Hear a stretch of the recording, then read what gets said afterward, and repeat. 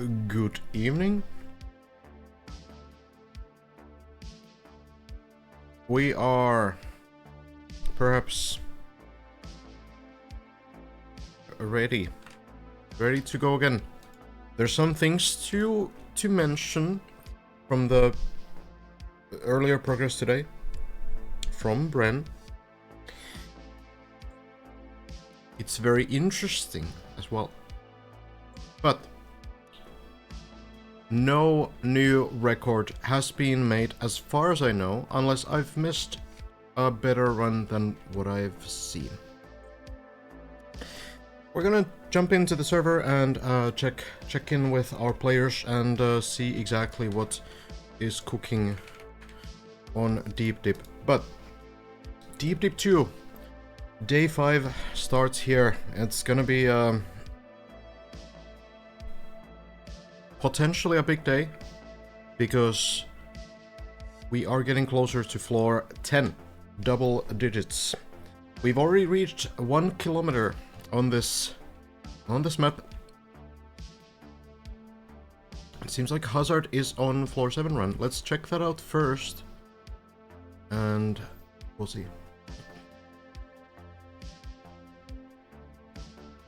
Bren has the wall record by half a jump. Hold on. Wait, did Bren get another run than what I've seen? Okay, Hazard is waiting. So apparently Bren has gotten to floor 9 twice. I'm gonna show the run that I've seen, because, you know, Hazard is there. So, okay. Alright. Well, let's just go from here. There's probably gonna be a way to see exactly what to do here, but I have seen a branch attempts here, so we're gonna watch that first before anything else. Hello Hefa, Red, Voltus, Twist, Stop, another Red, Endo, John, everyone else. Alright. Okay. So, real quick, while Hazard is waiting for the car to do something. So, this is from Bren's stream. This is Bren getting onto floor 9. And this is the run that I've seen. Maybe there was another run afterwards as well. But yeah. Here's Bren first discovering these sections. This was a few hours ago. Well, this is Hazard, but it's Bren's stream. Bren is watching Hazard do this section before trying it himself. That is what is happening. So, Bren did get to the 1,000-meter mark as well today. Lining up the jump here. Well, still just double checking. This is Bren, okay? There's no question about it, alright?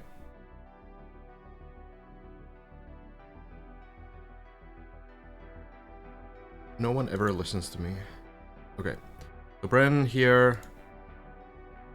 Still checking.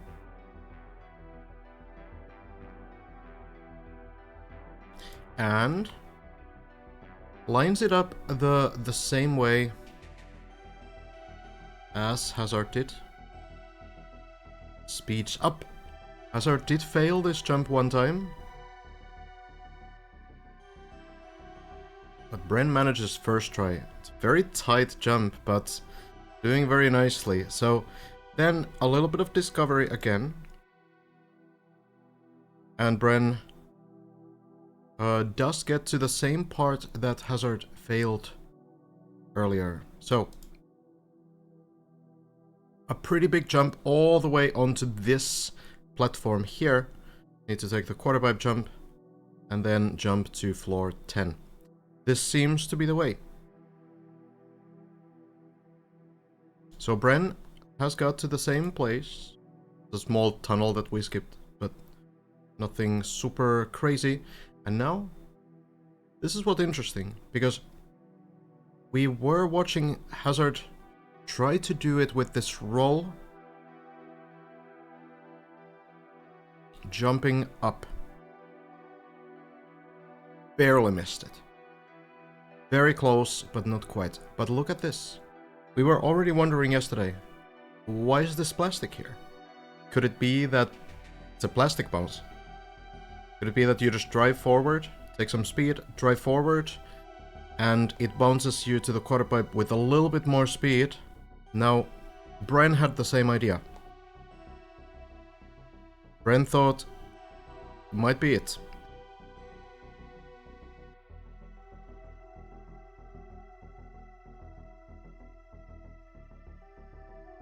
Lining it up.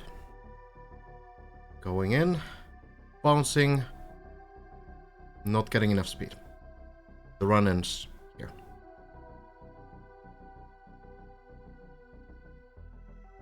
Is the plastic just bait? Does it need a different line? There's something more to it. I don't know, but what I'm hearing right now is that Bren might have gotten there again.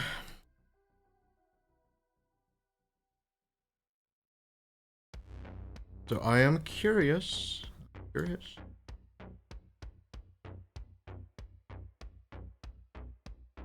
Seems like there's one more run.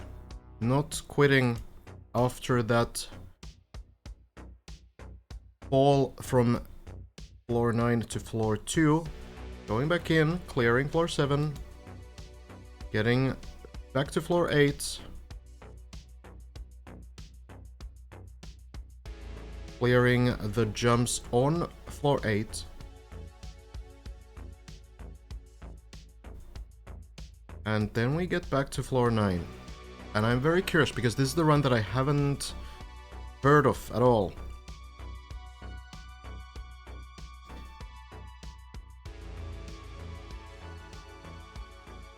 Bren's second attempt here.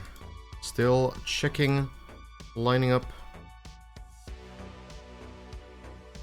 But now both Hazard and Bren have pretty good experience on a lot of these jumps. Hazard also had to redo this level due to a fall from one of the quarter pipe jumps. I'm not sure if Hazard has been here since.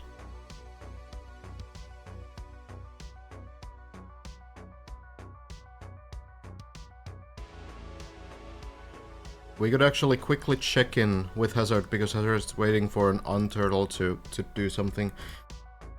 See what's going on here. Okay, well, Hazard is on level 1, so no worries there. Guess it didn't go as planned. So we'll stick to Bren then. Doing these jumps. Let's skip ahead slightly. Couple more jumps before the redo now.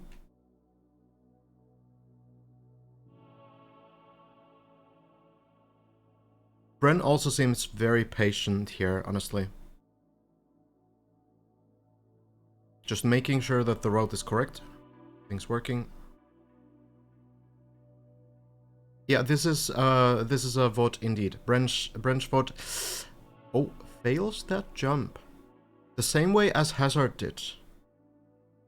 So we will see some kind of a save here.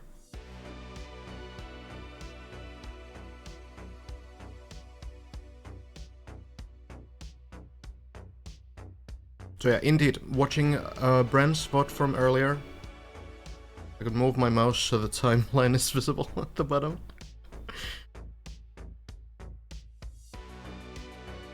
Just catching up with what has happened today. So yeah, Bren looking for a line. There's a ramp here. You can get up from there. So I guess that's what Bren's going for. Seems like a pretty risky jump to do. But at the same time,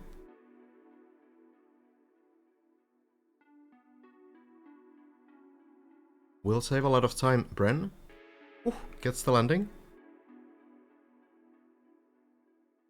and climbs up. Nicely done. Maybe we can skip ahead slightly. Getting back to the jump, and nails it.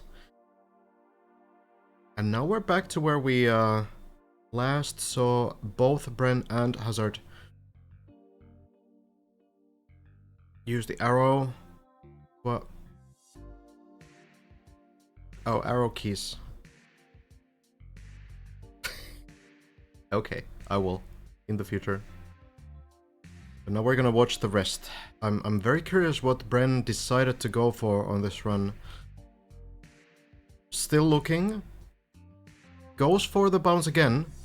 And will land it. This looks much more promising. Gets the quarter pipe. And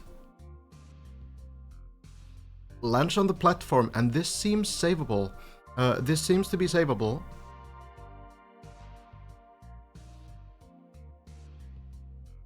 There is a ramp into this tunnel here, and then you can go there. So, in some way, I suppose, it is a new record, because it's like a landing, but it's not the right landing. I'm not sure if Bren is able to continue something. Maybe there's something more. I don't know. Well, yeah, maybe we thought that the route was wrong. Or maybe, you know, maybe we misunderstood the route. But okay, well, let's see. Let's see what Bren did.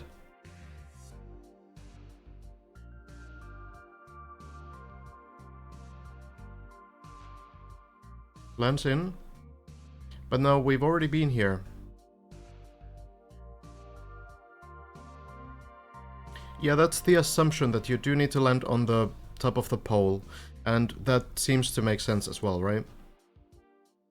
So now Bren needs to do everything again, right? Now we're kinda like halfway through the floor again. So this is a safe way. Gets another try. Okay.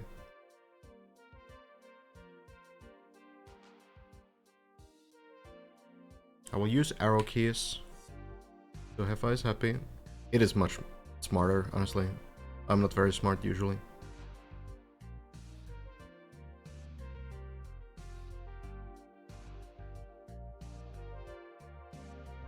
So then, Bren getting more confidence. Now third try on this quarter pipe.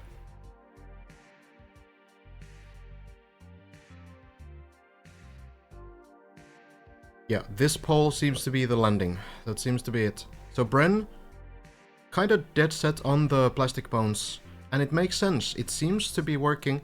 The hazard strat didn't seem bad at all, honestly. Oh god, that looked like it would unturtle as well. So I suppose this is where it ends. Look at it, the car is already turning. The car is already turning the right way. Oh god. Here. Look at it. It's turning the right way. How does the plastic just do this? How does it from here start turning the other direction? That is very unfortunate. But technically, this is a new record still. I guess we can say like no one has really done the trick yet. But technically this is the furthest we've been in some regard, like half landing this jump at least. So at the very least, there's important data from these attempts. It does seem like the plastic bones will be the strat going forward. Though, to be fair, Hazard's attempt wasn't bad either. Hazard did get very close too. So it could be that both strats work, but it seems like the plastic bones might be a bit more predictable, a bit easier to execute. So I'm curious if Hazard will also go for this strategy. But that's about it. That's Bren's progress. So we are still on floor 9 today as we start the daily the evening grind. A lot of people playing. Massa, Hugo, Matt, Granadi, Timo. Granadi has been picking up the map pretty quickly, honestly. Already getting towards floor 5, so... Yeah, we shall see how things progress. Let me... I don't understand how the music is always too loud. That'll do. So, hope everyone's doing well. We're just gonna get into this, kind of discover what the players have in store for today. We do have Hazard on the server. We have Simo on the server. Simo has been to floor 7 as well. Granadi. Clean landing at least. Hugo hasn't been doing too bad either, so there's some potential for sure.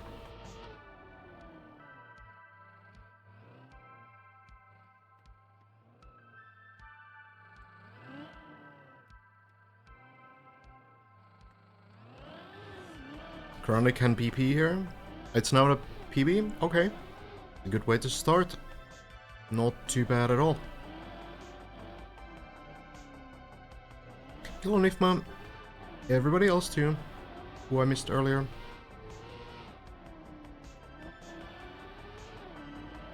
Yeah, I mean, Granadi might even be able to catch up here to everyone else's progress. It's always easier, of course, when you don't need to do the trial and error to find out what works. All these strats on this floor, for example, are well known. You have so many things to choose from as well. If you don't like the side flip plastic bounce on whoops.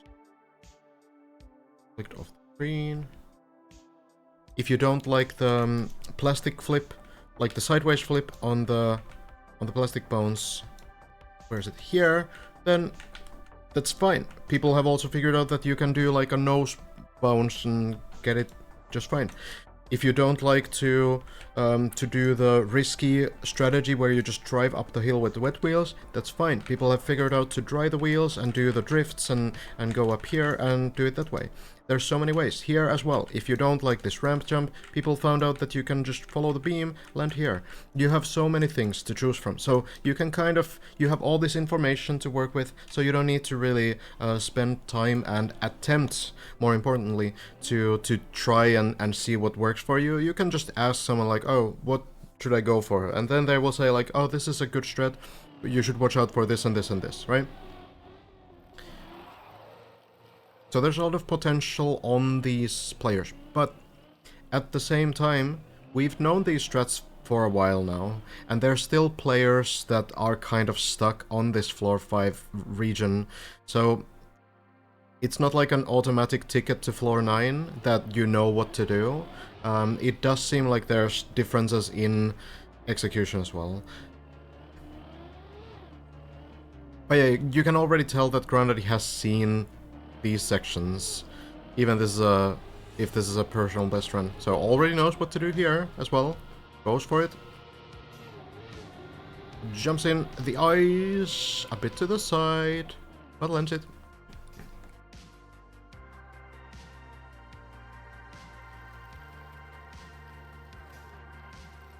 I was worried the tower would be completed in something like 10 days, but looks like it's not gonna be that easy.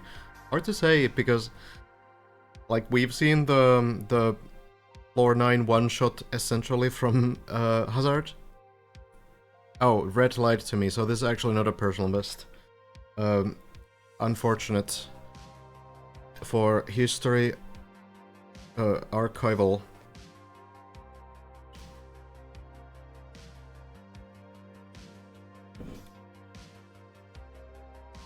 The course of events is completely wrong now. Oh well. So Granadi has been here, and this makes sense. Okay, now double checking what to do. But indeed, as I said, multiple strategies here. Can do the side flip that Elcon and Scrappy have been favoring, or can do the front flip, which, for example, Hazard has been using, and many other players as well. I think it's maybe about 30-70 to people who use the side flip and people who use the nose pose.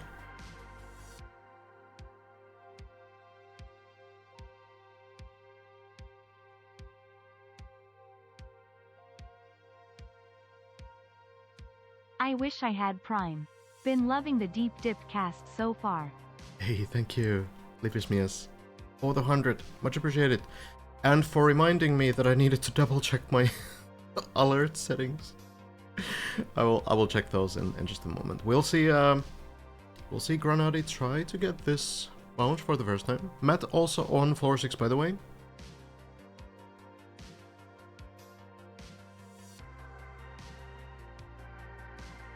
I'm only casting this time, Witty.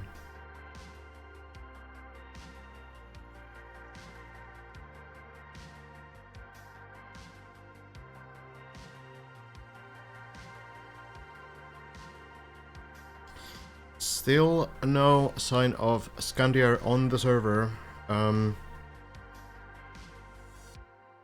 Hard to say what the progress there looks like. Granadi going in. Goes for the side flip. Okay. Looks pretty good.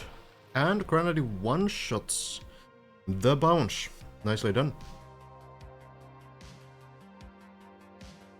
And now the uphill. If anyone could pull off the wet wheel nose slide that is required to get up the hill clean, it would probably be Granadi with the wheel gaming. But it is a bit scary to go for. Most people are going for the safer, well, what is seen to be the safer strategy anyway. Elcon now the only one to go for the straight uphill, basically just barely dodging the poles and risking a lot, because if you run out of speed with the straight line, there's essentially no recovery.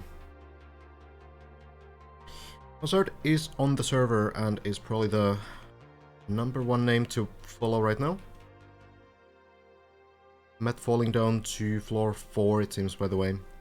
So, a lot of people on floor 5 right now. Simo, we will see here, go for the dry wheel strategy.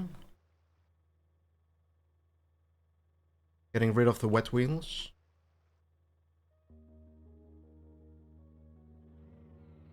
And do this double drift strategy. First sideways here and then sideways here.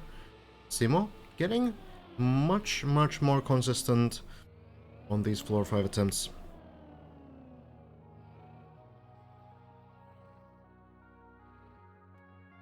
Let's check in with Granadi.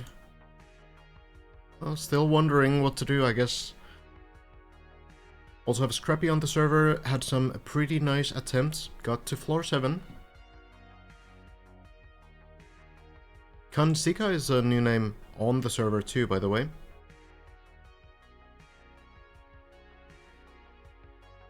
Mainly know them as a full speed master, but maybe some deep dip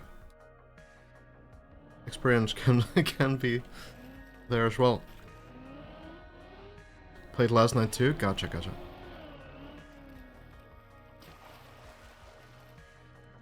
Simo going in. Let's see. Follow Simo. Granadi seems to be making sure that the strats are there. Everything's right. Bouncing on the wall and into the water. Simo seems to be very confident now. This kind of feels like a lot of progression from Simo, just in terms of like going for these tricks. And I think Simo is one of the players who... Okay, I'll give an example. Like, Simo is a Kaki player, right? Probably the most well-known as a Kaki player. And the one thing I always found so incredible is that it's not simply that Simo is able to finish every Kaki map. It's that Simo is just going for the PBs all the time. And this guy can consistently finish the maps that he's already got down so often. It is insane to watch, especially when I'm trying to, I'm trying to get like khaki maps done for the first time and I'm spending hours on it. Simo joins the server and just like one-shots it and then he's like, oh, I'm bored, I'm gonna finish this other map too, right? So this guy seems to be just like incredibly good at tricks that he's already figured out. And that has to be one of the biggest advantages you can have on a map like this. Because once you do figure out these tricks, if you can then do them semi-consistently even, that will help you so massively. You will start getting more and more attempts into the new sections, right? Into floor 8, into floor 9, and I think Simo, when Simo gets to floor 8 and 9, it's gonna be real interesting to see what happens, because Simo has a skill set for this kind of old school trial that those floors kind of are composed of. So, very curious. Simo just warming up. I think Simo is more than warming up. Currently, I think Simo is still top 6 player. That's more than warming up.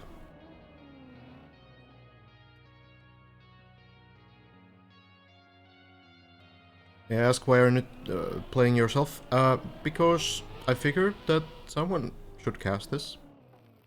And it should probably be someone who has no chance at getting to these higher floors. So that's me. Hello Anomaly, Ome, everybody else too. Welcome, welcome. We're on day 5 of Deep Dip 2. Some of these players having probably those 50 hours in by now. But we are barely halfway through the tower in terms of height.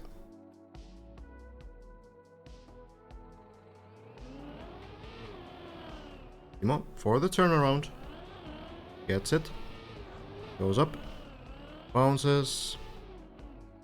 And through to the next section. About half of floor 6 left.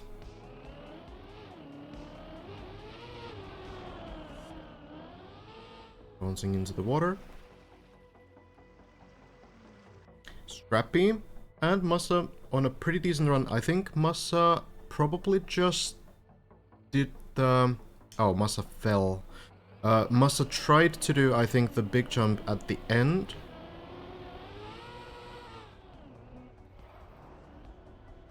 Of level 5, but not quite getting it. Well, Simo gets the backwards part just fine.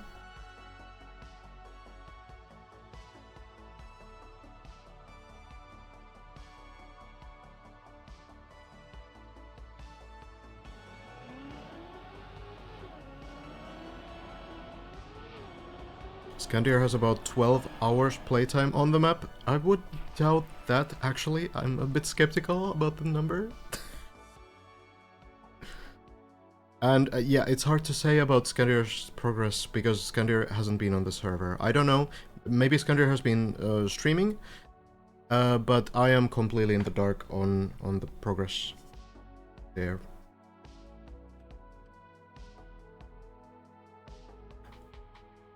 Oh, he was streaming today. Interesting. Grinding stats plugin, importantly. Grinding stats only tracks your progress when you have the plugin active, so it's not necessarily entirely accurate. Simo, into the duck jump. Now going in. Ooh, clips a little bit, but can retry. Final sections of floor 6 now.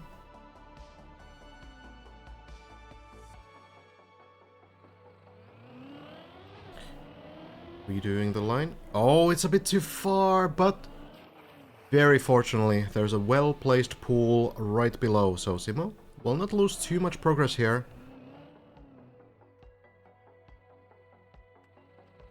Rappy, I think, might be doing the backwards part. or might have fallen. Oh, Simo very far on the side and knows that the speed is gone. I think, yeah, Scrappy fell.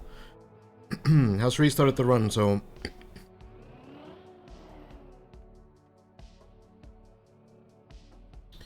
Simo back to the plastic bounce now. But the run is still here. The plastic bounce doesn't work, but it's still savable. Simo, 3 mistakes in a row, but will be able to get back to the end of floor 5 from here. So it's not just over yet after a few unfortunate mistakes, but also kind of fortunate that Simo doesn't fall all the way down here. Needs to drop down. Where's the red turbo there? And lands it. And we'll get to try the whole floor 6 again, most likely.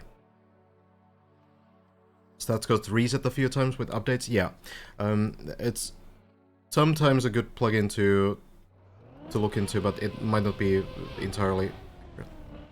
Simo has been to floor 7, to the water part on floor 7. Somewhere like 1/3 through it.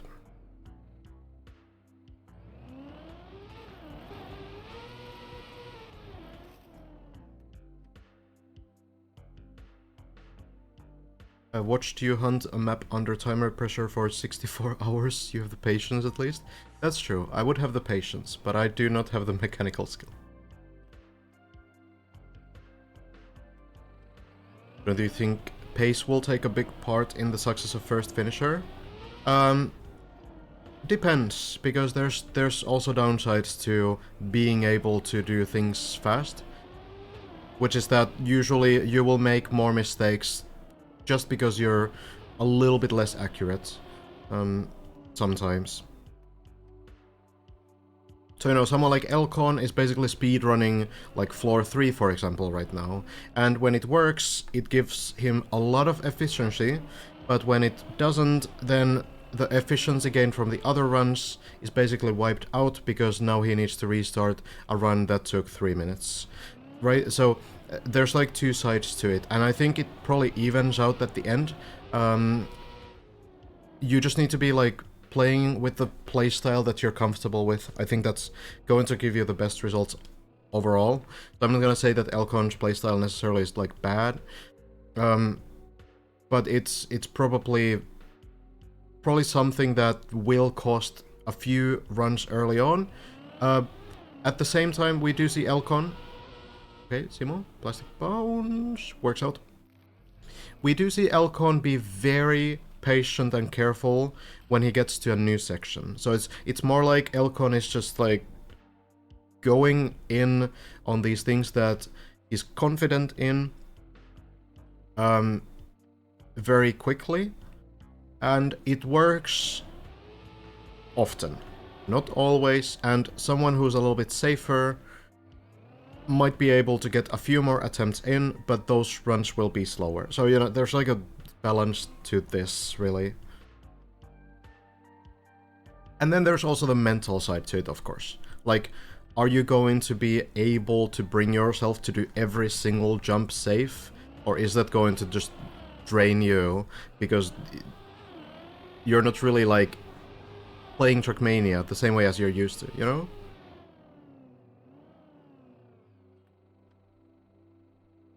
There are benefits to just playing your way so that you're enjoying the gameplay, Simo. Oh, this looks rough.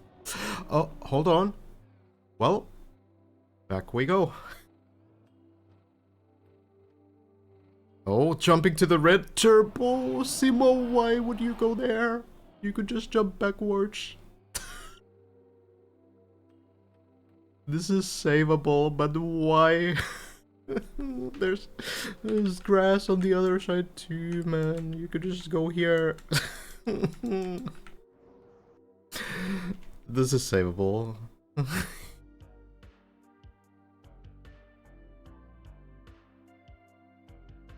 You can drift over a turbo like this. It is pretty hard. We've seen some people do it so far, but yeah, it does require some precision for sure.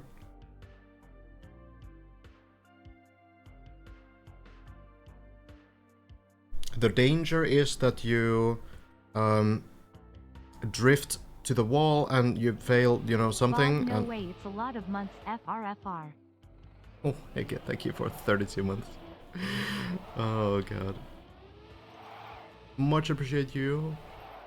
I really need to change my alert settings. It doesn't really make sense to have the alert sound muted and then have TTS on.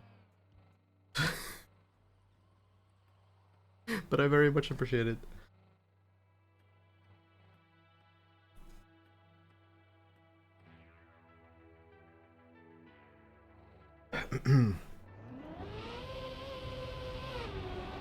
Simo, back on track, manages to do the recovery. Very clean.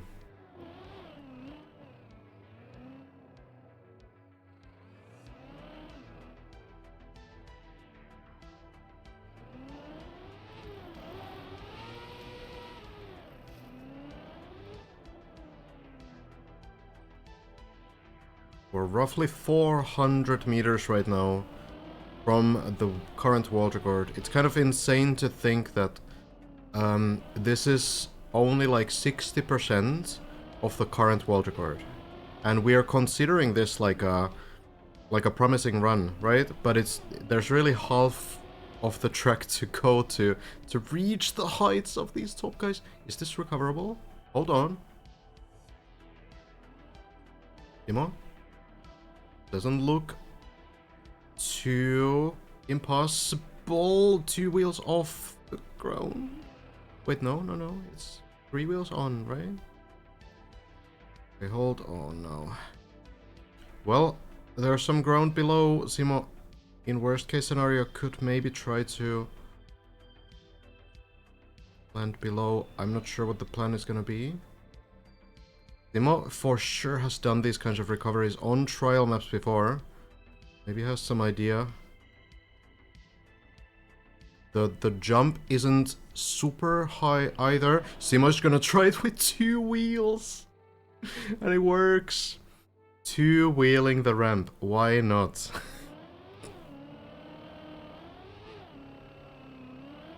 Who needs the whole car anyway?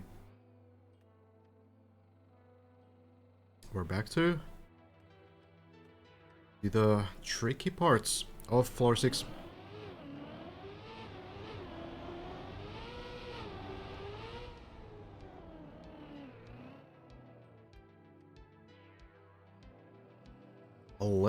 Let's see how it goes. More and more players play solo. Are you gonna share streams POV? Bones works. Probably not, no. I feel weird about taking someone's stream and just putting it on mine.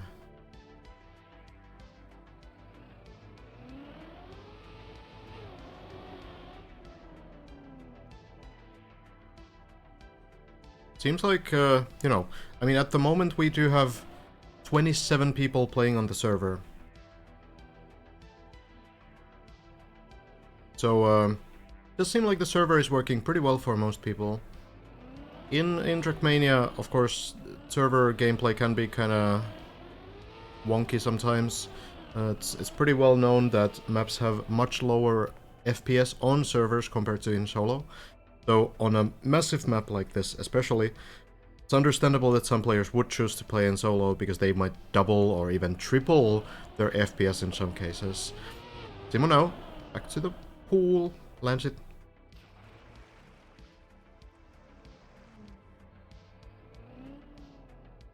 Scrappy does have some mental strength for sure, because Scrappy has had a disconnect during a pretty good run twice now.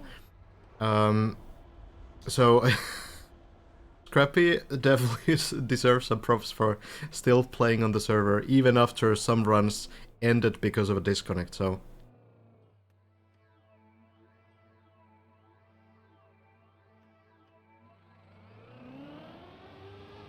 Timo now, back to the wall ride. The dirt here. Oh, it's a little shaky, not getting the grip. This might be the end of the very, very long run. Back to the floor, gang.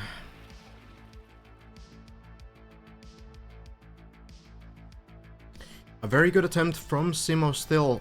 Getting more practice, if nothing else, on floor 6, and I think getting that floor 6 and 7 practice for Simo, that's going to be crucial.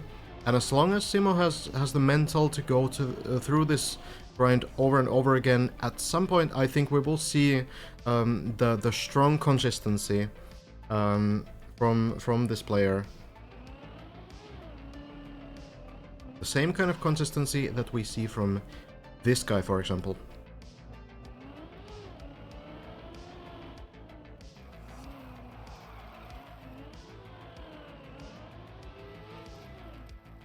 Oh, there's still join lag as well. Yeah. God damn it. I think it's going to be a little bit better. No. They have the team behind Deep Dip has been working really hard to try to improve the plugin and try to improve the performance and everything. They are doing a lot of work to ensure that everything's working as well as possible.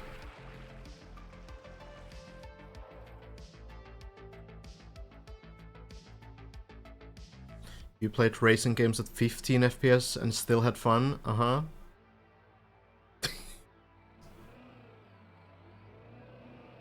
Yeah. Were the games you played 100 tick rate games? Just out of curiosity.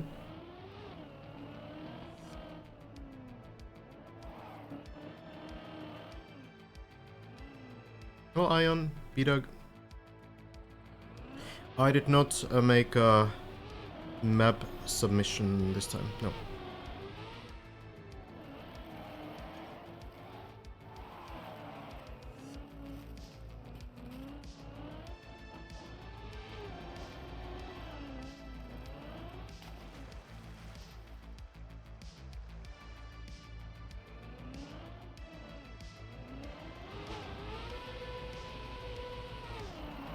Hazard, lining this up like it's no problem, bouncing in. Whoa, okay, that was almost too high. Dude, imagine failing this jump because you hit the ceiling here. That was a little bit too close, actually. God damn it. Never seen anyone struggle with that kind of a problem. But Hazard, not faced by that. There's a 10-minute run, by the way. Oh, that's gonna be a redo. Okay. Whoa, won't make it past the turbo. Now will. The one thing to know about turbos is that they do affect you a little bit, even after you're past the turbo. So even if it looks like you've passed the turbo, it can be that the turbo effect still kind of lingers and it will push you back in. So it can be very dicey to try to deal with that kind of a backwards turbo there.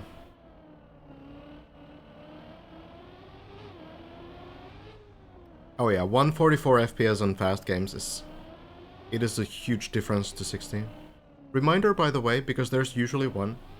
If you have a 144 Hz monitor or something similar, 120, whatever, 240, make sure in the monitor settings that your refresh rate is set to that number. You might be still playing at 60 Hz refresh rate, even if you have a monitor. Oh, Hazard. Oh, this looks like the end of the run. Icy wheel turtles are not really doable. Unfortunate. This plastic bounce is a huge choke point. These players are kind of just rushing through it at this point, but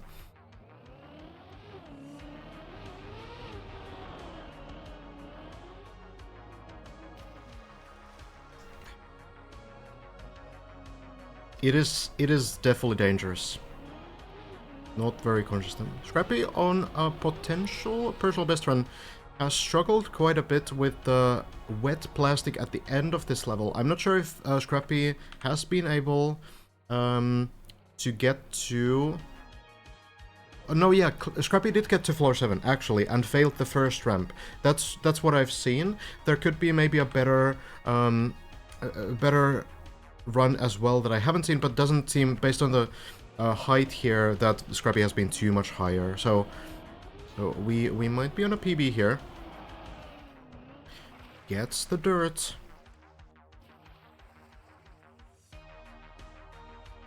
Hello, Roa. Turtle to... that is an interesting issue. Zertrov. Oh, Scrappy. Slowing down a bit, but makes the landing.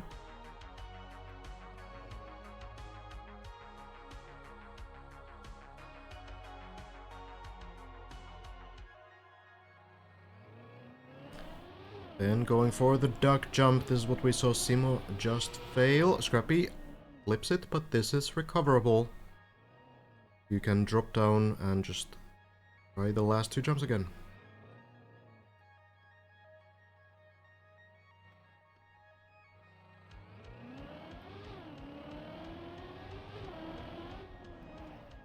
Died at the 1-wheel water trick. Oh yeah? So on the water hole that you need to go past?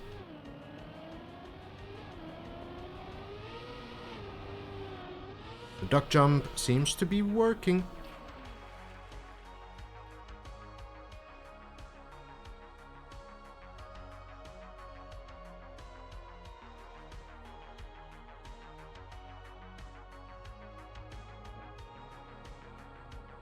Quite some ways to go before getting to floor 7, though. Need to do these jumps, but Scrappy manages, and that is indeed Techie's floor. The sponge. Hill jumper.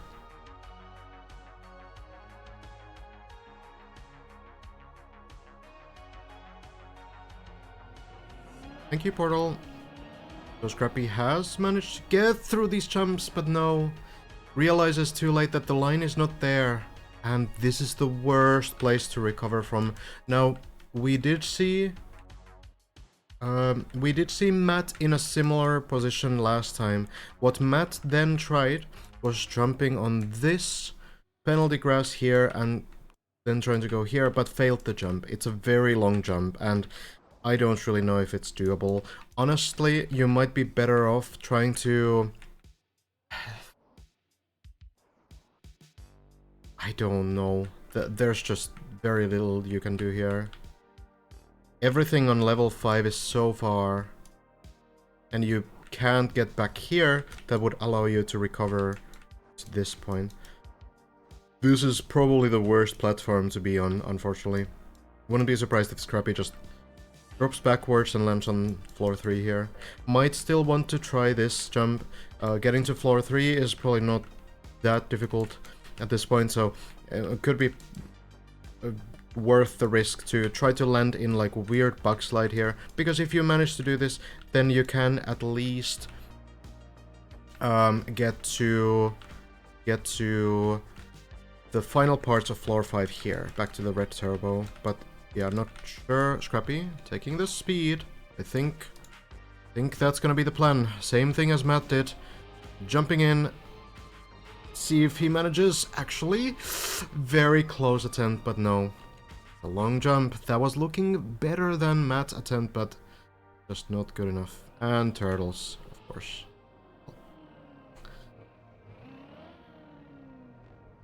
And turtles again, of course. It's gonna be back to the beginning. Spam. Getting towards... Uh-huh. Okay, that was one of the plastic bounces ever.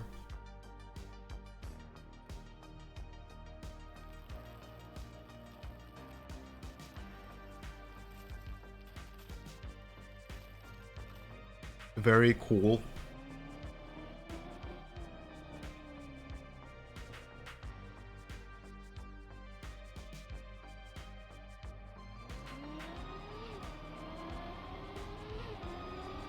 It's good, Jumper.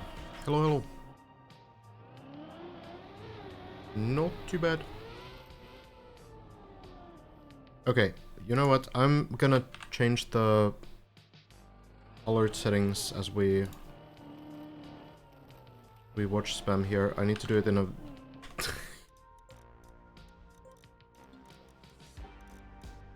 very long way. Okay, now I can alt tab. Okay.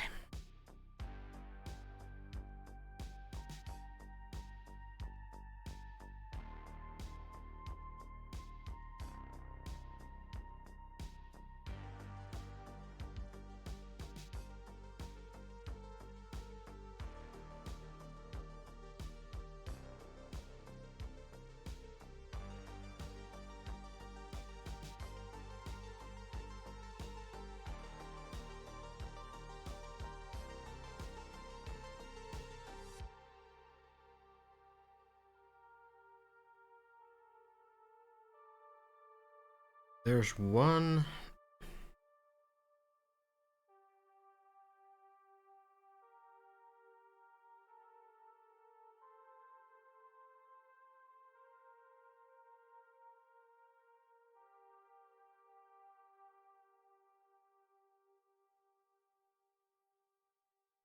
One doesn't even have volume. That's weird. Or that doesn't work. Okay, we'll worry about it later, I guess. Here... What? One doesn't have volume either. How am I supposed to mute it if it doesn't have volume? Does that make any sense? Oh, wait, here. Oh, it's here. Found it.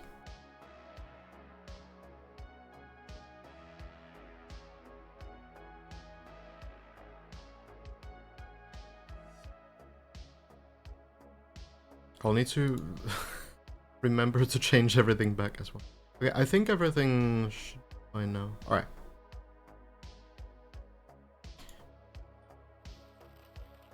Hey, Kolniaka, thanks so much for the 40 months. Yeah, I'm only muting alerts for the convenience of the let's say documentation of this competition, but I very much appreciate all the support. Means a lot to me.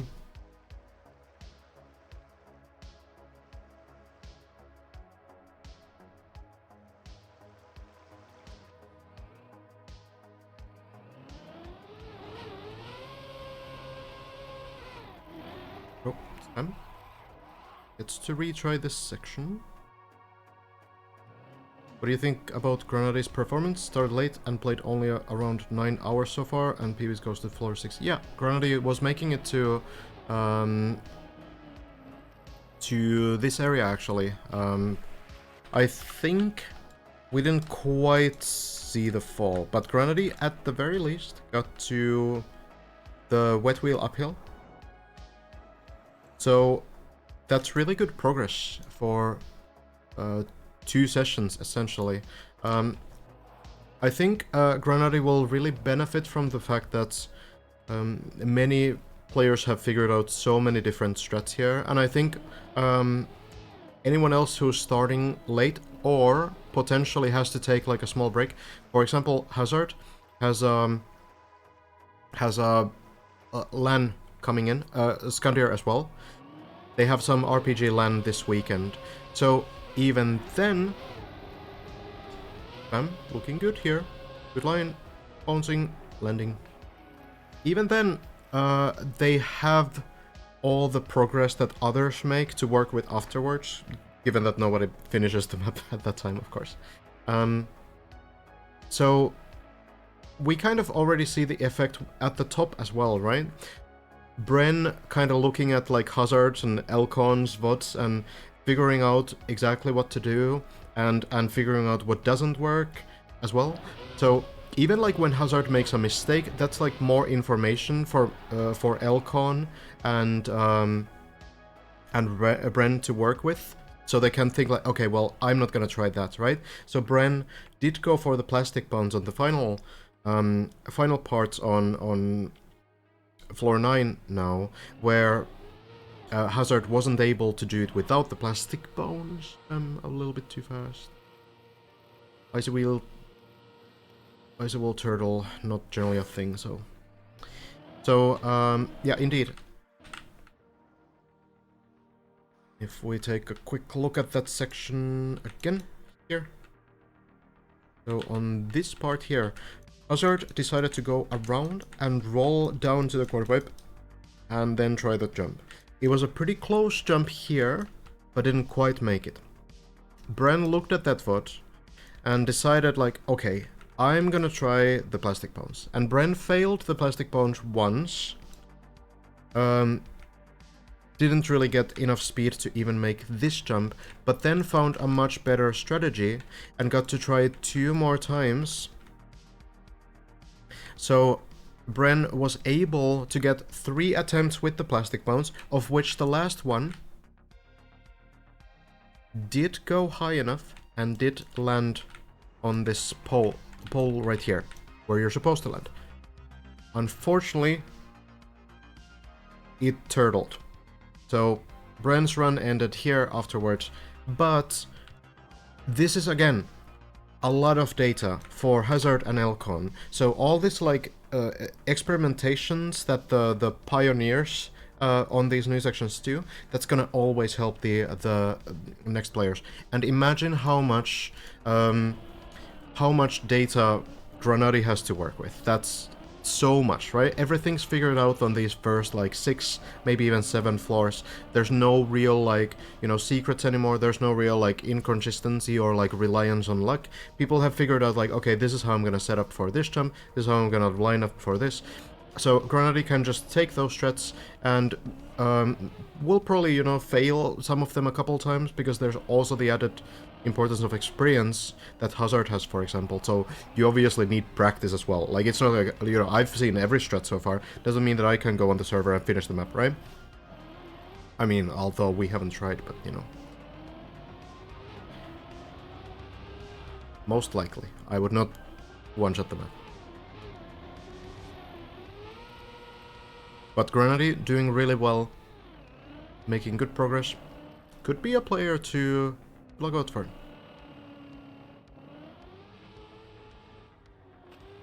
Tell him to try. I'll probably try after the event. After we have our top 3, I'll try the map. Do you think he or someone else will catch up to the Pioneers and have a chance to win?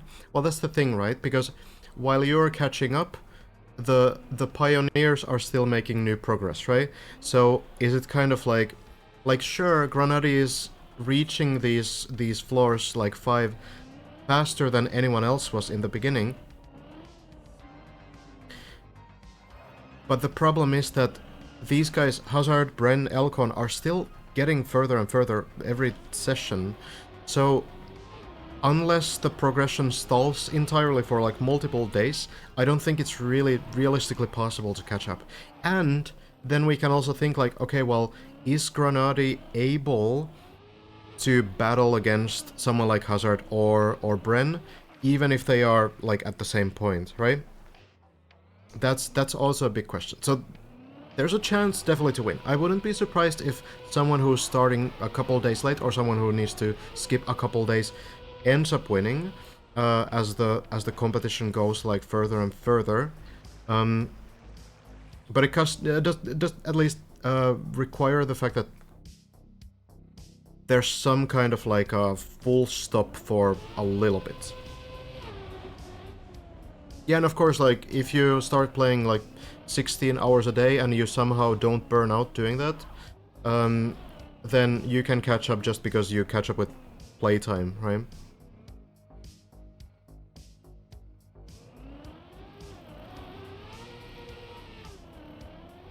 Bren did start, yeah, on Deep Dip 1, that's true, and Deep Dip 1 never came to a full stop, so that's actually true.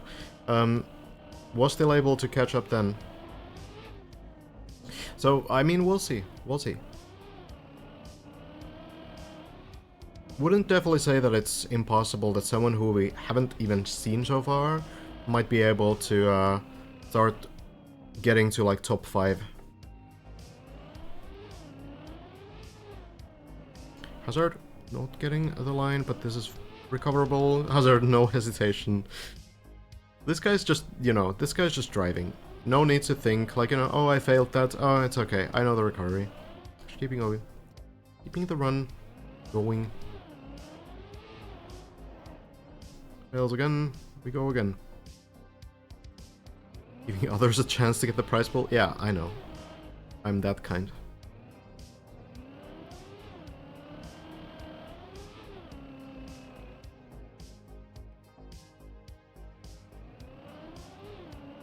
It's gonna be interesting to say what the weekend really does to this.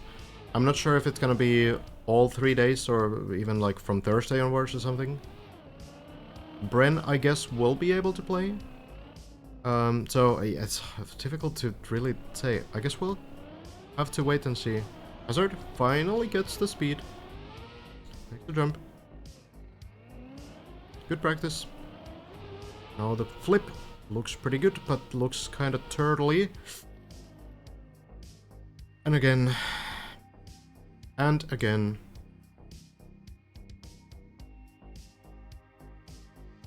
At this point, Hazard, 13 minutes of time lost. That doesn't seem disastrous. It doesn't seem that bad, but mentally failing this kind of a jump, like, over and over again, you have to kind of feel it, right? You have to feel like, okay, this is so stupid, right? Why am I playing this map? But Hazard, of course, not new to those kind of thoughts. I'm projecting. That's what I would be thinking, you know? Maybe Hazard is just completely fine with it. Juliano, a bit far. This will maybe land into the pool. No, Juliano is off the grass. All stone. Boing. We'll get the level 2 attempt here. At least. Don't go to level 1, you can... Okay, thank god. We've seen some people drop to level 1 from here, you can just go back to level 2. Alright.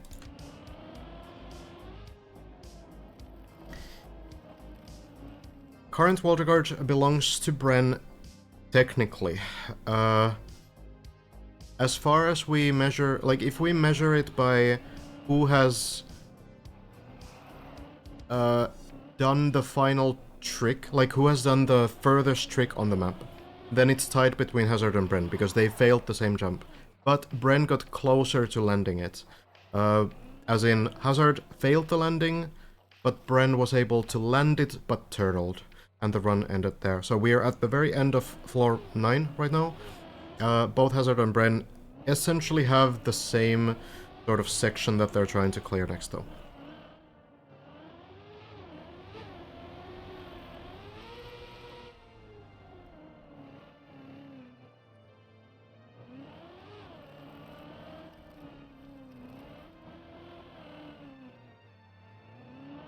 Scrappy on a new run.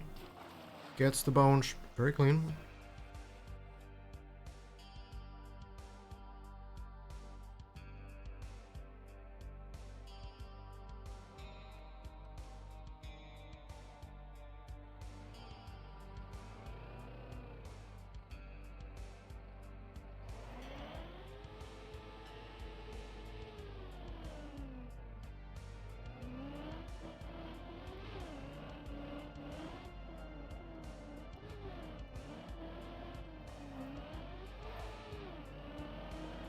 Scrappy also picking up the pace, by the way.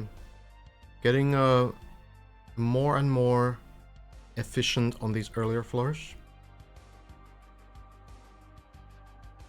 Don't know if it's been confirmed, but there was a rumor that part of the mapping team gave the floors a difficulty rating on a scale from 1 to 10. Floor 1 was 3 on that scale, floor 7 a 5, and floor 16 a 9.5. Interesting. I know that Techie did say that his floor was 5 out of 10 in difficulty. Said that on stream. I haven't heard these other ratings though. But It does seem, the more we hear from people who have like Cam 7, floor 16 a little bit, we haven't really. We're gonna follow the players discovering them as they come, but that's gonna be a difficult line from Scrappy. Just going for it doesn't quite work. It's possible to do it without the bones. Maybe that was the best choice of action there. It is pretty difficult to recover the line if you're going too far. If you just have too much speed, like at the, where is it? Never find this spot. Here, at the end of this platform, it might be impossible to actually slow down enough. You might fly either over the pool here and fail the run, or you might slow down too much and not fly far enough. It's really difficult to control, so maybe Scrappy made the right call there, trying to do it like this, and probably made the right call trying to just go over this. Almost worked out, but it does seem much harder to do without the bones. Lars has also done it without the bones, from what I've seen.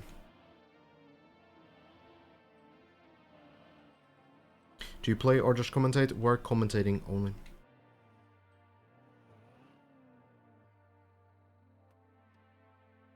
So this is fully recoverable though. You can get to the back of floor, at the beginning of floor 5. No problem.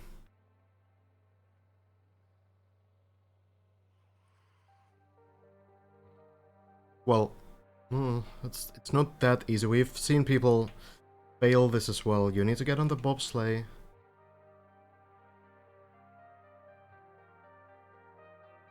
And just run through the bobsleigh to the end. You can get back to where level 5 starts.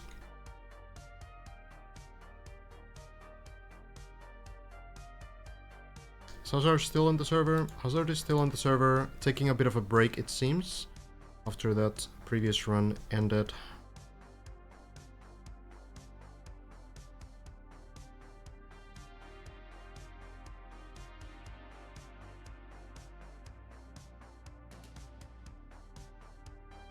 Scrappy, oh, the icy wheels proving to be a problem, and Scrappy falls down.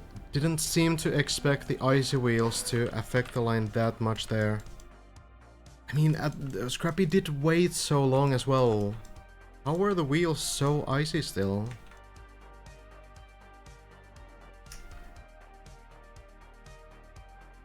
I guess they just were. It's tight. It's a tight line, and then you go on the bobsleigh. Avoid the holes.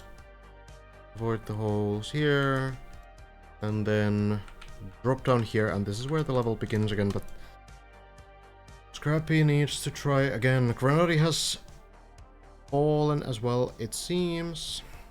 So we have a few people now trying to get the runs started. Let's follow Granati here.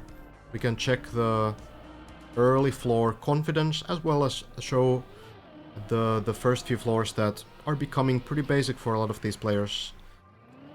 Many people might not see these floors too much anymore, as we mostly follow the players who get to floor 5 and up.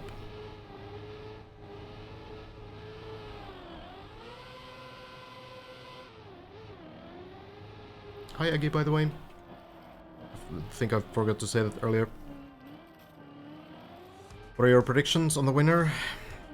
I don't know. At the moment, it seems like the only 3 people making progress are Elcon, Hazard, and Bren. So I guess like any one of those will probably. I think at least one of. I will think that 2 of them at least will be in top 3. That's my current prediction, but I don't know in which order or who it's gonna be. Scandier is also there, but haven't seen much of Scandier personally, because Scandier hasn't been playing on the server, so hard to say exactly. Techie is a mapper of the project, so Techie is not playing correct.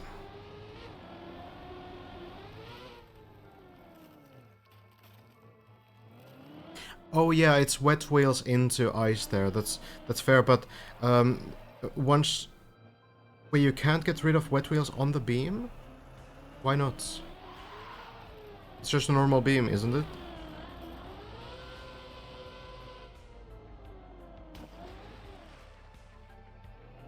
Beam equals metal. Oh wait.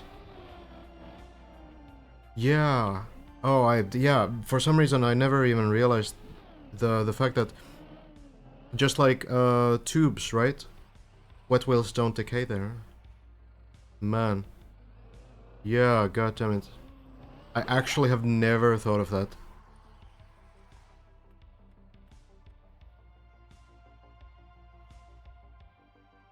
Learning new things. Learning new things today. Legendary TMNF RPG player Hillis started playing Deep Dip yesterday. Okay. There are definitely some names that we're seeing discover the map now. Hefest already on the grind as well.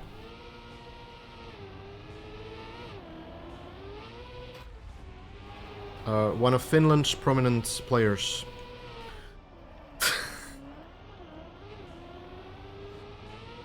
Get some people Finland for Hefest.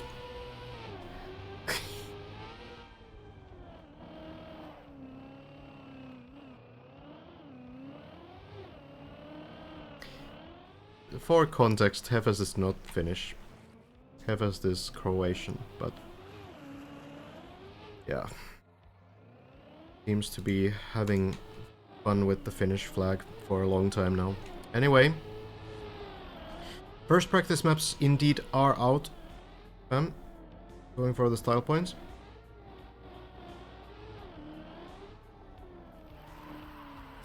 Floor 0, 1 and 2 have been released as practice floors.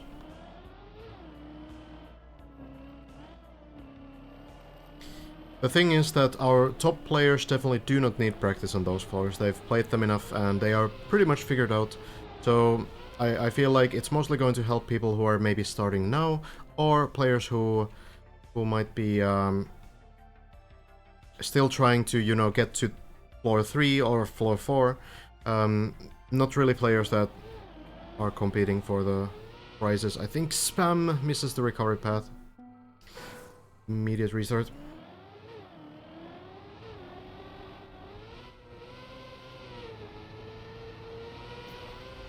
I believe the reason why Hefest uses the Finnish flag is because when you had the free version of the game still, you could only have the car skin of your nation, and Hefest preferred the Finnish car skin, so that's why it's the Finnish flag. And then it's, I guess, never changed.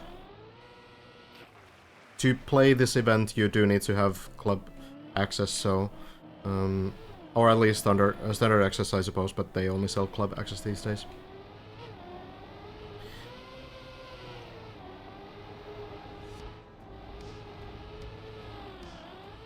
Mortals.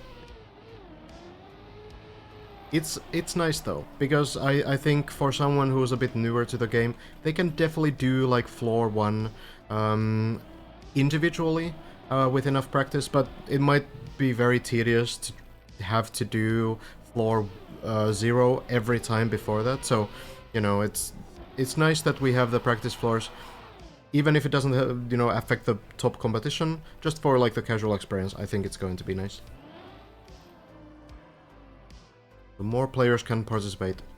It is, you know, even though there's been like 7,000 players, I think, try this out. My rank, even 8,000, and this is the start line, so this should be the absolute lowest height you can be on. So around 8,000 players have given it a try. So it's nice if more and more players can actually like enjoy this and not get stuck on the very first things here.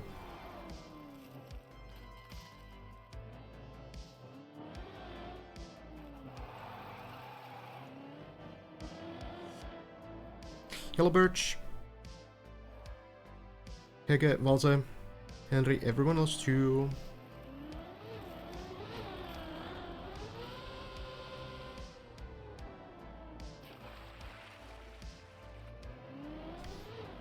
Bit of a quiet moment now. We still occasionally see these moments where basically everyone is just trying to get past the tricky parts of floor 2.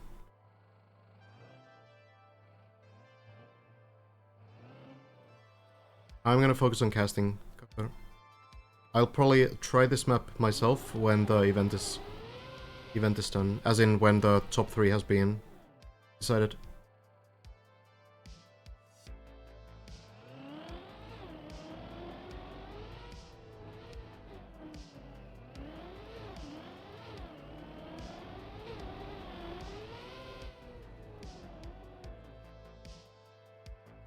Hardest floor out of the first 10?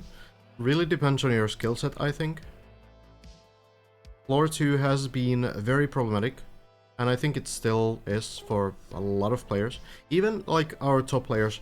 I've seen Elcon struggle quite a bit on the first 4 floors. So I think even our top players do still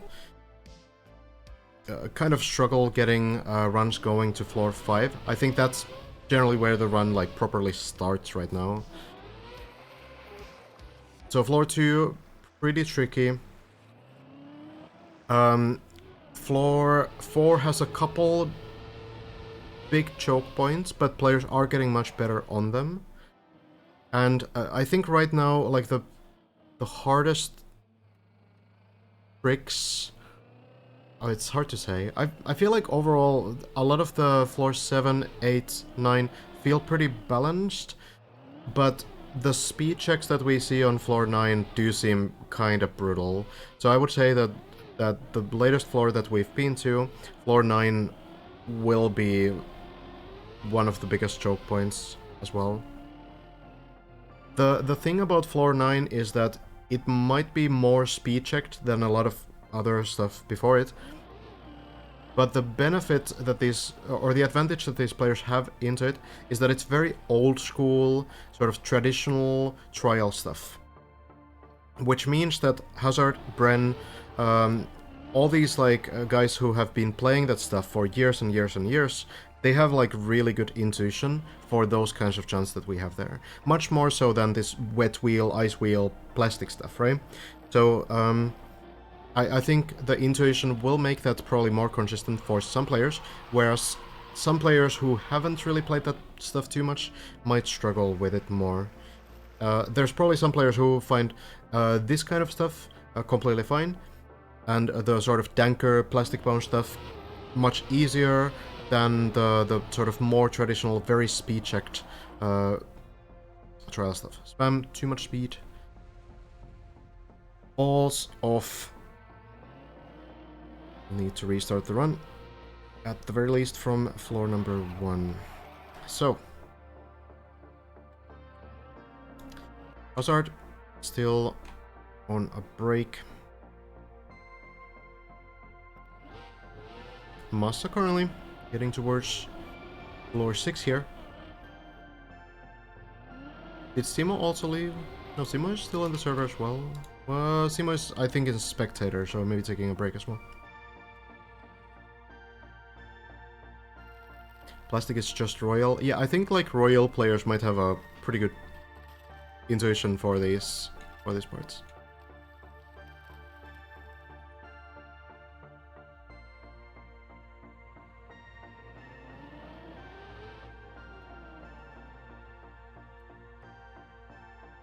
Hello, Witness. We have actually, even though the world record here shows that we've seemingly reached floor 10, we've reached the height of floor 10, but we're a couple jumps away still. So we're on the same height, but there's a couple tricks that we need before we officially get to the beginning of floor 10. So a little bit left to go. Oh, this looks kind of tricky. Oh, I think it's gonna dead turtle. We can indeed turn to Granati. Is this gonna do something? I don't think so. I think it's gonna end on the ice here, yeah. Learning the map pretty nicely. Has been getting to floor 5 today. This is only Granada's second day of playing, so making great progress. Appreciate the calmer, informative, analytical casting style. Thank you. I'm glad you do. Can you nose bug on plastic? Yes.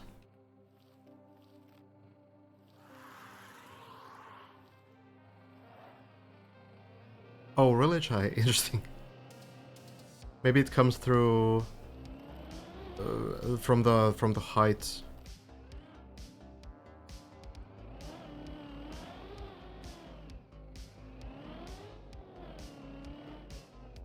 Juliana also has been getting to floor 5 at the very least.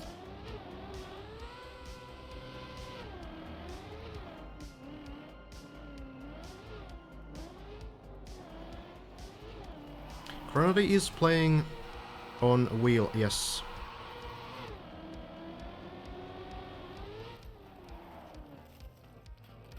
Appreciate it, BQQ. Hello, Bone. First time catching the stream in a long while. Last time you were working on Thread of Ariana sequel.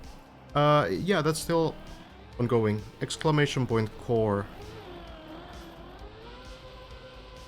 For context, that is a another big map, very anticipated map, that hopefully comes out this year, if we get it done. It is a endurance map, very different from this map, core, C-O-R-E. So not quite the style, like survival style of this map, but more like a flowy endurance map that I've been working on with a Big Thirsty.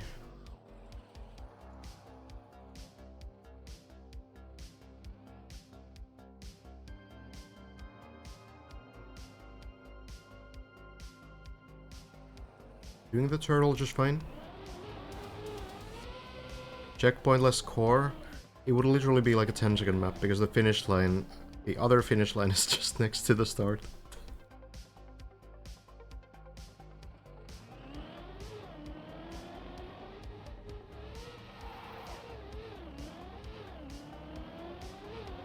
Hello, Weedy. Thank you.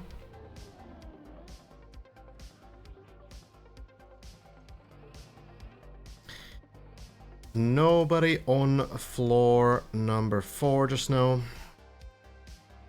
These big jumps on floor 2 have been fairly difficult. We're already lining up. This one looks pretty good.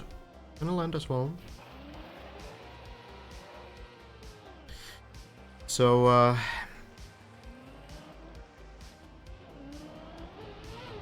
this floor built by Lentillion.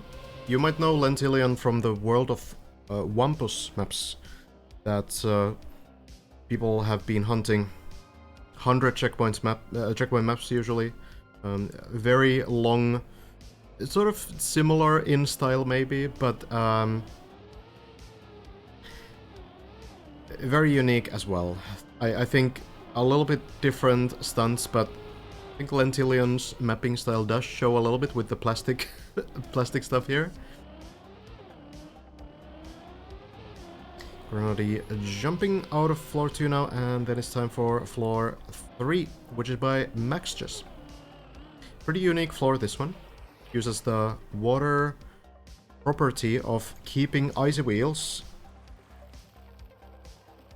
and essentially you can have wet icy wheels at the same time. Oh, Grenade. Saveable. As long as the car is touching water, you can always flip it upright. Looks very goofy, but that's how the game works, for some reason.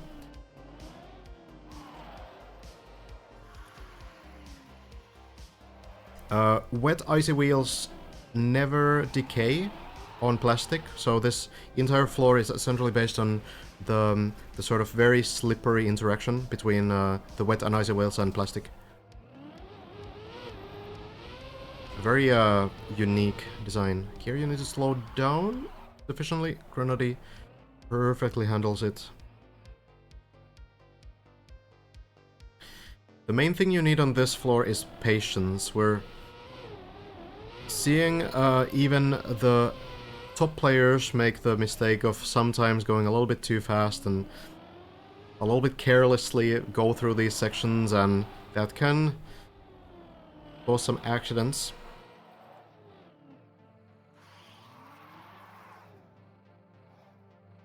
The mapping competition is gonna take place still on Thursday, Witness, as scheduled.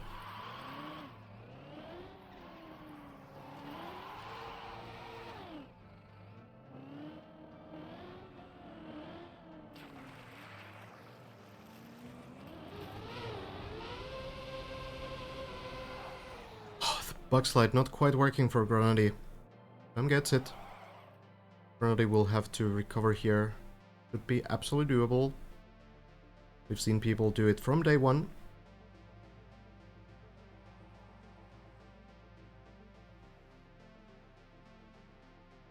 That was indeed where spam fell on the earlier run, yes. Was wet plus icy different from just wet or just icy? So wet plus icy is very similar to just ice gameplay.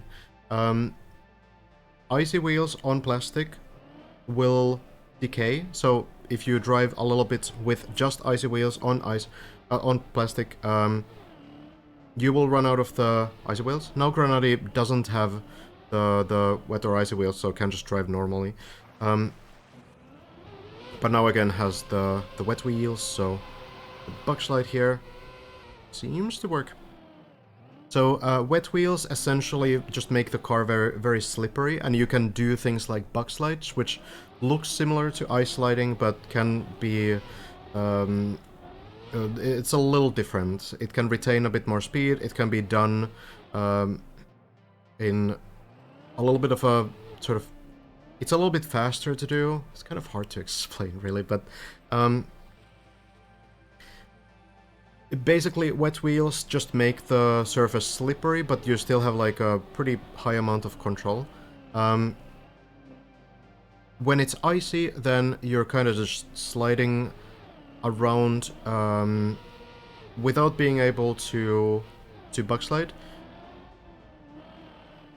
But when it's wet and icy, then it's very close to ice gameplay. It's sort of it's a strange interaction, but it's maybe closer to no grip effect, which is similar to ice, but not quite. It's so hard to explain. There's an effect block that's called no grip though, and no grip does what it seems like it would do. It makes you have no grip, and you can still do like ice slide with no grip, but no grip does affect the gameplay. On ice, you usually need to care about gears, for example. So if you get a gear down or gear shift at all during an ice slide, then oftentimes you will slide out of that ice slide. So it's very hard to recover. With no grip, that cannot happen. So usually with no grip, some like exits out of the ice slides are a little bit wonky because of the difference to gears. It's kind of, there's a lot to it. A lot of players, especially newer players, probably wouldn't notice the difference, but when you get more and more experience, then these kind of small details start mattering more. It's hard to get used to regardless. Even when these players know how it's supposed to act, it's still difficult to get used to. But Grenady making it through floor 4 here. Should be through to floor 5. Most likely.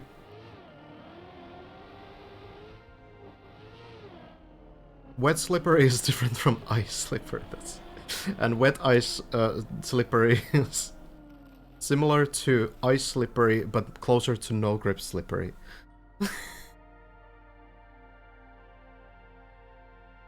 Grenady's personal best is about halfway through this floor.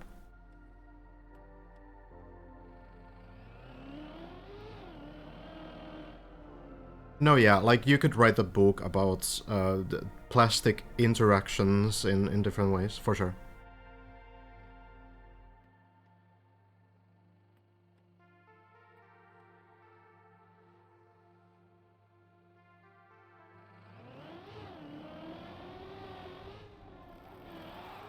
another fun fact is that you can have wet wheels and icy wheels simultaneously if you take the water first.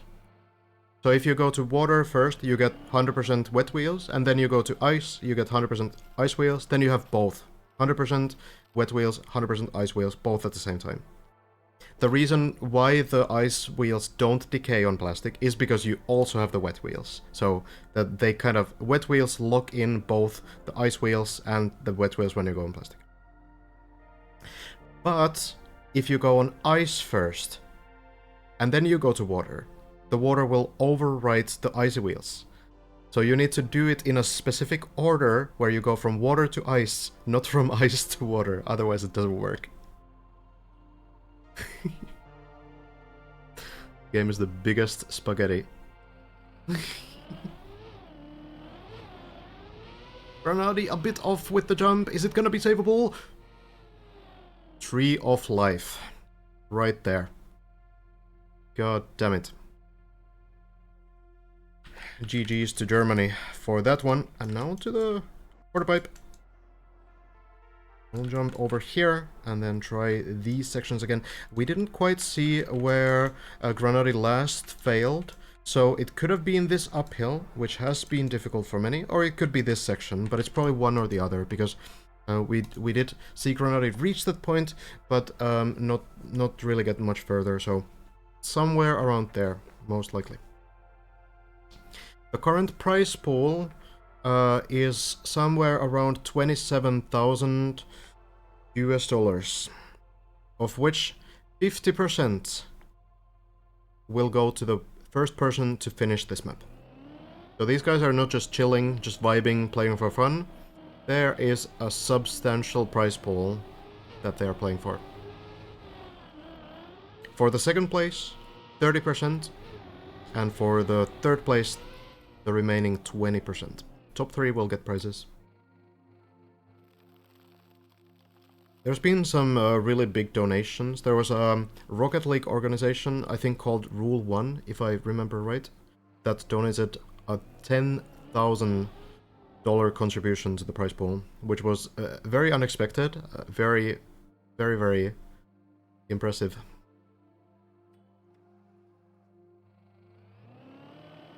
I know it's a long shot. What happens if a casual wins? So, as long as you stream your full run, Randy needs to try this again. As long as you stream your full final run, so from start to end, you stream the final attempt that ends up finishing the map, you're good. Then you're eligible for the prizes. There's a couple more rules in place as well, but the main thing is that the final run has to be streamed in its entirety.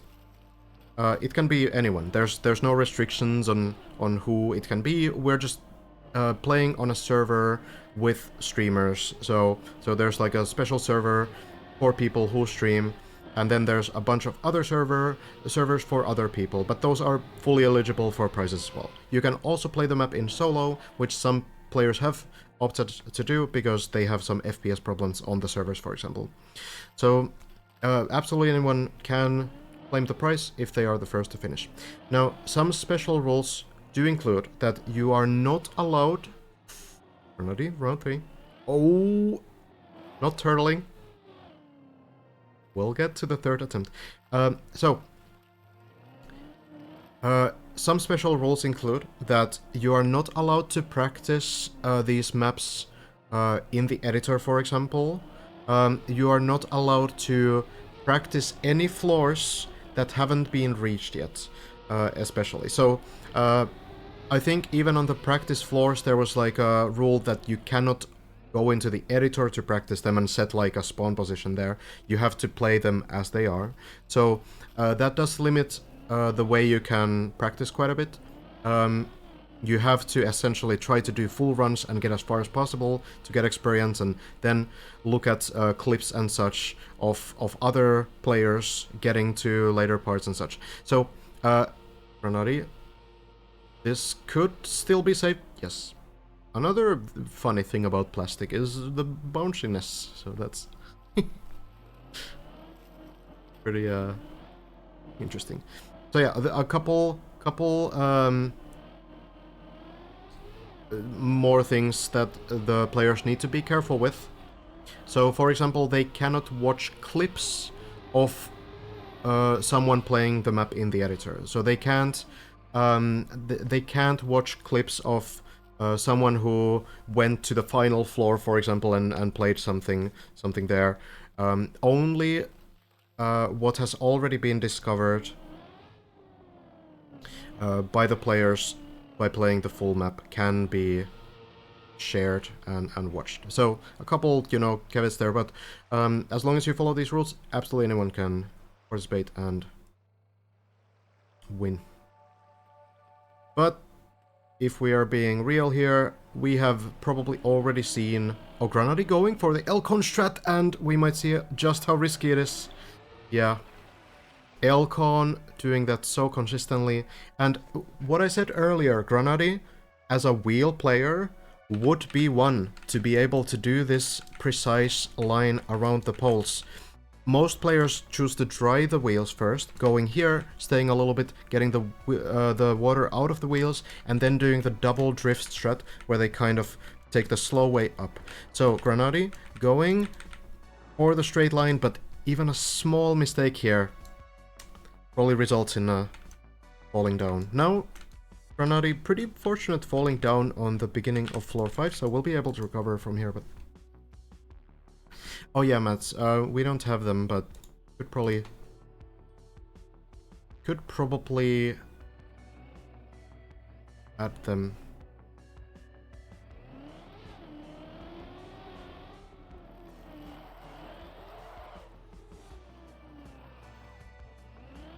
I don't really have any comments relating to this, actually. Hello, Rising Darkness, and everyone else who's just tuning in. Yeah, I can give a small recap. So, last night we saw Hazard get to one of the later parts of floor 9. We'll give Granadi a little bit of space here. I can quickly show what we've been up to. So, Elcon was able to essentially route this floor 8 entirely. It's a very difficult floor where you need to drive the car upside down, squeezing through this gap, for example, with one wheel, and just let the car go all the way over the gap here, and then going up here, taking speed, going here, jumping up here. Elcon was the first to do this jump successfully. Going down here, into the cat room. By the way, I added this emote. I think. Did I not? I think I did. Yeah, I did. Oh, there it is. Yeah, it didn't show for me. Oh well. Thank you, Doondy, for that one on Discord. Alright, so you go to the cat's jump. Jump all the way up here. Use one of these ramps to go back upside down. Then drive all the way upside down over these narrow positions here. These narrow gaps, and flip the car. Then you take the sausage jump, ramp, quarter pipe, some speed, and then you jump to this platform and jump all the way here, and then go up this scary uphill, and now you've made it to floor 9. This is where Elcon has last been seen. And after Elcon got that run done, we saw Hazard first get into this place as well. And Hazard was able to figure out how to do the beginning of this. You take speed, you turn around, you jump, land on top of this pole here, land on the ramp, jump up here, land on the turbo. Then from this turbo, you jump onto this beam, go here, take speed from the plastic, land onto this turbo. Then you go over, land on the beam, go over here, take some speed, quarter pipe jump over here. Turn around, take some speed, land onto this pole, jump all the way up here. Now this stuff is already looking very difficult, but it keeps going. You take speed, land here, take speed, jump onto the turbo, jump all the way over to the quarter pipe here, and land here. Then you go into this road, turn around, jump over here to the quarter pipe, and both Hazard and Bren did fail this jump once. So this one seems to be a pretty important jump. So you go here, try to get enough speed to land all the way up here. And now we get to the final part. So jump into the tunnel. That seems fine. And here, we saw Hazard get here first, trying to figure out what to do, because no one has been here before, right before Hazard. So Hazard is going here, and Hazard decides to roll off from this side, landing into the quarter pipe. Takes some speed, lands here, and jumps up here, but doesn't quite manage to land on this pole. So this was last night, about 24 hours ago, a little bit less, maybe 20 hours ago or so. So this landing Hazard failed, and hasn't been to floor 9 since, as far as I know. Now Bren goes live in the early morning European time. Of course, Bren is in Australia, so it's a different time zone. I'm not really catching Bren's run, but we did catch up with the VOD earlier. So Bren gets to this point as well, and Bren kind of goes for what we were theorizing could be the other strategy, which is that you go forward, you plastic bounce, you land into the quarter pipe. Maybe that can give a bit more speed. Bren tries it, fails it. Bren tries it again, doesn't quite get it, but then makes the landing onto this platform. And this platform is savable, so Bren drives up here, jumps up here, and now gets to do these jumps again. The turbo, the quarter pipe landing, all this stuff. When Bren gets to this the third time, this time the speed is enough.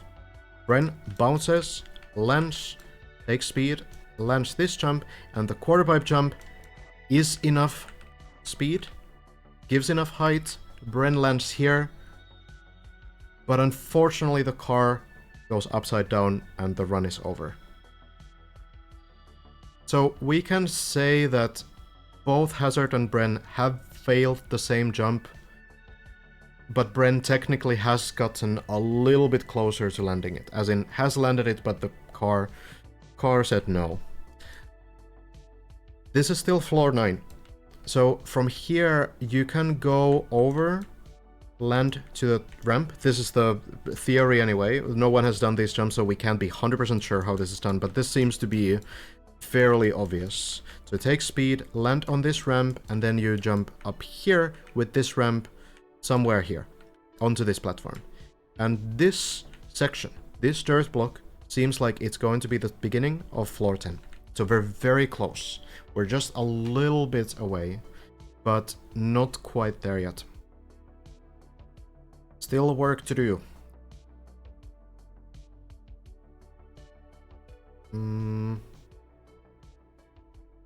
Oh, I was looking, like Scrappy was on floor 7, right? But now is not. What happened? Scrappy is not on the server. Was that another crash? Don't tell me it was another disconnect from Scrappy.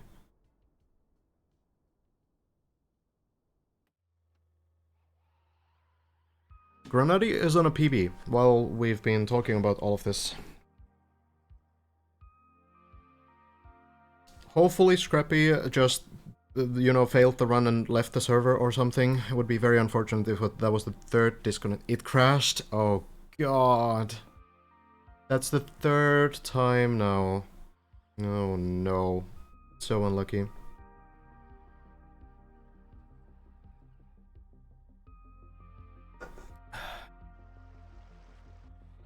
Well, Granadi ready to try the double turbo.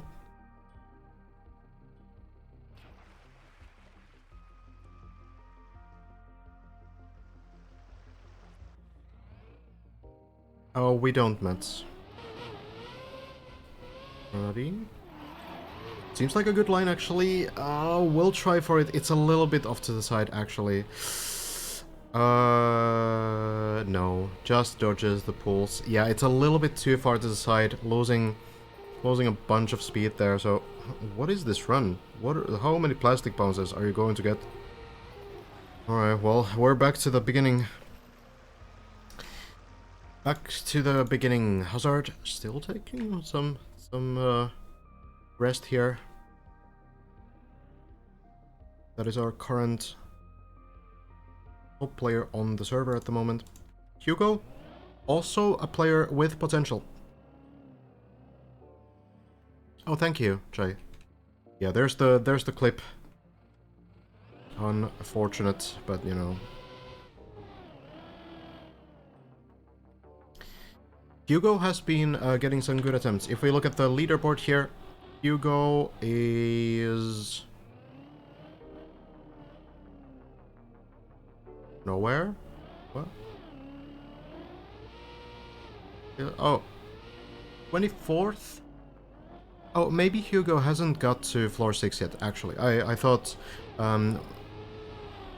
would have been there maybe already, but I suppose maybe not. But yeah, I completely understand that that Scrappy wouldn't play on the server again after 3 disconnects. I'm not really sure what that's about, because I haven't heard of anyone else having that kind of an issue. Some kind of a packet loss problem there. Hopefully it can be resolved in some ways, but of course you can play in solo as well. Hugo, very close, might make the recovery, maybe? Oh, barely. This is recoverable. You can get back to the first quarter pipe jump from here.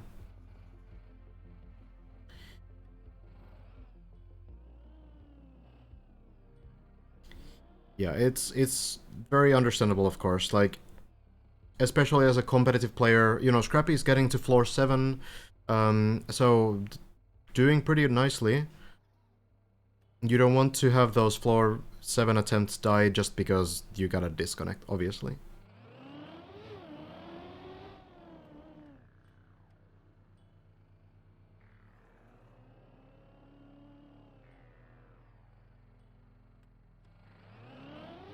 People apparently left for Couple today and he got invalidated and kicked. Ouch. Yeah, seems to be a very Scrappy specific issue. I do wonder if someone's gonna be able to figure out what's going on there. Don't think a Khaki player would do top 3 here, the mental is too different. You would think so, but the grind mindset is there. You know, like, we have had players like Simo, for example, who is an absolute Khaki champion and seems to be having the mental for this map as well. Seems to be having the skill set for a lot of this stuff. Now, what's holding Simo back a little bit is the unfamiliarity with the Trackmania 2020 specific things. Simo is really good at the old school stuff, and for example, floor 8 and 9 are kind of that old school trial stuff. Let's remember, Simo not only a Khaki player, but also a trial player, which, you know, a lot of top Khaki players will be, obviously, but also, like, really used to the, you know, not super dank stuff, but just, like, very difficult, precise maps, which seems to track in Deep as well. This kind of stuff, like the wet, icy plastic, that's something that's new to Simo, but as we can see here, feeling pretty good about it at this point. So Simo has been putting in hours, has been making good progress, and I think we can see Simo back to floor 7 pretty soon. And then when we get to the turtle stuff on floor 8, I feel like Simo will feel right at home, just like Hazard did, and pick those things up much faster than some of the, like, ice stuff, for example.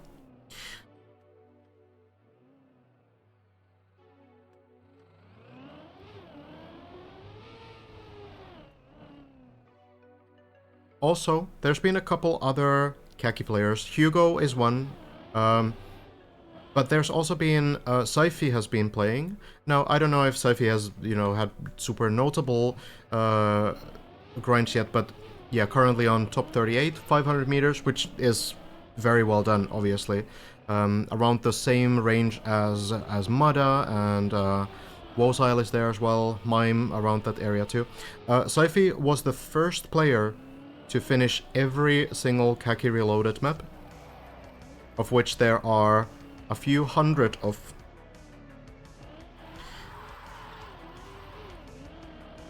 Some of those maps will take dozens of hours to finish. It can be a 20-second map that you have to spend like 70 hours to finish. So like the grind mentality of these players is definitely there, right? I wouldn't be surprised if they're able to like stay cool and kind of sort of keep going for runs even after like really annoying mistakes and like kind of these scams where some plastic bounce just doesn't work. Difference between Kaki and Trial is essentially there's like these three styles that are very adjacent. There's LOL maps, then there's Trial, a bit short, but bounces the right way. So LOL maps, Trial maps, and Kaki maps. So LOL maps a lot of the time are pretty like finishable, not very difficult necessarily to finish. Usually they're very short as well. But if we consider them like checkpoint wise, not really like the length of the map, but more like the style of the checkpoints, a lot of the time LOL maps are semi-consistent, probably require a little bit of luck, and probably are a little bit like often a little bit like tongue-in-cheek, like not trying to be super serious maps, right? Trial maps are sort of the like hardcore version of LOL maps, where there's a lot of the luck that you would find in LOL maps is kind of eliminated. It's just more about like pure execution of like tricks like these. Basically, precise jumps, some specific techniques like driving upside down, for example. Generally like survival challenges where your goal is to finish the checkpoint. And trial maps usually have like a consistency. They can be completed if you're just like very good, very precise, and are able to do the tricks how they're designed. But usually they will not be one-shottable. They're usually pretty difficult to like run. RPG maps are sort of like in the middle, where they are easier than trials. They sometimes have some pathfinding, and they sometimes have some elements like some more thematic ideas where you might build like a more huntable maps. For example, Tom has been building a lot of things with moving blocks, which is very cool. So RPGs sort of like in the middle in terms of difficulty. Trial maps are at the top of the difficulty, and LOL maps are kind of at the bottom of the difficulty often. There's also like hard LOL maps, which are basically just, one checkpoint trial maps, I suppose, oftentimes. So it's pretty cluttered, it's pretty weird, but Kaki maps sort of combine elements of all of these, where there's a lot of the time there's a puzzle, sort of like pathfinding, needing to figure out what exactly to do, some very strange mechanics, bugs, glitches, and then Kaki maps oftentimes have the inconsistency that comes from like lucky elements, some part that realistically cannot be done consistently. Oh, Simo, enough speed? It is. And then usually Kaki maps also have the mechanical execution that is a lot. There's also easier Kaki maps that usually are very luck dependent, and then there's harder Kaki maps that are extremely skill based and very difficult to finish. Now this guy, Simo here, can do them all. It's kind of like pretty blurry lines. I don't know if that explanation helped at all, because there's a lot to all of these styles, and oftentimes there is kind of like this question of, oh, is this map a trial map or RPG map? Oh, Nemo? What's the plan?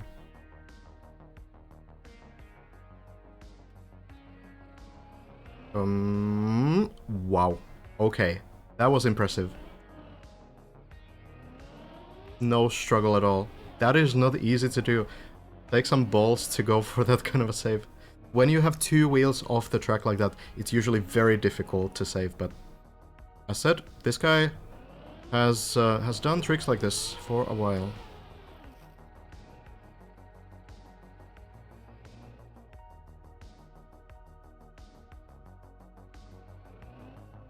Yeah, Khaki is sort of like LoL maps and trial maps combined, in a way.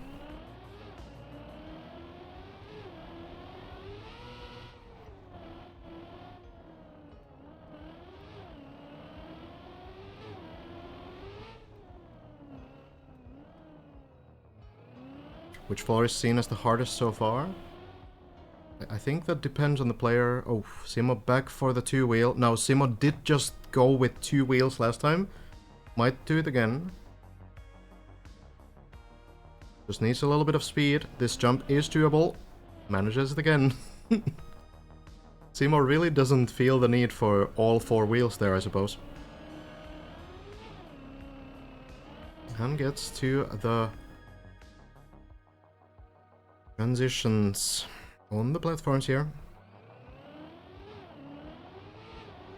Looks pretty good. Lands it. And lands it. A little bit scary, but now the plastic bones looks good. And lands it as well. Yeah, the hardest floor, I guess, is usually whatever the player hasn't done yet, you know. For Simo, I suppose it's the floor 7.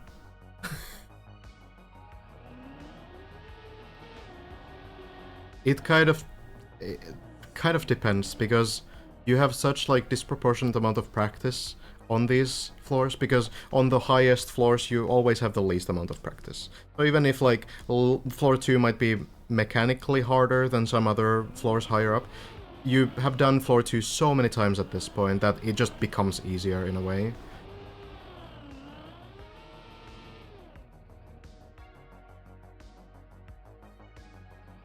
Simo has built some very impressive trial maps. Some trial maps that even Simo can't finish. Has only maps.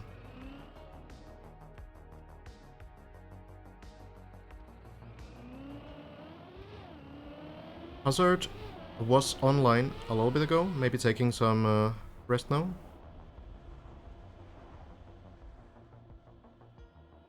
Come on, get in the backwards part.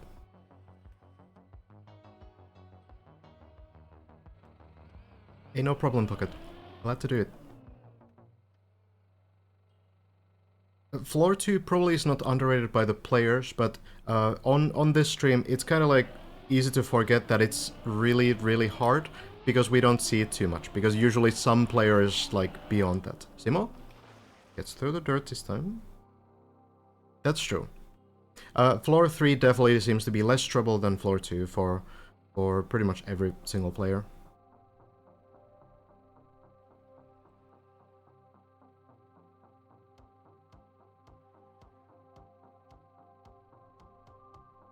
So from what I know, Scrappy is playing, but in solo, because Scrappy has had some disconnect issues on the server. I don't know if Virtual is playing right now, I assume so, probably also in solo.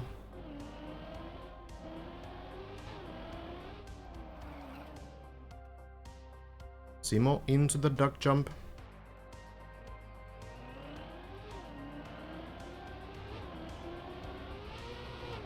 Looks to be a good setup, and lands the pool.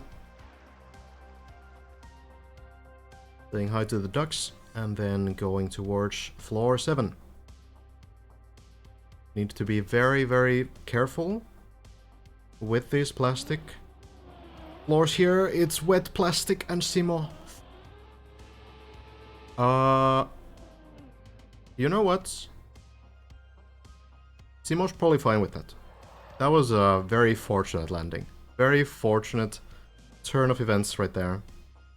So I think Simo is probably not too mad about that. We'll get some more practice, but the wet wheel plastic there, right at the end of the floor, is, that's cruel. Now the bounce again. Looks pretty good. Simo will continue. Hey, thanks so much for the Prime. To better tomorrow.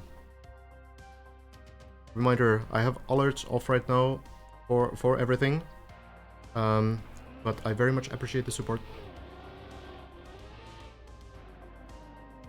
And another reminder that most of these players are streaming, and there's some other players not on the server who are streaming as well. So if you want to follow the specific player, you can probably find their stream on Twitch right now.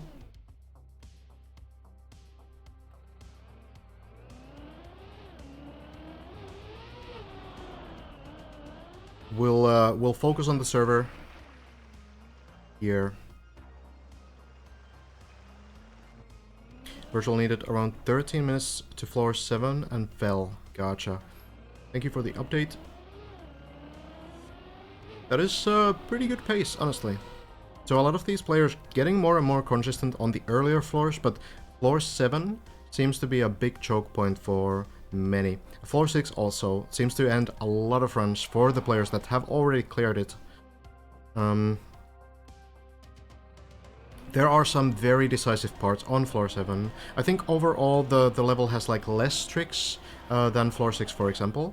But at the same time, those tricks are very tricky and very punishing and hard to recover if you make some mistakes. Come on. Getting closer to the duck jump again. Lands the previous jump here. Floor 7 indeed by Techie.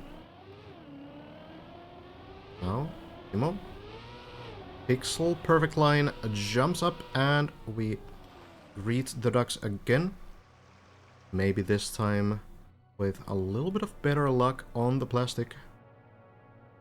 The wet wheels will never go away on plastic, so you just need to deal with them here. Try to get the clean lines. This looks pretty good. And Simo is through. Floor 7. Possibility of a personal best here.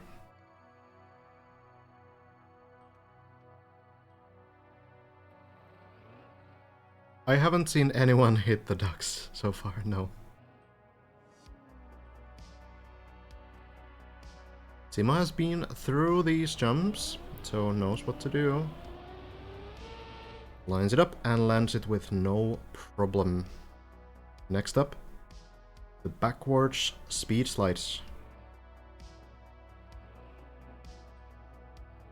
When driving backwards, you can increase your speed by doing a very narrow slide.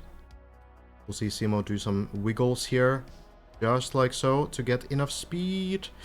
Oh, this looks very wonky. Savable though. Simo, the master of the two-wheel landings, I suppose.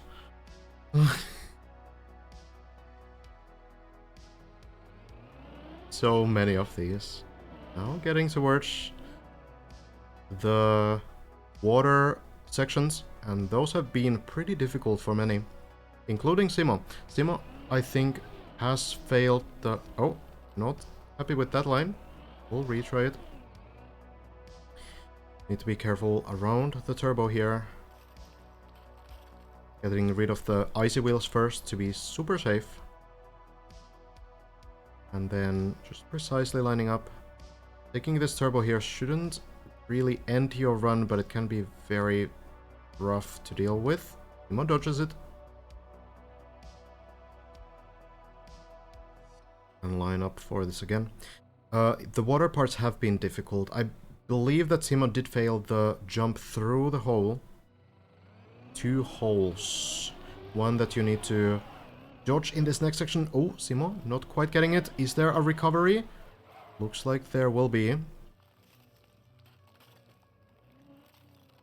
To try the ice again.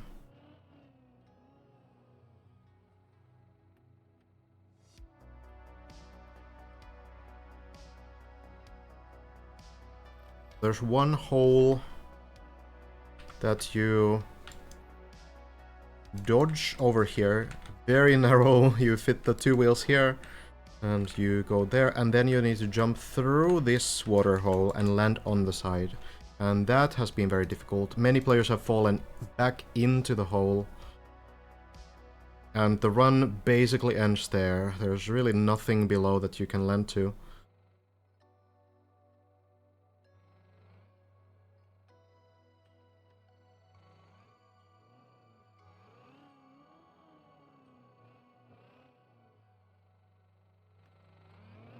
Timo, going again. Looks like a good line, and we'll land it to the water. Now just carefully around the hole. Slow pace, controlled line. Taking it slow and easy.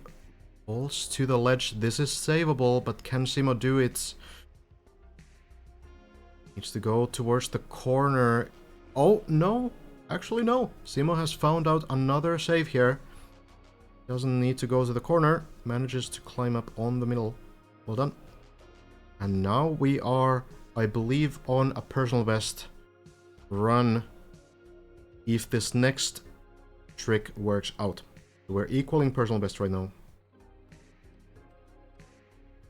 Again, you have wet wheels, so need to be very careful here. Simo not taking any unnecessary risks.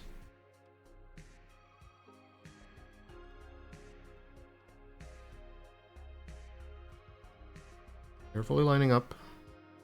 No rush with this at all. Trick is to not fall back into the hole. Wet wheels keeping the car moving. Simo going in, but crashes. This is savable though. A little bit of a missed line there, but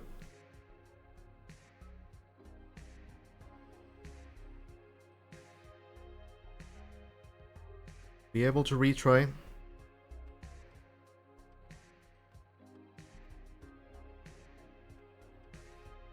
They back up this many times because the plastic bounce at the end, even if you have 2 speed going into it, it just bounces you back because of the wet wheels. But now, Simo going in, jumps to the side, looks to be pretty good, and Simo does manage to land it. And this should now be a personal best run for Simo.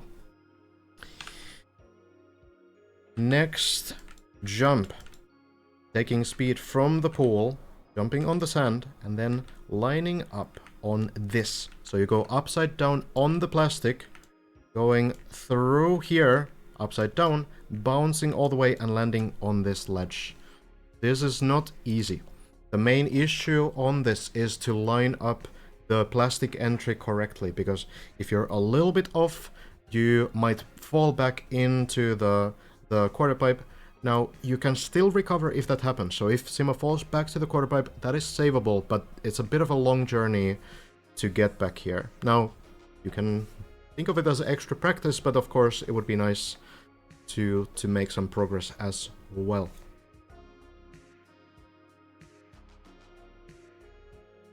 Simo probably discovering what to do, watching VOD. It's very typical of these players to do once they get to this point. The map will continue with some other tricky transitions. We've seen so many players clip this landing and then jumping onto this part, and it just keeps going. You go here, back up, take some speed, and so on. We can discover it with Simo if this first jump works out.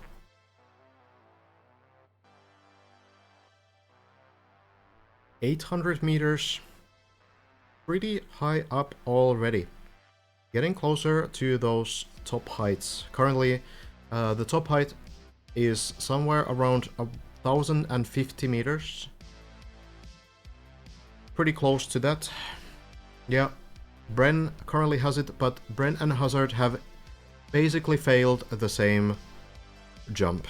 Bren has gotten a little bit closer to landing it, but they both have ultimately failed the landing, so the very final parts of floor 9 are the ones that we are looking to clear perhaps today. Elcon, haven't seen on the server so far. That could be another name that could potentially clear it, but not on the server, it seems. Hazard was here a little bit earlier, made some runs to to floor 6, but didn't quite manage. Hazard missed the landing entirely, didn't have the height, and Bren turtled the landing. So Bren technically has landed the jump, but not in the way that we would hope.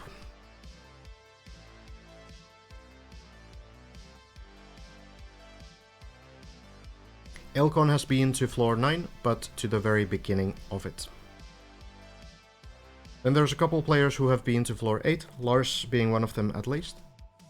Suppose we could tell from here, Scandir as well, floor 8. It does seem, haven't seen Scandir on the server either, but that's pretty much it. Timo here, top 6 player. Now, needs to line up carefully. Still thinking about the approach. Through the pool, taking speed, and we're off. Timo gets the landing, lines it up. Is it going to land? It looks pretty good actually. And Simo one-shots the tricky quarter pipe. Can relax a little bit. There's a voice line for Simo as well. Unfortunately we can't hear them, but Simo can relax listening to it. And then we do the transitions, dropping down here, jumping with the plastic over here, and then it's another small break. Plastic bounce from here to the water, jumping up here, going back, saying hello to Techie here, the mapper of the floor, and then all kinds of stuff. We will probably discover it with this player over here. This is a very difficult section. Super precise transition. Now, there is a recovery. If you manage to stick to the platform but not chain it, there's a recovery, but the recovery is evil.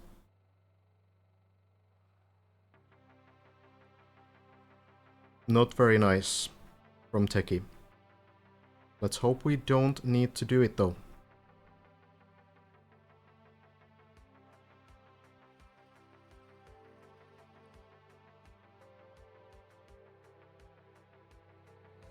Simo. Testing the lines. This is something we've seen Simo do a lot. Just kind of like slowly checking the lines. Very sort of methodical approach to these new sections. Kind of running through it, making sure that the strategy is correct.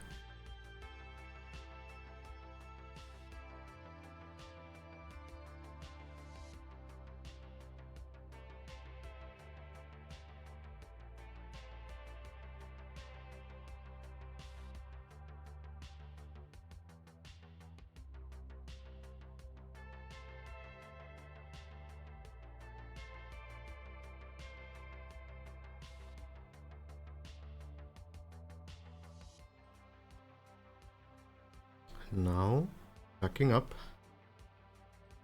Already a personal best run, so progress has been made. But of course, now that you're here, you don't get here every day. Well, on every run anyway. And I want to make it work. Simo is off, jumps, lands, gets the plastic and lands it. What a one-shot from Simo. Gets to the next part. And now should be a little bit of an easier stunt. Rolling over, bouncing on the plastic upside down, landing into the water. This has been mostly fine for the players. The next part as well. The ice tunnel here with the turbos that try to push you through, that's a little bit trickier, but let's see how Simo manages.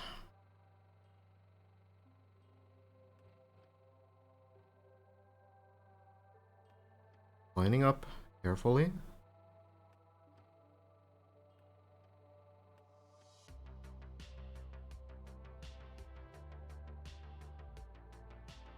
Waiting for the right moment.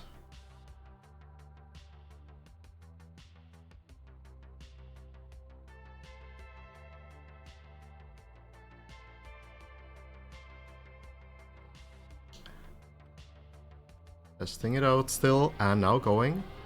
Oof. A bit of... bit close to the edge there, but manages to make it work.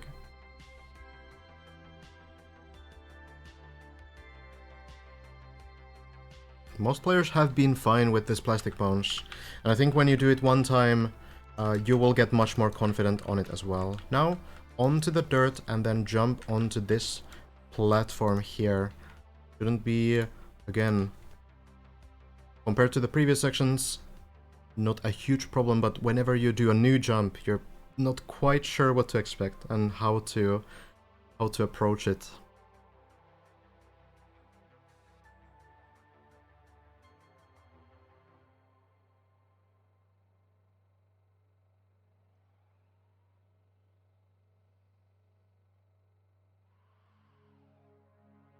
Was there a floor where you can turtle, and then in some floors you have the dead turtle? So all that depends on whether the wheels have contact with the ground or not. Some surfaces are harder to turtle on than others. If your wheels aren't swinging at all, then that means that you will not be able to get grip with the wheels on the ground, and you will not be able to turtle. So that's a dead turtle. Timo, now going for this jump. Manages to land it. No problem. So for example, ice, you can generally not really turtle on, because with icy wheels, you can't get the grip the same way, and it gets very tough to save that kind of an attempt. So there's a few surface differences. The next floor, floor 8, is actually a pretty turtle-based level, which means that you are supposed to drive upside down, and there are tricks that are specifically built for that kind of gameplay, so that's something that comes through the map design. So Simo now needs to drive backwards. Goes to slap Techie there. Oh, goes very slow. We've seen players go a bit too slow here. I think this might be fine though. Doesn't quite hit Techie though. But yeah, manages to get it. Safe and easy. And now for the tunnel. This is ice, and these are turbos. Turbos push you towards this end here, and as we can see, the way down is long. What you need to do here is turn the car sideways, and from there we've seen two different approaches. One is from Elcon. Elcon goes in slow to the ice, and then does kind of an ice slide, so keeps accelerating sideways through the ice. But what, for example, Hazard does is taking speed initially, so going pretty fast into the ice, then turning the car sideways, and then not pressing anything. So there's two different approaches to this. Simo seems to be going for the Hazard approach. Oh, a bit of a mix of both, maybe. A very slow Hazard approach, but it works out. Simo will be safe here. We'll be able to get to the next part. The turbo, a little bit pushing Simo there, but that could be even a good thing in that position with that amount of speed. Now, taking speed from here, going up, landing upside down on the plastic once more. It's kind of the theme of the floor, I suppose, and then landing over here, flipping the car there.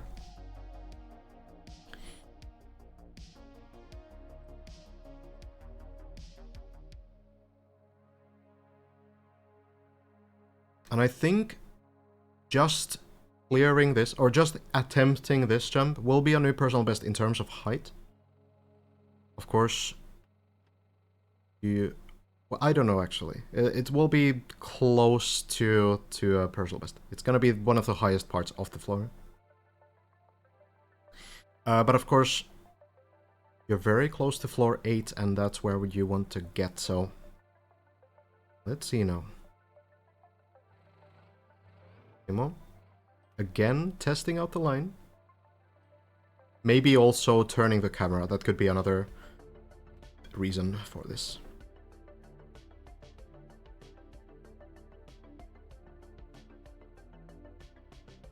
All lined up.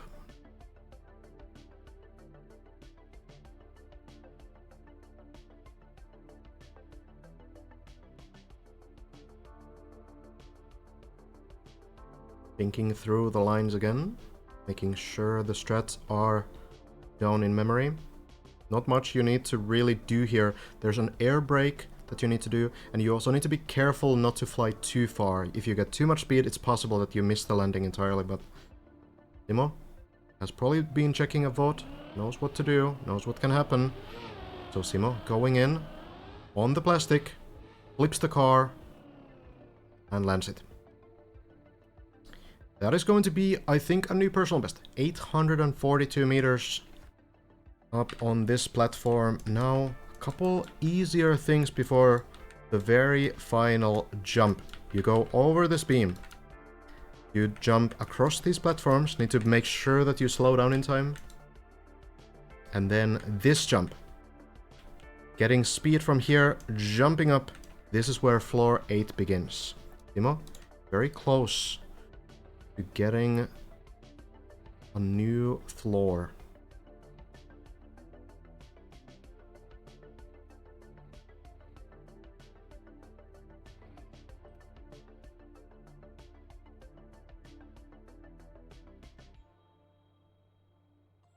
Not quite the halfway point. I mean, it's hard to really say. If we're talking about height, the halfway point will be 1,000 meters. That's kind of where the top players are. That is on floor 9. Right at the end of it. Elcon is back. That is good news for us. Someone mentioned Hazard was back as well. Oh, Hazard offline. Okay, I misread. Elcon is on the server, the current top 3 player. We might have a new top 5 or even top 4 player here, though. Simo just needs to get to the next floor and do the first tricks there.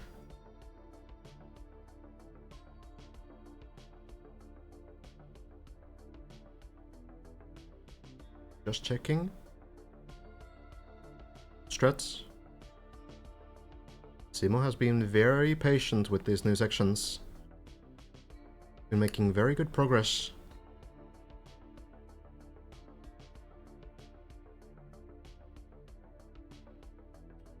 Maybe ready to clear the platforms.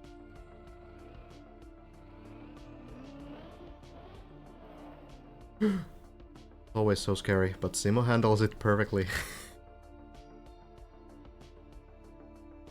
Spooky section, but Simo has cleared it. Now needs to go on to the downhill, and you can accelerate from the bottom of the downhill back up and take speed that way. That seems to be the go-to strategy for everyone right now. There is another way to do it, which is that you land directly into the downhill from this jump and you just go. But that seems to be less consistent than accelerating back up and then taking more speed. So Simo will be going for that strategy as well, but goes a bit too far and into the hole as well.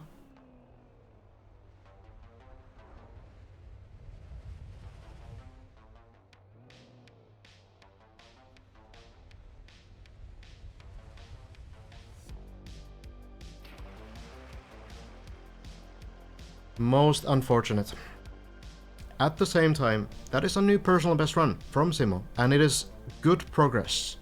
I think next time Simo gets to those floor 7 final parts, it will be a lot faster, it will be a lot more efficient, so I'm sure we'll see Simo there again. It is a scary strat to go for. There is a little bit of a downside to potentially going a little bit too fast like that, and Simo will find it out the hard way.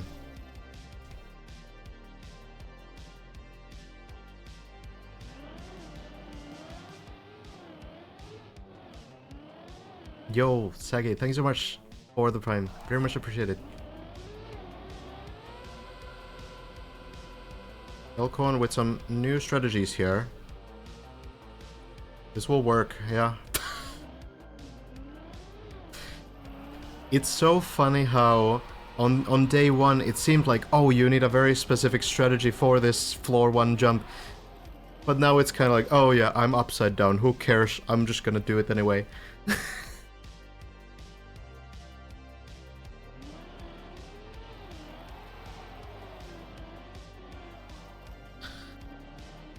Trackmania moments.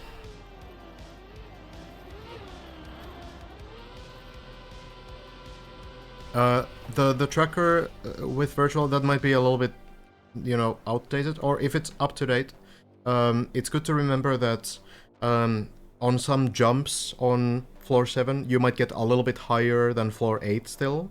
So it's kind of like, you know, it's hard to read through the, like, height alone. But with that run, Simo has technically made it beyond Lars, but that's just the height of the jump. So Simo is still behind Lars on the track. I can show exactly how. Lars has made it, to the best of my knowledge, onto this platform here.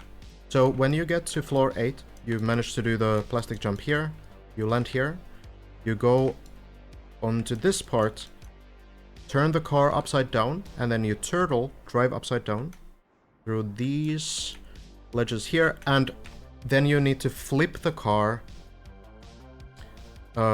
upright. So you need to get all the way up and then continue driving. Lars tried to do that but failed the timing, so Lars dead turtled here, was unable to continue, and had to restart. So Lars essentially has failed to, like, the first part of floor 8. So a little bit further, one trick further than Simo right now, but the height is always kind of like a little unreliable, but it gives you like an idea, I suppose.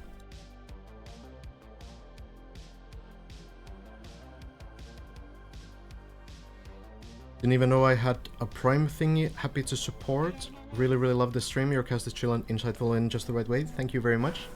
I'm glad you're enjoying.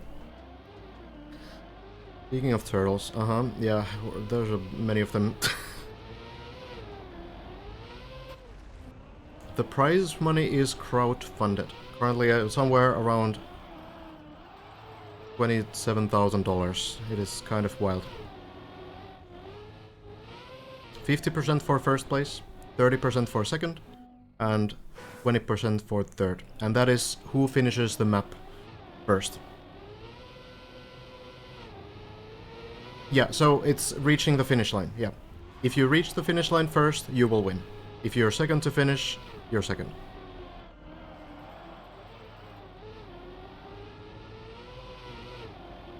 Elcon really trying to get through these first few floors fast.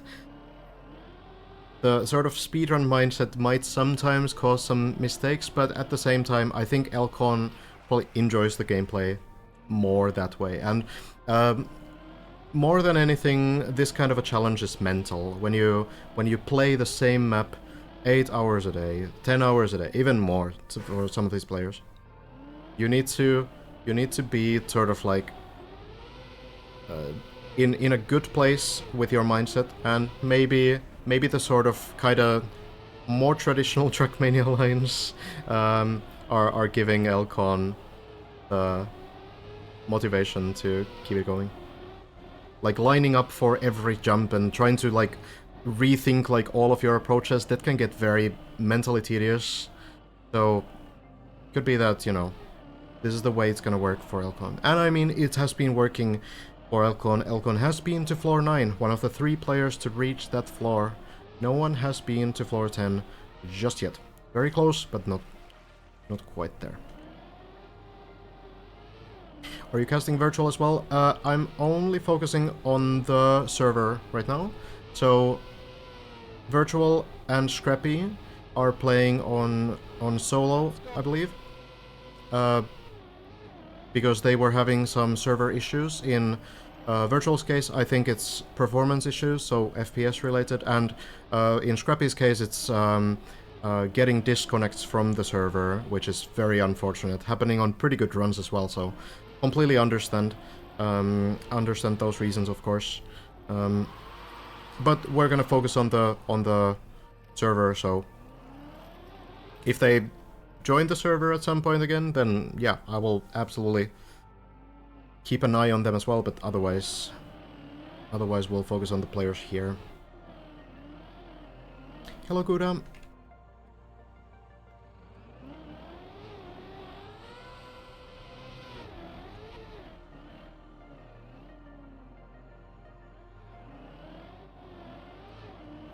Elcon was the first to get to 9. Like, Elcon could be said to be one of the pioneers in this competition, where Elcon has been doing a lot of work, like, figuring out new sections, and understanding the strats, and then everyone else is watching everyone else, right? So, you know, Bren is watching Elcon's and Hazard's VODs, and, you know, Hazard probably learning from Bren's recent runs as well, when we get those floor 9 attempts in again. So Elcon has been kind of like figuring out some of the strats and doing really good work in that regard too.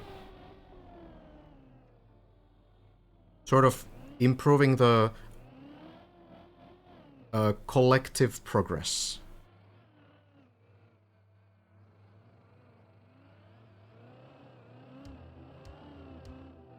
Virtual on 7th floor? Or floor 7?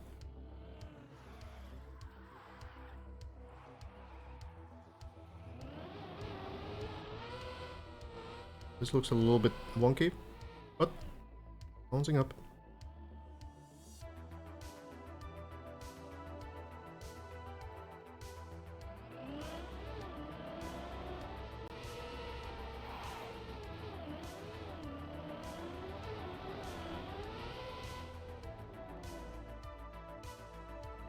Virtual on the duck jump, okay. Good to know. Potentially a personal best run then. Fairly close at least. These floor 2 jumps can be a bit underrated. Even for these players, they can be tough. Let's jump into Hugo. Hugo, who has been trying to get to floor 6. Close again. It's weird that you race each other but also help each other. It often goes like this. In speedrunning, especially, and Trackmania is pretty close to like a speedrun type community, even if, you know, maybe this kind of stuff is a little bit disconnected from speedrunning. But in speedrunning communities, it's often like this. Like, everyone is competing, everyone wants to be the world record holder, but people are collaborating. They're figuring out strats, they're discovering new things. And Bren also said the other day that, you know, they have been really playing together with Hazard, in the sense that they are really figuring things out and helping each other with the strats. Hugo, oh, wants to recover. I think it will land in the pool. So, yeah, Bren said that he would be fine if either one of them won, Hazard or Bren. So Bren would be happy to see even Hazard win, just because of the like process of getting there. Okay, I'm gonna do a mapper thing here, alright? And I'm sorry that I need to make you guys see this. Why is this Trackmania sign up and this is upside down?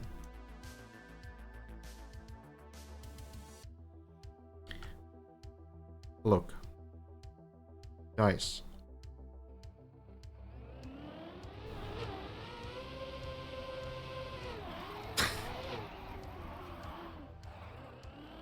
Oof, Hugo still surviving?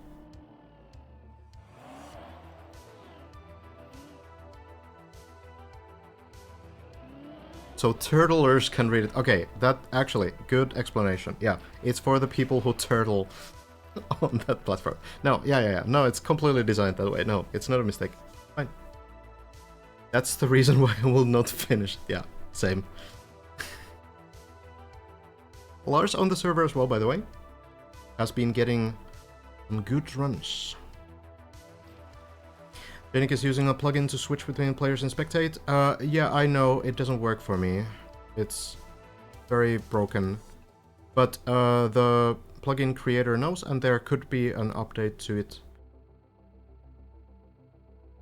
Possibly soon. So if it starts working, I'll definitely use it. But I'm pretty fine switching between players right now. Thank you. It's for Bren and Mudda to read. Could be as well.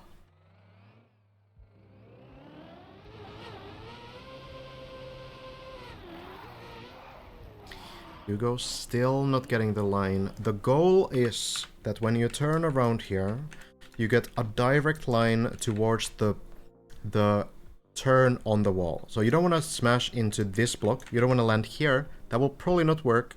But if you land exactly here, right to this point, that's your best chance at getting this. What happens next is you follow the plastic wall. You kind of bounce along it. Go upside down, bounce on the plastic, and bounce into the water. It seems very wonky, and sometimes it is. Sometimes you gotta hope for the best, and sometimes you don't get the upside down landing, but it might work anyway. But it's surprisingly consistent if you get the setup correctly. So Hugo is trying to get the correct setup there.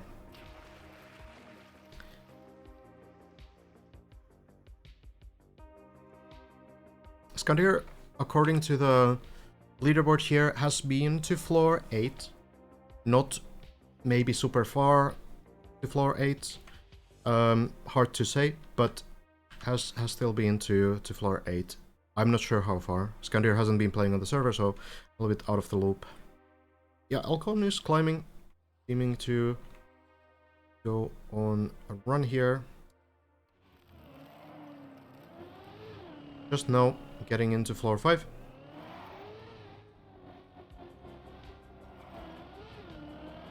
Dead turtle on the second turtle part. Okay. Good to know. Thank you. Hugo, in the meantime, does get the correct line, finally. Lands the jump. Chance for floor 6. Hugo's height personal best should be somewhere around here, actually. I think it's... Am I just not seeing it? Oh no, 6:13. I think it's at the very beginning of floor 6. Or it could be this jump here as well. It's kind of hard to tell from the height, but I think Hugo hasn't been too far to floor 6 yet, so... Could be another personal best here. Could even be that it's Hugo's first time on this jump. Knows the strategy for sure. Turns sideways and lands it. It's a scary jump. Need to slow down very quickly after landing. Hugo manages to make it work. Now for the final few jumps.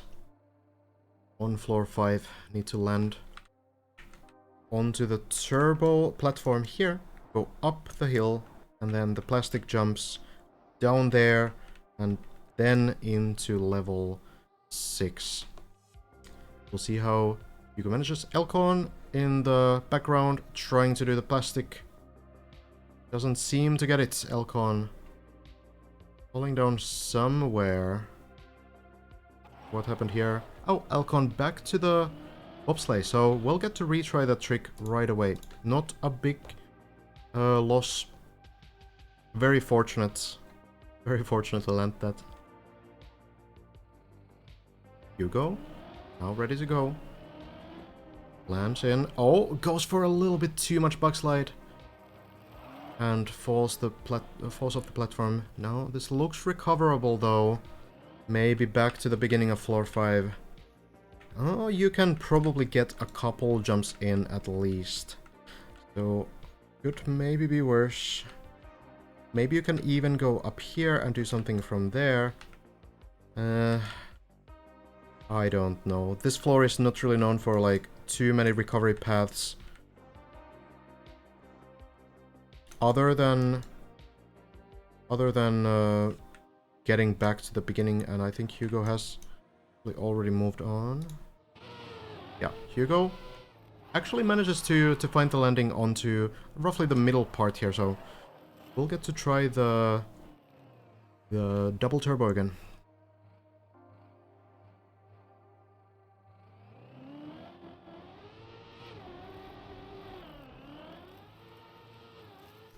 Into the water we go.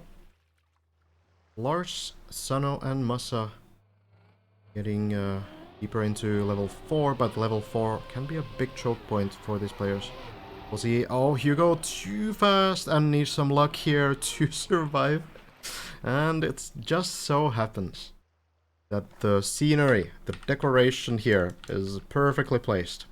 Bounces off the plastic back to the pool. Disaster avoided, and Hugo can go again. Let's see. Now this lineup doesn't look that good either, and this will be too slow. It will miss the water. And Hugo, I think, will fall down to floor 2. Very close to floor 3, so it's something. It's probably not ideal, but it's something. I think in the meantime, I don't see Elcon on the side, so yeah, Elcon is back to the starting line. Something went wrong on the 5th floor there as well. Checking on Lars, currently getting into the first parts of floor 5.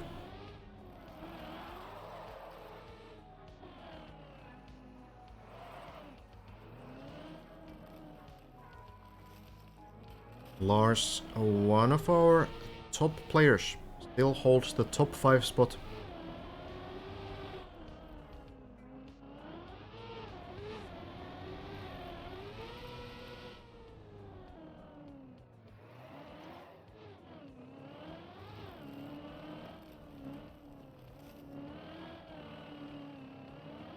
Goes for the nose bones. Doesn't work, as we've seen so many times. Wood physics there. Doing what they can to confuse us, but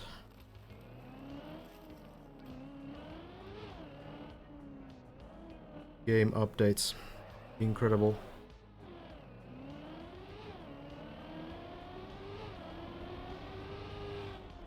Putting small plastic blocks in the snake for that random bone save. I feel like there's really no equivalent to the snake this time on this map. There was one on Deep Deep 1 that you could follow all the way down to the floor. There is, of course, I suppose the outside thing, the lights here in the sky. That's kind of like the snake, but you can't really do much in there. Lars doesn't get the plastic bones again. Oh, the center is the equivalent? Yeah, okay. I mean, that makes sense. The floors are built so that they go like half a circle upwards. So everything is built in like a circular sort of motion. Of course, like this floor, for example, it goes kind of all the way around. But yeah, generally the center of the map is going to be empty.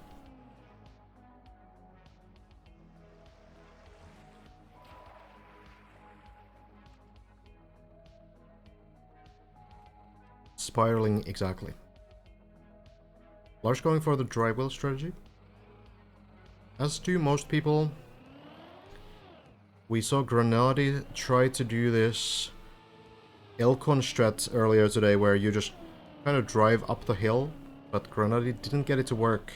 Not first try, at least, so.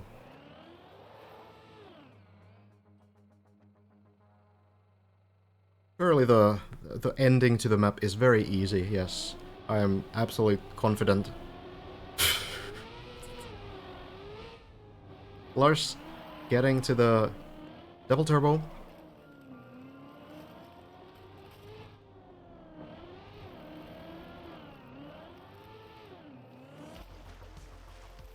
Everybody seems to be doing the wet wheel strategy here. Elcon went for the dry wheel approach at first, but Elcon has also switched to the wet wheel strategy here. So getting wet wheels on purpose, and then trying to navigate towards that plastic wall.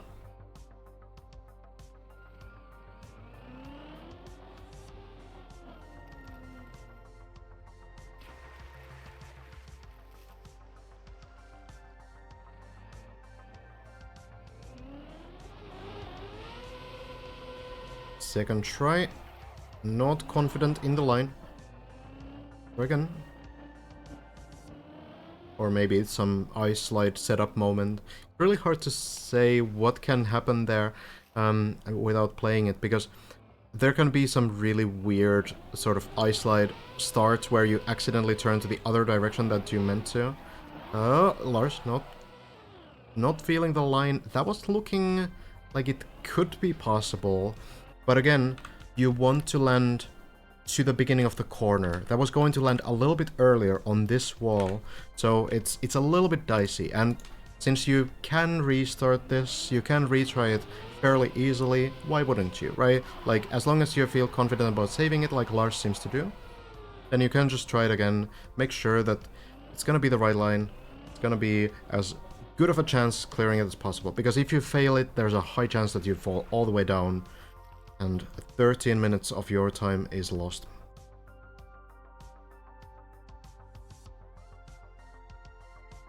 We sometimes see players go for the gamble lines where it's not ideal, maybe they're a little bit slow, maybe they don't have the angle properly, and it's about 50-50 if it's like close, kinda there, you know, but not quite there.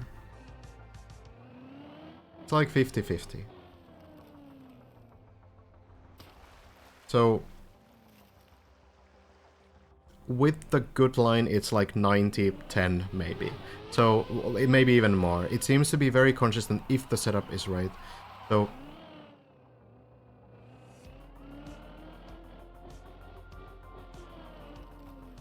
just makes sense to retry it. If you're confident in that you can save the attempt, you can turn around, you can slow down enough, then yeah. Lars's approach seems to be pretty good. This approach he will absolutely take. It's textbook, bouncing, and landing. In water, you can always flip the car, so the landing is always going to be safe. As long as any part of the car is touching water, you can flip it over. Now finally getting towards floor 6. Very clean landings. The uphill works.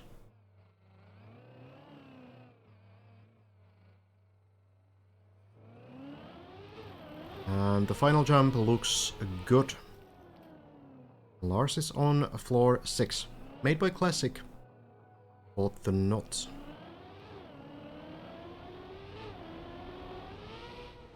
Even if the car can just smell the water vapor, well, we would wish so, but we've seen some turtles a couple centimeters away from the pool on floor 7. Oh, Lars, no! That one wheel clipping, oh, it's such a disaster. Right down the middle as well.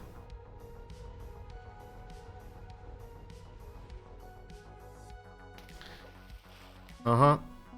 To the floor, gang. The dance floor. A very, very, very precise landing there. It's gonna be the end of that run. Well,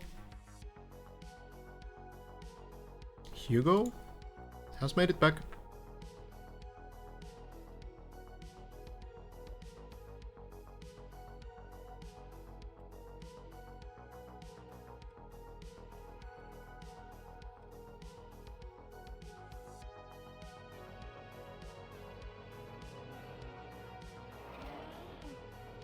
Underwater turtle part? I mean, we wouldn't know, right? We haven't checked ahead on the floors. At least I haven't, so I'm not sure what's ahead. Could be some dank water stuff at least.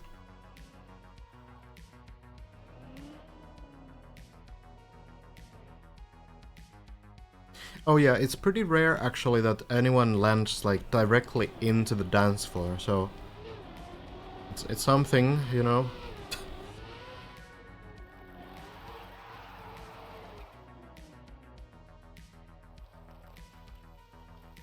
Hugo and Elcon alone on floor 5 right now, but good progress, and Hugo looking to get another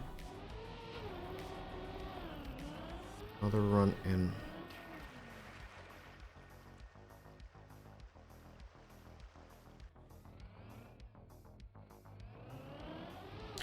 Turning around. Not really feeling this setup, I guess. Wasn't looking like it rotated quite enough in the air.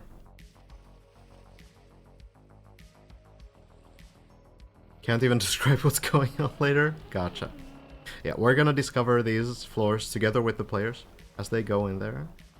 I'm sure that some of the players have like taken the free camera and kind of looked at what's ahead. That would be completely rational.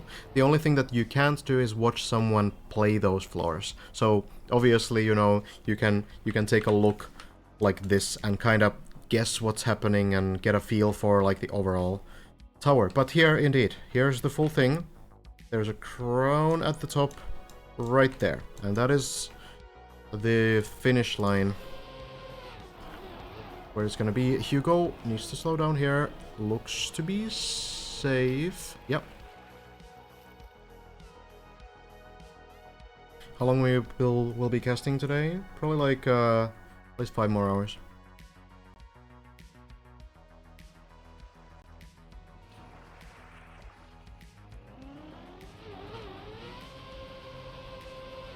Another turnaround. This looks a lot more promising. A little bit of an early landing, but I think it's gonna work.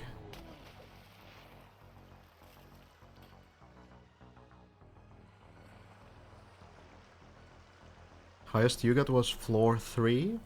I mean, that's honestly not bad at all. I think a lot of players will not be able to clear floor 2 at all. It's already very hard there.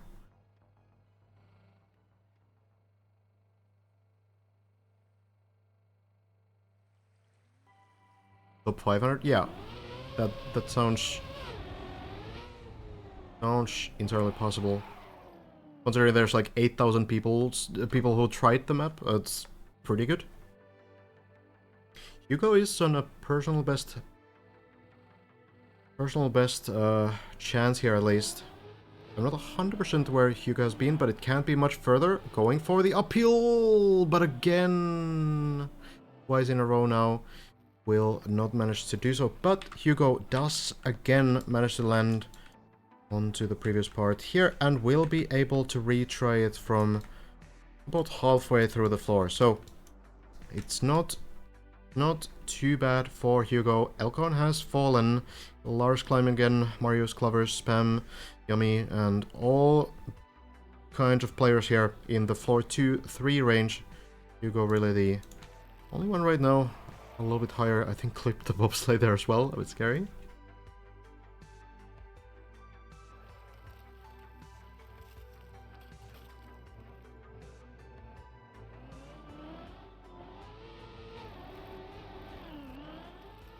Into the water we... well... hold on. A little bit short. Where is the car moving? There is default movements, usually. Unfortunately, I think the car is moving backwards.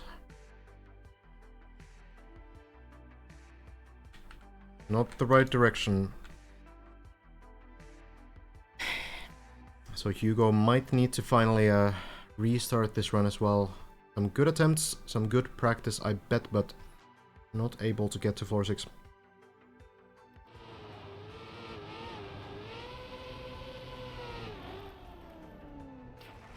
Suppose there might still be a chance that something happens, but maybe unlikely. A lot of players still on the server. Hazard is still on the start line as well. Elcon here as well. I suppose maybe taking some food or something.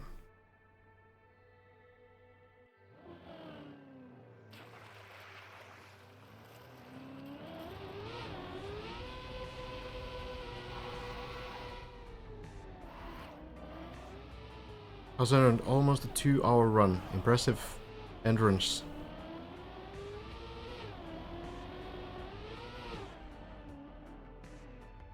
Hi Oho, your name is floor 10. Explain please.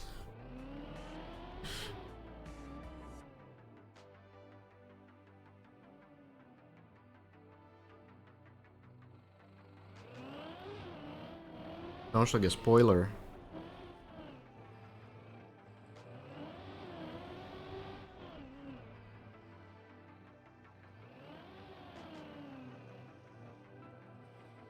Yeah, it's unfortunate that we can't get to hear the voice lines.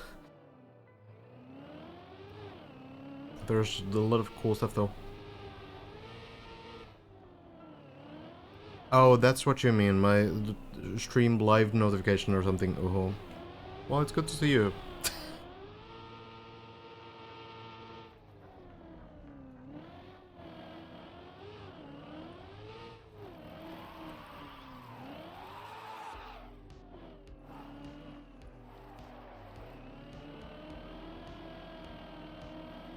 No one's reached floor then. We have reached the same height, but not the correct spot.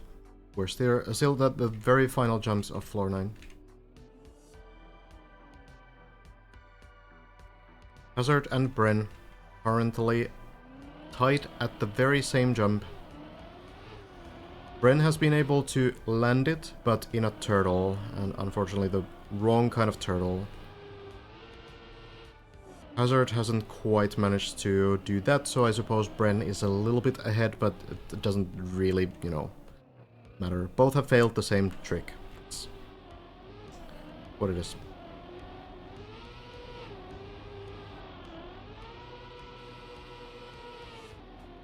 Oh, Red, I should have made it so that you can add markers.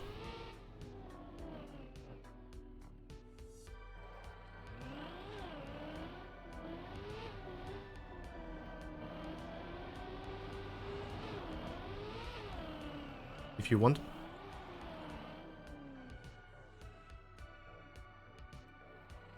Very impressive progress so far.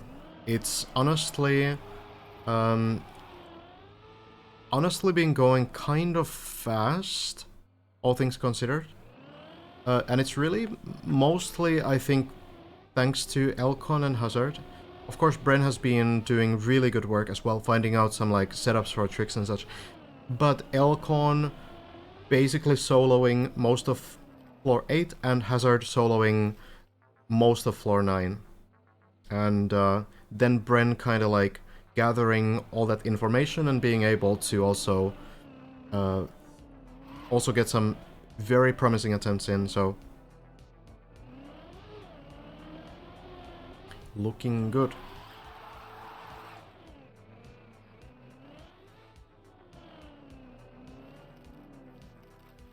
Bren solo 7? There was a time when everyone, like all of these 3 players were stuck around halfway through 7. But yeah, I think Bren was the player to like get the final parts of 7 figured out. Wait, was he really? No, Hazard was the first one to floor 8. It's hard to memorize all of these details. Elcon is on the server and has played a little bit, but currently on a break, I believe. Did your prediction of the time for the first finisher change from yesterday? I don't think so, no. I think it's still gonna take at least 10 days. But we'll see.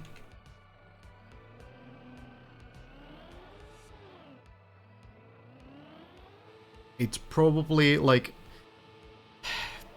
if we don't make much progress tonight, then I will probably change it to like maybe 12 days or something. I'm working on like a recap from the first weekend and I hopefully get it done. I'm basically doing nothing but Trackmania because I have other things to do as well, so I'm trying to catch up as much as I can. Even the recaps will be pretty long though. There's like gonna be several hours for the first 3 days, most likely, because there's so many like important moments and PBs and wall triggers. A lot of players in this area now. Of course, Hugo is not really in driving condition. Wherever Hugo is. Oh, there, next to the wall. Turtled, unfortunately. Bonking. I will be able to set this up again. Simo getting back here as well, and Lars and Spam getting maybe towards floor 6-2. Skadir apparently has streamed today. So Skadir has been making it to floor 8, as I understand. We have a conversation going on here.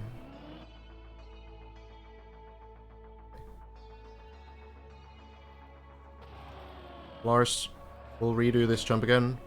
Go back to the important stuff. Oh, Timo. Continuing driving.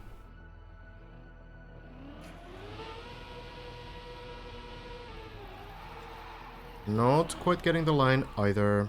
This seems to be very difficult for these players still. Oh, Lars going for it. Maybe check what's happening there. And Lars lands it. Or to switch quickly. I really wish the plugin that helps you switch would work for me, but it's terrible. It's not working at all. Oh, Simo, good line. Very good line, actually. Bouncing and landing.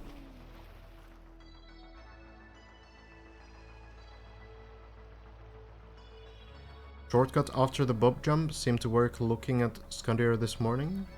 A shortcut after the bob jump? Yeah, I don't know if I've seen that. If anyone has a clip, would be interesting to see.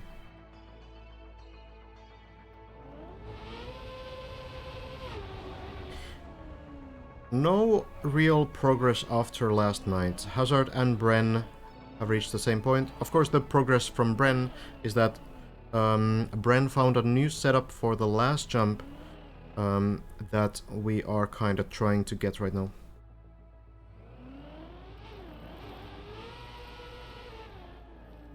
I haven't asked Janik, but the plugin creator of this too many players plugin knows of the issues.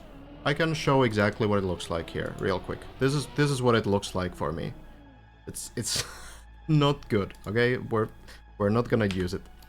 So it's possible that there's an update to it, and maybe we can get to use it soon. But we will see.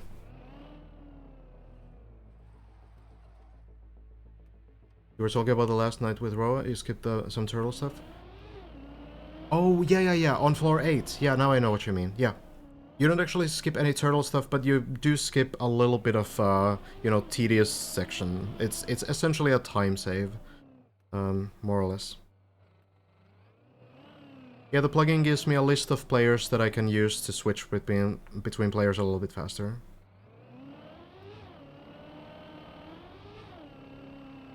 Well, UFO, even.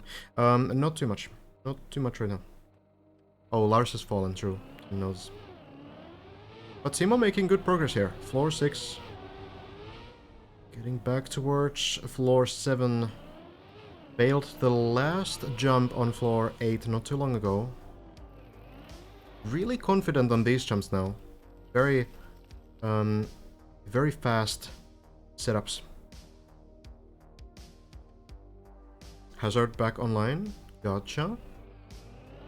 Still on the server, I think.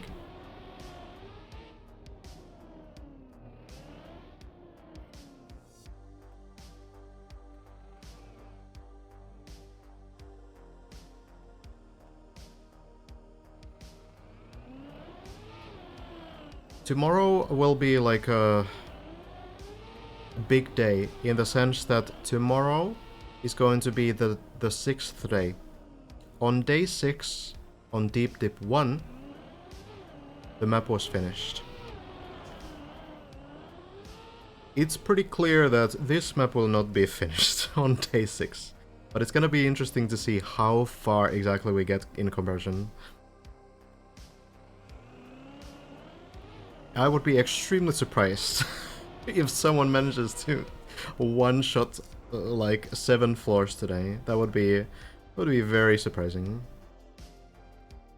Top 3 on Deep Dip 1 were Bren, Virtual? Was Virtual second? I'm not sure how the third would have been.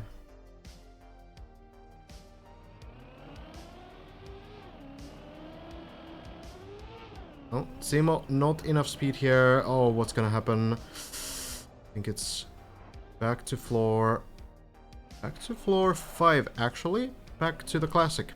Saying hello to Hugo here. Bren Virtual Ixon, thank you. Ixon is also here, by the way.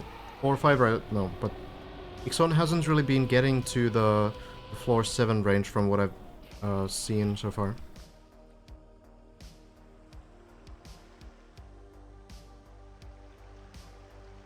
I don't think Hugo's run is really gonna improve from here. But Hazard indeed is playing. And Spam as well. Spam potentially on a PB. I'm not 100% sure where Spam has been before. Here. Yeah, Spam struggling on this part. Simo cruising by, but this is savable still. Elcon is playing right now as well.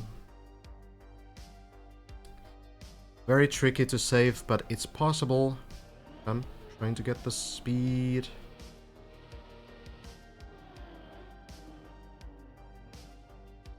Yeah, I don't think Spam has been to floor 6, at least not very far just yet. Not sure what the plan is gonna be. Maybe going sideways through the turbo.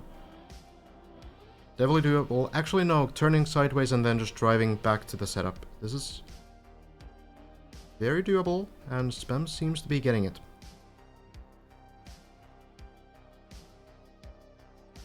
Ixon, you can see you doing the quarter pipe in the background. Yeah, Spam should be fine here. We can check in with Simo again.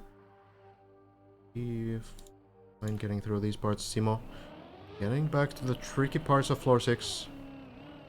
Oh, doesn't have time to slow down. Unfortunately, Simo, after that wall hits, will drop back to floor 3. Spam still on the run. Now getting to the final jump. Needs to take a careful line to the downhill. Jump up over there between the poles.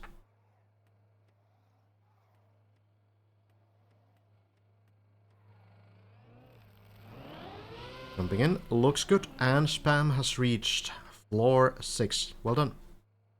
Probably going to check in what's coming next. I think it's new territory now. Hazard here makes this lineup look so easy every time. And Hazard has to slow down here, because Hazard's line into this wall is so clean that Hazard has a risk of hitting this lamp here. And if you hit this lamp, then you fall down. So Hazard actually needs to be careful with being too fast here, being too good on this jump. And that is not a problem that many players are dealing with, honestly. It is, it kind of shows the difference in experience right now. Not in terms of Trackmania experience, just in terms of experience on this map. Hazard has done this floor so many times at this point that it's becoming kind of like what floor 2, floor 3 are for other players. And jumping in, have a conversation here with the Dutch player. And then going in.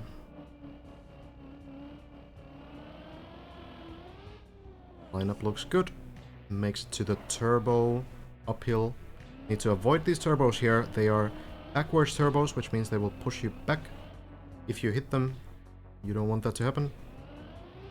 Just going back in, getting a clean landing. And another one. Oh, a bit of a wonky line there, actually, but manages to get the landing. Then the plastic bounce, and this has caused some runs for Hazard as well. Not this time, though.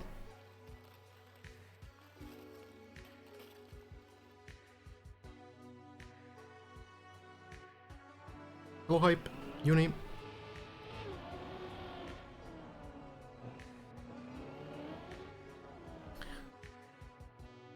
Lining up these jumps pretty quickly now, but maybe taking a little bit of, you know, time to make sure that there's no mistakes. We're getting closer to the very important parts.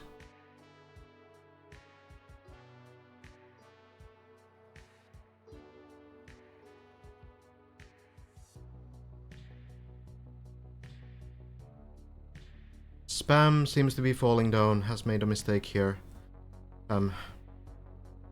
Down to floor 3, same story as Simo.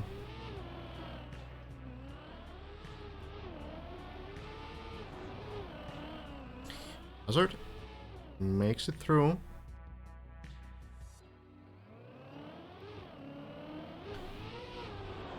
Lars back on the climb as well. Timo still on floor 3, might be taking a break there after the mistake. Bunch of players grinding though. Elcon also playing now.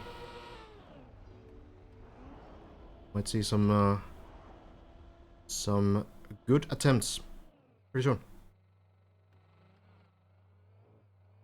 Hazard knows these jumps pretty well at this point. Gets the line up, gets the dirt, and lands the water. Suddenly lines up for the next one.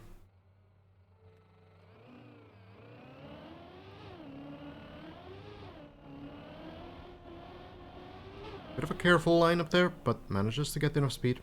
And then for the duck jump. Something that has been a little tricky. But this looks like a pretty good lineup. Goes for it. Is this far enough? It is indeed. And the ducks welcome another player.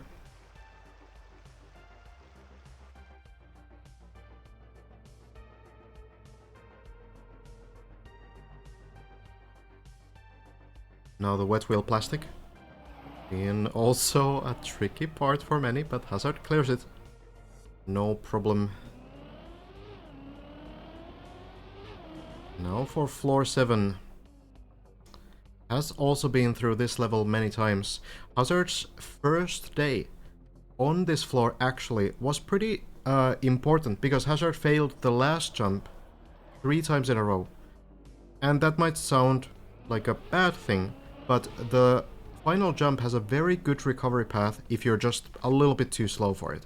You drop down to the beginning of this floor, so you can get to do all of these parts again, which sounds like a punishment, but at the same time, Hazard was able to pick up a lot of practice on that single run.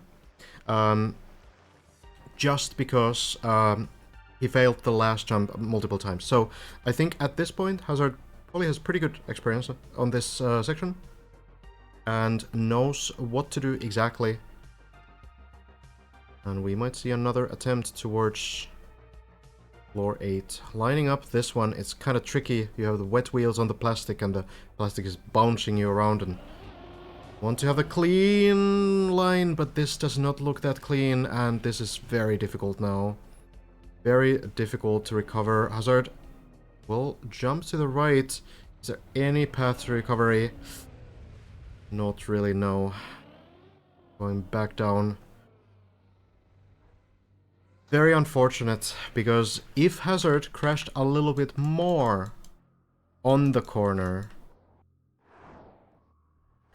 just a little bit more, then it would have slowed him down enough that the line could have been recoverable. But it was a slight wall hit that just kind of screwed up the angle, but still kept the line going. And with wet wheels on plastic, you can't really slow down so easily, so very unfortunate, but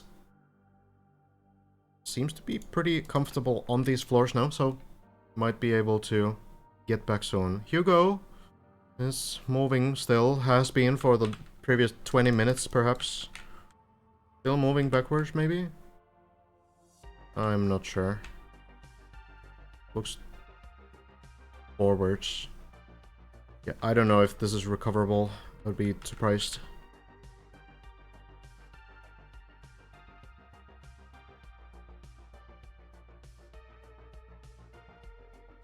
Not sure about this one. I think Hugo's probably just taking a break rather than waiting for something to happen.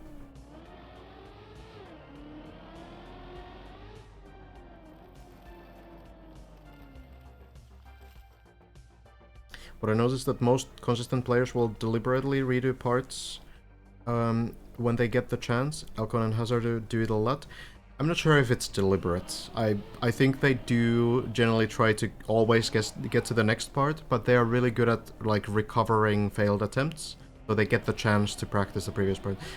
So, I do think that they're probably still trying to always get to the next part. That would be my guess. But just have like a already figured out a way to recover at that point, or are very quick to come up with some plan if they make a mistake. But it's hard to say. Some players might be going for that extra practice. It's pretty beneficial.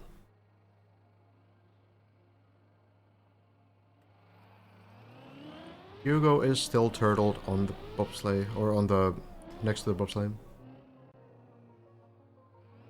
Granati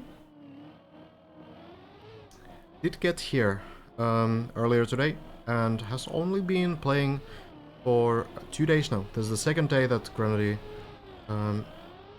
is playing, making very good progress.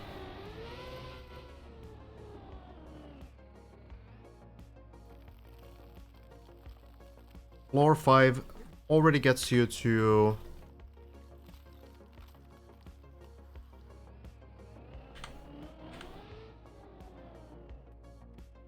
well, somewhere like top 35, I think. But Granati has been even further, up to 607 meters. That's not quite floor 6 yet, but it's definitely getting there.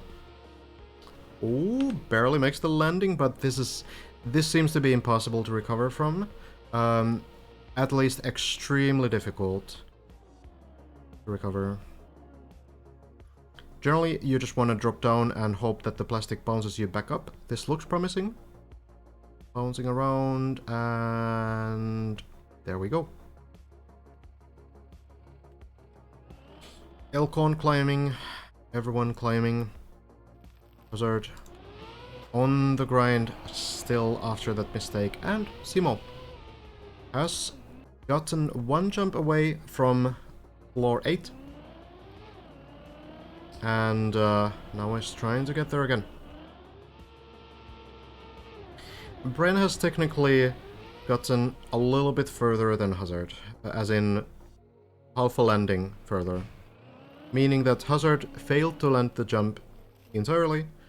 Bren managed to land it, but turtled the landing. So we're still on the very final jumps of floor 9. Gonna be the same jump for both Hazard and Bren to conquer.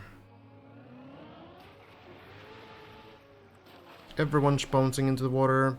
We might see Granati here go for the direct line. Again. Timo will go for the wet wheel line. Let me check in with Granati. Yeah, going for the precise line, but hits the wall, and that's going to be it. Maybe landing to the water, but no. And this is why not many players go for it. In fact, Elcon, the only player to consistently manage to do that line, it is just so difficult to pull off. It looks so casual. You just drive up the hill, right? But you have wet wheels, and you have such little speed. And then when you do go for the slower line, you can see if Massa is maybe still there. Yeah, Massa is just now setting it up, going for the a little bit slower line. But you dry the wheels, you do a double drift, and this is what's working for everyone but Elcon. So you do risk a lot by going for the faster strategy. But yeah, here we see the slow strat. Massa gets it. Difficult to say if you really, want to risk that line. But it is interesting that there are, other strategies. Well, I don't know if it's difficult to take slow with wheel. I think it's more that it's just easier to do with wheel because it's a very precise line. Timo first tries this, should be fine. Wheel is probably the best input device to do that kind of like a precise uphill wet wheel thing with. So I think Granati has the equipment advantage for it, so maybe that's the reason to go for it.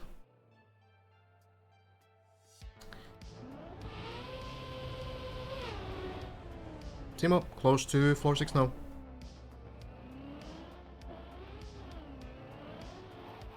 Hello, Larsing. Oh, Simo probably needs to redo this if he can. No, this might still fall off the platform, but oh, this looks rough. We've seen many mistakes on this specific part today. Not really sure. Simo might be waiting this out. If the wheels get grip here, which they probably will, maybe it can land on the platform below. Yeah, there's the wheel grip. Maybe it can do something. Might be a little bit of time gained to land here, and it is a downhill on the grass, so there's potentially a chance. Kind of grim, though.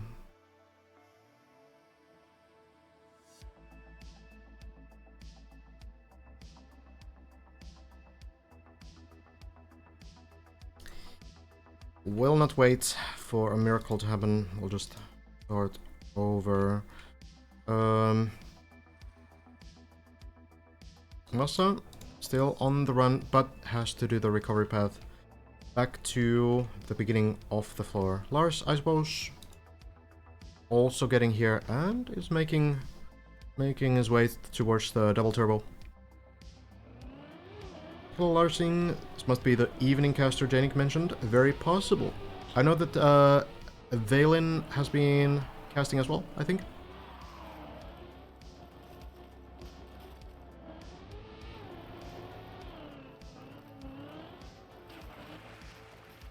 Elcon plays on keyboard.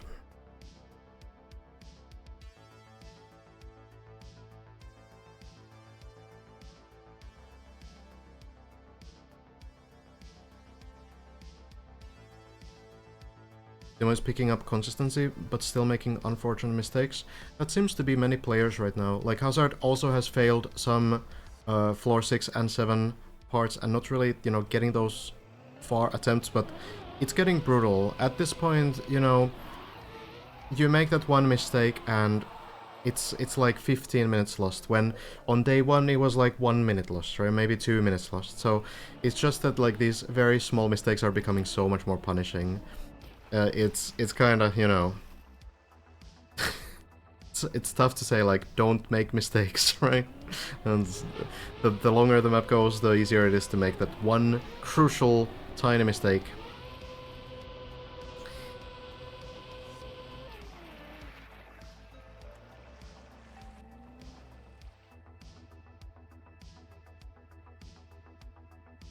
Lars has made it to the beginning of floor 8.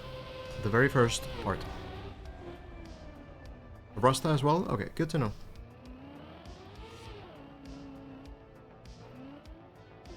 Lars gets the line properly and makes it the final part.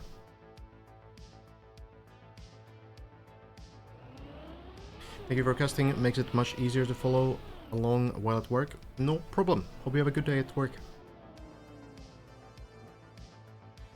Do you think someone finishes inside of the next week? Like within the next, like, what is it, 10 days or something? Entirely possible. Even more than 10 days. 12. Yeah. I do think it's possible, yes. Lars? Does a good slowdown there. Continues.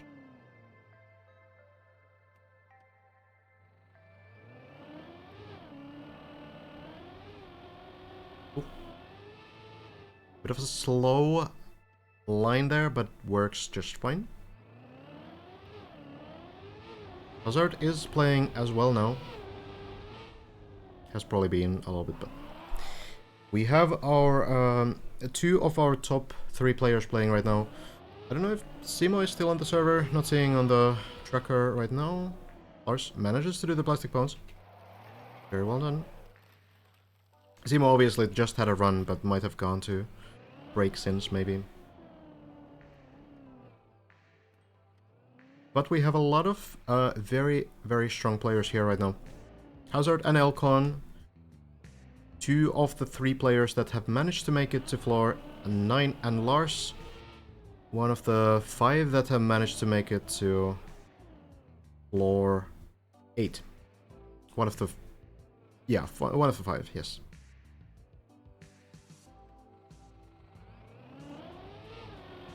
So Lars has a chance here to get something done. Seems to have enough speed for this. Approaching 700 meters, though there'll be some parts of this floor that make it fall a little bit. Backwards part next.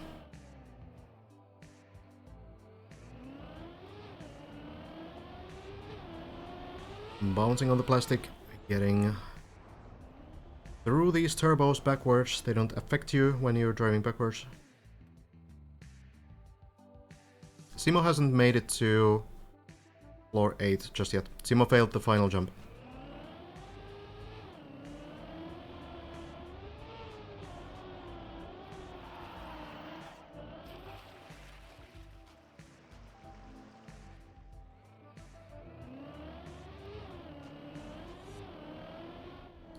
Lars, pretty confidently going through these final parts of floor 6.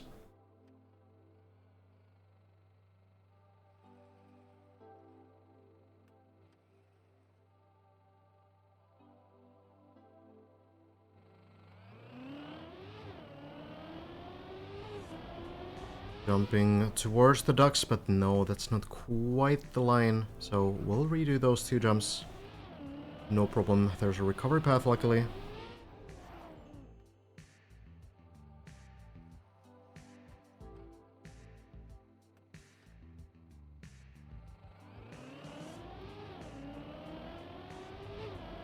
This time looks a bit better. The duck jump lands and Lars is through. Into the pool we go and then out as we need to do these wet plastic parts.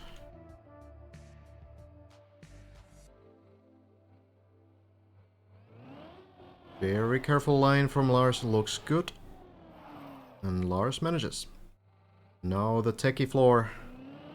Should be very familiar with everything here. Slows down a little bit, but a small wheel clip is everything that happens there. Safely makes it to the other side. Now the backward speed slides.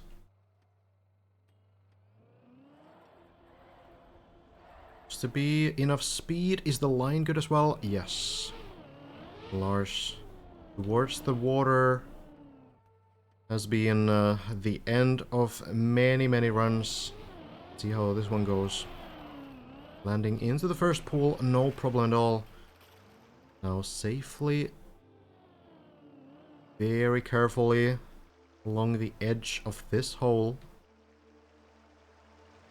Looks good, Lars is through, and now the second water part. Jumping through the hole and trying to land to the side.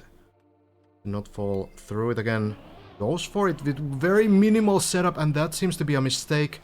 Lars not taking a lot of time to set that up and realizes too late that the line is not going to work. This is going to be a rough fall. Right next to the floor 6 parts as well. Might land here on floor 3, but an unfortunate mistake. Not quite getting that run working. We'll move on to Elcon right now, who is almost falling. The speed sliding on the plastic. Oh, it's so dumb. It's so stupid to watch Elcon play. This guy's really just like speedrunning. No one else.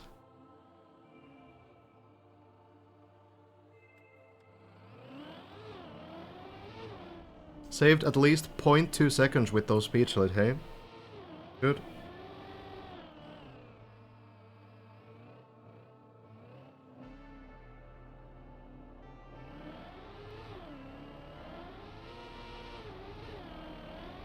Yeah, it's kind of like Elcon doesn't even know how to drive slower. That's what it looks like. It's kind of like, well, why wouldn't I do that optimization? And like, it's true, why wouldn't you?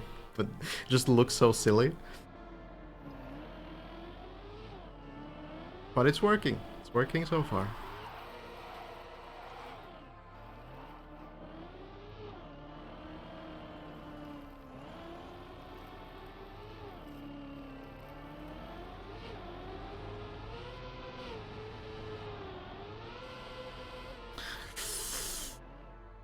Close call.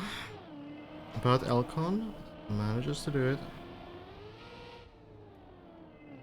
Guys, what is happening in chat? Can you relax? You're actively making my life more difficult.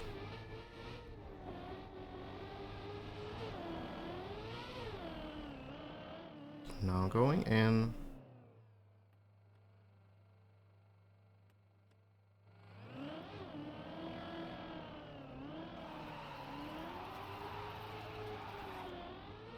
Landing into the quarter pipe.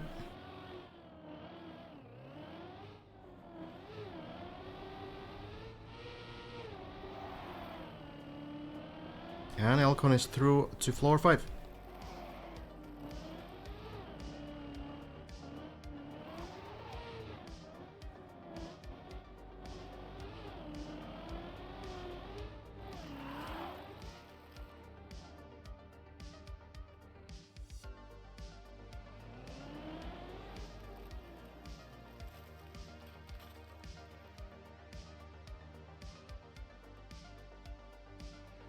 Looking pretty good. Yeah, feel free, honestly, Red, to do some timeouts if you want.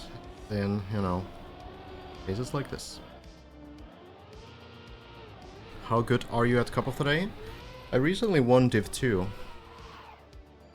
It really depends on the map, though.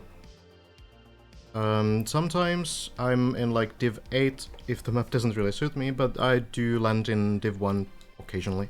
So, decent, I suppose. Not really a top level, and definitely not very consistent, but sometimes I do get some good results. Elcon into the pool, and look at this line now. Elcon, just casually, goes up.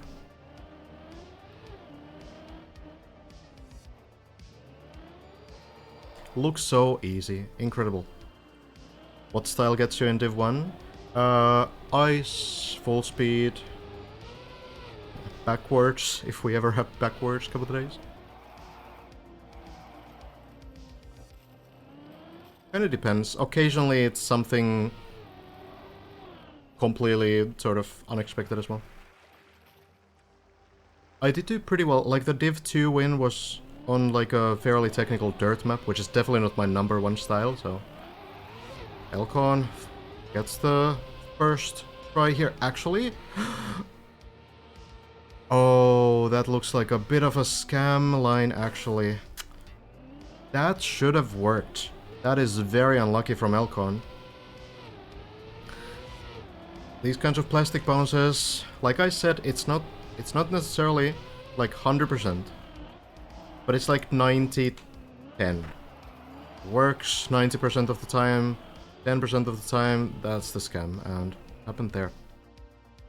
Multiple plastic bounces in a row will never be consistent, and that is essentially what's happening there. That's just like when you go along the wall there, you're bouncing on it on like a couple times at least, and maybe you get the right line, maybe you don't. Unfortunate for Elcon.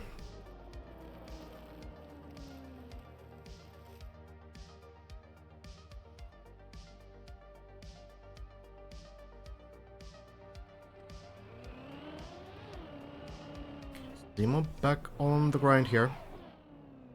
Actually, Corch was just on floor 6, but we just missed it. Corch falling down now. Back onto the ground, we have Lars and Juliano also there, and then on floor 4, multiple people again. Zypher, Sammy, Lover. Timo getting that consistency on the first few floors up though. Making good progress towards floor 8. And I think Simon definitely has the chance to reach the heights of our top players. Needs a bit more attempts to floor 7. And it might just happen.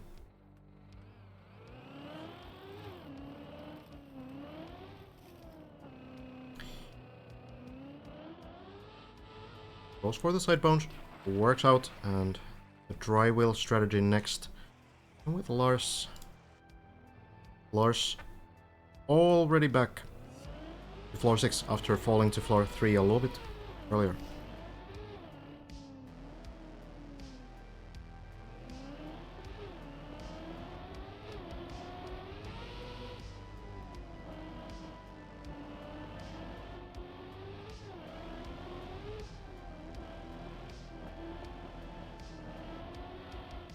Jumping up looks pretty good this time. Doesn't seem to fall. This is recoverable. Lars manages to do it.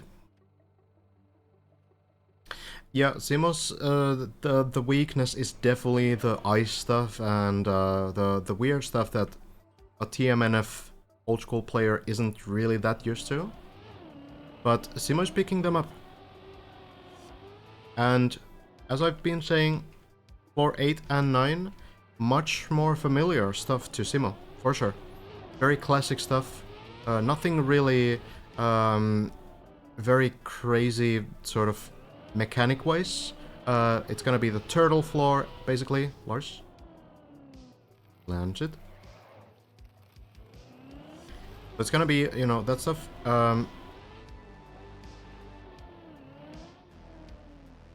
The turtle stuff, and then the old school platforming on floor 9.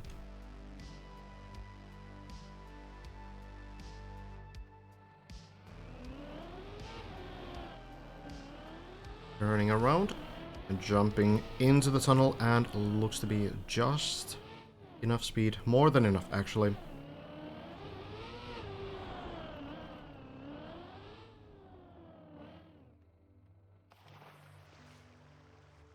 Hazard and Elcon a little bit stuck there in the floor 2 range right now.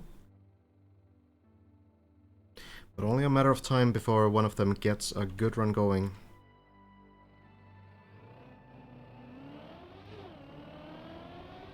Backwards part for Lars. Inverted steering. That was definitely not... No. That was definitely not Lars accidentally steering to the wrong direction. It was inverted steering, and it can happen. When you have a transition from forwards to backwards, it is possible that the steering doesn't switch directions. It's possible that the steering will still be the same, so it's not, it gets inverted in a way. So you try to steer to one direction, it goes to the wrong direction. I would be 99% sure that that's what happened there to Lars. It does happen to Bren as well, though Bren's case was even weirder, where Bren had it happen forwards. So that is, yeah, it's rough times. Very unfortunate. Timo apparently also having rough times. Drops to floor 2. Does not turtle, so this is recoverable, but it's not a lot of time saved. I'm checking with Giuliano.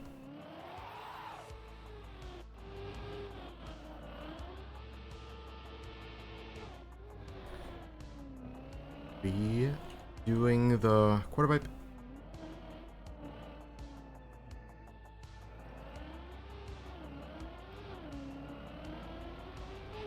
Sometimes inverted steering has also to do with when you start pressing backwards. There are some cases where you need to wait for the car to fully land before you press backwards, otherwise the steering will be inverted.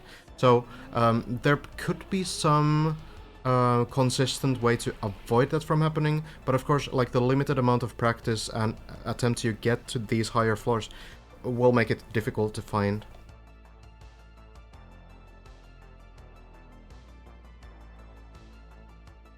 Hey, thank you, Curats. Glad to have you here. And it can be because you land in a drift as well. Juliana trying this uphill now. Been a little bit of a problem previously, but this time gets up. Gets up the platform. Going for the beam strategy. about 50-50 between players, whether they go for the beam strat or whether they take the ramp here.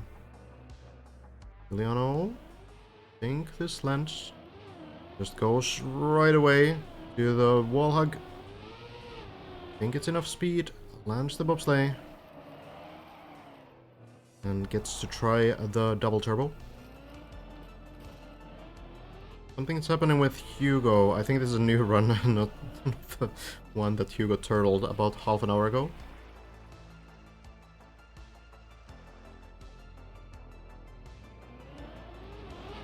Let's see if Giuliano can get this one. Turns around. That's too much angle. Gonna be a new attempt.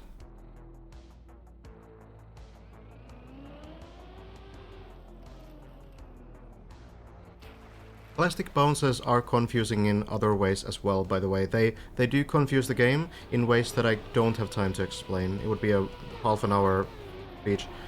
Giuliano, not really the best line here. Committing to it maybe a little bit needlessly, but looks to be able to save it maybe if the car doesn't fall, but it does. Unfortunate for Giuliano, not able to save that line and will fall back down.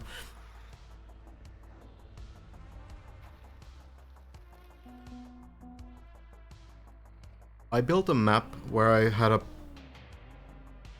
a double plastic bounce, so that you first plastic bounce above yourself and then upside down on the ground. And what I noticed will happen is that the game will get confused in the sense that it's not reading the correct speed of the car anymore, but instead it's reducing the car's speed. Oh, Hugo, not another turtle. Oh, this will go to the water. There we go. So, it will reduce the car's speed the more nose down it goes after the second plastic bounce. So I noticed that... I shouldn't have started explaining this. Let's just watch Hugo a little bit. This is a good line. Looks to be working. There we go. And Hugo should be safe for the next jump, I imagine. Oh, Jacob. Yeah, so what I shouldn't have. But now I started explaining it. I can't just stop it here, I guess.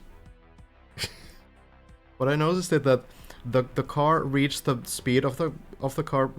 The game reached the speed of the car wrong when the nose of the car goes down, and you can stop the rotation of the car by air braking, so that the car is level in the air before it lands.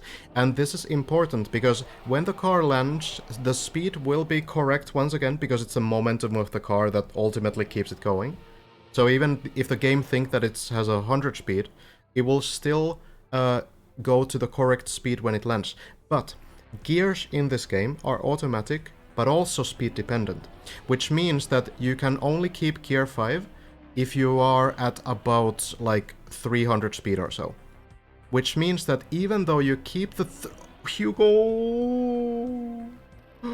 Oh no, that's such an unfortunate and very, very unlikely mistake, and Hugo leaves the server, maybe feeling like a break is in order after that one. That is very unfortunate. But that is what it's gonna be. Lars on a new run.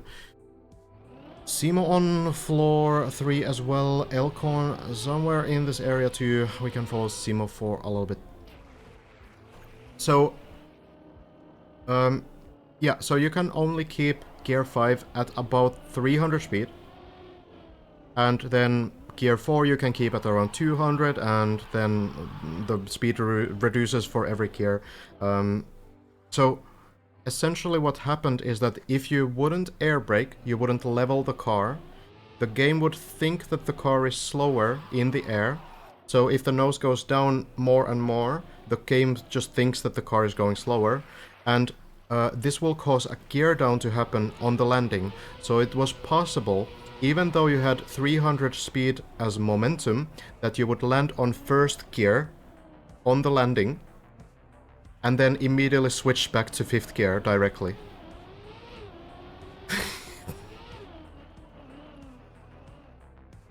I don't know how to explain it better. It is super cursed and bad. So yeah, the game is perfect. What does that mean? It means that you get a massive slowdown because the car is getting 4 gear shifts at the same time.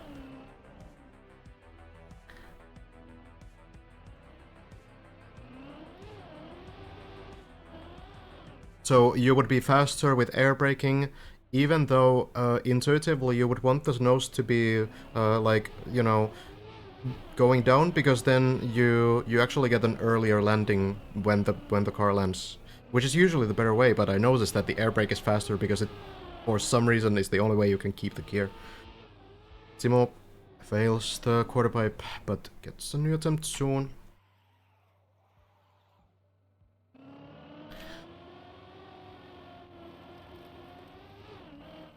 Yeah, it's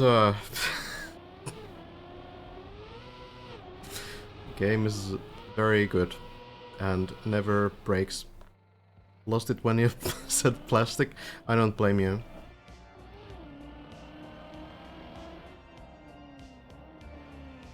Virtual just saved the super turbo slalom, somehow full stopped in the turbo and backed out of it.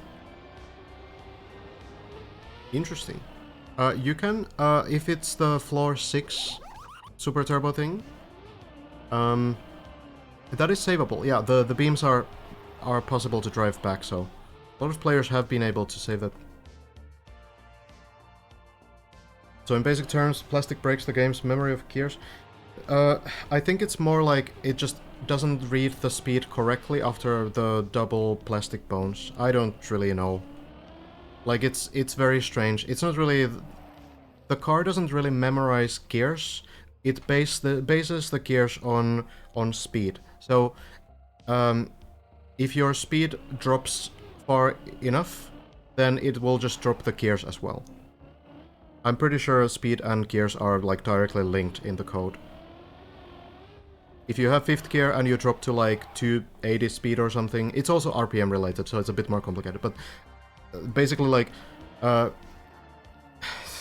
it's weird, because like there are examples where this logic breaks as well. For example, you can have an ice slide where you have 1st gear at 300 speed. That is possible. So nothing makes sense at all. Look, Trackmania is just a game where you're supposed to drive the car and not think too much. That's what it's gonna be. Is there a way to use that in khaki? I don't think so. It would be it would be very difficult. I was briefly thinking about it, but it gets so technical and complicated that I don't know if it's really usable.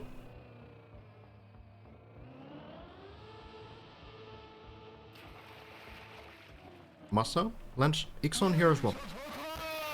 Uh-huh, yeah. Didn't quite catch that, but okay. Cypher actually doing good progress here as well.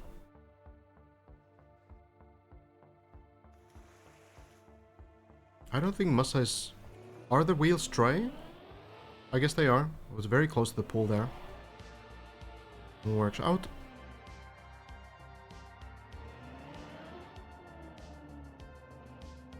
Hazard climbing Elcon on floor 2 right now, but haven't really seen those floor 6 runs that we're waiting for. I think Massa's personal best is at the end of floor 5, so we're pretty close to that region.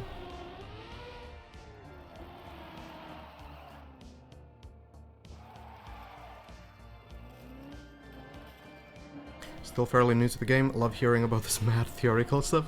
It's very interesting. But as someone who primarily builds maps, it also has shortened my lifespan by about 500 years to have to deal with all this stuff. Because I'm the person who has to fix those maps.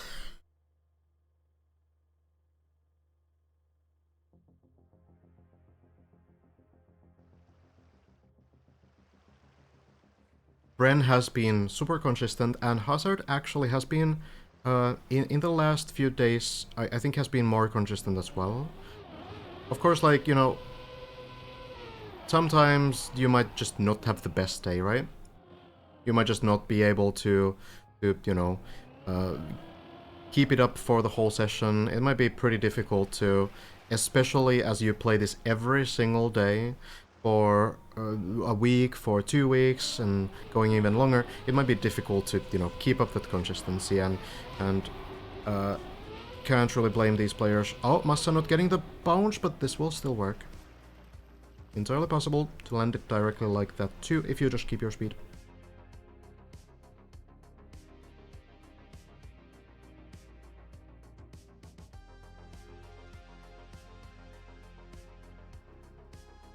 Was Ixon on PB as well? I think Massa is very close to a PB. Couple jumps away. So we might have a couple players here getting pretty solid runs. Massa saves it to the water. Will be fine. The map is actually very hard. Yeah. These guys are making it look a lot easier than it actually is. Hazard and Ilkon both on floor number 4. Simo also getting back to floor 5 now.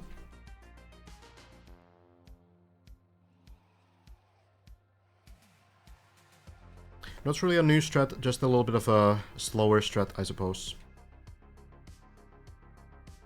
I'm Finnish. It's a very Swedish name. It's also a very Finnish name.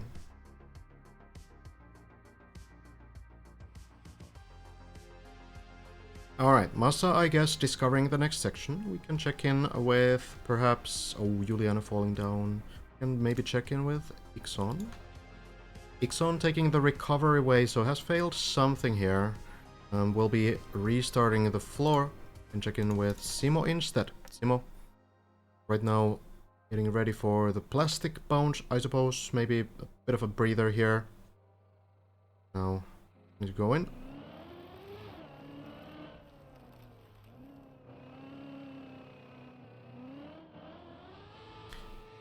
Okay. That is one of the plastic bounces that we've seen. Very good surface.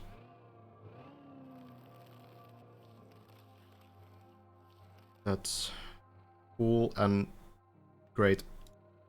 Alright, is Massa ready to try it out? Probably still just looking through the next sections. You are going to be having a little bit of an easier time if you do chain these next few jumps. Need to go in and land here, go through the turbo between these two plastic pillars, and then you can sort of relax over there before the final jump to the next floor. Oh, Henry. The front bounce is usually actually less consistent, so that was like a ultimate scam, even. Usually the side bounce should be more consistent. So, Massa landing it, but not so clean, and unfortunately the plastic bounce there will cause the run to end. Well, there's a little bit of a turtle here, and I guess it's possible that the default movement of the car will bring Massa somewhere, but it's looking a little bit tricky. And Massa will indeed restart. Simo still attempting the plastic bounce here.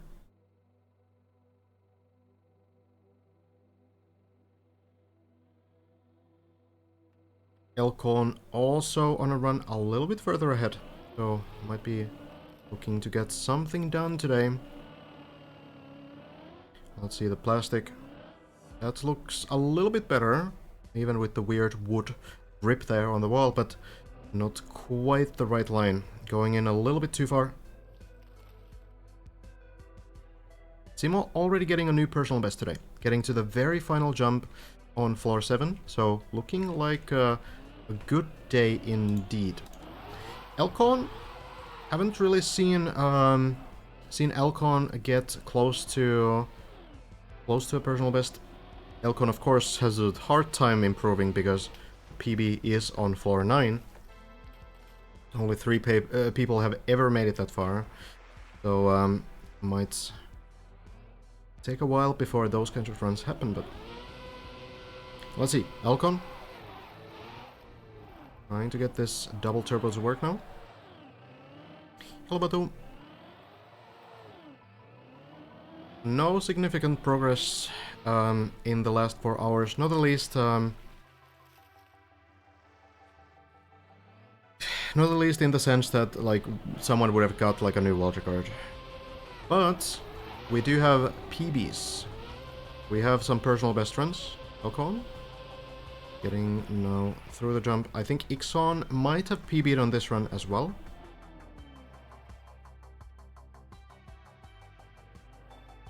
Elcon goes for this super fast strategy still, just taking max speed and just full sending it to the middle of the ramp.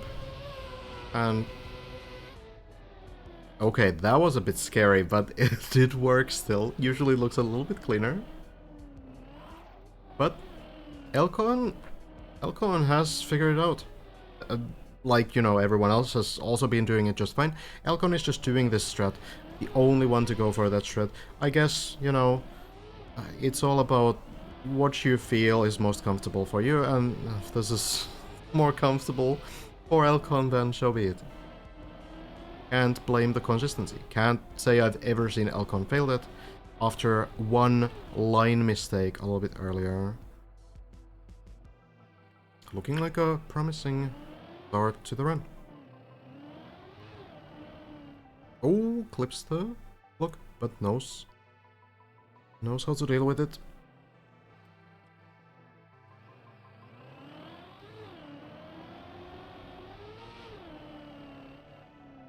Haven't finished it just yet, judging, but we're working on it. Hopefully this year. Alcon looks like a good line.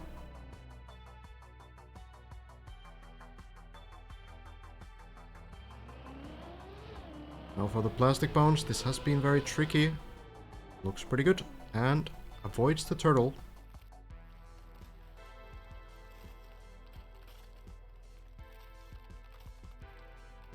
Suddenly we have 5 people on floor 5 and up. Timo also getting now to floor 6. Hazard pretty close to that too. Zypher, Ixon still on floor 5. And then we have a bunch of people on floor 4, so a lot of progress here, especially from our top players. Elcon, a bit of a line mistake there, but this is recoverable. Just jump to the left. Oh, wow, okay, Elcon doesn't want to recover. Elcon wants to continue.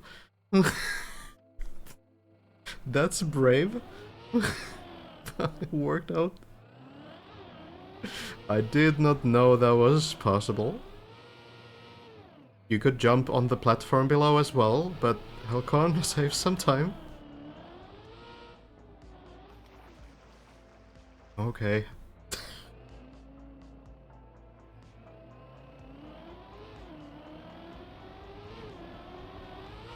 How much you have played the map? Not a single second. Been only following the others.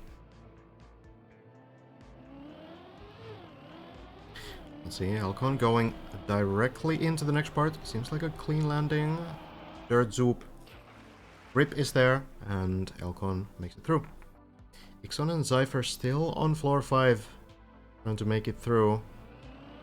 But it does seem like Ixon is falling right now, so one less player on these sections. Elcon is basically just speedrunning, and it seems to be working. The lineup for the duck jump, it's good. Launch the pool, and Elcon, one part away from getting to floor 7 again.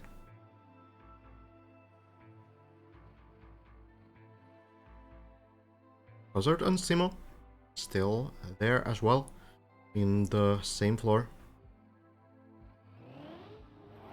Elcon, very controlled line. Turns backwards, dries the wheels, and at the very least does not chain this part. That would be a little bit scary. But now going in for the first jump, lands next to the wall. Nicely saves a little bit of time for not crashing head onto it. Speed slides look pretty good. The line is good. Lands clean.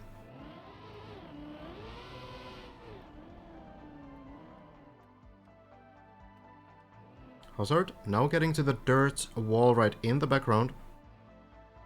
And based on the height there, it seems like Hazard has landed it. Elcon will not make this setup though. So we'll need to redo this, which is entirely possible. Needs to carefully go around the turbo. Elcon. Just manage. Hazard and Simo. Climbing still. I think Simo is in the backward part. Yeah. And seems to land it too. And now Hazard, the duck jump, seems to be landing it.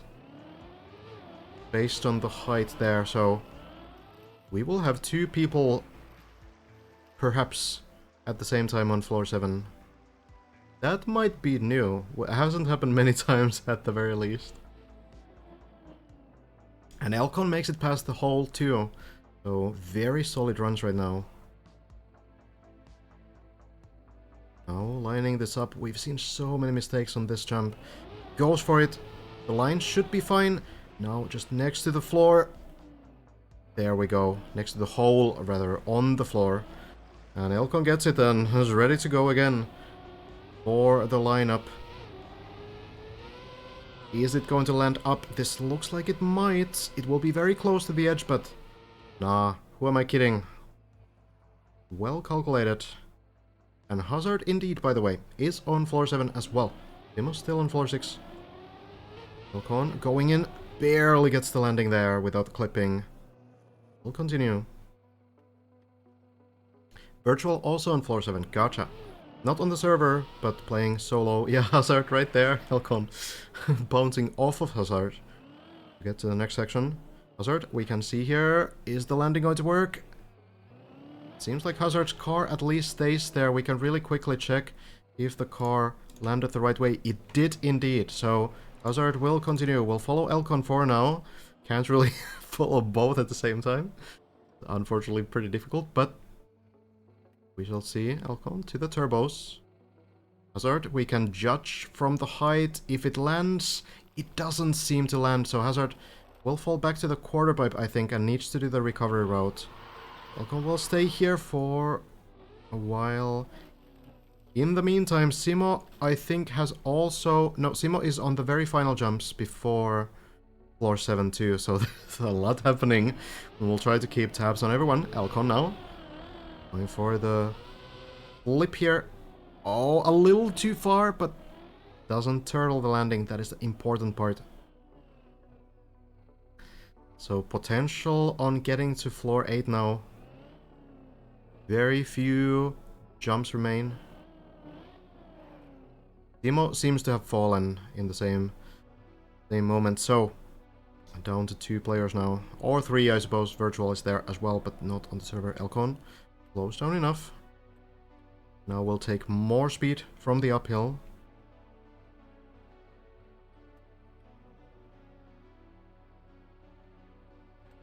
Lines it up, goes for it, and will get to floor 8. Elcon was the first to clear this floor. Managed to do so without massive issues. We'll see if that's the case on this run as well. Goes directly into the turtle. That is indeed what you're supposed to do. Not a mistake, but the intended way. And the reason why you need to do that is because you need to unflip the car onto the next quarter pipe. It's not possible to get there if you don't go upside down first. So here, waiting for the timing. And Elcon doesn't get it. Is it savable? Unfortunately, looks like it will not be. And Elcon does the same mistake as Lars did not too long ago. Not today, but still, unfortunately, Elcon doesn't get the car flipped. So, Hazard.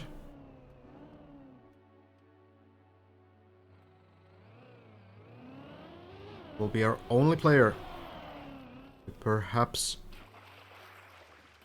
make it towards further sections on floor 8. Lars, of course, also close by. Lars has been there as well. And that is Lars's personal best. Essentially looked exactly the same as what Elcon just did.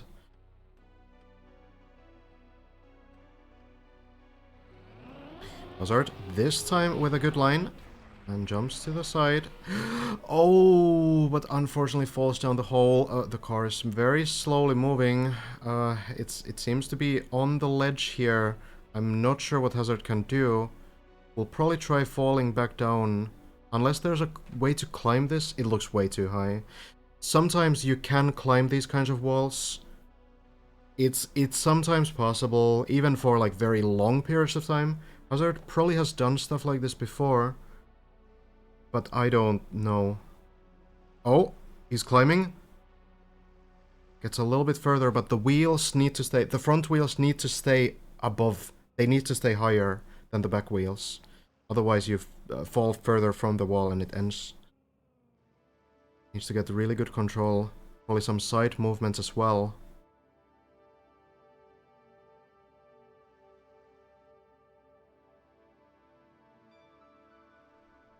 Getting the grip again, but loses it very quickly.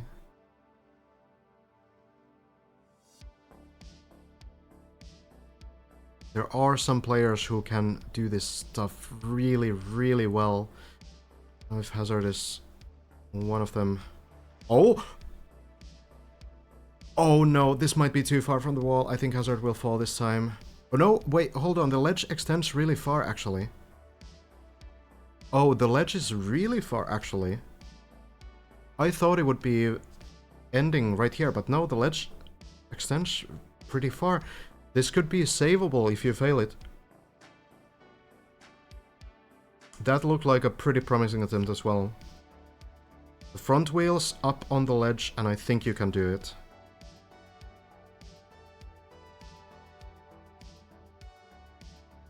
Taking speed, trying to angle the car here. Don't think Hazard has given up on this strat yet. We'll try it until the car falls.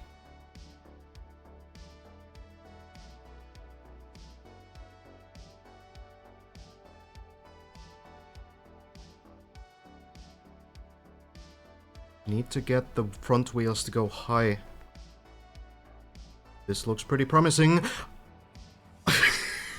I can't believe it. Hazard is up in the pool.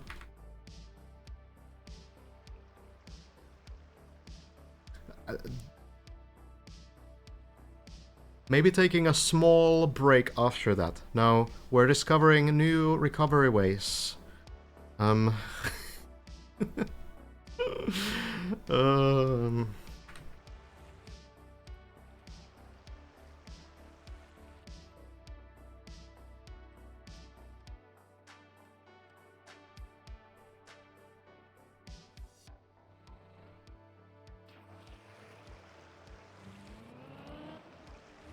Oof.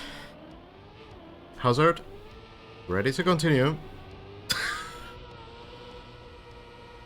And... oh, not quite making the jump. This might still recover. I think it will. Okay. So, Hazard will have to go through the entire level again, but this is possible to save at the very least.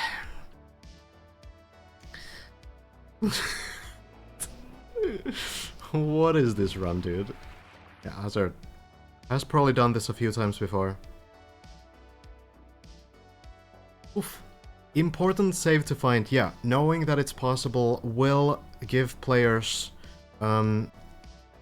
maybe some hope to try to go for the same recovery. I think previously when you fell back down the hole, it was like, alright, well, GG, I'm gonna go grab some coffee or something. But this time we know that, okay, even if you fall back, if you just manage to get the grip there, you will be able to recover. As long as you give it some patience and you can do this kind of a water climb. That'll be fine. Hazard drying the wheels. Not keeping the wet wheels for this next part. Lars was on floor 6 as well, but has fallen, it seems.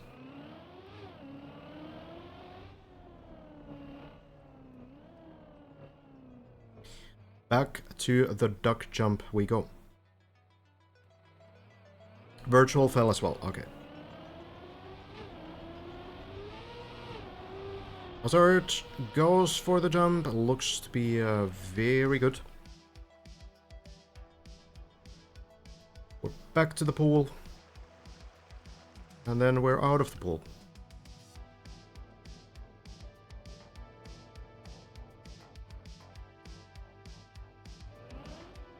Hazard.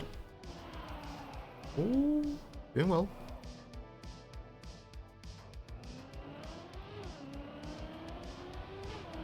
And we are back. We're back to floor 7. Now trying to get back to those dangerous water parts. Fun fact to remember is that Teki, the builder of this floor, said that in terms of difficulty, this is like 5 out of 10. This floor. So that's cool. Just before we get delusional and think that this is like a final boss or something, in context of the map.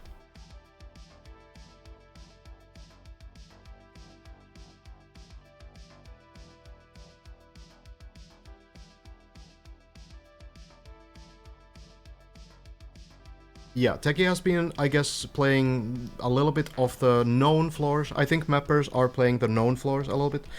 Not really, you know, spoiling anything or anything like that.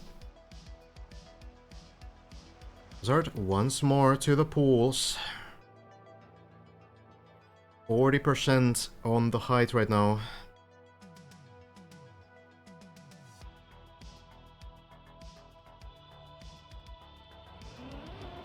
Zooming in, and this time we hope that the journey up is a little bit easier, and it will be.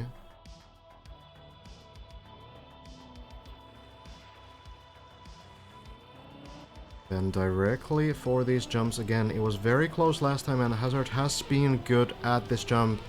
Is the line going to work this time? This looks better. It's going to be very much on the edge, but it will land.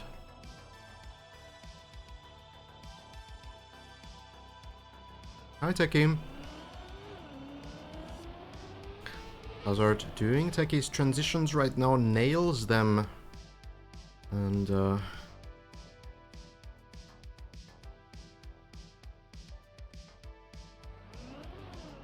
plastic bones looks to be working too. And then for this one. Now, Teki, I have a question for you. Is this you?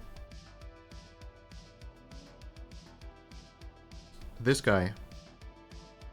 That's what we call him. We call that the Teki watching people fail the level. Oh, Hazard.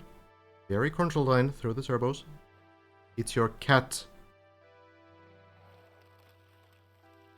The unique cat.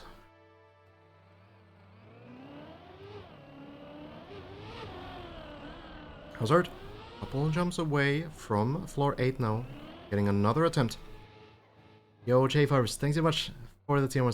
Very much appreciate that. And no problem.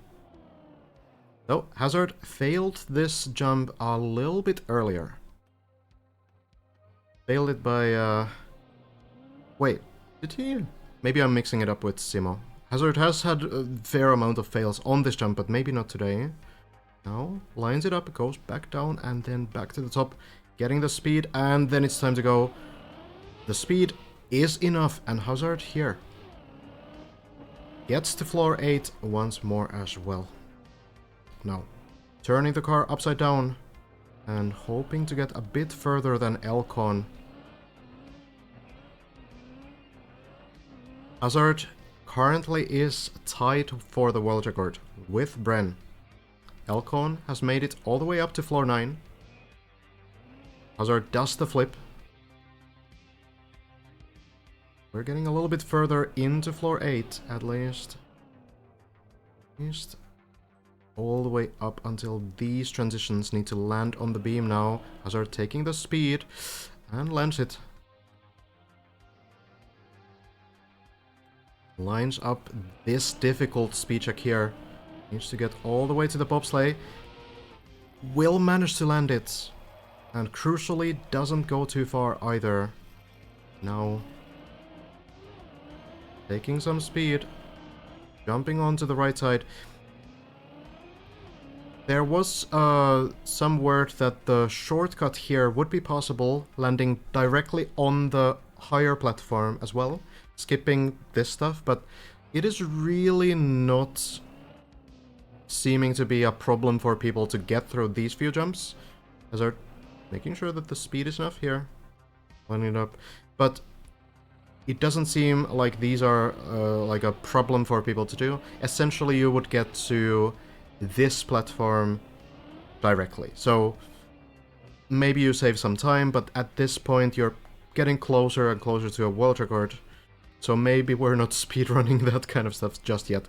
Now for the second turtle. Squeezing the car between these two blocks, hoping that it stays there. One wheel getting the grip. Being scary, very shaky, but Hazard gets through it and keeps the turtle going. Now just needs to flip it on the next platform. Waiting for the timing, gets it. A landing towards the grass platform is next. Need to take the highest possible speed here. And Hazard looking good, will land it, and will stop the car in time. Quarter pipe jump. Up the next platform. Hazard lining it up. Looking good, and the car will not turtle.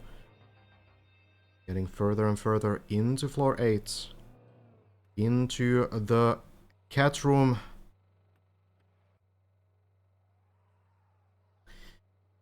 Visiting Dundi's cat, perhaps.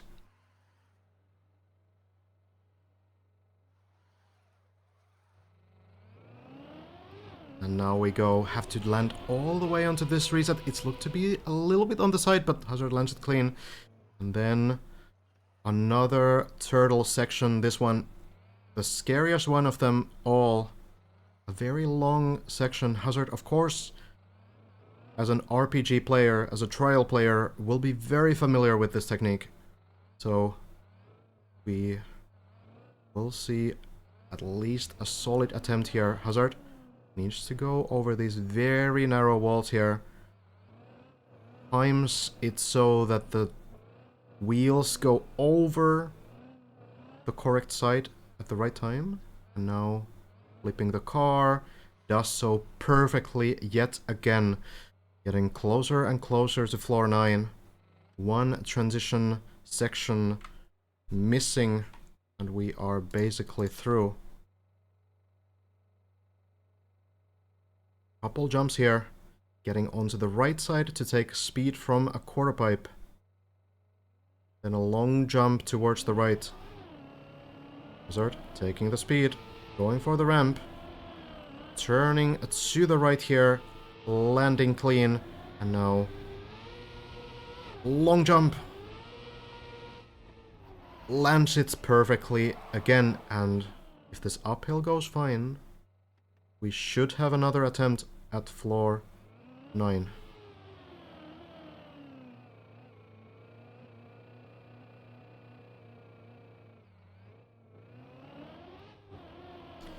This one has been figured out. We go into strawberry cheesecake, actually. I've been calling it strawberry shortcake, but it's actually cheesecake, I see now.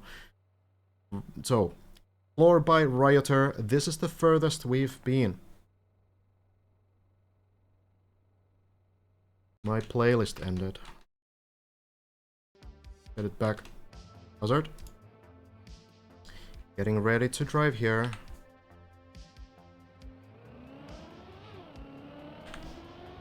Lines up the jump. Lands again and needs to land on top of this turbo here. It looks to be good enough. We'll continue.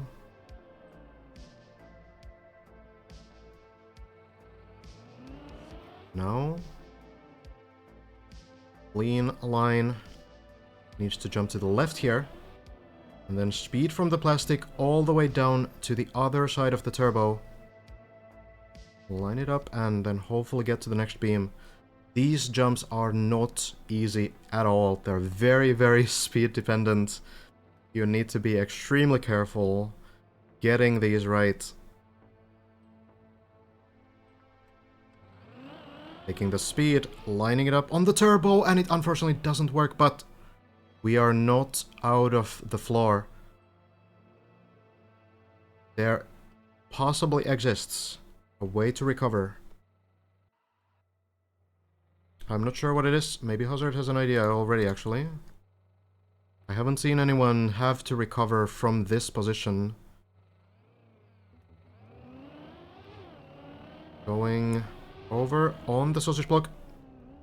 Scary jump, but no sweat for Hazard. Suppose you can jump on the right side from here. Start lining it up. These don't seem like easy jumps either.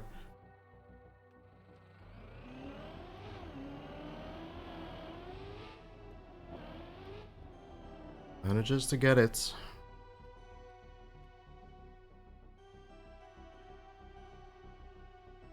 Haven't seen Bren or Hazard have to recover these lines. Let's just follow Hazard. I think Hazard already knows what to do. Let's probably check this out and indeed will be able to save it. Round 2. We go back.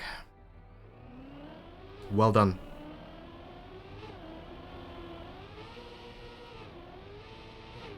Once more, the landings here. We'll have speed for the turbo landing. Nails it again.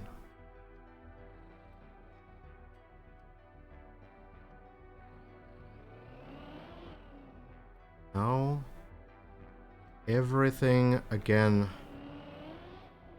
Bren failed the recovery line earlier. Okay, good to know. Doesn't look free at all.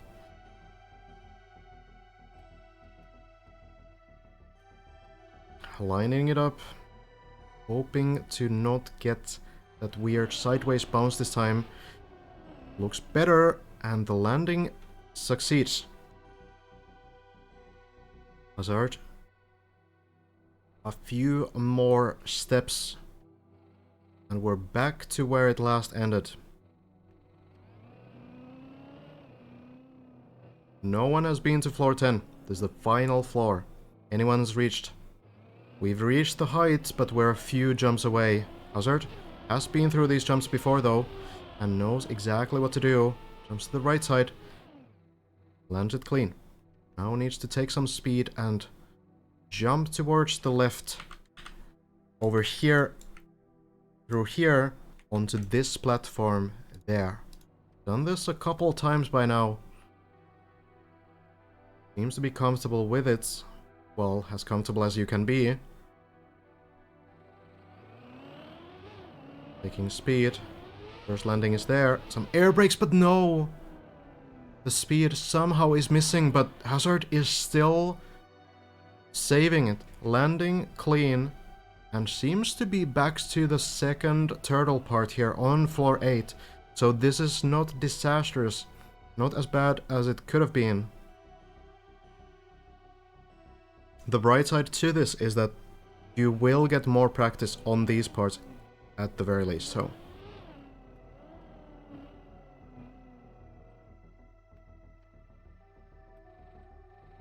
Once more, going upside down. Carefully navigating through the beam.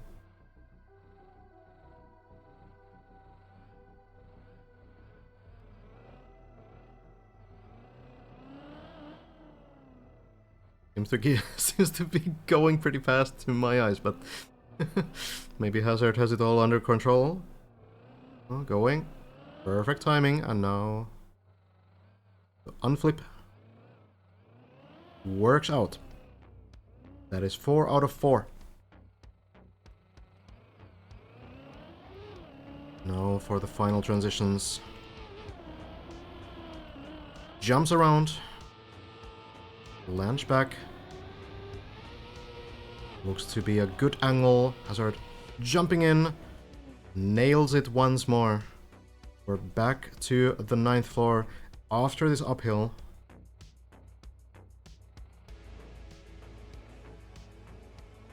Slow and steady. I mean, he's full speeding it, but you know, Guess the car is slow at least. And we're back.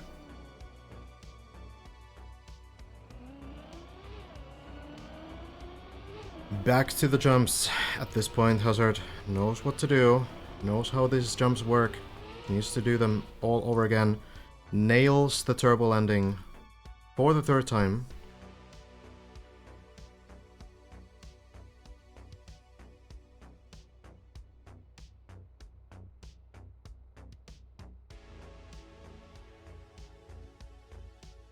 Maybe taking a little bit of a breather.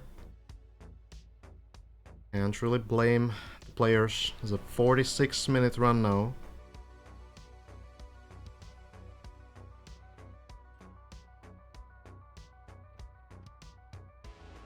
Getting the speed for the jump. Hopes it barely makes the landing. A little bit of a scary one, but no issues there. Now jumping back in for the second turbo landing, which has seemed to be a little bit tougher for Hazard. Lining up carefully and taking the speed from the uphill. Feels confident, going for it. And it looks extremely clean this time.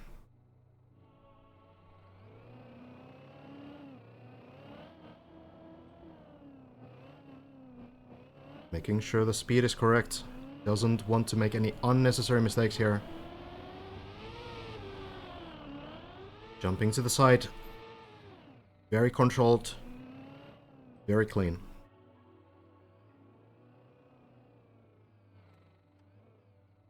Now, for the jump that last didn't work.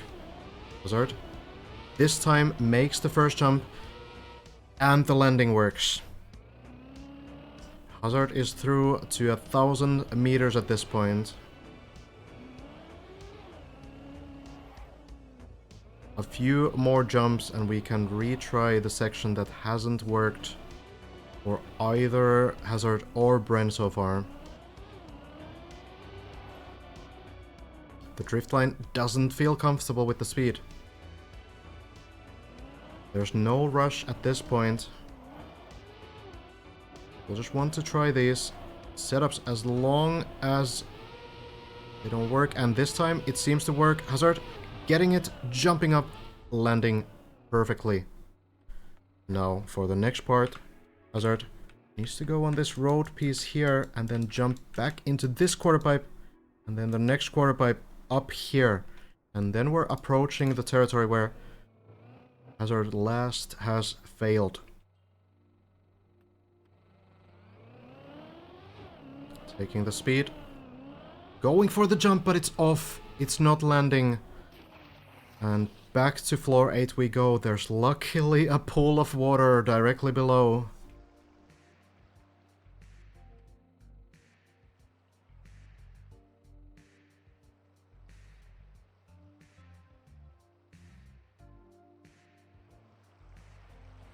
Tiny heart attacks, perhaps. But the path to recovery is possible here.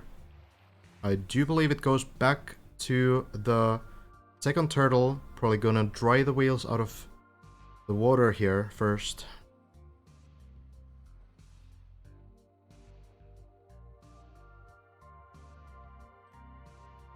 Best floor, says the mapper.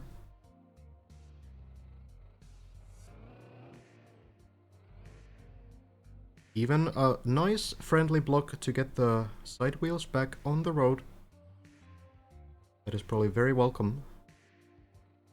Then getting ready to turtle again.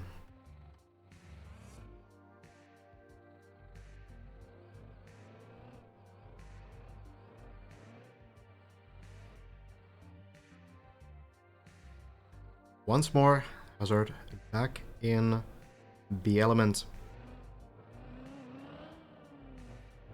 Seems to be getting a bit impatient, or is it just me? Kind of just going pretty fast through this. Working out though, now the flip. And it works every single time.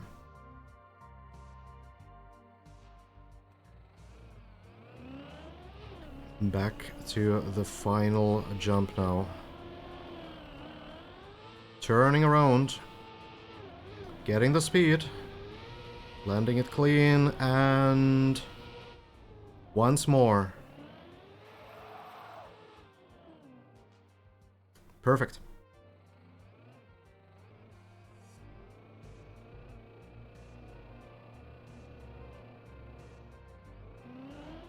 For the third time, we're now back to the beginning. Floor 9.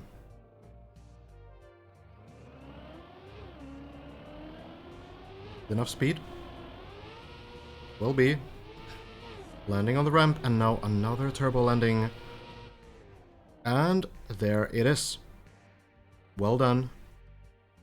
By Hazard. Hopping over. Looks very controlled this time.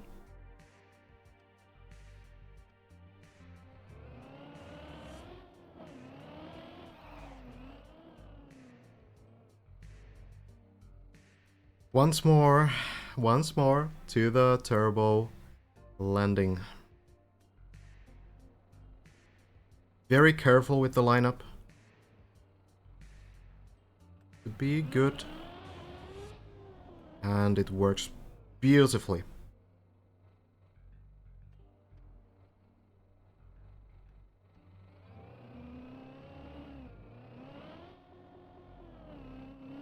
To the land of quarter pipes we go. First one hasn't really been much trouble, and it looks to be good this time too. Now just good speed. Getting everything clean here. Get to try these later parts once more. Looks pretty good. The jump is there, right in the middle, and that is perhaps the cleanest landing we've seen so far on this jump.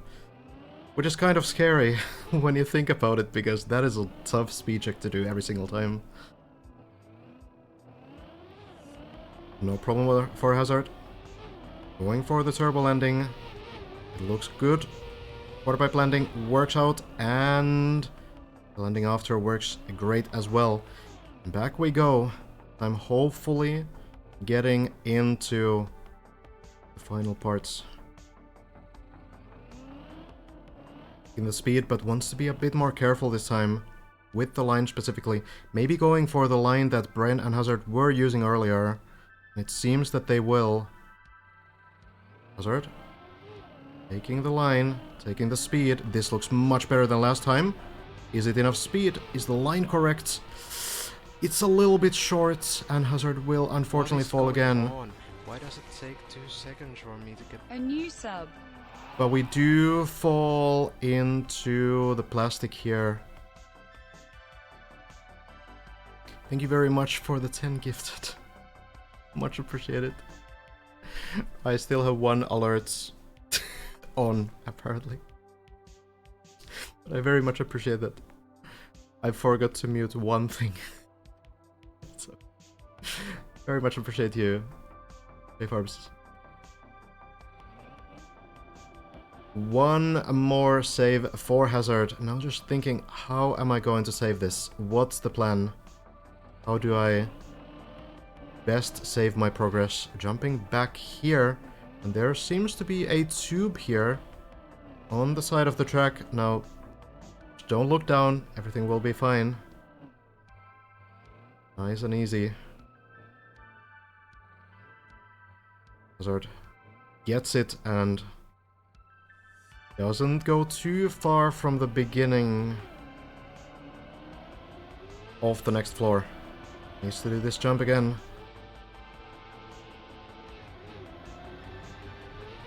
This time, Hazard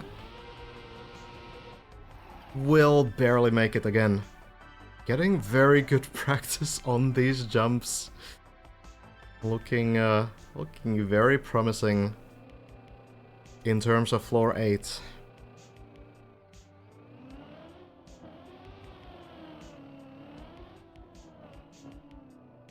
And back we go.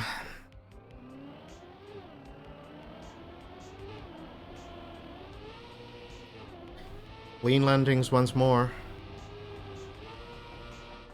And on to the turbo.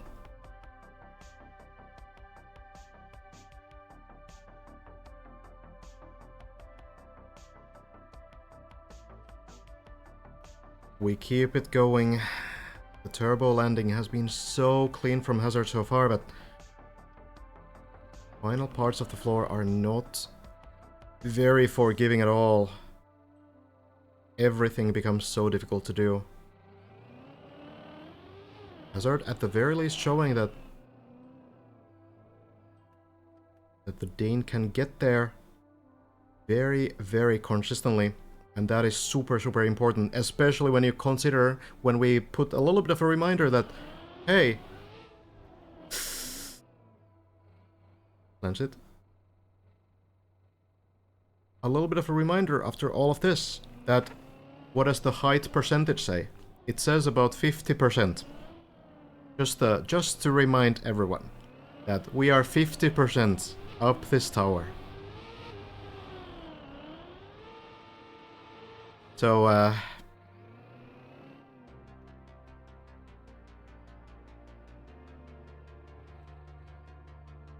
being consistent on this kind of a floor, that's key. And Hazard, one jump here, again shows us that that consistency, it is there. And it's getting better. Every jump looks more confident than the previous one.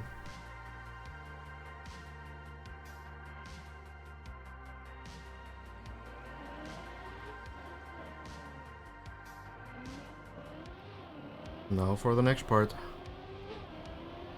Turbo landing. Getting into the quarter pipe and once more lands it perfectly. A tricky quarter pipe jump. Once it was a little bit off on the first jump and then it was a little bit off on the second. We get both to work this time. First one, it looks good. It will land. And the second one, it will land as well. Hazard has been the highest part of current runs right now. This is the final trick that no one has done. This is the trick that no one has been able to do. And it's going to be interesting to see Hazard approach now. Because Bren, unlike Hazard, did choose to go for the plastic bounce. And it seemed to work. But then again, Hazard's roll from this side onto the quarter pipe seemed to work as well. So it's going to be interesting to see which one Hazard decides to go for. There's not a good sample size for anything. So at the moment it seems like both might work, but Hazard lining up for the bounce, just going for it, has learned from Bren, gets a clean landing number 2, and now the quarter pipe jump. It looks good, but Hazard also turtles, the same as Bren, will try to save it, but it seems like the fate is sealed. Now we could look for default movement here. We could look if the car is maybe moving to some direction. Seems like it's going forward here. And maybe it's possible that once this car goes far enough, it falls and Hazard can continue this run. Interesting jump, says Hazard. And can't argue with that. Interesting indeed. Well, either way, we're gonna be here for a while, no matter what happens. I assume Hazard will wait this through, see if the car maybe lands here, because this is a big commitment regardless, right? You've been driving for an hour, this saves you potentially another hour, and you know, it's hard to get to these floors, so I think Hazard will just wait this through. We can in the meantime check in with Elcon, who is on floor 6 right now. Might be able to get the grip on the wall, but the car will also move on its own pretty often. So there could be something here that can still happen. So it's possible there is a recovery way. I can quickly show what's going to happen if Hazard is able to land on the platform below. So If the car keeps moving here, I don't know if it gets stuck on the wall, actually. Seems to be moving still. So if Hazard does manage to land here, and is able to continue, you can go all the way here, take speed from here, land here, and then you're back to this jump, which brings you to the turbo, and then you do all this stuff again, you go back here, and then you can try this jump again. So that's a possibility. There's been now, if I count correctly, 5 failed attempts at this jump, total. 3 from Brent, as I understand. 2 from Hazard. Doesn't seem like a very easy section whatsoever, but what a huge run from Hazard so far at the very least. Again, collectively making a lot of progress, even if we don't have a new world record as of yet.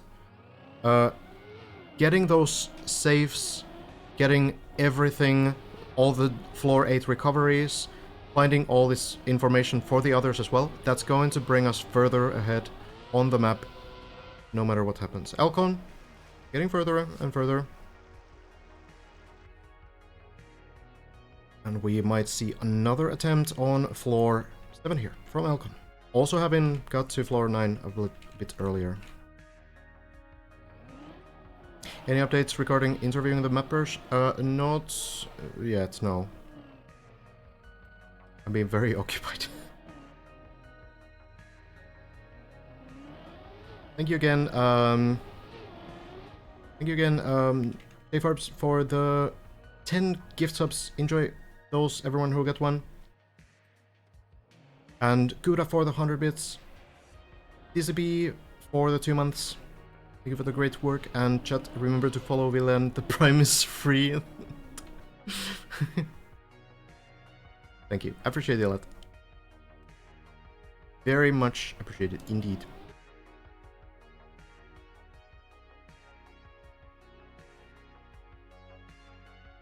Still rolling down. We'll give Hazard, I think, another minute to relax over there.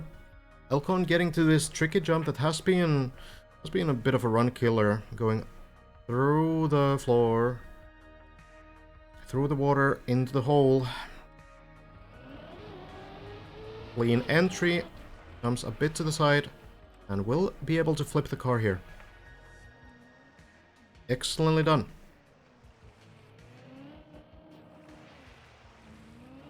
Yo, Booster, thanks so much for the Prime sub. Very much appreciated. I do have alerts muted for, well, most alerts, as we saw a bit earlier. Elcon barely lands. For convenience of these kinds of runs, you know. But I do very much appreciate the support. Elcon, clean lines and getting closer and closer towards floor 8. Finally found what to click to sub with Prime. Not easy. Maybe they make it as hard as possible. Hazard is not streaming. Oh, gotcha. Understandable. Can quickly check in. It's still gonna take a little bit before we have a potential chance there. Elcon missing the line there. Is this a dead turtle as well? Oh, that is such an unfortunate mistake. Elcon, I guess, going a little bit too fast. Maybe a little bit of a misaligned line there. Not going directly into the beam and falling off there. Very unfortunate. So it's gonna be Hazard alone on these higher floors.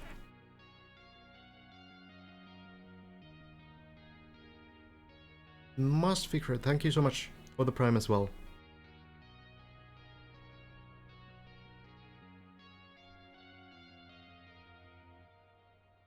The car is moving. The car seemingly will fall. It's going forward, but it's gonna take time. Might see it against the background here. Will eventually fall, but it's gonna take a little bit of time. The question is, how is it going to fall? It might fall in another turtle, and Hazard needs to be ready for that as well, because the problem is going to be that that there's not much to unturtle on. I'm not really sure what the plan could really be. Maybe against this wall somehow, but I don't know. We shall see. Hey Polka, thank you so much for the Prime too.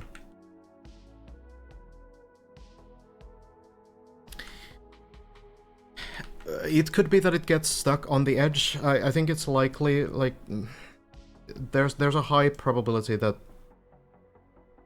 Hazard will fall down on the other platform. Whether it will help him continue the run or not, that's a different question entirely.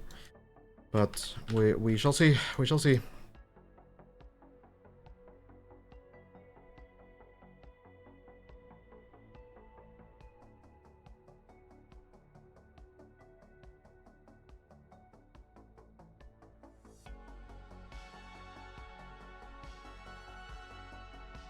Waiting for, I'm gonna guess,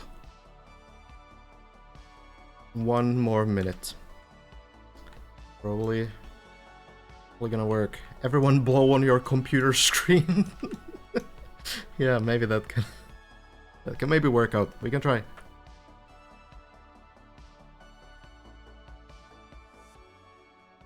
Principal, thank you so much for the comment sub.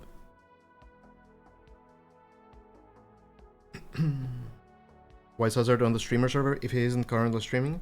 It's just basically like a whitelisted server, which essentially, you know, you will apply to play on the server and you can play among with people who are generally competing for the top spots. That's basically it. If anything, it's very nice that Hazard is playing on a server when he's not streaming, because this way we can see the attempts, right? So it's a very good thing. Approaching the edge of the block.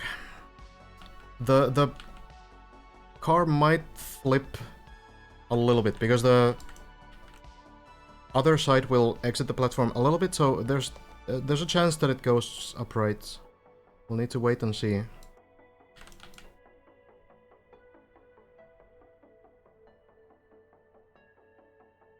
Note pressing forward. The car has default movement. Essentially, usually when you land, especially on road surface like this, like normal concrete, which the poles are, the car will just, when it's turtled like this, upside down, it will just have like very slow movements to some direction. This time it's forward, and it seems like it's going towards the edge of the block. So it will just, you know, move on its own. Why does default movement happen? The game is spaghetti. Probably.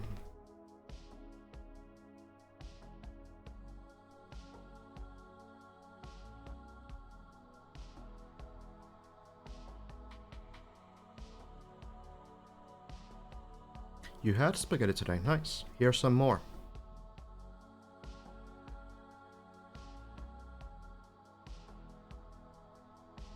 We've now been here for maybe, what, close to 10 minutes? It is a well-deserved break for Hazard, though.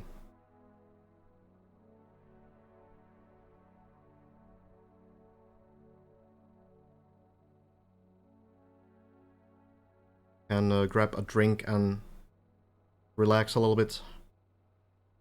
Getting ready for whatever happens next.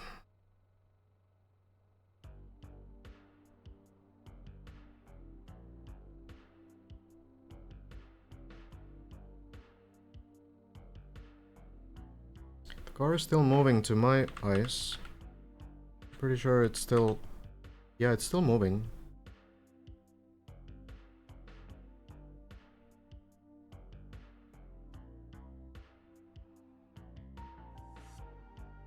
Going.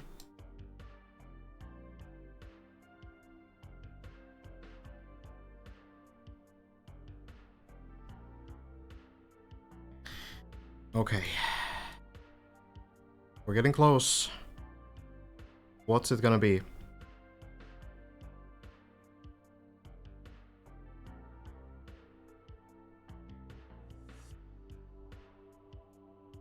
Will the run continue, or is this the most anticlimactic ending we could possibly have for a monumental attempt?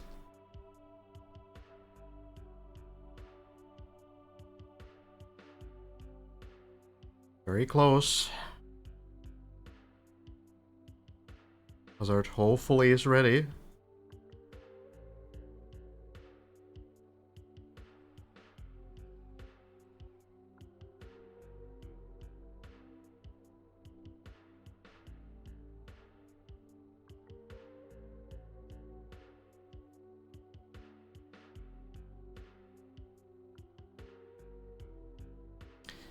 Still moving. About half of the car over the ledge now.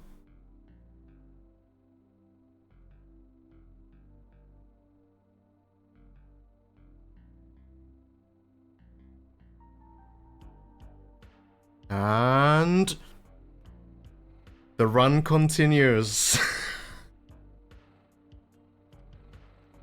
We are back. Hazard probably has seen Bren do these recoveries. They are not easy. This floor seems to be very punishing in terms of these recovery paths, so it's really not safe to get back to where he needs to get here. Needs to land on that ledge over there. We're gonna see. We're gonna see if that works. In-game chat should be on. Just very quiet. I believe that everyone's pretty tense right now. Hazard goes back on the other platform. There's something else. The red wall. Hazard. Is it indeed? Ah, you can do this as well. Maybe a small shortcut there, or is that maybe intentional? A bit of a puzzle recovery, but that seems a lot safer. We're basically in the same position without taking that massive risk. Clever from Hazard. And now back to the turbo landing. Looks to be clean. Back to the quarter pipes. And we do land it. And once more...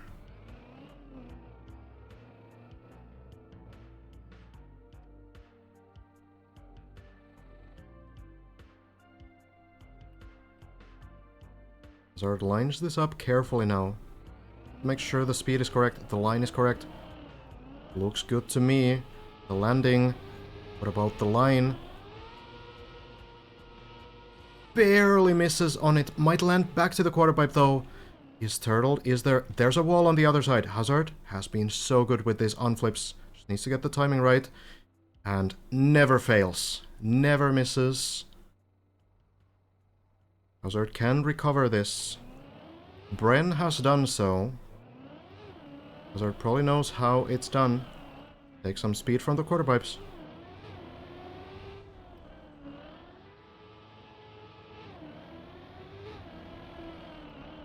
Jumps to the left. Oof. Lands it nicely. Now just up these plastic beams. We can retry this section. No problem there. Hazard.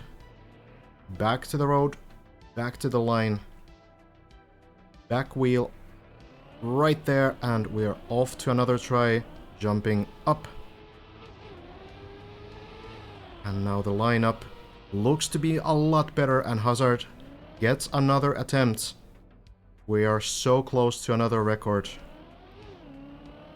Getting the speed into the tunnel works perfectly. Now for the plastic bones. This whole mess of a section. So many attempts. Turtled now as well. But Hazard going in very quickly. Jumps all the way up. Is it going to land? It's a little bit off. And I don't know what's going to happen now. Falls off the platform into the quarter pipe. But is safe for now. No. Just has to find another recovery path here. Maybe Maybe back here, maybe it's possible to do that jump. Hazard did that save before. It's a fairly difficult jump combination there, but that could be the route. Maybe there's something else as well. Hazard. Taking the speed. Seems to be lining up for that jump. Maybe there's something else too, though. Maybe still just thinking, making sure that the strats are right. You want to get another attempt at this.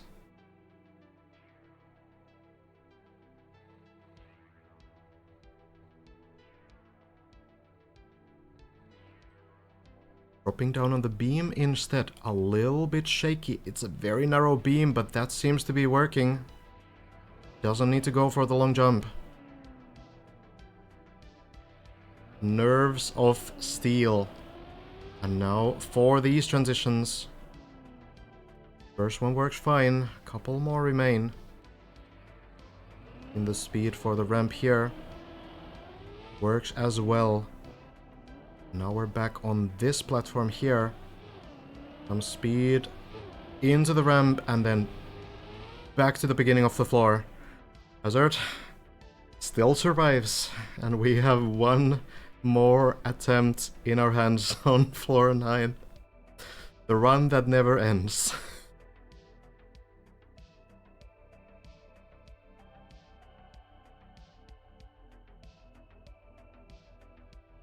Just keeps going.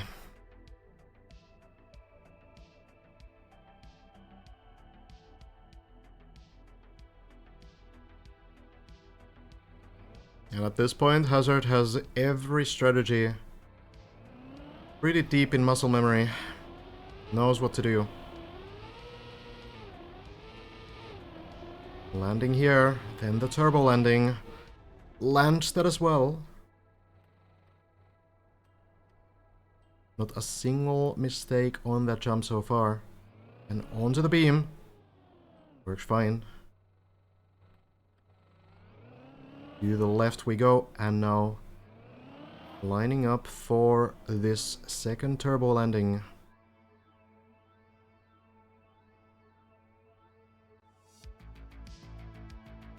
Will not be easy again, but Hazard knows how to do it.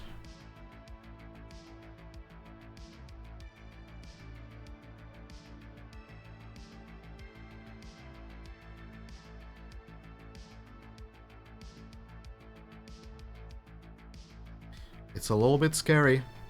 Very weird sort of bounce combination you need to do. Not really known for its consistency, I suppose. But the strat is there.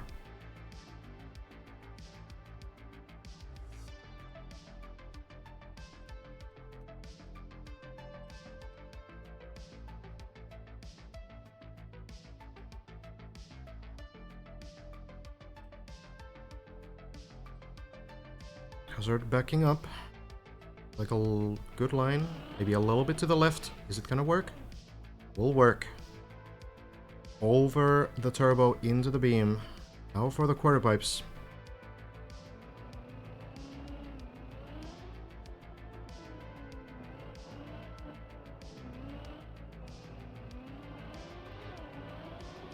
Taking the speed. The line is good. The landing works out.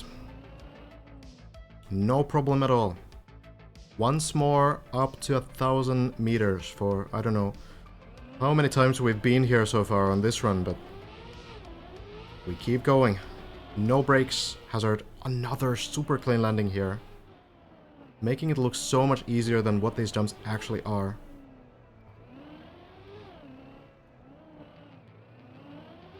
Now the landing to the turbo. Jumps pretty far on the turbo this time, but the landing is still clean. And gets the final landing too.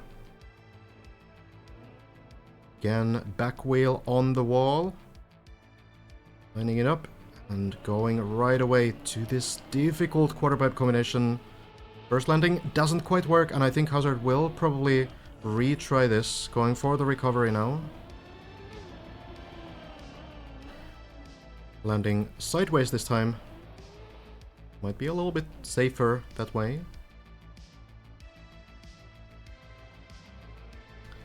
And we try again.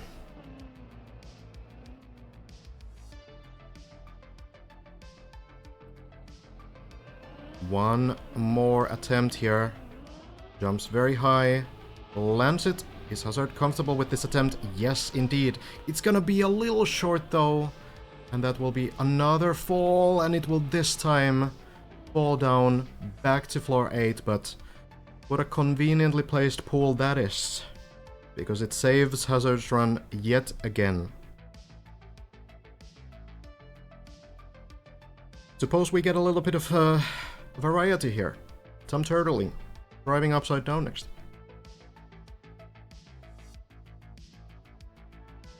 Why not?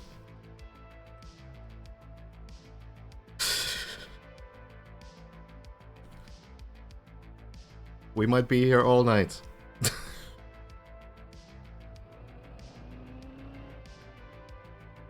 This is some solid practice. I feel like at this time, you know, maybe the organizers need to think like, well, maybe this qualifies as like segmented practice already. Hazard basically getting to top of floor 9 and then getting back to floor 8 and doing this all over again all the time.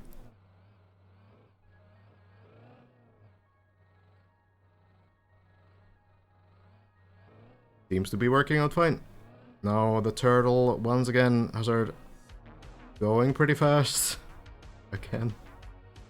Timing the wheels on the right side. And the unflip coming in. Timing every single time. Why am I even like doubting the guy? Not that I'm doubting, but should just assume that it's gonna always work. Every single time. No problem. For the final jumps now of floor 8. And it works out. No one has still been able to reach floor 10. These are the attempts that we hope will get us there. And it's been so close. We're not so far away. Hazard has a chance to do it again. Back to floor 9. Jumping on the first ramps here. Back to the turbo landing. And every single time it lands. Hopping on this platform. Hopping on there. Now the plastic speed. And the second turbo. I have honestly lost count how many times we've done this jump on this run. But we are going again, and this time it's not going to work. This looks recoverable. We're not too far, but I don't know where exactly we are.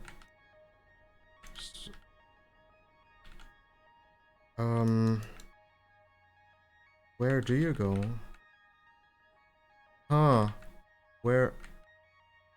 Hold on.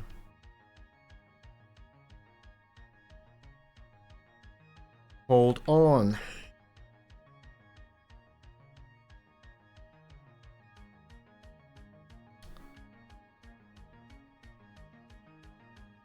I'm not sure. Looks pretty difficult to climb up the turbo here. Floor 8 is far away as well. Floor 7? Definitely possible, but that's pretty far. The whole, I don't know if the car bit looks pretty rough. If you were able to somehow get here, that would bring you back to the good old recovery path, but that looks pretty tough.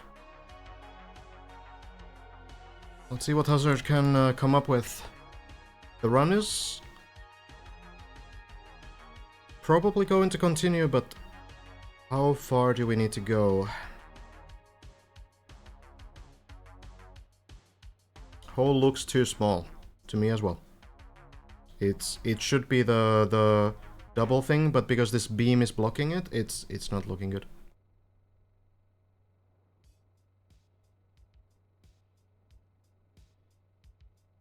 Alright, come on now, guys. It's a serious moment, alright?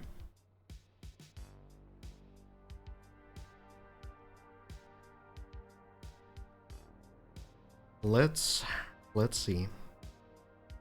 At the very least, this will be figured out for everyone else as well. Hazard on the move.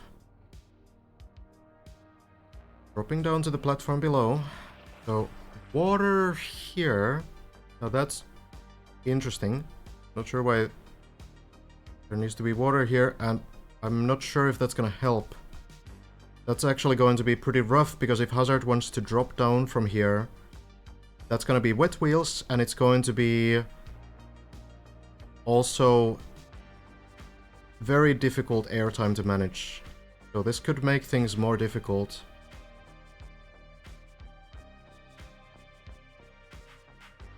Unless Hazard can drop down to water.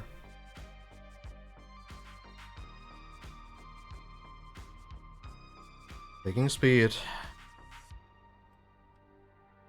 No air brakes. Just going to land and hope for the best, but no. No. The wet wheels. The wet wheels disable air brakes. You cannot end the rotation of the car. So this pool right here that the block is on top of, making things extremely difficult. Now we could look for the default movement again, and it just turns out the car is moving onwards. So it could be that the car will drop down here, and there are some beams to get out of the spot back into, well, someplace. Floor 7 probably. So I suppose we will wait for that to happen. The default movement has been pretty nice to us so far. Yeah, there's also dirt mixed into this somehow. I don't really know what's happening there, but the car will fall eventually. Okay, I will get myself some water. I'm dying. So while we wait for the car to fall, I will take a very quick 1 minute speedrun for hydration. Be right back.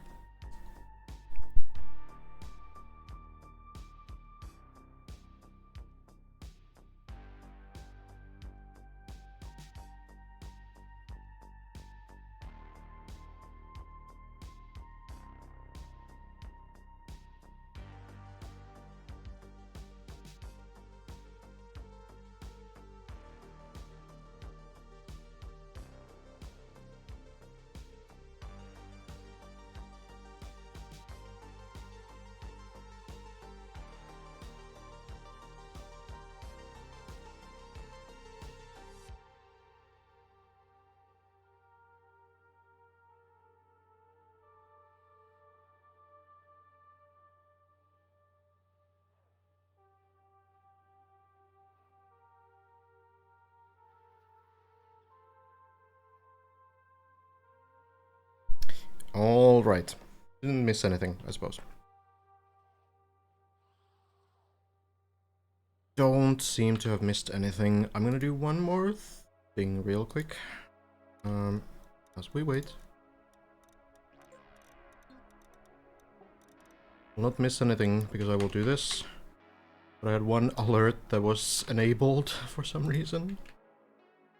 Oh.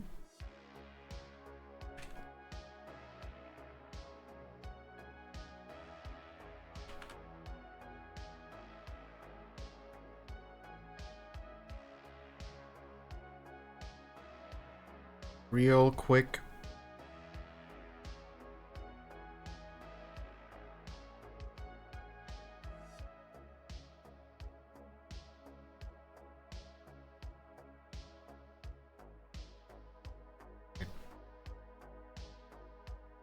Here we go. And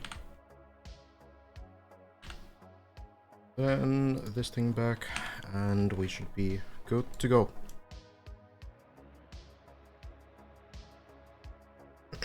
I can't see wet wheels. Yeah, it's some spectator thing. I can't see it anyway. But the thing is that it should be able to air brake again, because wet wheels generally have like a timer. So when you get out of water, the timer starts and you will not be able to air brake for a while. But when you have spent a sufficient amount out of water, the air brake does enable again. So my understanding of Trackmania physics, which water mechanics are such a mess, but my understanding is that it's going to be able to air brake. The wet wheels will not show on the wheel display in spectating. Maybe entry, I don't know. You might be right. No, no, the timer disables in air as well. Yeah, actually, that's true. Yeah, it will disable in air. Okay. Yeah, air brake works. Hazard is through. There we go. The run continues, but we will have to probably go back to floor 7. It's a pretty rough place to be in, because even though we're almost at 900 meters, road to 2-hour run, Hazard says.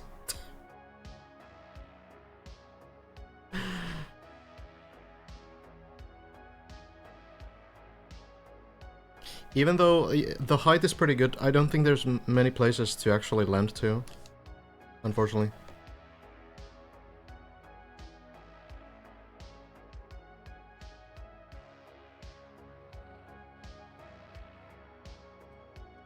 Now dropping down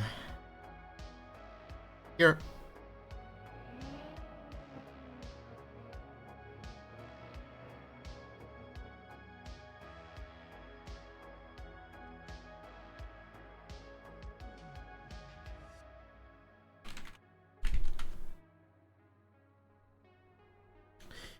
Still world record pace, that's true.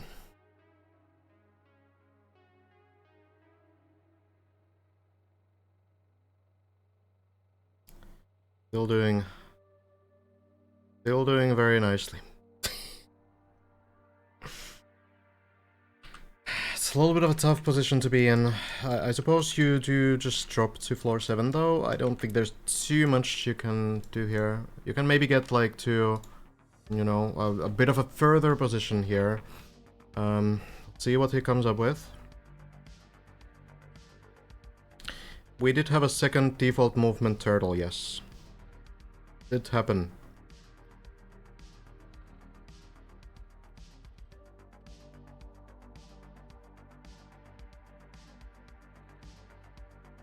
Now, trying not to turtle again, does it perfectly. Dropping down 80 meters now, but all has to happen for the run to go on.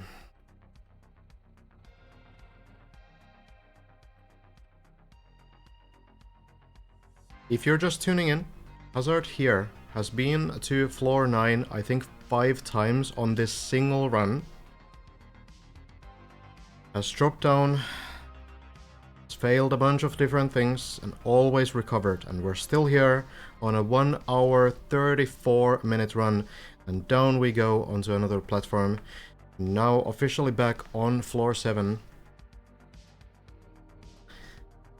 Able to navigate through these parts. I think we might be going to the very beginning of the floor, turning around and just starting over.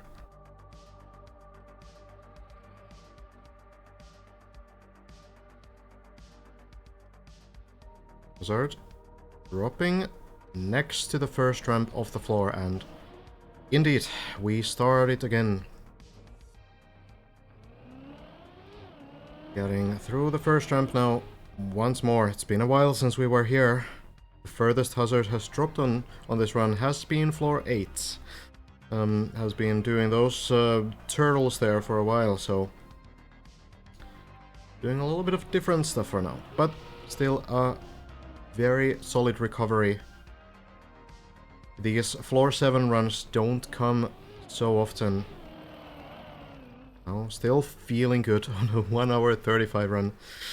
Has been getting a little bit of sort of break time through those turtles and waiting for the car to fall off, but still impressive how the endurance still there on a run like this, and the focus as well.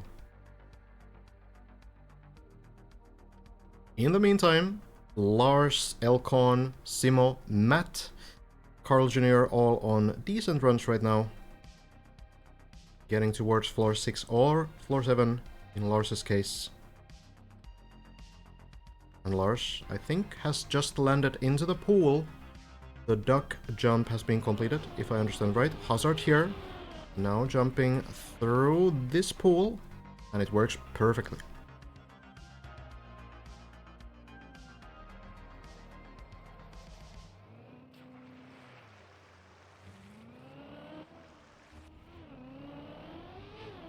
Into the sand we go, and now needs to line up this plastic correctly, landing on the ledge above. I think this will manage. Indeed. Works beautifully. One of the harder parts, this one, of level 7 for sure. Goes in for the tricky transitions here. Nails the first one, lands the second one. No problem for Hazard.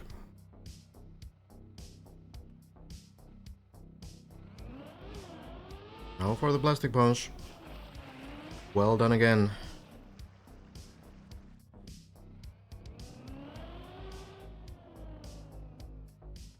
Then we go onto the beam here. Saying hello to the floor mapper techie. Nicely into the turbo tunnel now. Techie's cat, I suppose it is. There's a scary boost there. Not staying entirely sideways, but works out.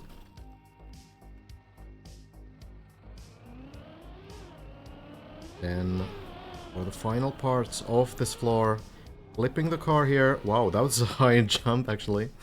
Works out great. Good control.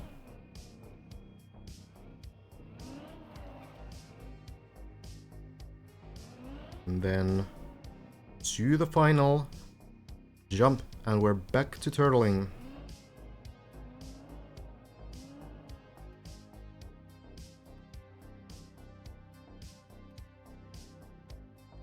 Needs to take the speed from the top of the hill and hope that it's enough to land.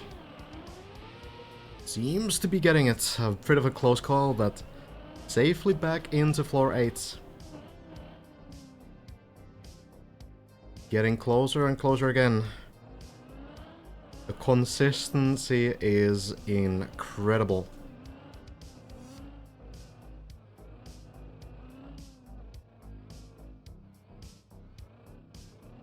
Bar flip never fails.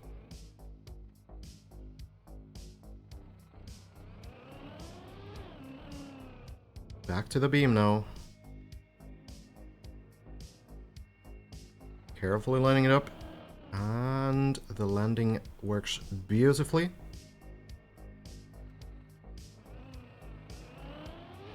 The tricky transitions onto the bobsleigh will barely land.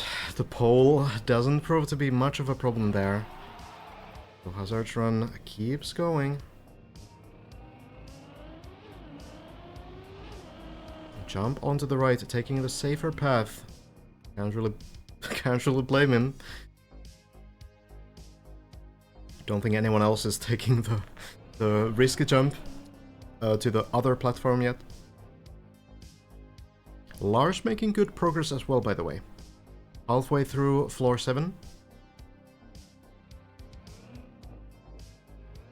We'll stick to Hazard right now.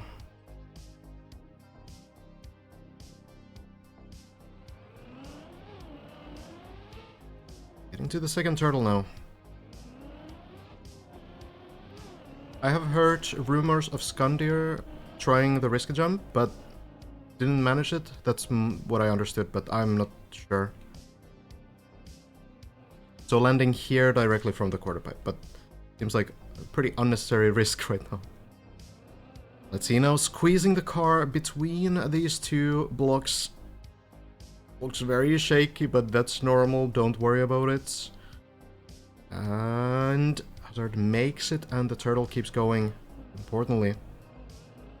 Now, needs to unflip yet again.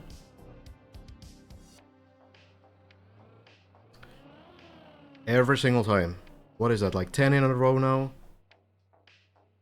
Every single time it works.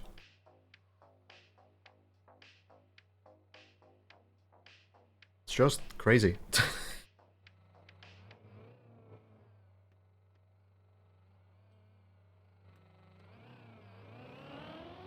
Grass landing next. Taking the speed. Jumping up. And there it is. Lars actually might be reaching floor 8 as well. Kinda hard to say. Lars still on floor 7, I think. It's just on the same height. But Hazard. For the web jump. It's a really good lineup and it works so well.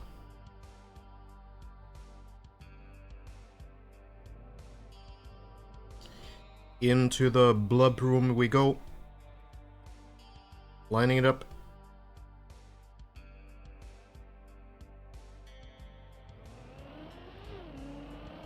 Needs to land into the next reset. It's a little bit to the side again, but Hazard manages.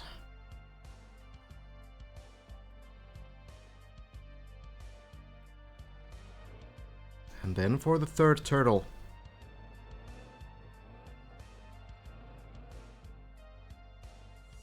Hazard has done this part like 7 times on this single run.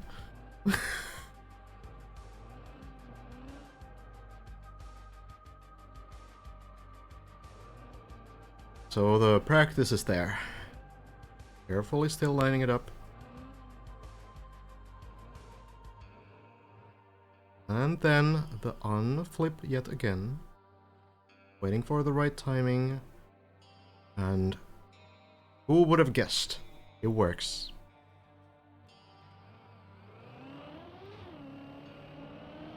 Once more, the final transitions.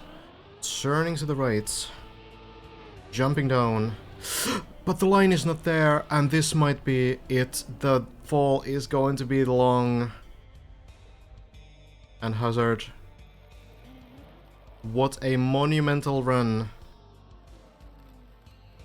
But it's going to fall all the way down to the end of floor 5, and I don't think it's really possible to get to floor 6 here. The speed check is simply too much. You would need more speed to jump all the way up to floor 6 here.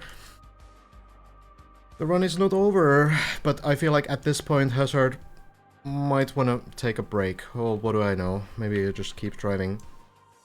At the same time, this run has officially now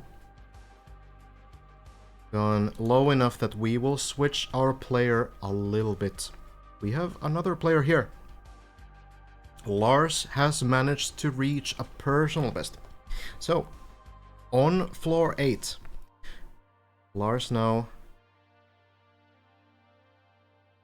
has a chance to get pretty far. Has managed to do the first unflip on the turtle that Lars failed before.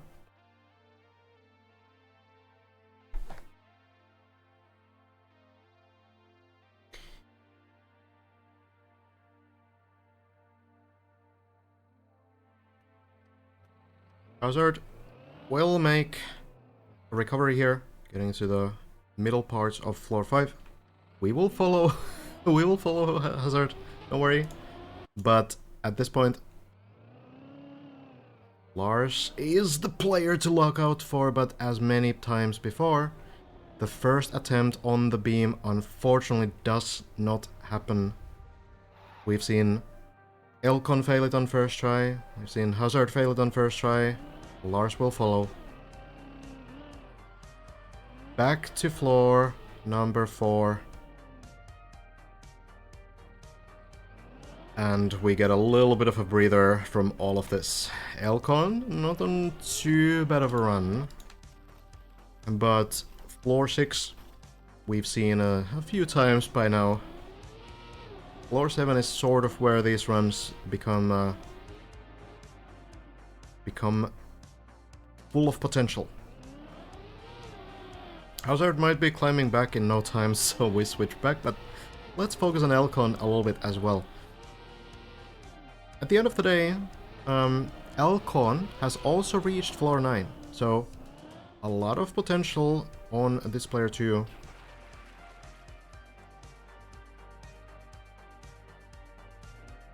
Many more players getting to floor 5 now as well. Korch, Simo there too.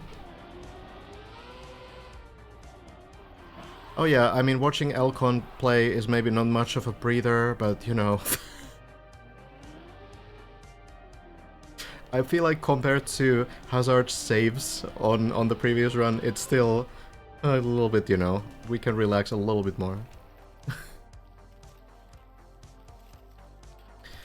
Elcon, the sub-20 holder on Thread of Ariadne. Many of you might not have heard actually, but Murray has beaten that run a few months ago.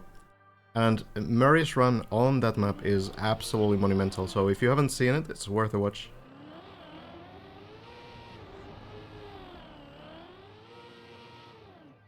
But the 1957-727, one of the greatest live performances of all time, doing a huge tournament performance, and honestly, Elcon has had really good performances playing under pressure like that. Time Hunters is just one example of that, but like Elcon's sort of tournament performance is generally very, very good. On like Magi Mondays, for example, so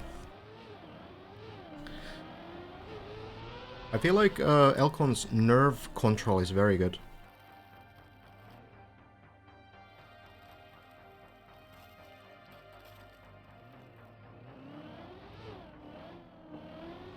I'm trying to get through floor 6. Hazard coming in as well.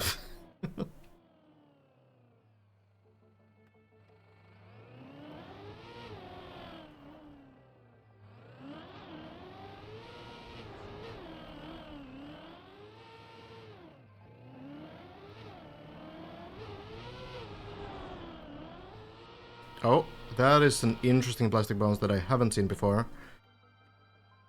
Does land back onto the wall, but now what? Oh, there's a platform? That's handy. Alright, well, we just keep going. Elcon is just, no worries, dude, I'm just gonna drive. Just the usual Tuesday here.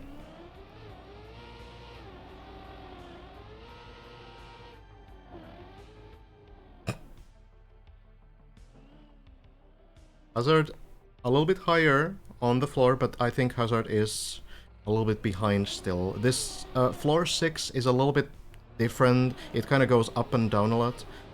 So probably wait a little bit before Hazard takes the top spot again.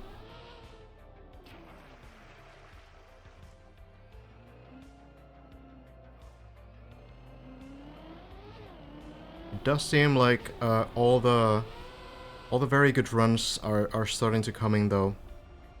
Lars making it to floor 8 just before, and Elcon and Simo on pretty good looking runs right now.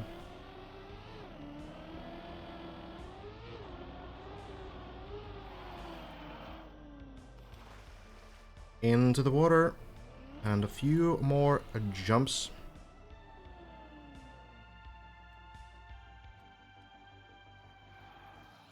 Hazard.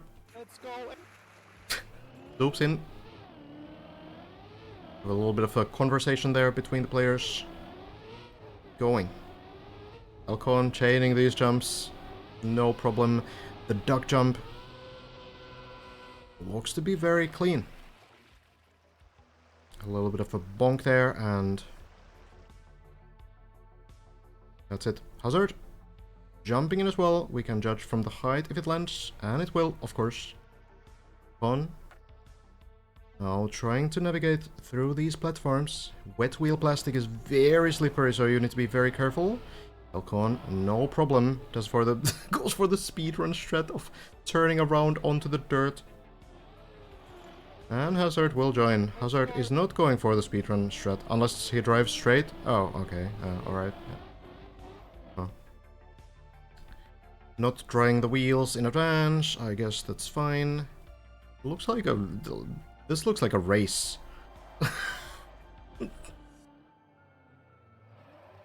Oh, Elcon. Oh, loses a little bit of time. Hazard is getting away. Come on. Okay, Elcon with a better landing, though. A bit of speed, and we jump up. Both landed, no problem. Then through the hole. Feels like Elcon is pushing it more than usual, just because the Hazard is there. Makes it through. This is a new TMGL map, yes. Playing rounds on this one. Hazard is going. Follow Elcon right now. And... both make it. Hazard seems to have a little bit of a wonky landing there, but they are both managing to continue. Elcon now. Going through. Is the line there? It looks pretty good to me. And it will land. We can check in with Hazard as well. They're still lining up. Elcon is running so fast that we're gonna miss the next part at this rate. Well, not actually, no. Hazard will go first. Now Elcon lining up for the next part. Let's see if Hazard gets this. One of the trickiest parts of the floor. And both get it beautifully. Elcon now, ready to line up. Let's go. Let's go. Go indeed. Elcon gets the first, gets the second. Beautifully done. And it's so hard to find Hazard every time, but... see now. Lands it. A little bit of a bounce there, and... still manages to do so. Elcon, we hear the water splash, and that means that Elcon has landed into the water. Hazard will follow.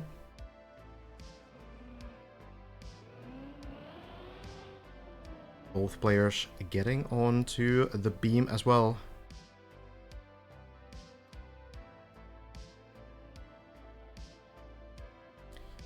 This time it's clean. Elcon did fail once on this beam, but now looking good.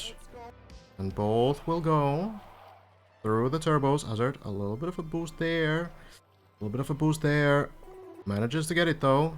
Elcon, a little bit of a zoop as well, but gets it nicely. Both players now very close to floor 8. Hazard gets the landing. Elcon follows. And will get it as well.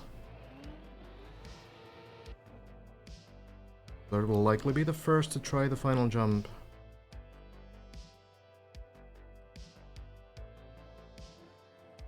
Oh, never mind. Maybe. Maybe they're trying it together.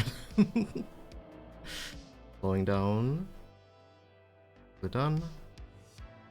Elcon goes too far, and Elcon will unfortunately need to retry the quarter pipe, the plastic upside down loop thing. But Elcon has recovered still, falls to the water below, so we'll be able to keep going. We can check on the height here. Maybe Hazard will wait for... no, okay, Hazard is going. So... jumping towards floor 8 once more, and the jump is perfect. We are back. The run that never ends. Truly. We've been to floor 7, we've been to floor 5, we've been to floor 8 multiple times after falling from floor 9, but it's back to the upside down turtling. unflip. Every time.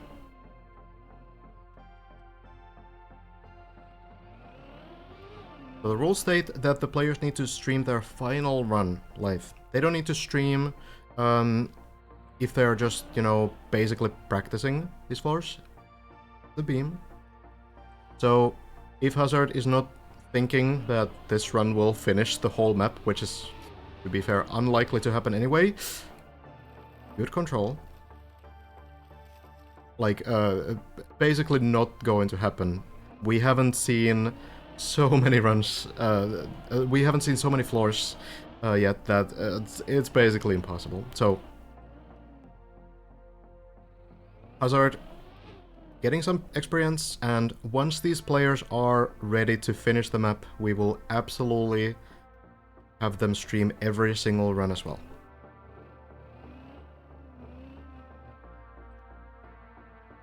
This is indeed the same run where Hazard has been to floor 9 already.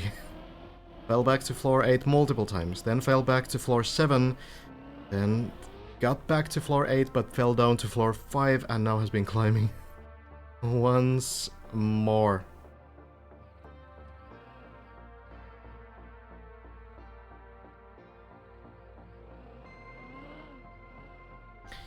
Squeezing through this passage once again is shaky. Or is staying.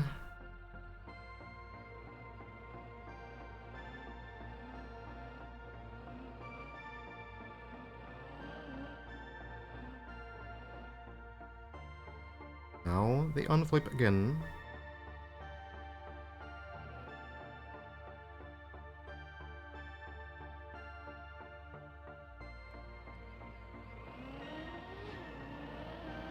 Speed onto the grass. Oh. Not familiar or not comfortable with that line, so we need to do the second turtle once again. There's a recovery. You go onto the pipe on the left. And you just do the turtle again. Been done before. Elcon has done this multiple times, so it is well known.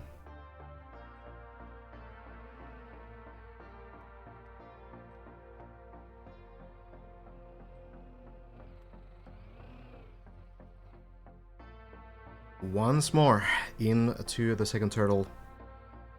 Waiting for the timing, squeezing between the blocks. Don't look down now. And he's through.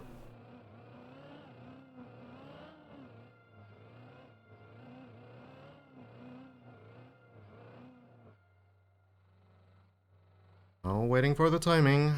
And every single time. He works every single time.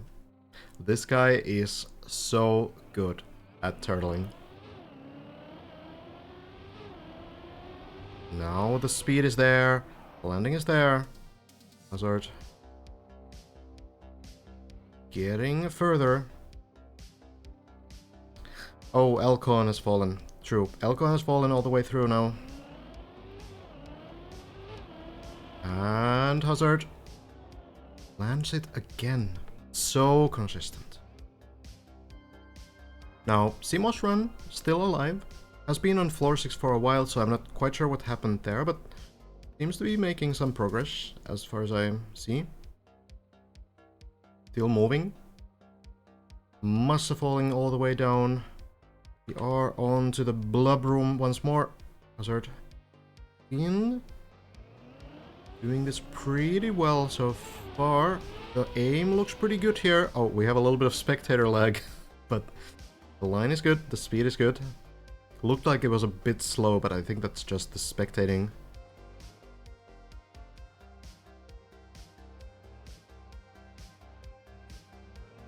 Now to the third one.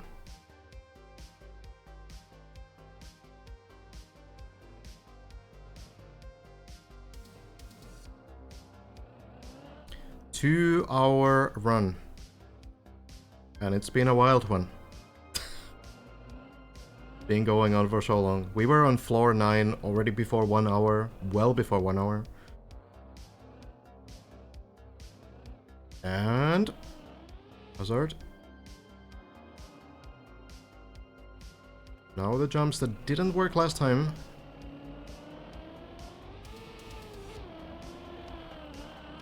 Setup is good. The line is good. Lands the first. And... barely lands the second. Whew. Seema falling down. It seems so. Third will stay alone at the top for a while.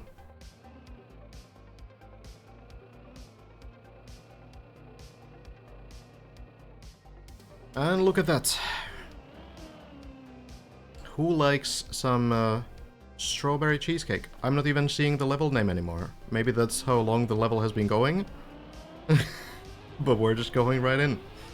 Rioter's floor. Floor number 9 here. The turbo landing. One more time. Works great.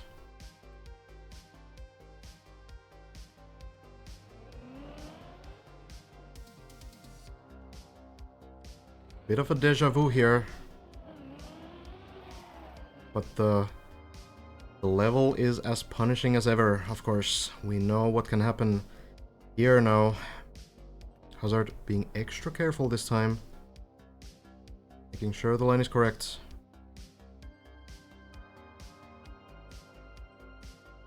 Looks clean to me. Speed.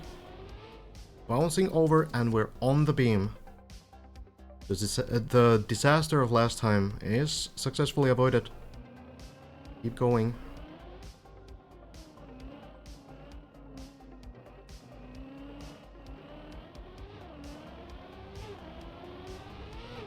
Up the quarter pipe. And the landing works.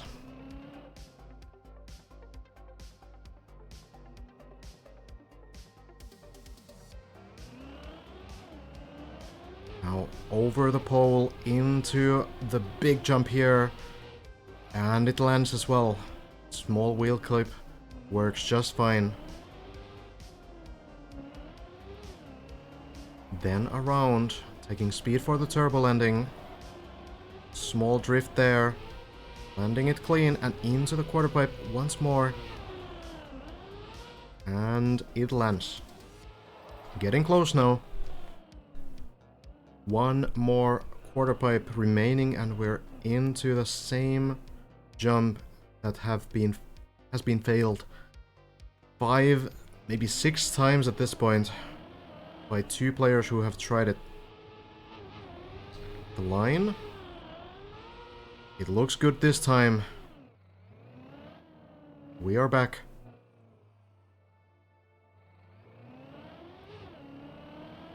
Landing into the tunnel and it works out. Once more, we hope for the jump to work.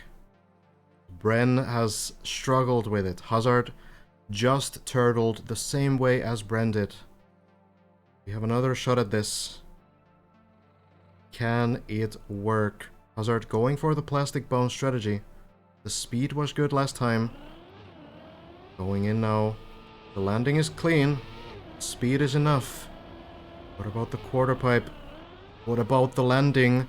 The line is great, and Hazard lands it! We have our new world record, finally! There it is.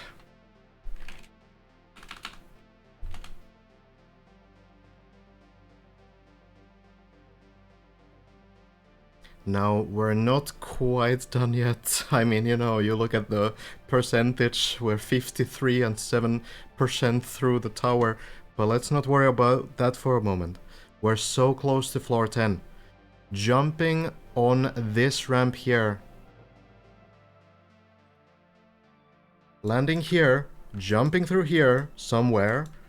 This is where the next floor begins. Double-digit floor. Hazard is so close. That is our prediction anyway. Maybe there's something else that I haven't seen. No one has done this, so we can't be sure about the strategy, but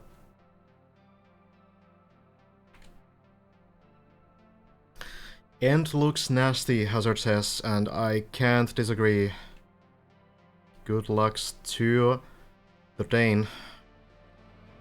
And here we go. The attempt. lands the first, and lands it. We are through floor 9. Hazard has done it. Floor 10 begins by Maverick. Ice Gold is the name, and we have a new world record. A massive achievement from Hazard. The nerves on this guy, the endurance on this guy, going all the way through this run.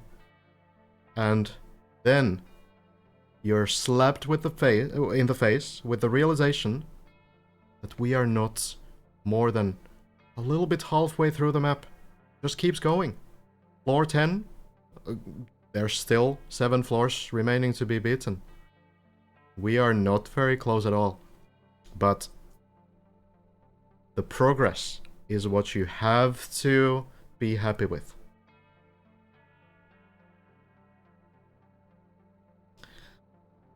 Looks like we are going through these few jumps first. There's ice.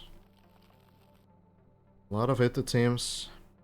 Maverick, known to be a royal mapper, royal player. Royal is a game mode in the game that often has like these tricks with these small plastic blocks. We might see a bunch of them, but let's see now. No, trying out the first part here. Seems to be landing it just nice. Starting with what seems to be a fairly doable section. Now, how do we continue? Close hazard. Maybe look through it already. Lining up. Level is by Maverick.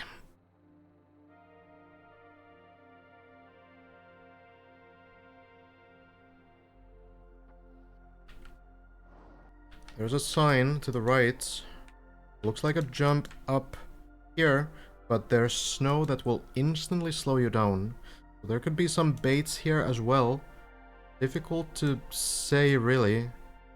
You do have dirt wheels here. Maybe you might also go back and do some dirt zoop, yeah. That might be possible. Now, the upside to this seems like floor 9 is not too far from here, so it might be recoverable if you fail this, but right off the bat, I'm not sure what the strategy is going to be, honestly.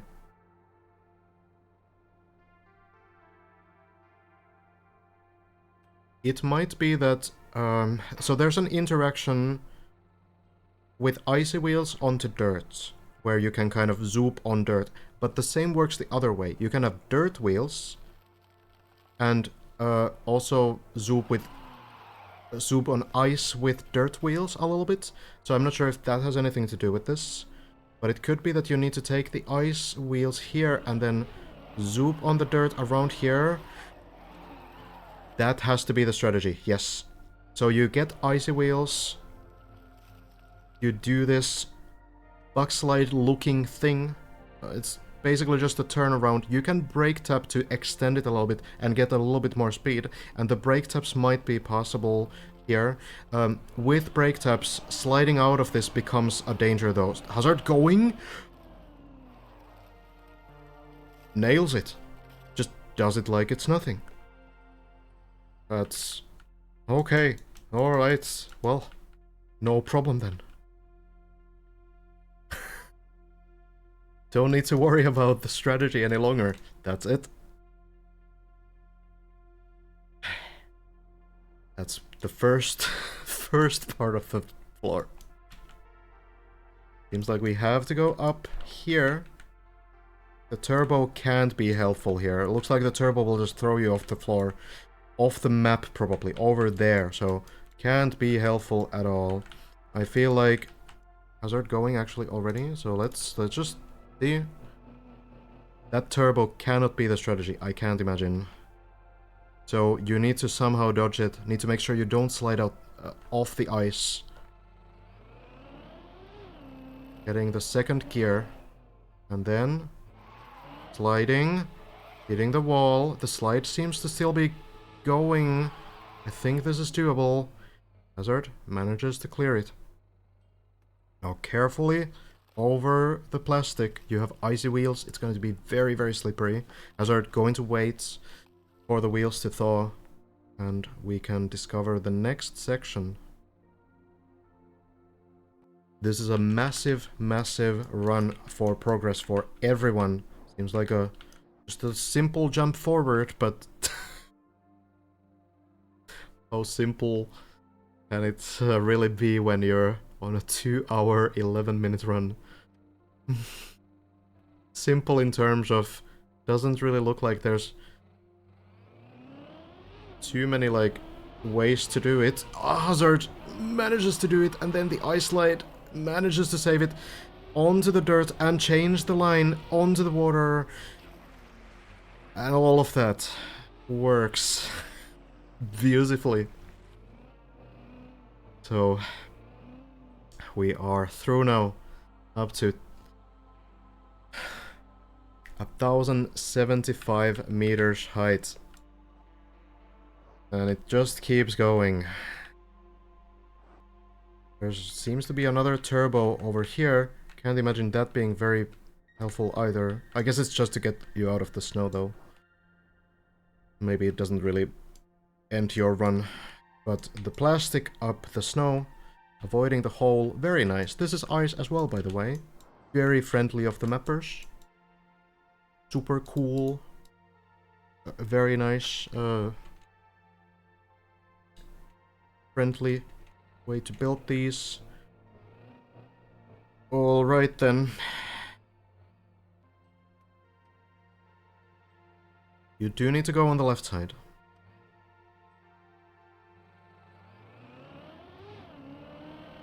And onto the left side we go.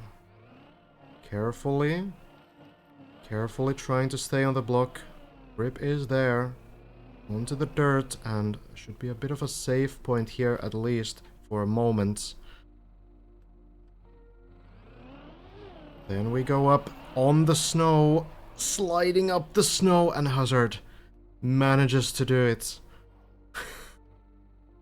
Just barely keeps the speed. If he loses the speed on this snow and the car starts falling back, the run is going to be rough to save for sure, but there it is. Looks like a jump through here next, onto the pipe. Going onto the plastic now.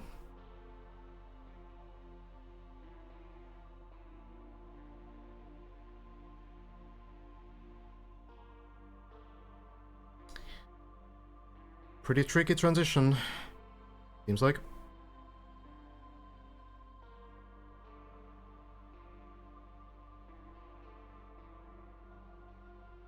You can get rid of icy wheels on the plastic, yes.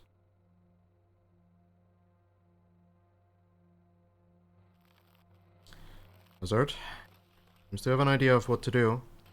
Gets rid of the icy wheels in the beginning, and then jumping through, manages to do it, then onto the pipe. Very scary line, and Hazard cannot save that in time, and it will not land on the previous part either. That seems like it will be the end, falling down all the way to floor 7. A massive run from Hazard, and I wouldn't be surprised if this somehow still keeps going, honestly. Can go back now. Can go back here, and back to floor 6, maybe. Maybe there's a way to get back to floor 6 from there. The run might never actually end. But at this point, you will probably want to relax a little bit. Oof, huge progress from Hazard, figuring out so many tricks on floor 10 as well as the end of floor 9. So, Hazard bringing the whole crew further.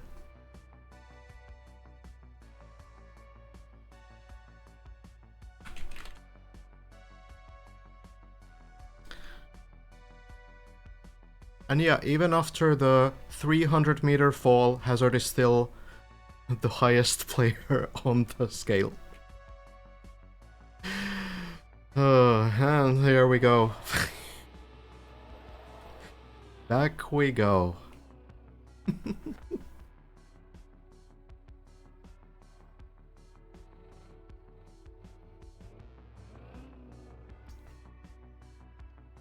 There we are.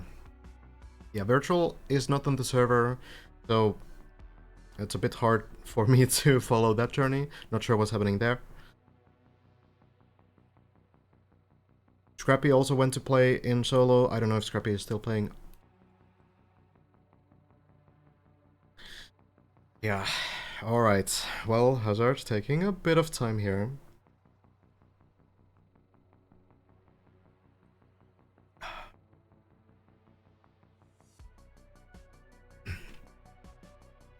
Virtual on floor 6, gotcha.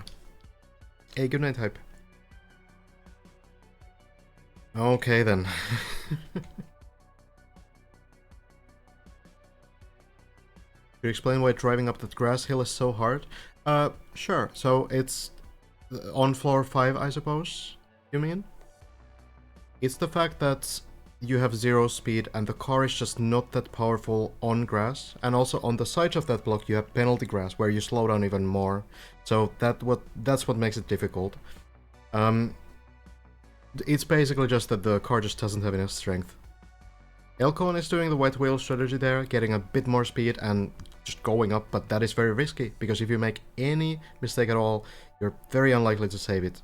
Unlike when you do the dry wheel strategy on floor 5, where you might be able to save that line still, even if you make a mistake. So it's just a little bit safer to go for the dry wheel strat. Hey Skinny, thanks so much for the 5 gifted. Very much appreciate that. Thank you for the awesome cast. Pleasure is all mine. And thank you for all the follows as well, guys. Very much appreciated. I have all the alerts muted for the convenience of these runs, but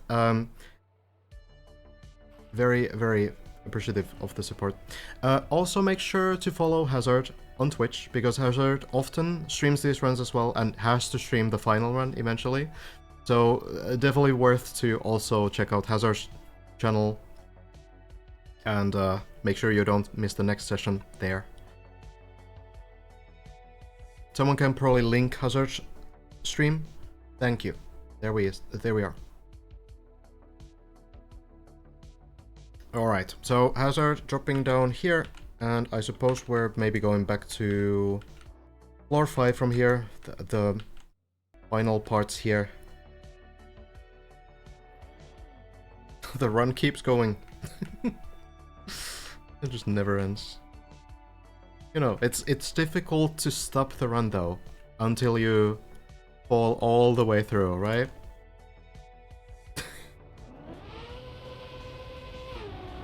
Not like you're just gonna leave this floor 5 run. You're just gonna go.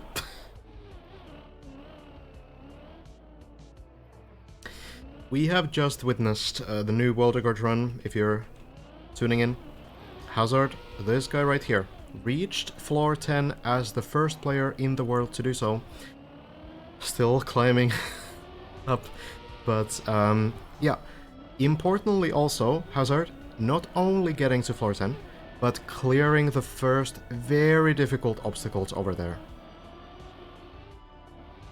So Hazard has given Bren and Elcon and so many others so much to work with this run, because Hazard has found the strats for those sections. So Bren, when Bren goes live next time, will surely be watching Hazard's run here, will surely be watching these moments, checking the strats, checking the lines.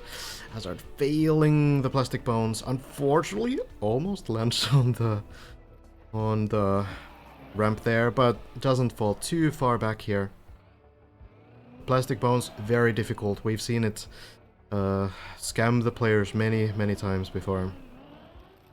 Either you don't get the landing or you turtle the landing. Virtual is at 700. I unfortunately can't follow Virtual because Virtual is not on the server. There are a couple players that are not playing on the server for a couple reasons. I think Virtual's reason is performance. Many players are not getting good FPS out of the server, so they choose to play in solo where they can get double or even triple the FPS. So Virtual, I assume, is also streaming, so you can probably find Virtual's progress there. Scrappy also has had some disconnects on really good runs, so can't really blame Scrappy for not playing on the server either, because many runs have ended because of a server disconnect. So Scrappy also has been playing solo, and will likely continue to do so. We're gonna follow the server players here. Most of our top players have been playing on the server, been a bunch of runs from Elcon and Hazard today. Lars has also got to floor 8 today.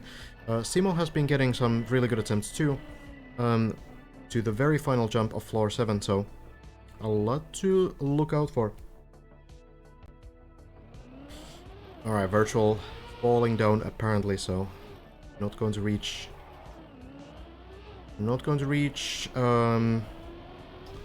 floor 8 this time.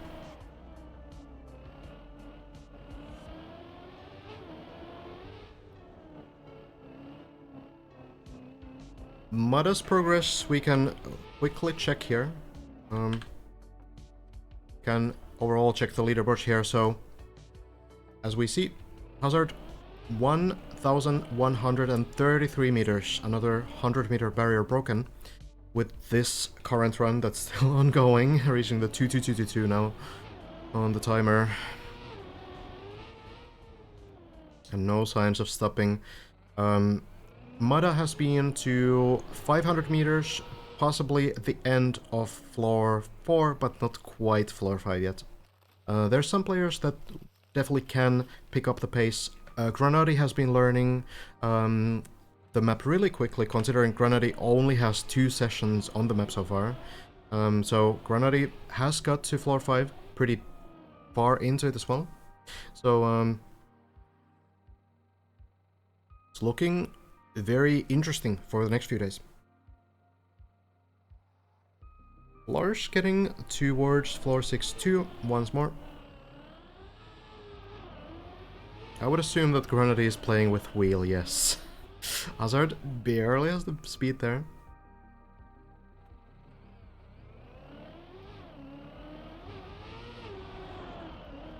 Getting so clean at this floor 6.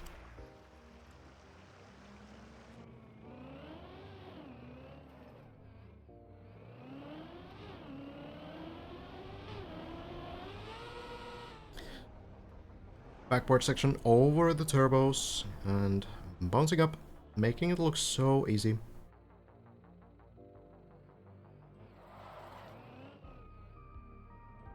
Forge has also had some pretty decent runs, but not... I don't think it's quite yet on floor 7 range. Hello, Bum.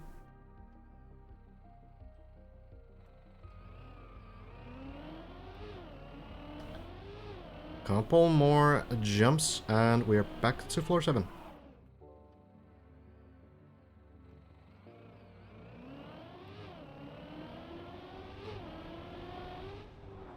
Ooh, not enjoying that line, so we will redo.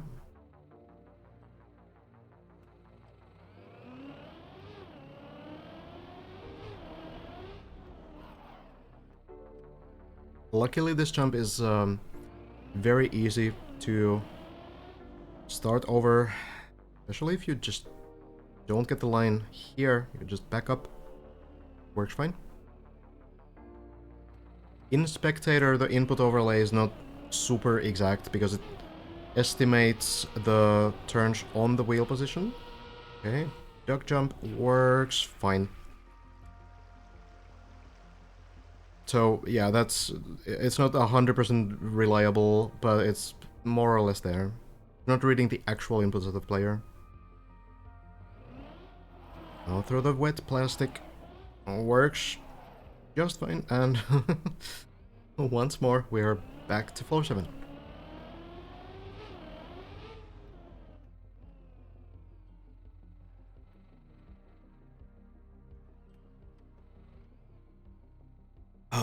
some hydration. I'm sweating over here. 4 hazard. Oof. Okay. Getting through the ice jump now.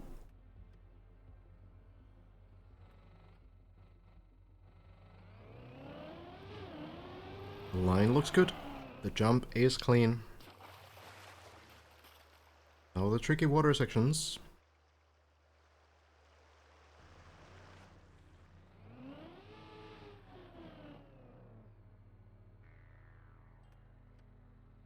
Yeah, I might try the RPG Online Spectator. There's also another plugin that's not working for me. But there might be an update to that plugin soon. Ooh, hazard. Landing in the jump.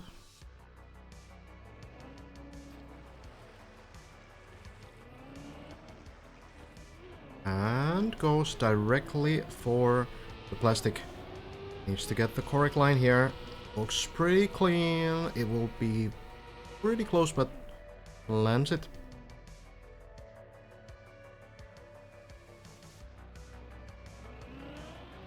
And to the transitions now. Clips it, and that is a bit troublesome. There is a save here, but it's an evil, evil save. We need to go on this beam here and then somehow land to the next platform. This is not very nice of Techie to build this kind of a thing. This is what Hazard needs to do. Land on this platform after the beam. This kinda sucks.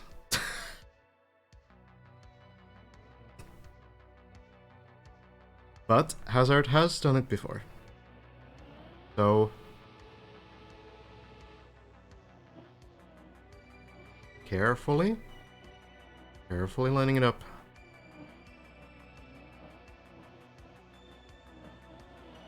And gets it. Well done.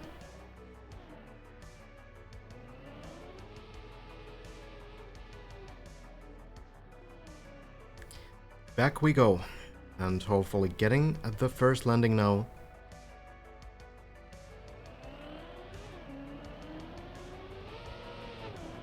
And gets both of them this time. Well done.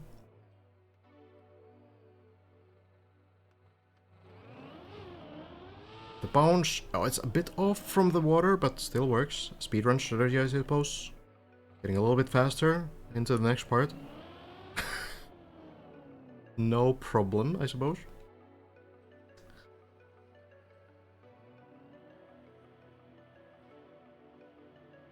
Saying hello to Techie's cat, apparently.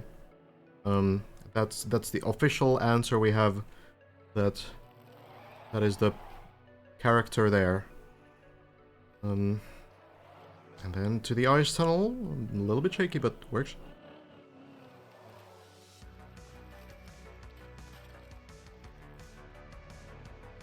Up the quarter pipe, and a few more tricks remain on this floor. Now, comes very high. Landing is clean though.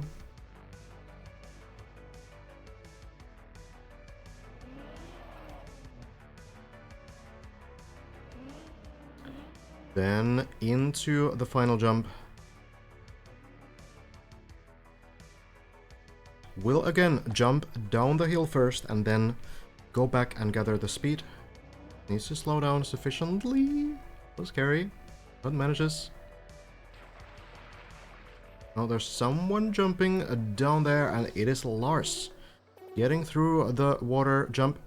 A little bit of a conversation here between the players before we possibly move on to floor 8 once more. Hazard nails the jump, as usual. And back to turtling. It is unbelievable that we're again back here. On the same run. On the past... in the past, like, 2 hours and 15 minutes, Hazard hasn't been below floor 5. A single time.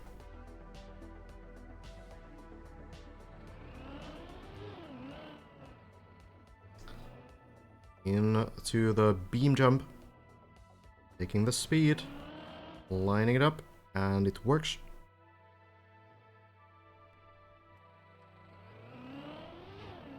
And into the bobsleigh. Works nicely, just needs to control the car, not fall into the hole. Then back into the tunnels.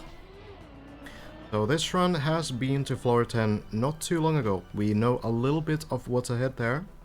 There's plastic, there's dirt, there's ice. And it doesn't seem very easy. It's very tight, extremely failable.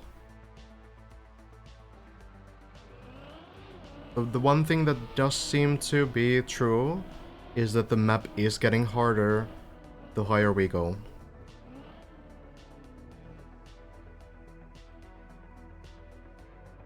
For the second turtle now. Seen this many times on this run. Getting the car stuck here. Moving up. And turtle keeps going.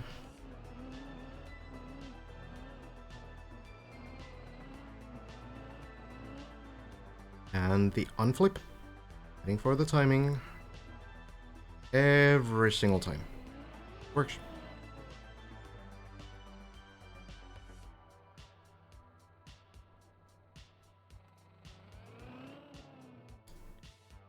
Needs to take the speed now. Back to the grass landing. Full speeding through these turns here. And the landing will work.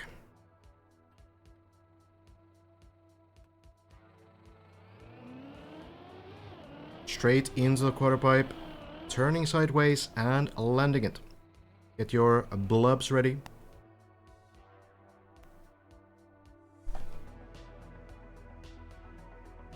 We go into this room here. Hazard ready to go. Jumping straight up.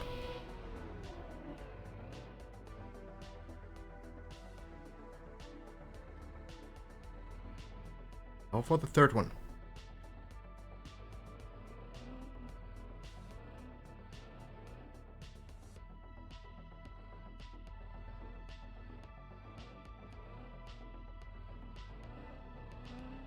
The narrow turtle part here.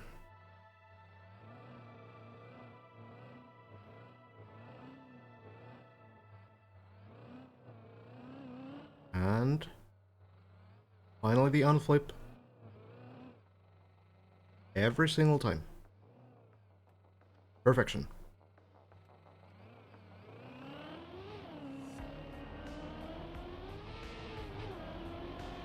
Lars seems to be getting up as well. True.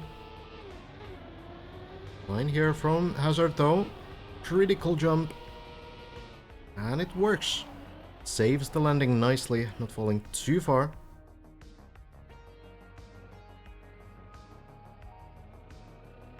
And very quickly check in with Lars here. He's on PB apparently, yeah. On the quarter pipe again. We'll still stick with Hazard here, as we are getting back to floor 9, but good to know that Lars is also on a pretty decent run.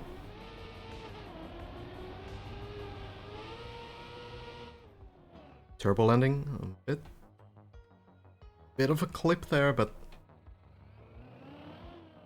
absolutely survivable.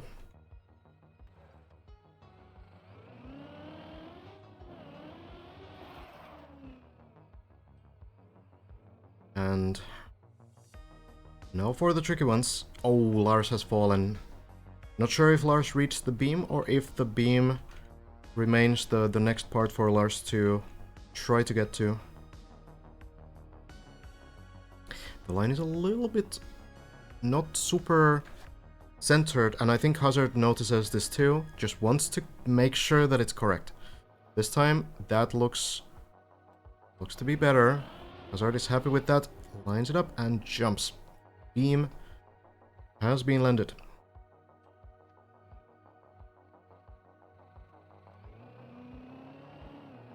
Too slow on the beam. Gotcha. The Lars getting a couple times to this beginning of floor 8, but not quite much further. Hazard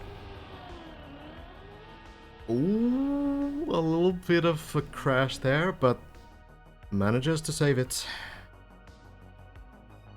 Just a small touch. And to the big jump now. Lands it with no issues whatsoever.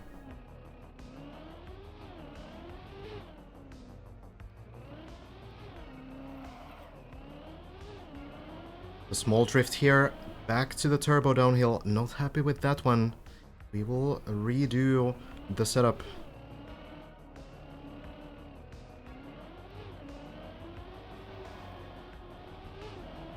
Back down, the turbo, the quarter pipe, everything looks to be right, and the landing works.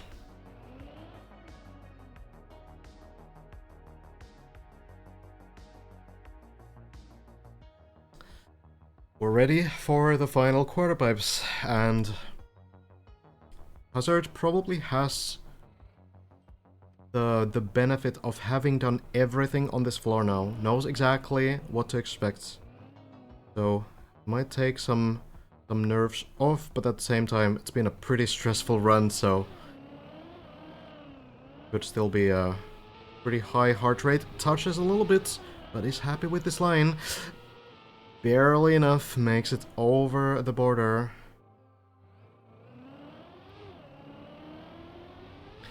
Into the tunnel we go, and once more. This time, this is not the furthest he's been. Lines it up very quickly. Not too much thinking there. Just goes for it, and the setup does seem to work. Now onto the pole. Is the speed enough? It's not quite enough, and falls off the platform as well. Seems to be landing to the quarter pipe. I think this is savable, and this Hazard has saved before as well. Needs to land to the beam in front.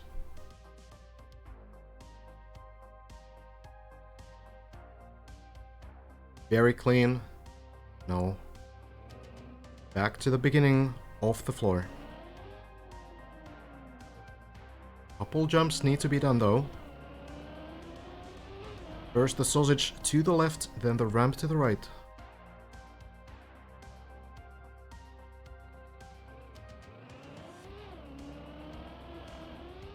Now, back to the beginning.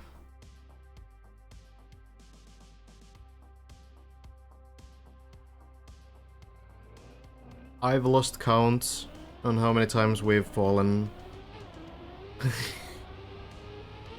I don't know.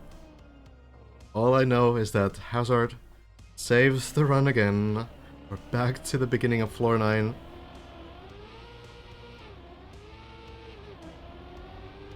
And we're back to the turbo landing. And it's worked every single time.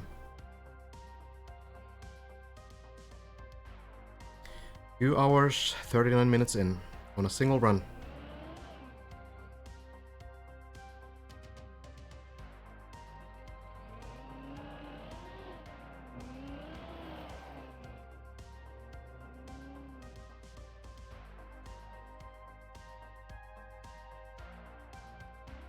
Once more, lining up to the second turbo landing.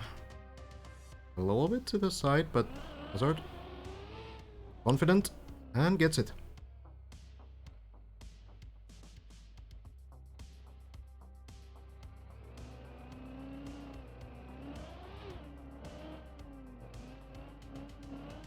All of these jumps feel like they require a pretty specific setup.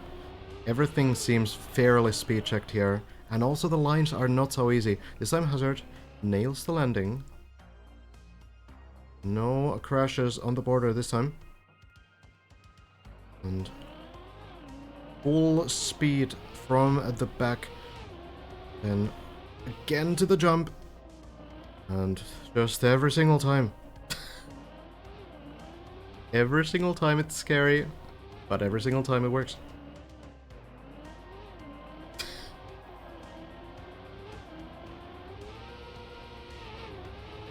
Back to the quarter pipe now. And the landing. There it is.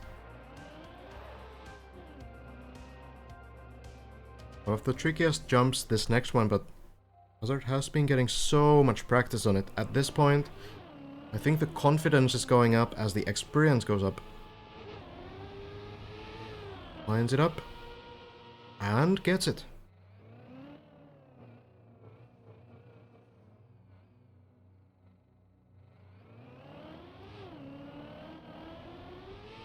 Bit of a release just before the jump.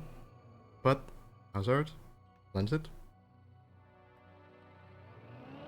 Then just goes in. Has the strut. Air brake just before the landing there. Gets the speed. And now the quarter pipe jump. Will it work? Looks good. And Hazard lands it for the second time. We have a landing on the pole. And now, just to do these final jumps again, Hazard one-shot these last time. Didn't look very easy, but experience is now there. Knows what to do.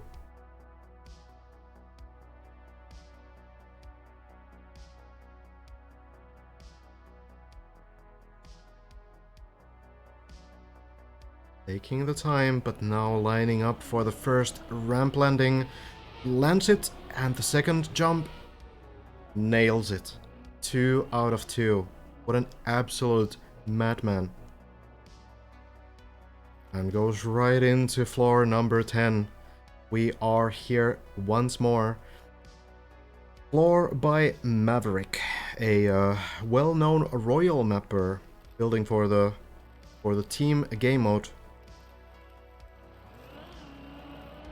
Ice Gold is the name, and we're just going in. Maybe trying to chain this. Not quite. Doesn't really have the speed here. This is not quite a wall trigger just yet. Hazard did clear these jumps not too long ago on this same run. Now we're going back in. Not happy with that line. Needs to get the icy wheels and then use the icy wheel dirt zoop, as we call it. To slide with high speed. Scary bounce there, but keeps the car safe and secure. Once more, icy wheels. Getting the speed. This time commits, but it's not quite enough speed.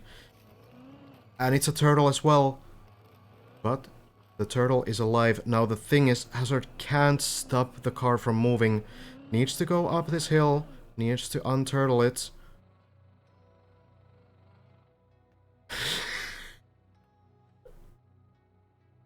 And it works.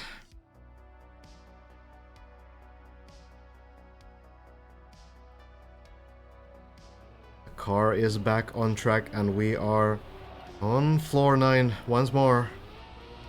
Into the turbo. Into the loop here. Getting to the final parts now. Off this floor again.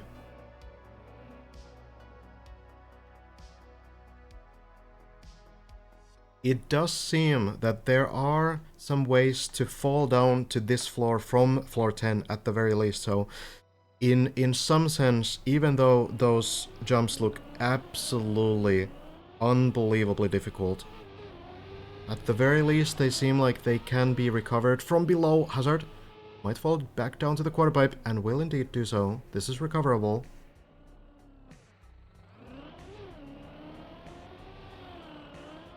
The bounce is fortunate, and Hazard will be able to jump to the left here.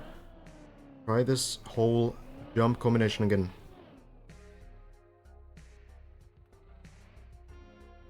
One of the most difficult landings, this one, that we've seen so far on the entire map.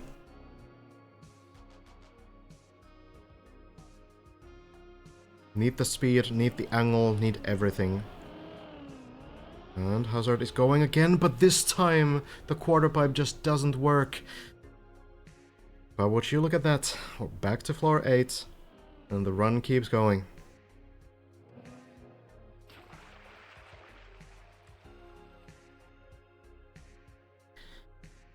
We've been through this part before. Multiple times. On this same run. We've been to this very block. We know what's gonna happen. Hazard needs to drive over the beam. Needs to go back to the third turtle part. And then we continue from there. It never ends. We just keep going.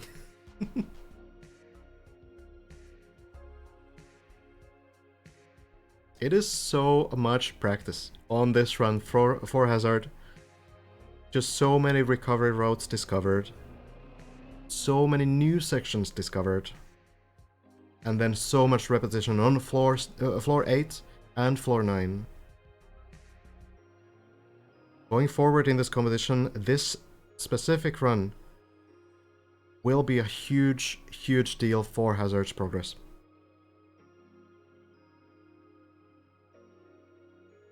Might make it to the top if this run goes on for a few days.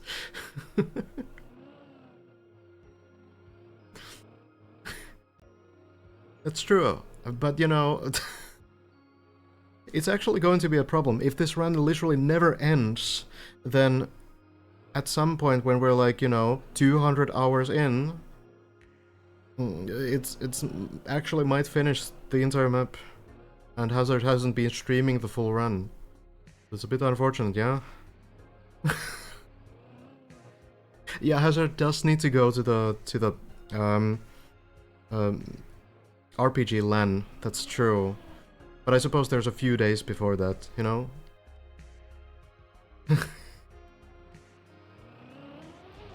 Back we go. Everything on the turtle works as expected. To the quarter pipe. The line is correct. The jump looks good to me.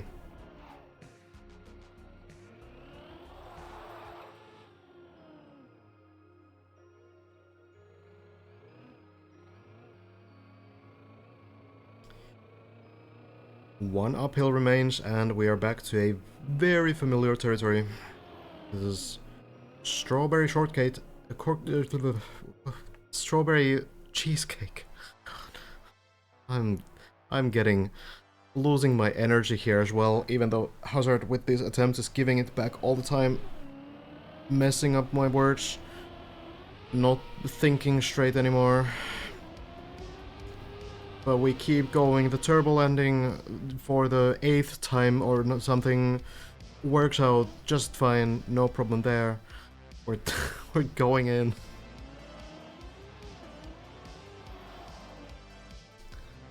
Once more.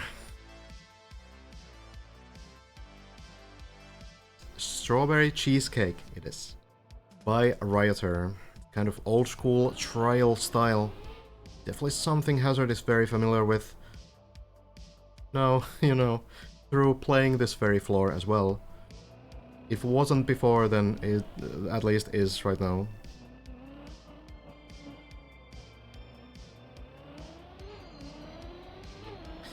Back to the quarter pipe. Virtual getting closer to floor 8, I hear. Lars also making his way once more towards floor 8.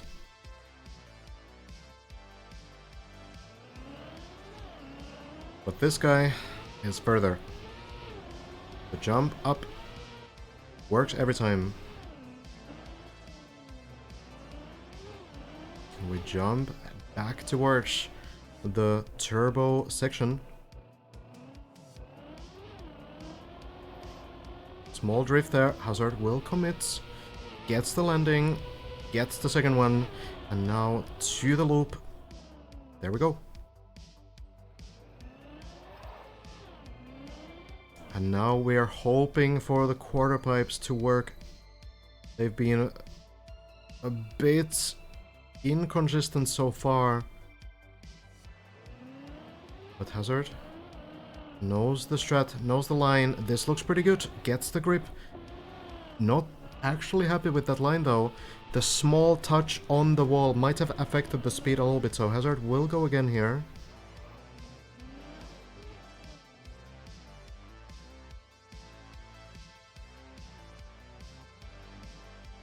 Better safe than sorry, as the recovery here is fairly short. Now lining it up again. Jumping once more. This time the landing is there. Hazard commits. And the landing works just barely.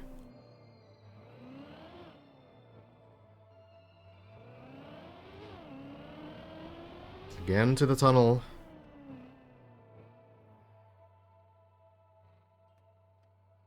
Lining up to the plastic.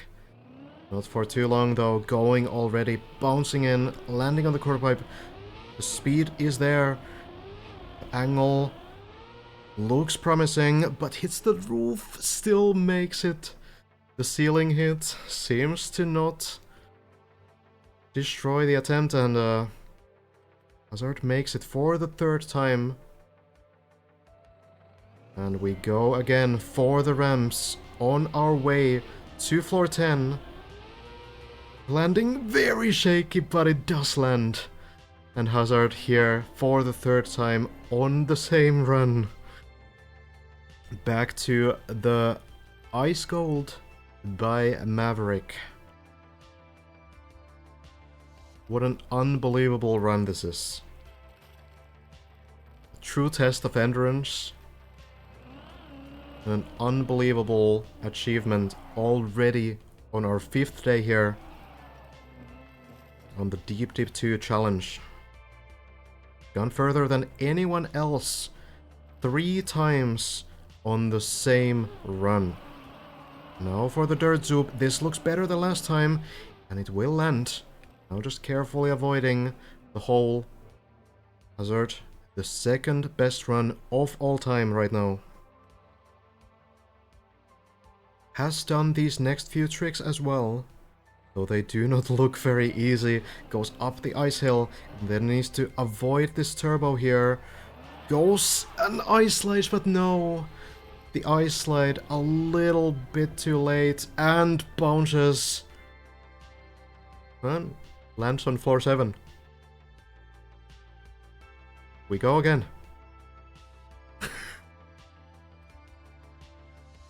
We keep going. Alright. Uh-huh.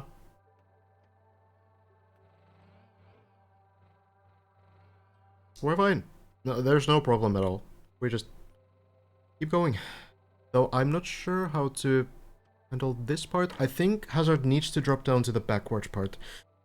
Probably needs to go and do the previous part again as well. Don't think there's a recovery. Well, is there? The Mad Lad. Oh my god.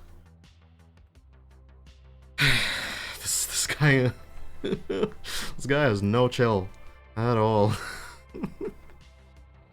What is going on? What are we doing here?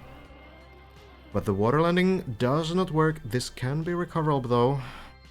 Falls back. Just needs to avoid the hole.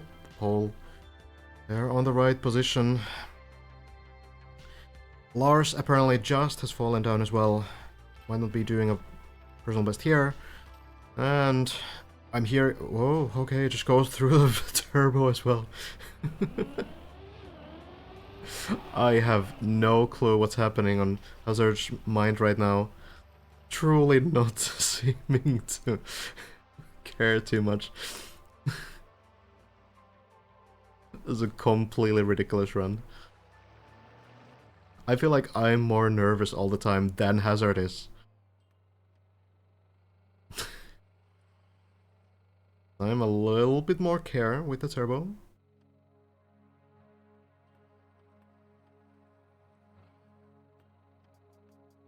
Lining up this wall. Needs to jump a little bit to the left. Oh, but this is what we've seen happen so many times, and this could be the ending of the endless run. Is the car moving forward?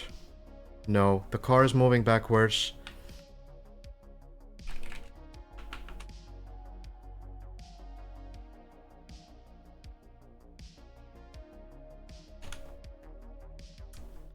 The run ends here. 3 hours on the clock. Hazard making it to floor 9 8 times, 9 times, I don't know how many times. Dropping onto floor 5 twice, I think, and climbing all the way back up to here. Getting to floor 10 for the first time ever, then getting there twice, and getting there for the 3rd time, clearing it all the way through these ice sections, zooping on the dirt, landing on the very narrow plastic here, going up the ice, going through the ice slide, onto the next section, the pipe jump working out on the first attempt, around the ice, through the dirt, chaining it all, landing on the water, going up, going around, going up the snow, around the hole, into the dirt, up the snow again, and here is where the run finally ended, landing onto the tube, going all the way here, but a bit of a shaky line means that Hazard failed this jump over on the second plastic. This will be the next run, next world record run, landing all the way here. I can save the replay myself. And hopefully it works. I don't even care if I crash at this point, honestly. But maybe the replay saves. It might take a while.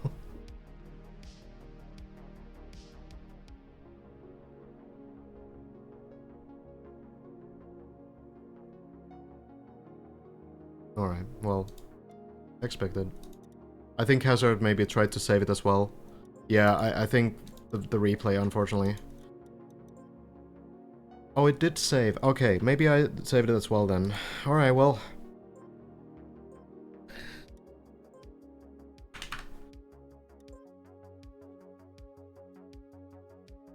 Who else is on the run?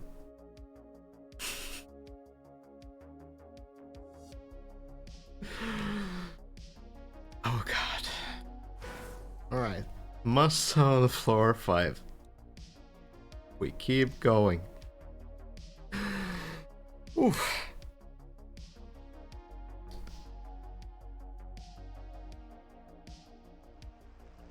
Did it save for me as well?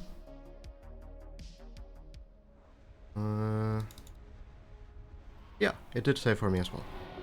Now, whether it works or not, that's different, but... Alright.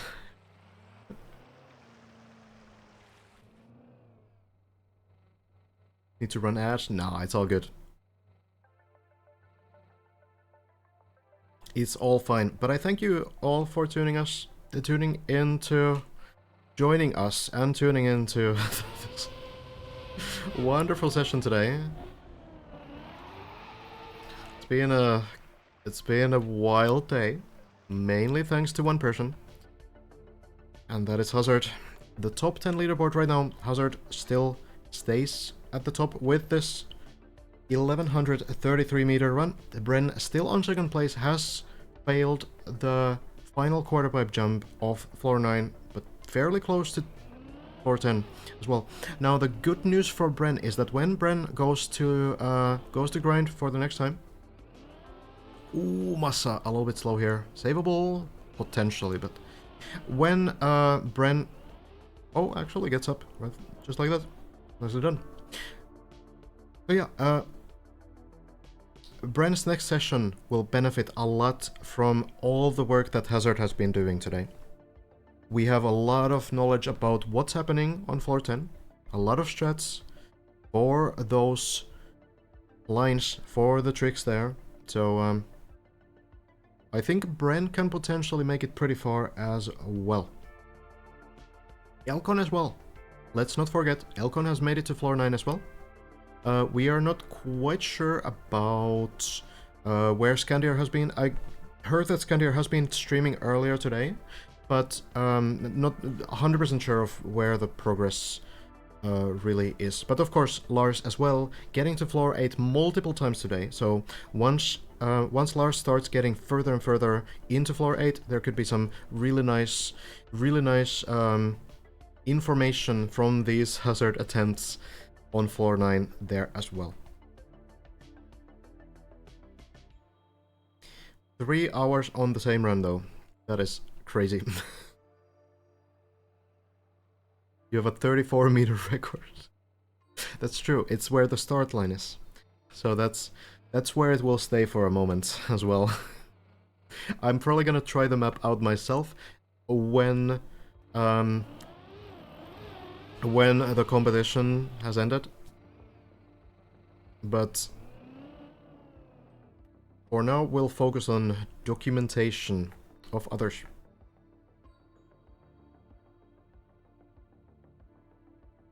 Does something prevent you to put the map onto editor and practice with checkpoint? Yeah, it's against the rules.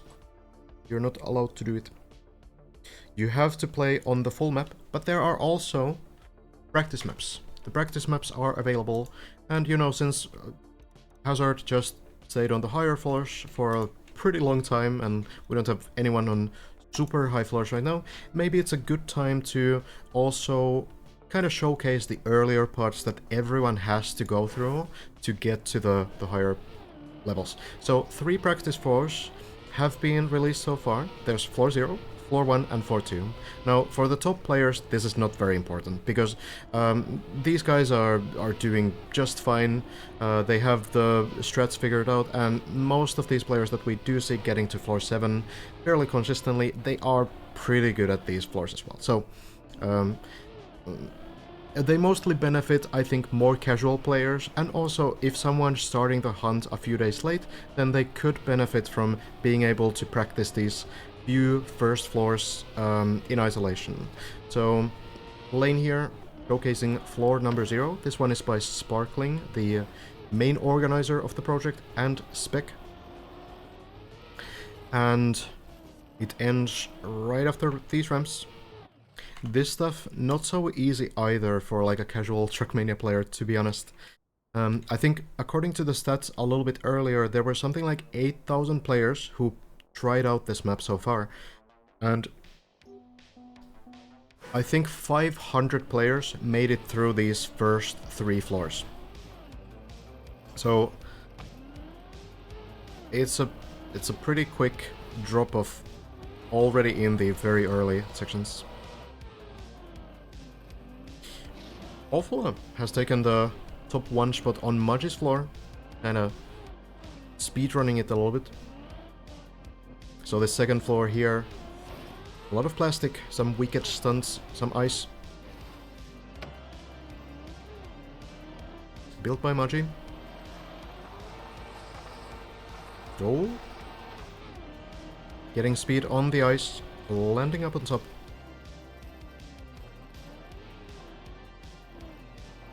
And then one more trick remains. Lost half a second on ice. Hey, Twist, you could grind this.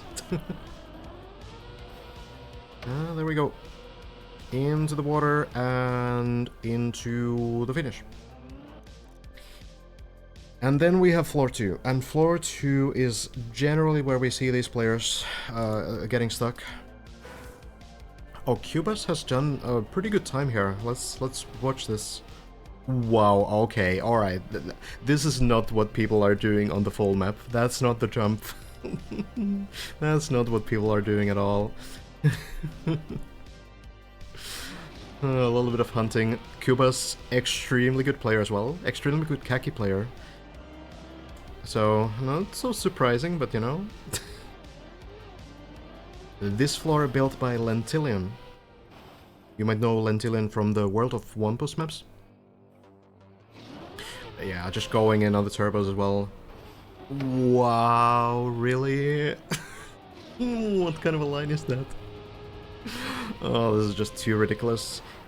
Oh my god, the spin bounce strategy. What is this? Oh, that's a bit of a mistake though. Let's see, guys, it's not maxed out at all. Fine. Definitely beatable. Probably gonna take some speed from here as well. Maybe Elcon will pick up these strats by tomorrow. That could very well be. Very good. So for the start, generally people land first on the plastic. I think the top 2 players does it, yeah. This is the usual strategy, not this. That's not the common route, but very impressive. All right.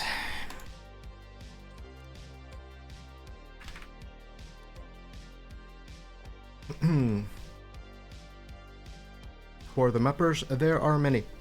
We can take a quick look. Massa getting to floor 6. We can take a quick look here. So, Sparkling, there, the builder of the top floor. Builder also of the bottom floor, together with Spec. Then we have Mudgy, Lentilian, Maxis, Jaka, Classic, Techie, Dundi, Rioter, Maverick, Sidelord, Whiskey, Plexity, Viro, Kubas, Jumper, and then Sparkling. Yeah, Kubas actually also has built a floor very high up. We shall see. There's a lot of khaki mappers in this bunch. A lot of a bit of scary names to me. So I'm a little bit worried, but we shall see. Massa in a bit of a dicey situation here. 2 wheels off the platform.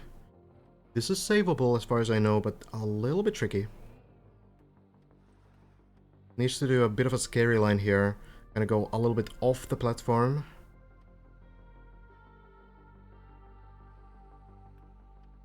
I believe. Oh. Oh, well, that's one way to go off the platform, I suppose. Well, probably not what the plan was, though. I don't think... Well... Right to the middle of the floor, gang. It was good aim, honestly. That's dead center. So in some ways, impressive. But it does mean the end of that run. I do feel like I've seen some players do some very scary looking saves in situations like that, but it could be also that it's not possible. Carl Jr. here, looking to bounce upright. Plastic kinda just does that.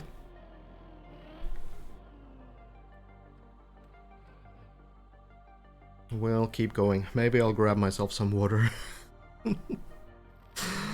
Oh god. It's been a good day. It's been an exciting day. Very much enjoying this.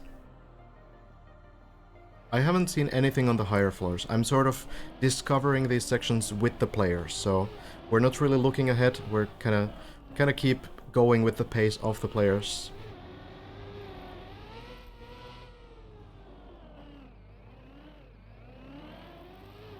Almost 200 awards, god damn.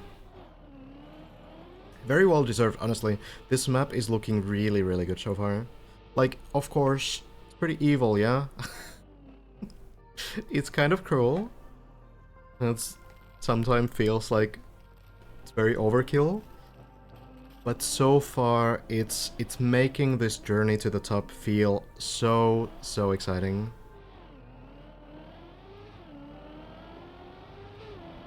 Good night, today. Alright. I will get myself some water as Carl Jr. is looking to maybe get to floor 6 and PB here. So, let's keep it up. I'll be back in just a minute.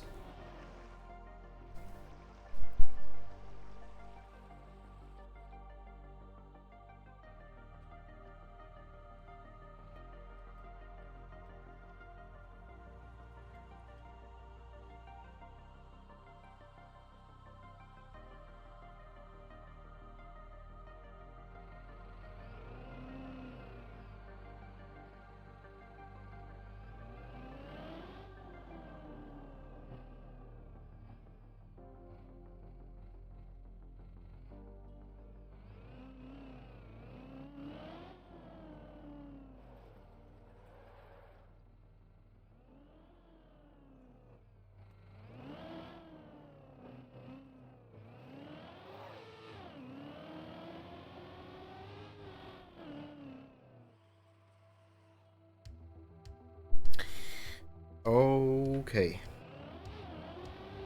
Okay.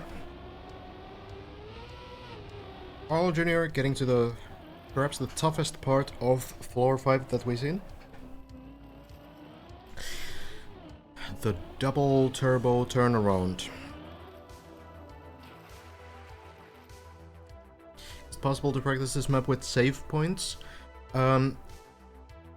Not currently, especially if you're participating.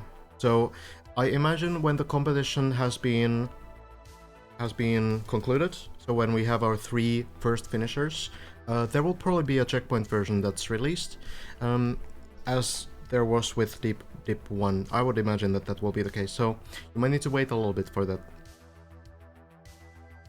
Twin turbo turnaround? Oh, I like that. I like that. We have many sections already. We have the duck jump, we have the cat jump. And now we have the twin turbo turnaround as well. A very decisive part of the level though. I guess maybe Carl Jr. watching some VODs or checking in on something. Hey, good night, Nari.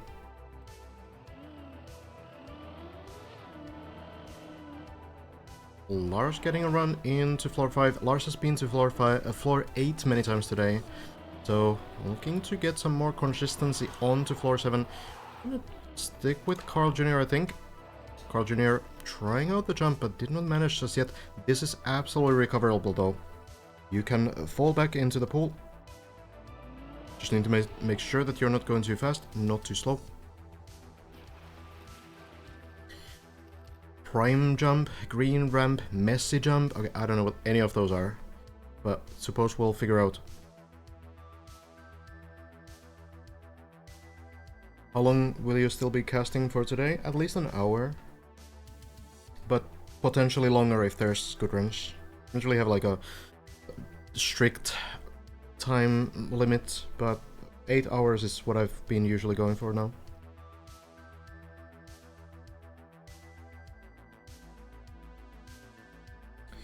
Current world record belongs to Hazard, who just did the most incredible run that lasted for 3 hours and made it to floor 10 3 times.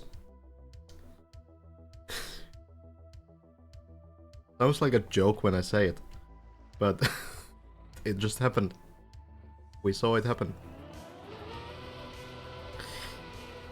Carl Jr. looks like a good line actually. Will commit now, needs to rotate the car upside down and lands it. Not too many jumps left on floor 5. Very promising run. I think this might already be a personal best for Carl. We can check the leaderboard real quick. Carl is at 680 meters, so I'm guessing that Carl has maybe made this next jump, but maybe hasn't gotten much further. Or somewhere in this region. Maybe we've already seen Carl get a little bit further, but I just can't remember. It could be the next section as well. We've seen many runs fail around that area. This one around 600 meters, so very close either way. Lazard. No, that would be a player. Throw Bren in there as well. And maybe Elcon. Somehow. Scandier has been doing well, but I haven't seen Scandier, so I'm not really... I don't really have like the level of insight that I have on these other players. Kind of the situation. Carl misses the jump entirely and will need to restart the level, but this looks recoverable as long as the car doesn't fall off. Oh no. But it will. It will fall off. This turtle I don't think will... Well, is the car moving... Oh, okay. I'm guessing that the car was moving backwards.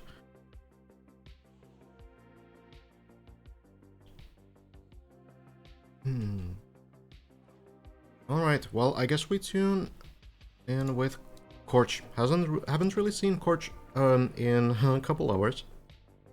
But is getting back to floor 6 now. Very promising. Korch has been pretty deep into floor 6 as well. So this run could potentially, if it makes most of this floor, it could be a personal best. Very confident on these narrow jumps. Ooh, a little bit to the side, but we've seen Simo being able to do this jump with 2 wheels a couple times. Maybe Korch trying to do the same? There probably is a way to also get the wheels on the beam, But Simo found out that you don't need to do that, and Korch will go for it as well. Yeah, Simo there. Exactly in the chat. Giving the information, but Korch already seems to have known. Now going up.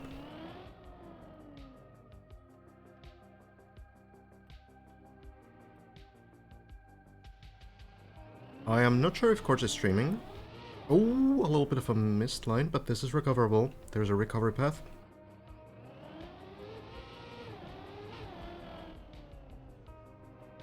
Not streaming? Gotcha. Well, good thing we are here. What happened to Yannick? I believe Yannick is practicing for Zealand, the Zerator multi-game tournament. So, only gave a short look for Deep Dip 2. Oh yeah, that was it. Korch doesn't have a good enough connection to stream. Yeah, it's really unfortunate. That was it. I remember now.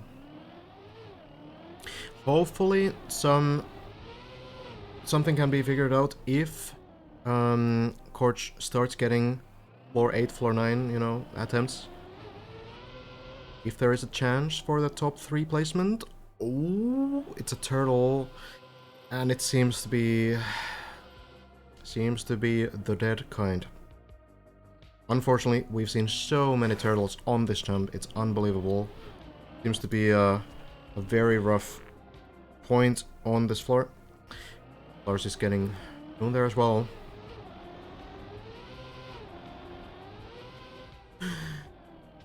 Or maybe not. Doesn't quite get the right landing on the platform in the middle and loses just a little bit of speed. And now we're in a situation that we haven't been to in a while. Mainly thanks to one person who is still on the server, taking a well-deserved break. Everyone is stuck on the classic level 2 floor 2 even. We can check in with Exxon, trying to get some runs going. Has been to floor 5 at the very least.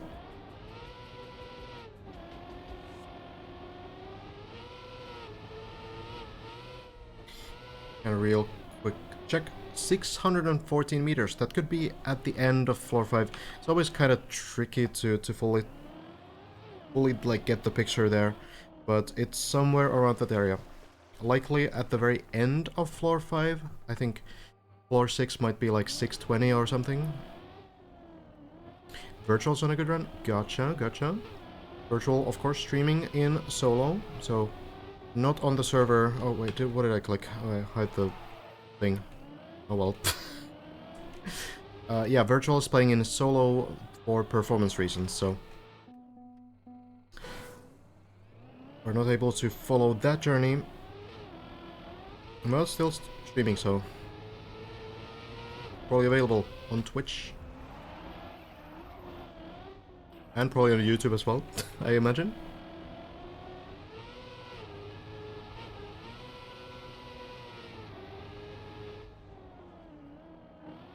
Ixon is having exactly the same issue I did, hooking a wheel. Yeah, it's a very common issue every floor, basically, because these landings are very narrow, and one of the hardest things to do on these kind of landings is to get all the wheels on the track, and even harder is to get the wheels back onto the platform.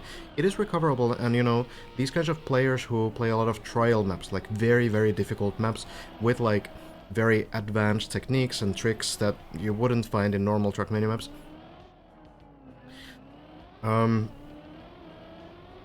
They have some strats to recover those kinds of situations, but it doesn't mean that it's easy.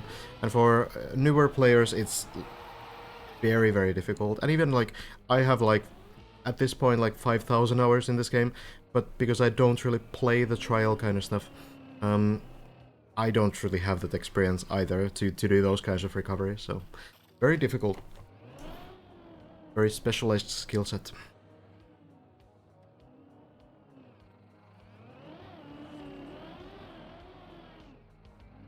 Forge back here too. Some of these guys have been playing the entire time I've been on the server, which is 7 hours more or less.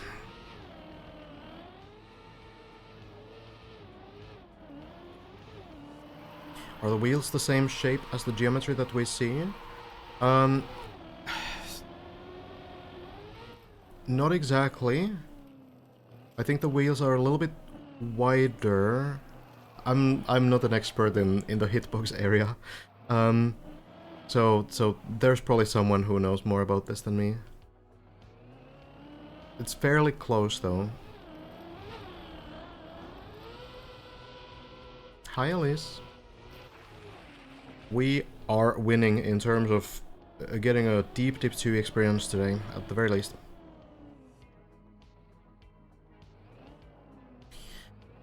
$4,900 of those hours are in the map editor? No, it's not true. I can prove it. Look. Statistics, alright?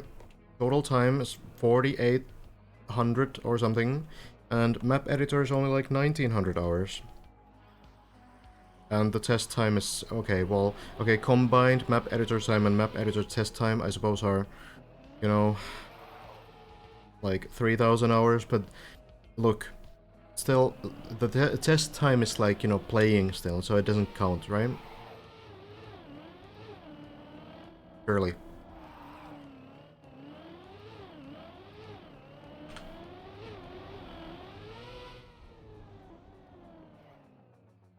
I know, Sigvason, but you know, I have a reputation to hold here. Not really. I don't really mind being mainly known as a mapper, because that's kind of true. Sort of what I do.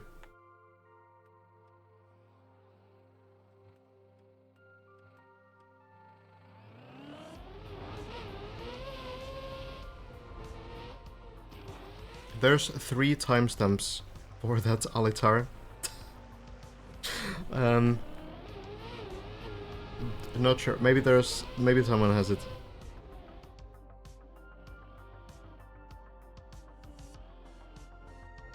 Looks to make sense as far as geometry versus actual wheel. Still surprises me when I drop a wheel and go flying off, because I was looking too far ahead. It's very tricky to, like, especially when you have surfaces like plastic where you kind of bounce around and stuff.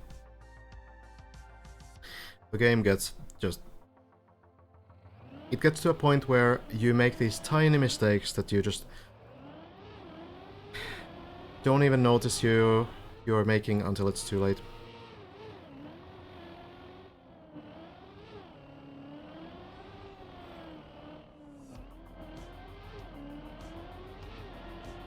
$1K total, that's pretty good, it's pretty good.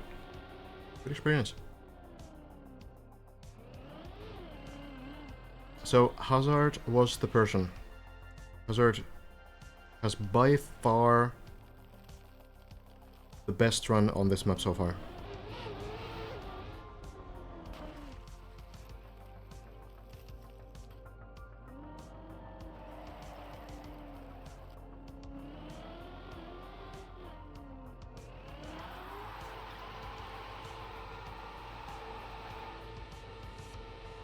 Back to floor 3. Haven't seen this too much today, have we? The players have. But we haven't. Wet, icy wheel, plastic. Very weird surface. Not really your usual Trackmania experience. Very slippery, but you can do these ice slides on it. Handling is a little bit different maybe, but similar. Similar to ice. Do the backflip.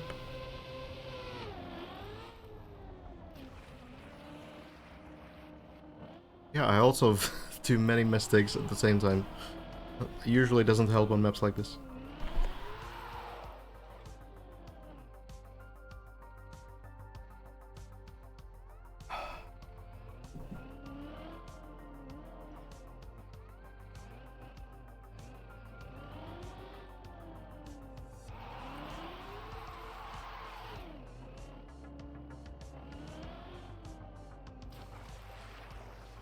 it's kind of like I know all the dangers on this level.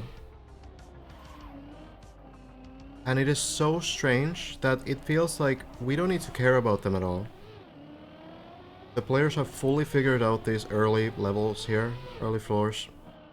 There's so many things that you need to account for on floor 3. So many like baits almost where you can go accidentally a bit too far. You need to remember that you have icy wheels. You need to remember all this stuff like how do you line up for this jump? How do you recover from this mistake? And it seems like it's not even something that's like really worth mentioning anymore because the players just aren't making those mistakes anymore. This is kind of, this floor 4 is where the map starts getting more difficult for many players.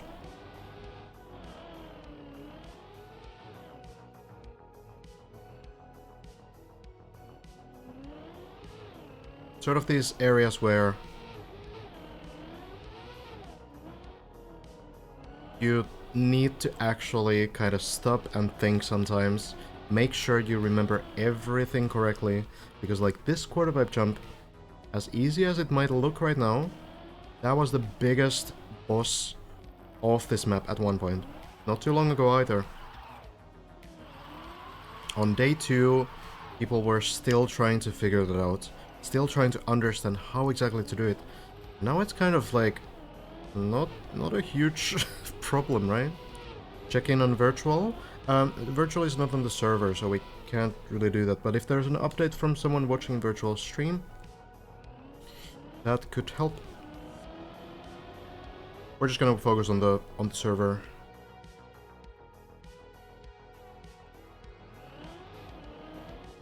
And that's not to say, by the way, that these things are easy.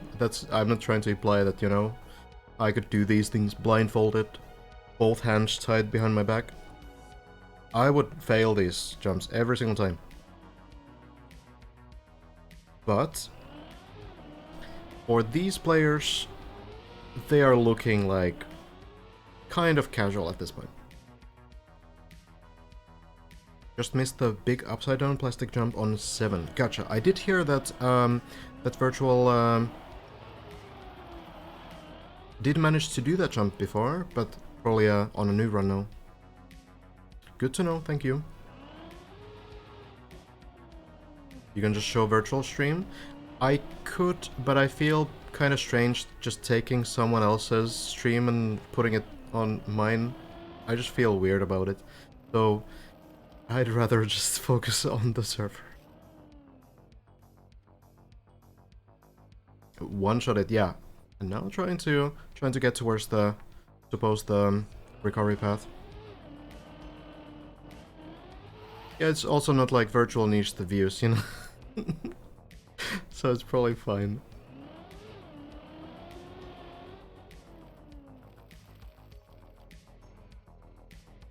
We haven't quite been to 11. We've been pretty high up, actually. It sort of looks like we've been fairly close to 11, but we haven't reached the halfway point of floor 10, as far as we know. But Hazard had the biggest run we've seen so far, spending 3 hours getting to floor 10, 3 times on the same run, falling down to level 5, climbing back up, falling to level 8, climbing back up, going all the way, kind of like going up and down, and ultimately Hazard made many tricks, I think 6 tricks or so on floor 10, so it's a huge amount of progress, and especially Hazard has now like an incredible amount of practice on floor 9 and floor 8, so I feel like Hazard is just taking a lead on this by a long shot. Yeah, Elcon hasn't quite got to the like PB range yet today. Elcon did get to floor 8 but failed pretty early on, so we're still waiting for Elcon to also get that that strong daily run. Elcon has been to floor 9, of course, to the very beginning, and the good news for Elcon is that Hazard has done floor 9 like 10 times right now. So we know what to do, we know the strats, we know the recover paths, we know how you can approach certain sections in different ways. So, you know, there's a lot of information, a lot of data to work with. So I think Elcon, once it's able to get back to floor 9, it can be a pretty good run. Let's remember that Elcon was the first to clear floor 8, doing 2/3 of it all on his own. So it's possible that when Elcon gets to floor 9, even though it's kind of like new territory for him, he might be able to figure that out pretty quickly as well.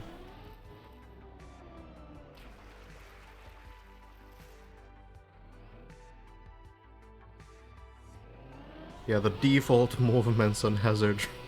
Hazard's run. Oh, such a crazy run. Ixon committing to this, but it's not gonna work. It's just too far to the left. You need to land more to the curve of the plastic. So that is unfortunately not going to work. Carl soon in the same position. Virtual back to 7. Gotcha.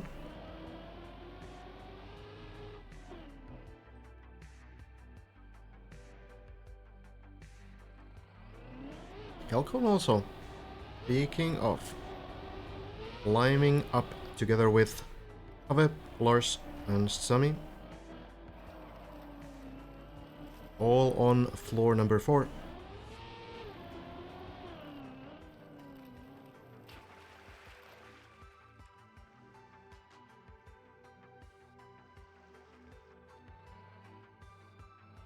Driving around the outside, the outside of the tower is kind of nice. It was pretty comfy, I think, in Deep Dip 1. There was like actual route coordinator similarly fails, but might land on the bobsleigh. Or is it turtles? Or is it turtles? Back to the beginning we go. Here's this guy. It was pretty cozy in Deep Dip 1 as well. I haven't tried it this time. I've literally not driven a single meter on this map just yet. I've only spawned on the start line. Actually gonna be an interesting experiment to try this map after watching so much of it. Like at this point, you know, I've spent at least like 50 hours just watching people play this. Maybe like 40, 45 hours. Virtual falling. Seems like we're back to floor 5.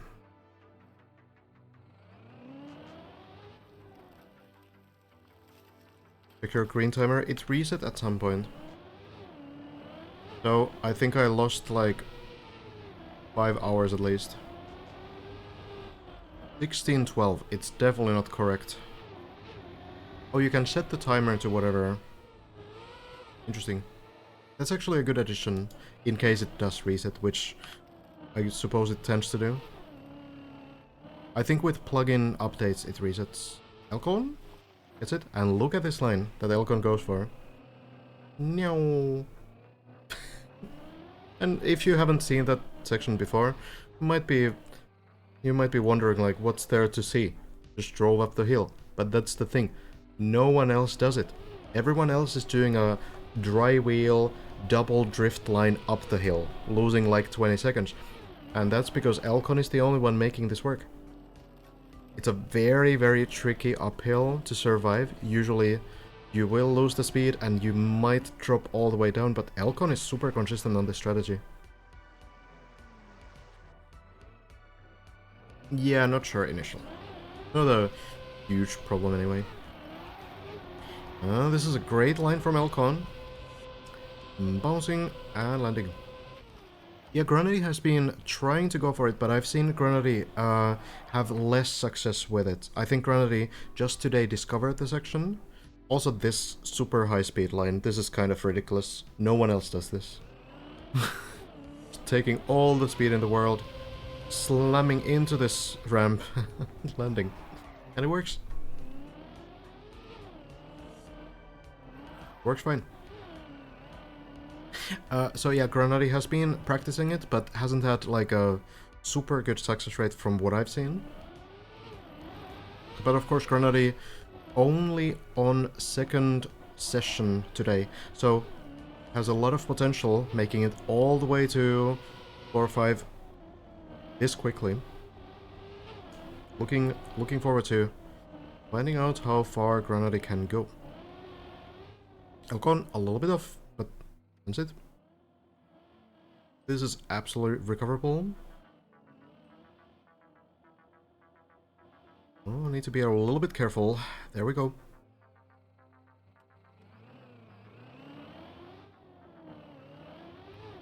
And then next to the turbos, one has been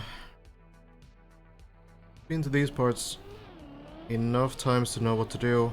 Very consistent lines overall, but some unfortunate mistakes pretty often on this floor 6 to 7 range. Plastic Punch looks good. The update today is that Hazard has been the only person bringing us forward, getting to floor 10, and not only once, not even twice, but 3 times on the same run nonetheless, and figuring out at least 1/3 of floor 10 as well, so there's good progress being made. Hello, Tony.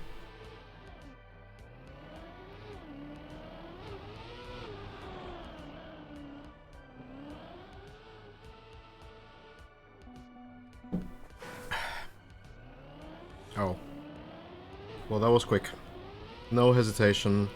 Elcon doesn't watch the default movement, just resets. Unfortunate.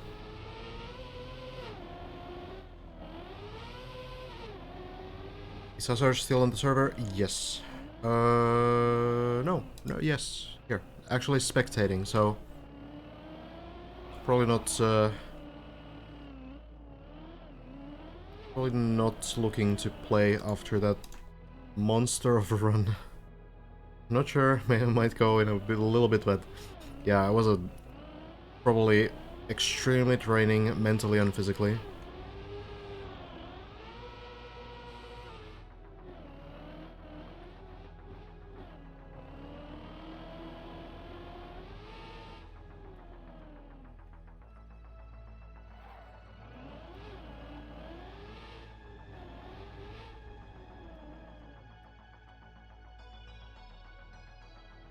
Over here, closer to floor 5. Otherwise, you know, a little bit of a rest time here. We'll have it turtled on the plastic. This will probably fall down. But how? Usually these don't end well. Actually, is it, well, getting grip? It should probably fall off now, but no, that looked so promising for a moment. Maybe unturtle? Timing it? Wow. Great recovery from Have. Can at least jump back down. Try this section again.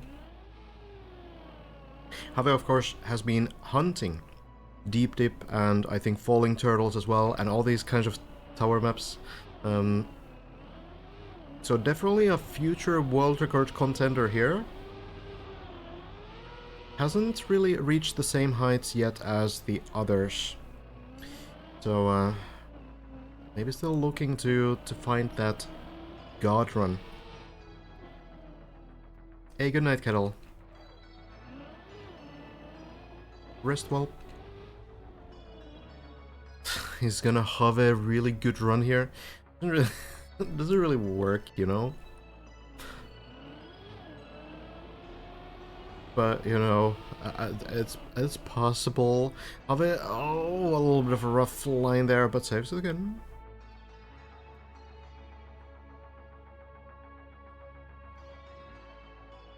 Does it have a world record on both maps? Good night, Jacob, as well. We have a Lars pretty close. Probably entering the bobsleigh just about now. There he is.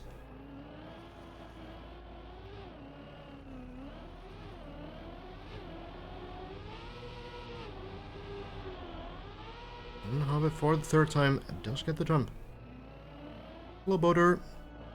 The site with the stats? Yeah, maybe someone can link it. I don't actually even remember the thing. I can do one thing though. ep2.live. Gotcha. Need to remember that. I can show the rankings here. Hazard up to floor 10 as the only player to reach that. How about this time makes it? Maybe a floor 5 attempt. Bren still at the end of floor 9, and Elcon has reached the very beginning of floor 9 as well. Skandir supposed at floor 8. I haven't seen Skandir's run, so it's hard to say exactly. Over here now. It's the ceiling and bounces on the plastic, maybe on the bobsleigh.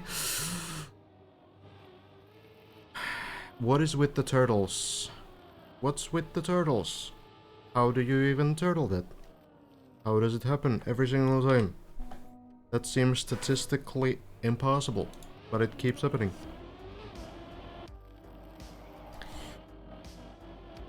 We keep going. Yeah, and Lars also has managed to PB today by a little bit. Floor 8 beginning. Top 5 pretty spread out, all things considered. Bren, of course, will probably, do another session and will catch up, possibly with Hazard, maybe even overtake. But yeah, right now there's actually more than 2 floor difference between our top 1 and top 5.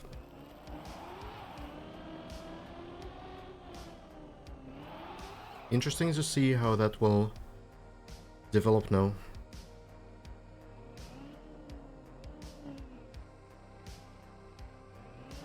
Carl Jr. Very, very strong player. One of the greatest ever players Trackmania has seen. Maybe not really Carl's usual style though. Excels at the high-level traditional competitive stuff, but seems to be doing fairly well. Has been getting towards that floor 6 that many players are currently trying to reach. We can check in with Elcon, try to do this beginning of the map. Kind of speed running the first few floors.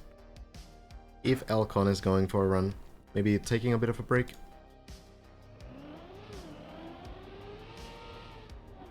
How many in floor 7? Total around 10 people have reached it. Let's see. So we have Hazard. We can kind of count, I guess. Hazard, Bren, Elcon, Skandir, Lars. And then we have the next few players have only been to floor 7. That's Simo, Virtual, and Scrappy. I don't think Korch has quite reached the end of floor 6. So I think Scrappy is the last player to reach floor 7. The very beginning, as I understand. Some very good players have joined the hunt though. Talibird, one name to look out for. Very good khaki player. Has been reaching also floor 6. Getting further and further. Oh, Carl in a tricky position. Might be some recovery here. Maybe knows already.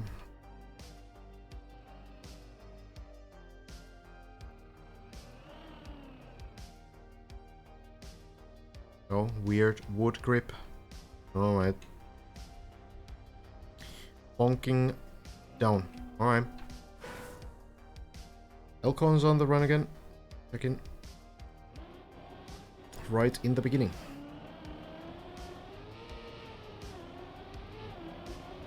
I remember a few months ago you building a massive map, spending a ton of hours on it. Did you finish it? Not yet. We're still working on it, but actively working on it. We don't really have a public schedule right now, but hoping to get it done this year.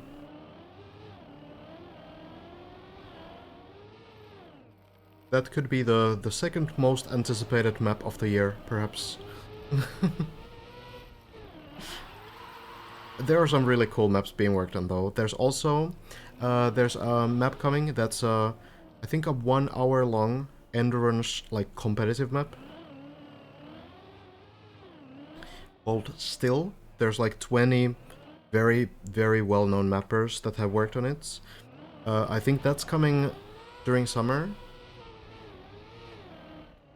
What phase is it in? So we're currently simultaneously working on like so many things. In terms of core, which is the name of my endurance map. We're working on it mainly with Big Thirsty. Currently, oh, Elcon, nice, Untergal.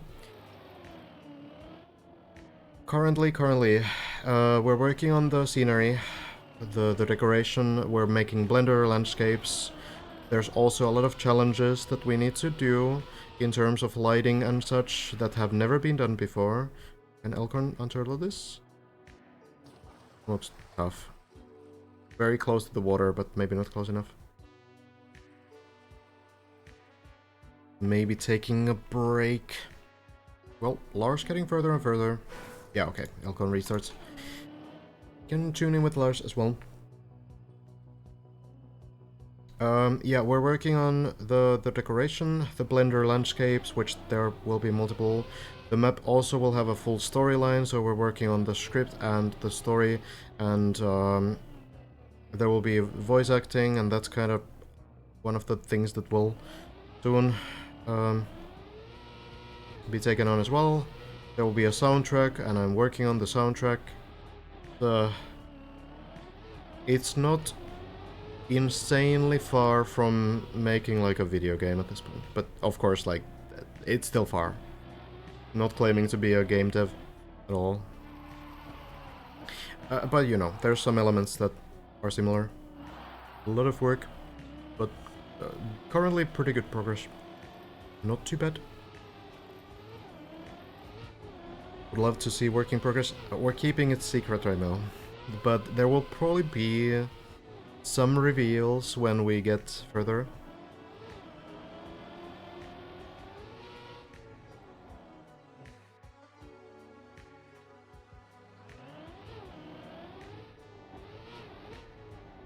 Oh yeah, you still have those, don't they? Are they expiring?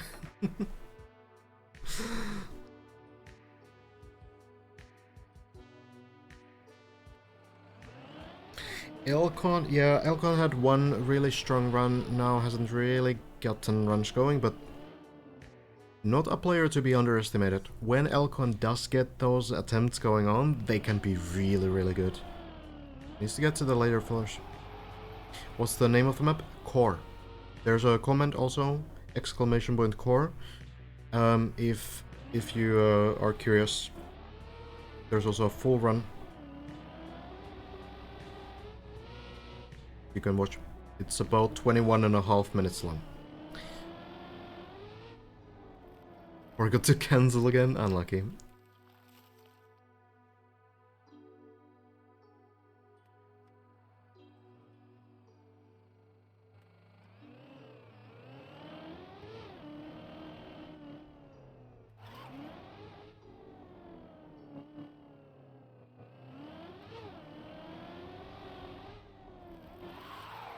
Lars getting runs up, but of course we're pretty far from Lars's personal best.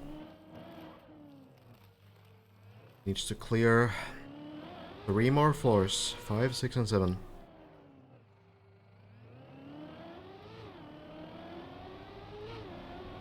The stamina on these guys though, impressive.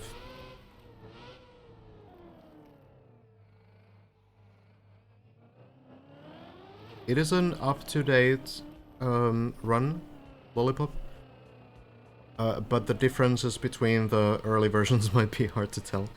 It's a lot of very sort of minor improvements, but We're taking the perfectionist approach with that map. I created about 250 custom respawns, for example, for that track, which took several weeks. It was fun. But it's done now, so good.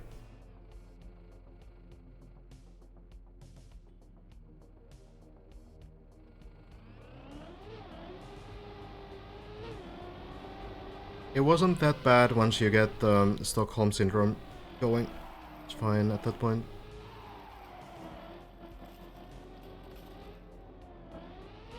I should probably add you as 7TV editor as well, Red, so you can add these as well. Let me do that as Lars is trying out this jump. I guess we can check this first. Oh, that's probably not the line. Let me do this then.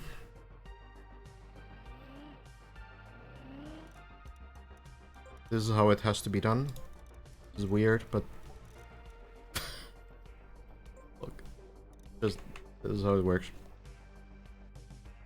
Now you can see the map. I'm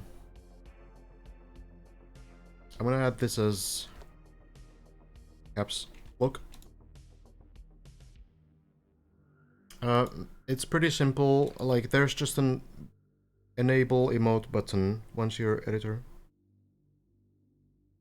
It was a good try, Sigfusson. Okay, editors, add editor. Or red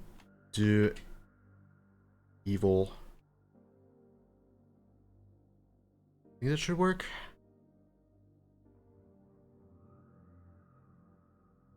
Oh, it's not. 7TV never works, by the way. I'm just giving. It's giving me one option, which is deleted user. Excellent. That's exactly what I was looking for. 7TV truly never works, honestly. It's incredible. Oh, now I found you. Wait, hold on. Okay, there we go.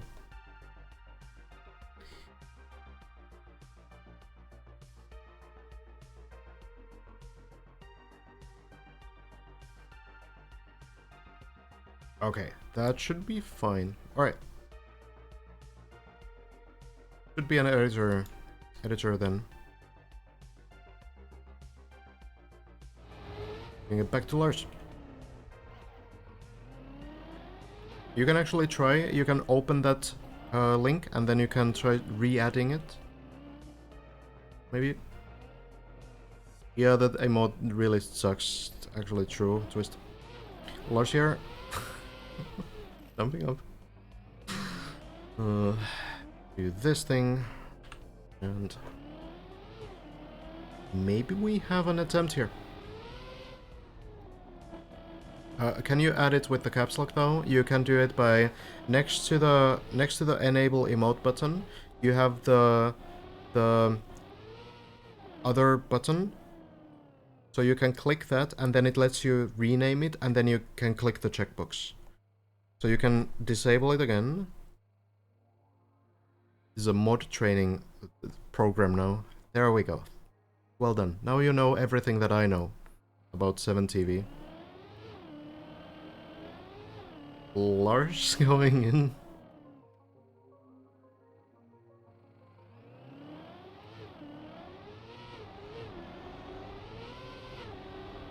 Here we go. Villa with his caps emote. Well, look, I'm not a huge fan. Okay, let's do the bounce. Works out. I'm not a huge fan when I go and try to write a message in someone's chat and like half of the message turns into random emotes.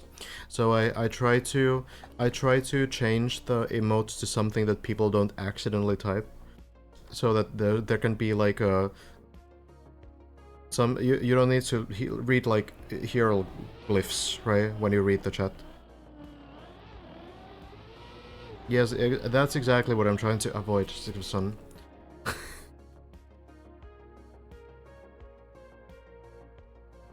That's just me though, you know? Lars getting further and further.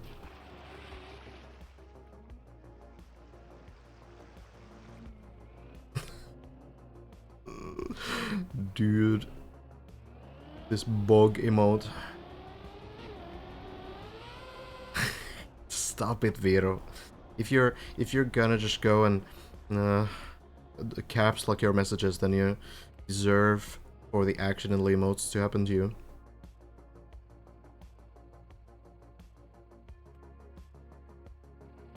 Welcome, Donion. Good to have you here. Checking in for Lars the Dirt Zoop. Rotated correctly. Manages to do it. I don't know if I want to know, Twist.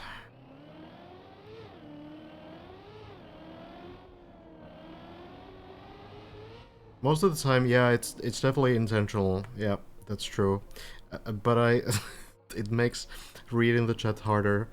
So I try not to do it.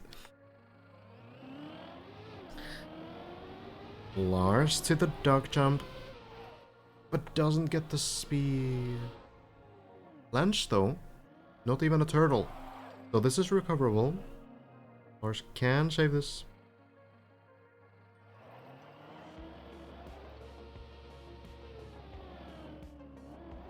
Hazard has the Wildegard has cleared about 1/3 of floor 10.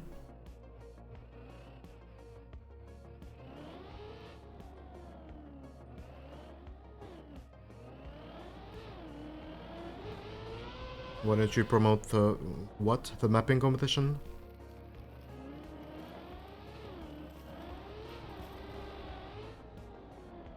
Hey, good night, man. Or wait, who? Red. Red is going to sleep, yeah? Rest well.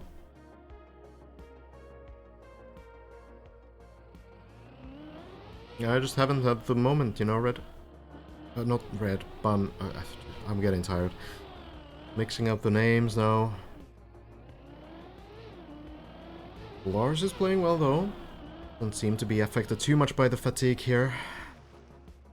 Clearing these jumps for the second time. Elcon getting to floor 4 now as well, but it's pretty early days for Elcon. Has been to floor 9.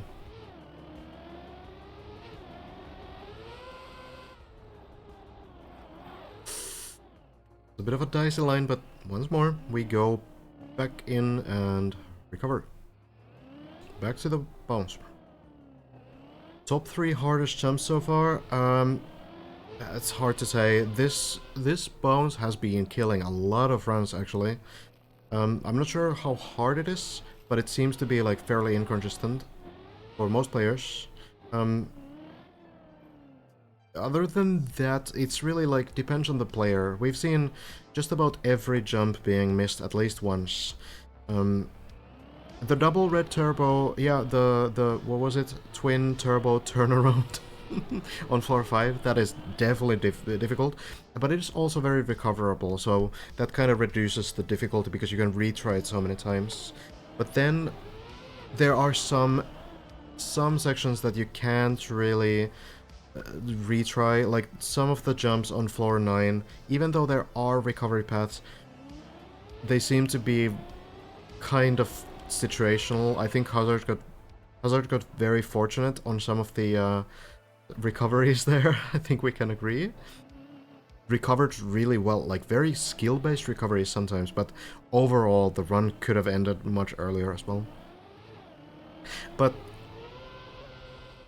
I think the floor 9 jumps, they just look very speed-checked and the angles seem very, very precise. So I'm very scared of those. It remains to be seen. It remains to be seen when players get more and more into those sections, if they get more and more comfortable with those jumps as well. But so far it does seem like they are actually just very speed checked. How much longer are you streaming for? We'll see how these runs go, but at least for like 20-30 minutes or so.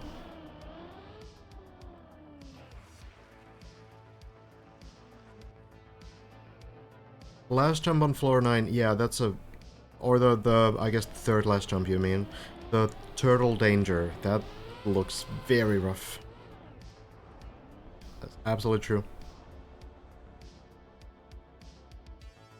Well, floor 8 is already difficult, but it's just that Bren, Elcon, and Hazard all have that turtle stuff, all have the tricky, sort of more traditional trial stuff. They have that in them because they've been doing those things for a pretty long time, right? So I think it's just the skill set.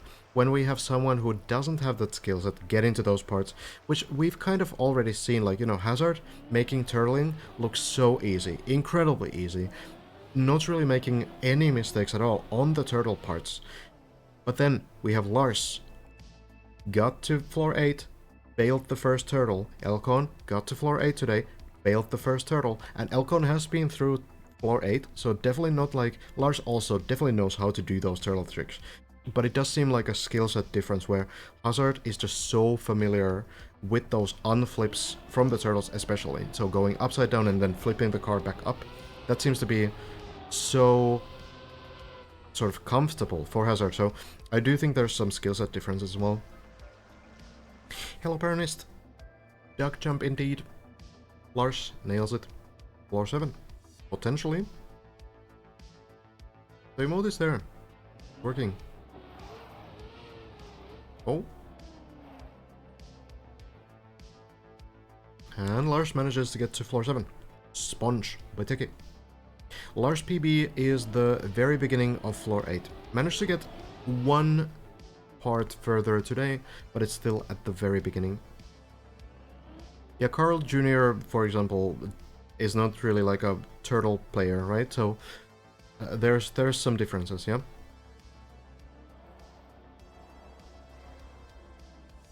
Yeah, hi Paranist. Welcome, welcome. Lars, pretty familiar with these jumps. See how it works this time. Jumping into the pool. Oh, it's a little bit short. Let's hope the car falls down properly. Some kind of a landing. Not ideal, but it's back to floor 6. Not too bad.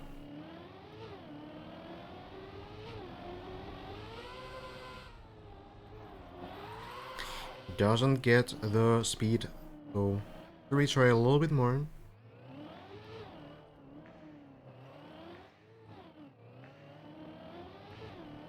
Yeah, so Lars has had 3 attempts, from what I know, up to floor 8.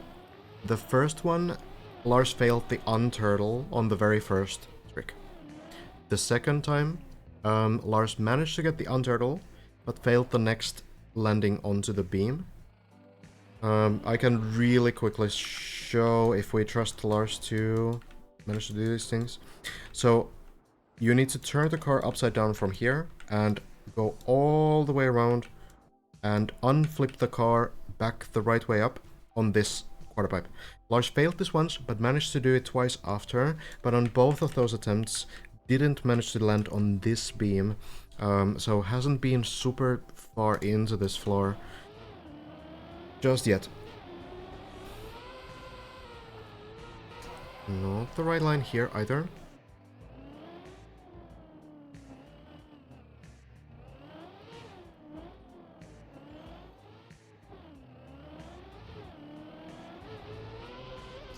Bounce a little bit, maybe unoptimal rotation there, but works out. Oh, careful now. Lars has had a couple moments of just like loss of focus where there's like a little bit of a mistake in going a couple meters too far and falling off the ledge, so let's hope that doesn't happen.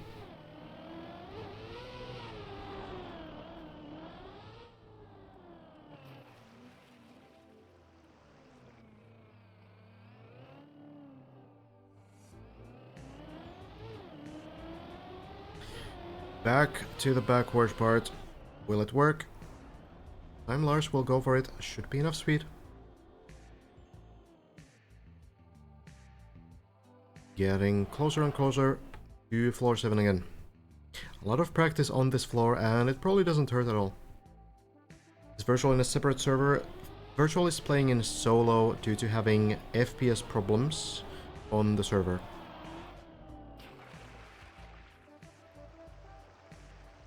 Some players have had, like, performance issues on the server, so understandable.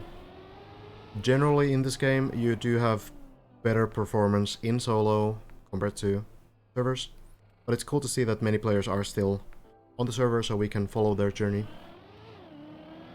Lars now, dark jump. Jumping in. That's it.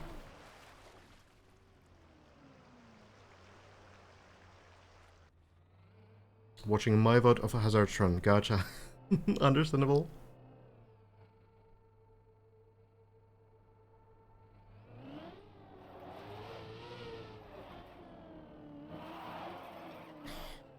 There we go again. Back to floor 7. Jumping through. Then for the backward speed slides.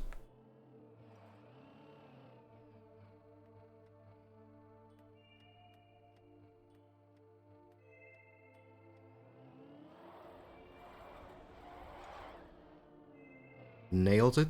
And now back to the ice that last time didn't go so well. Lines it up. We see a little bit of like speed differences here. Some players going for a bit more speed, some a little bit less. Because the offline participants as well, when they get higher up, are only people on the server. Only people on the server for now. Maybe like an exception can be made if someone actually starts making it to like getting closer to finishing the map and they're playing offline. Maybe at that point. But at this point, I feel kind of weird about adding someone else's stream onto my stream. So we're focusing on the server performances, which is also cool because not all of these players are streaming themselves, which means that we can also get like, we can document their progress here.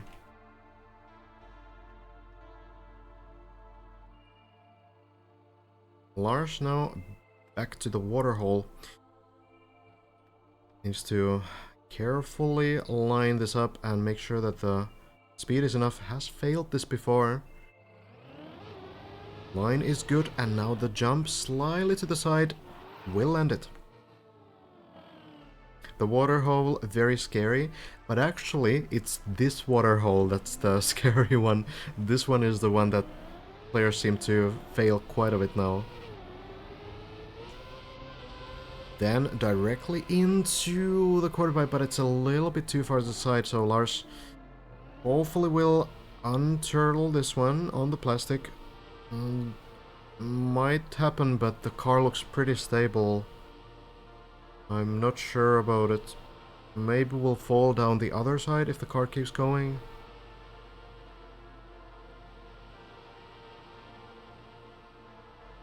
The car needs to be a little bit bouncy if you want it to flip over. It would be possible to recover from this position, but I'm not sure what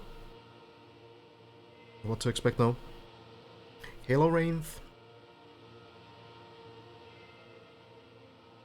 I mean, it's probably gonna go aside, right? Doesn't look like a very nice way to land, though.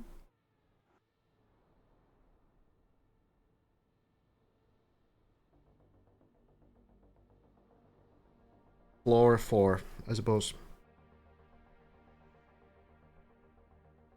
If even that, and it's looking a bit shaky. Suppose it's worth the wait still. Getting to floor 4 is like, you know, 5-6 minutes maybe, but...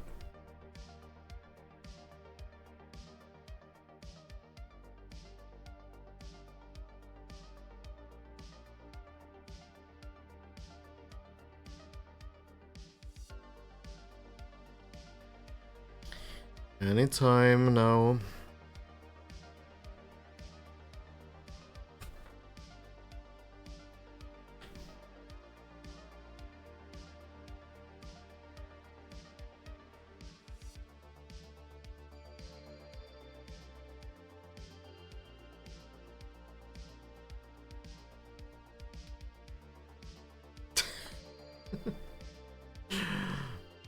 Hey, this is our top run right now. Corch is making some progress on floor 5 though. Oh. There we go.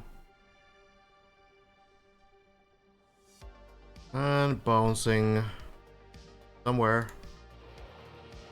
We'll get to floor 4. So, not the worst. Not the worst, really. Could have been, you know, could have been better, but could have been, obviously, a little bit more time lost as well. So, I think Lars will take this. 440 meters. Not the absolute worst case scenario.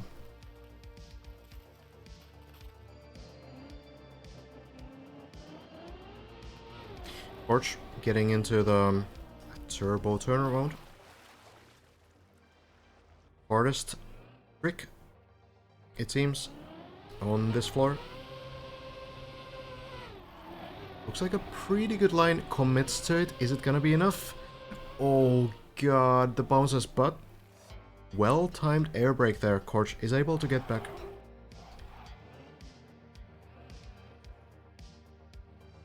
The victory horn there. Celebrate. Yo, but this is a turtle. Didn't get very far after that one.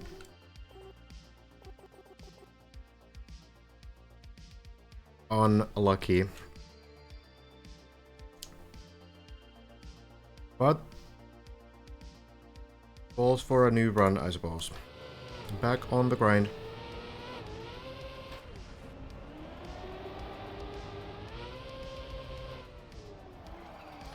Called the turtle. Full gems. Elcon on floor 2 right now, still going. Has been going for a very long time at this point, but the progress seems a bit stale right now.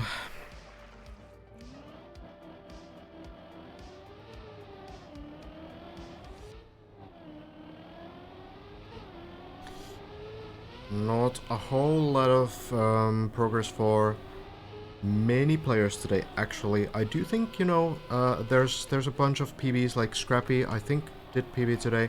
By a little bit, getting to floor 7. Virtual has gotten to floor 7, maybe to floor 8, potentially. But from what I've hearing, it's been floor 7. The Virtual... Yeah, I think Virtual has been to the very final parts of floor 7. Simo also failed the last jump on floor 7 today, so many good attempts towards floor 8. But Lars, Skandir, Elcon, Bren, Hazard, still the 5 players to get to floor 8. Hazard has been all the way to floor 10 now, 3 times. We watched that entire run, 3-hour run. It's quite something. Truly the most notable run of the event so far. Absolutely unreal. So many saves to floor 8, floor 9, everything. Simo with the raid. Thank you so much. Very much appreciate that. Hope your session was good. We were following closely. Nice PB to the end of floor 7. Welcome. We've been doing a cast here. It's a little bit of a quiet time now, but we can go for a little bit longer.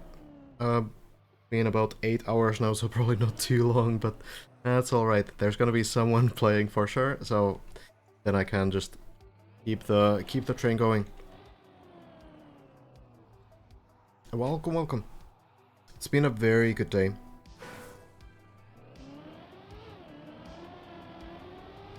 Hello Ryug, AJ0, Pancakes, everybody else too, Zach too. It's been an exhausting day, even as just a spectator, and I can't imagine what it's been as a player.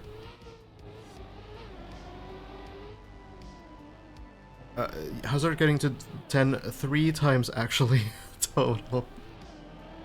Was wild, but yeah, like even twice would be incredible on the same run as well. But yeah, 3 times on the same run. 2 dead turtle saves. And all kinds of incredible moments. A wild run. But yeah, huge progress. I'm guessing, Simo, that you saw the first few parts of floor 10.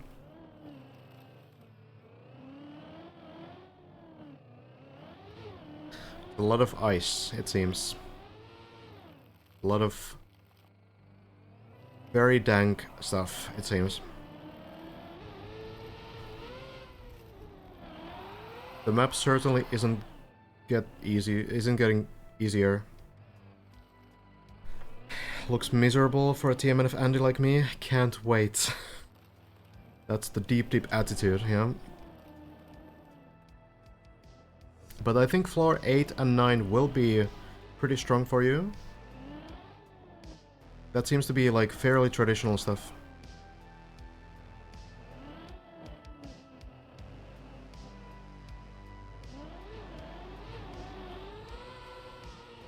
Yeah, you can checking on the VOD while the stream is still ongoing. Actually checking on Lars, just kinda sneaked into floor 6 again.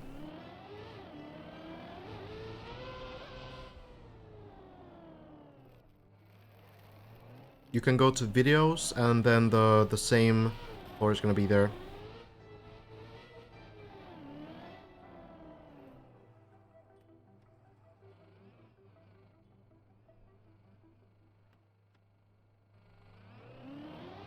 Welcome everyone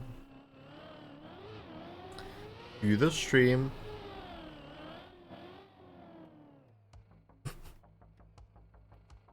Doing a cast here, checking in on the player's progress. Ah, it's all good. No worries, Zero.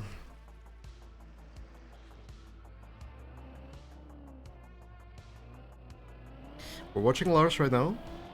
Getting towards floor 7 again, has just fallen from there, so looking to get back. Virtual with the massive rate. Welcome. Good to have all of you here. Hope the session went great. I know Virtual is playing in solo for the performance reasons, but I'm hearing that Virtual made some good progress.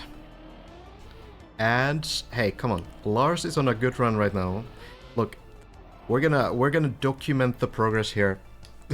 I appreciate you guys looking out for me, but it's all good. It's all good. We're gonna follow Lars here, trying to get back to floor 7. It's a pretty solid run. Now, we've been casting today's session. Maybe you guys have been also following Hazard's journey. It's been a pretty big day. Give me an ad. But Lars's run. Alright.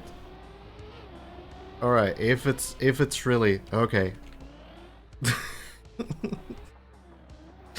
Hold on then. Okay. Bits Bender with 50 gift subs. I have alerts off right now. God damn it. I have alerts off for the cast that we've been doing here. Very much appreciate that. God damn it. Thank you so much. Okay guys, hold on now. God damn it. Yeah, I heard that you were watching Hazard's run. Hazard unfortunately wasn't streaming, of course, but we were able to document that insane 3-hour run. Alright guys, come on now. Give me a moment here. Very much appreciate all of you.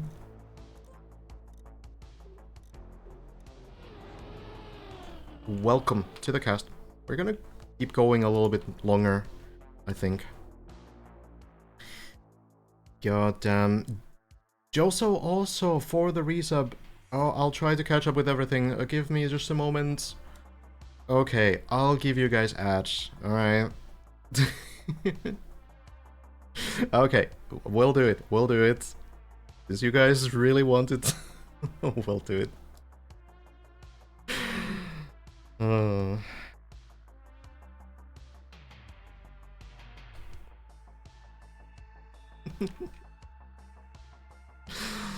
Oh, I appreciate all of you.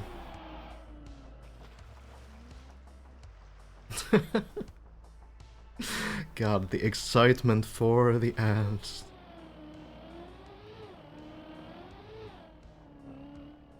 Very much appreciate you. Let me catch up with everything. Yeah, unfortunately, I have alerts off right now, but it doesn't reduce my appreciation for all the support. Thank you very much.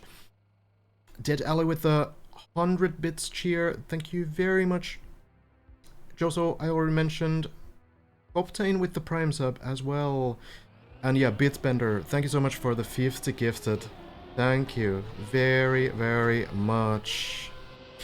And yeah, welcome everyone. We've been casting for about 8 hours now. I suppose we'll keep going. Lars is on a pretty good run. We also have some other top players grinding right now. So much happening today. I'm guessing that you've just seen Hazard's incredible run. We saw that in full. 3 hours on the same run. About 2 hours and 45 minutes on one run that didn't go below floor 5 a single time. It's monumental. 3 whole times onto floor 10. God damn it. And Bitbender with another 50. You guys are too kind. I appreciate you guys so much. GBW man as well with the Prime. Thank you very much. Thank you so much. Very much appreciate all of you. Hope you have been having a good time with Deep Dip. We've been having a great time. I've been casting this every day, looking through the server every evening in Europe. I can't switch to Cam 2 unfortunately in Spectator, so we're gonna have to deal with this camera. Savable? Yeah, Lars is fine, no problem. Look, I'm kind of just looking at this. Oh, it's fine. Lars will be fine. This next jump is tricky though. Lars manages to land on the water. As long as you are in water at all, you're going to be able to roll the car over. Run more ads. Hey, come on. There's an important run going right now. Lars, potentially getting to a personal best. Yeah? Hey, Bitbender, seriously, thank you so much, though. And thank you so much, all of you, for being so supportive. Very much appreciate all of the follows as well. Where's ad? I did play them. Maybe you got reverse scammed?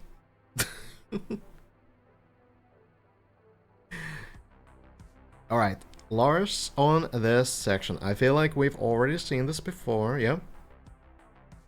Multiple times. Needs to go all the way here. Get these tricky landings. All the way here. This is the next rest point. Gonna see if Lars can nail that.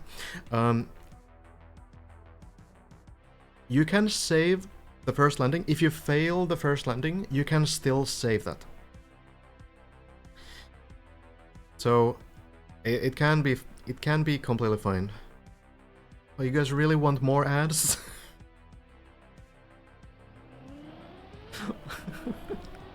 This is an unusual experience.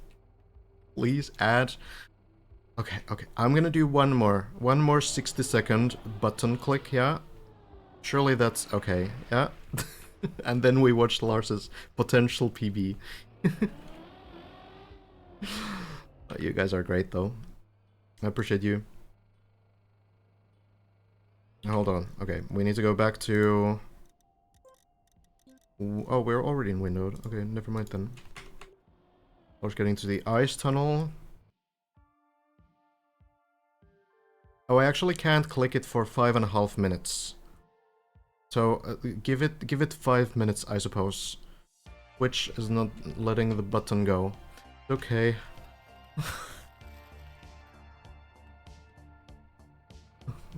It's all right. We'll survive. Lars rolls the car. Works fine. People are doing the turbo tunnel really well now. Felco, Orbel, and Wireman, thank you so much for the bits as well. How come you're only casting? You would smash this map with your credentials? I figured that I would be mostly stuck on the earlier floors, so since there's so many people already playing, I feel like my best contribution to this event was that I would, you know, provide coverage for theirs. And so far it seems to be, you know, worthwhile. Lars, final jump off the floor, manages to get it, and now we get to the final parts that Lars has previously failed. So, Lars, very close to personal best here. There's two things remaining that Lars needs to do. One is to go over here and roll the car upside down. Then you will begin to turtle. Drive upside down, swing the car back and forth from each side, go all the way here, and then you flip the car over on the quarter pipe. This is why you need to go to the upside down setup, because you cannot drive directly onto this.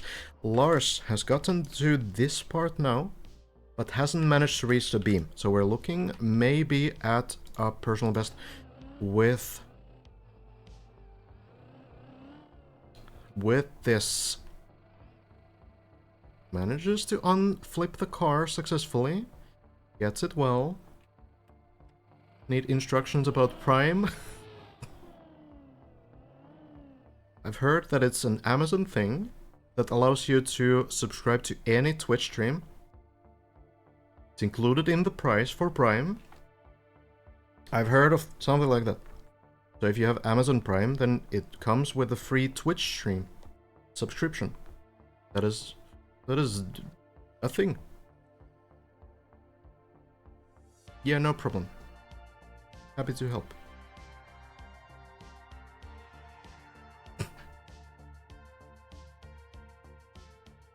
Lars, I guess, setting up for this.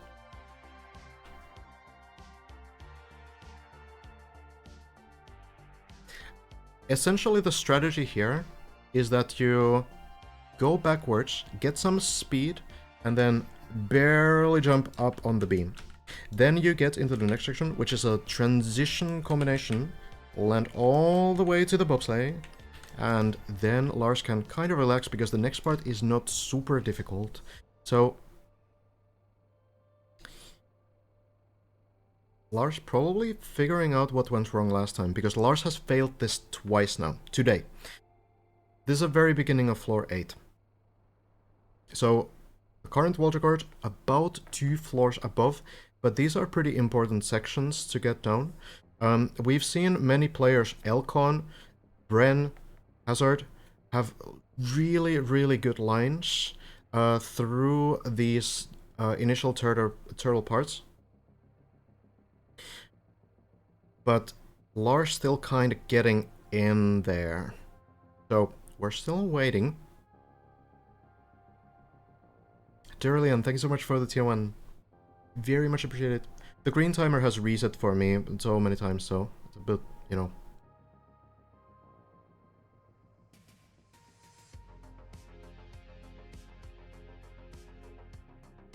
A bit redundant.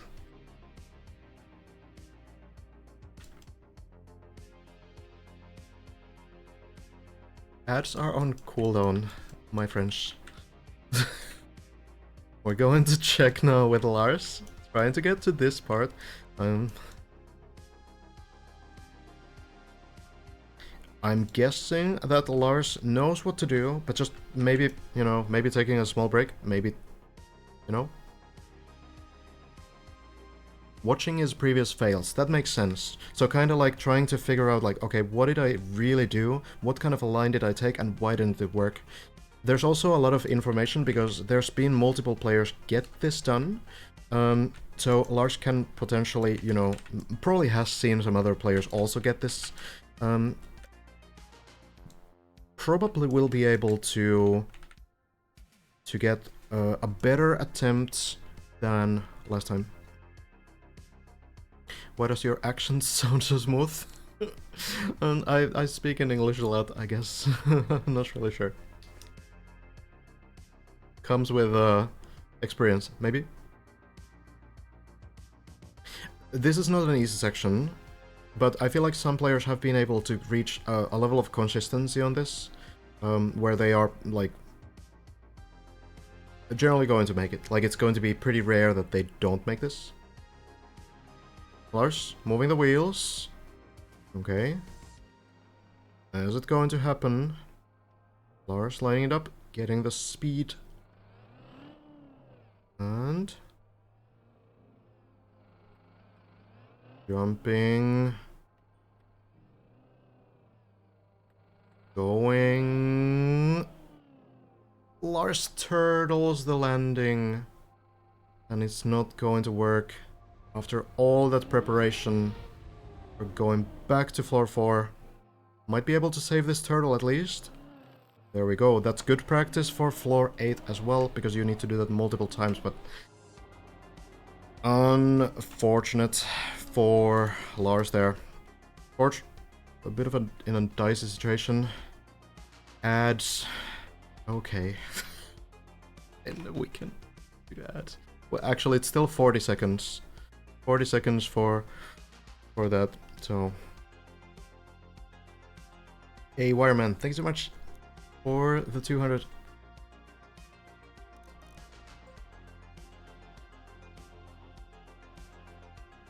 Massa, only 3 minutes left in the subathon. Ouch. That can be a little tricky. I don't know if this line is savable from Corch. 180. Okay. Let me see what I can do. I don't really ever run ads. Since you guys insist. Casual Panda, thank you so much for the prime as well. This is savable from Corch. Want to support you, but I have no money. Okay, I guess that makes sense. That's a sufficient explanation. I do very much appreciate it. But to me, it's already enough that you guys are here. That's all good. Enjoying some deep. Alright then. Oh, wait. Hold on. Let me make it so that this can still go. Okay.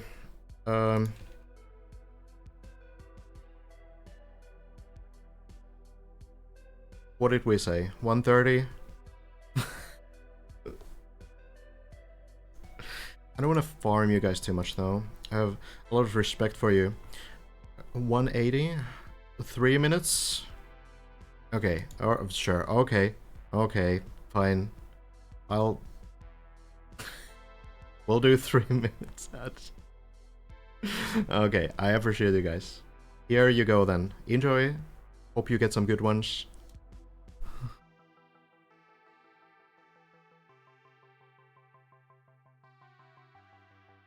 Oh. Corch will get further.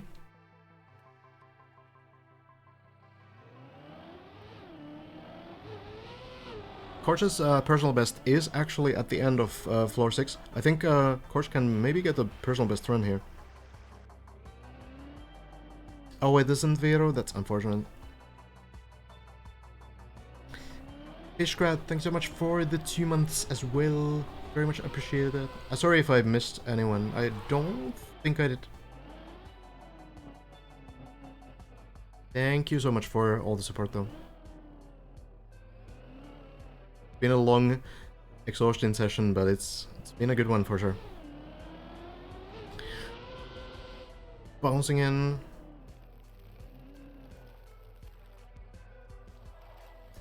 This plastic punch can be pretty rough. Missed you. Oh, unfortunate. Next time, maybe. It's alright, you get to enjoy Corch's very promising run here.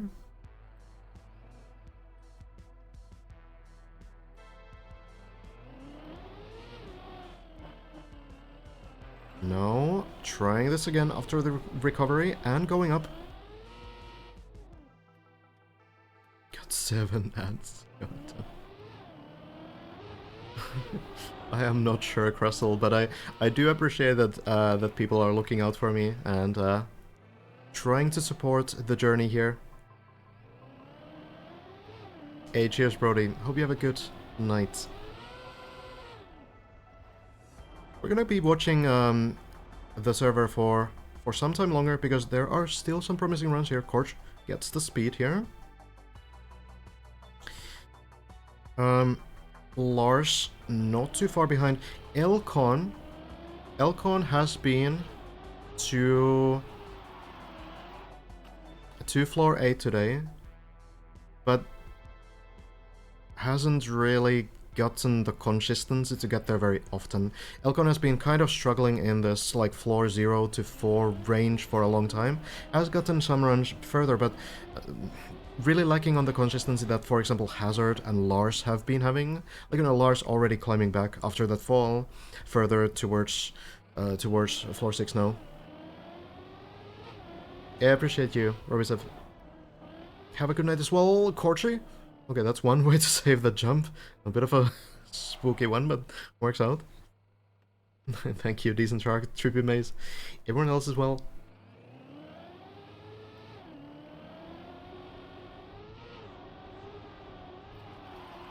Porsche has been getting really consistent, I was about to say, on these parts, but no. Don't even have time to finish my sentence before caster cursing. Back to floor 0. And then it's again Lars. And Lars, yeah. Not quite falling down to floor 0. This is recoverable. You can go around. Lars has done this a couple times. Lars was actually the first player to recover this path, so we have a little bit of experience here. Oh, spooky. You need to remember you have wet wheels, and so... Hey, appreciate you, Pen. Hope you have a good night. How do you choose which stream to commentate? So I'm actually on the server. I'm actually spectating the players, so I can just switch between them. Usually choosing the one who's higher up. Checking out some different players. Making sure that we don't miss the important personal bests. Some you know, notable runs. Trying to document as much as I can. Basically. When you stream next, I'm gonna start tomorrow at 5 PM Central European, which is in what is it, 13.5 hours?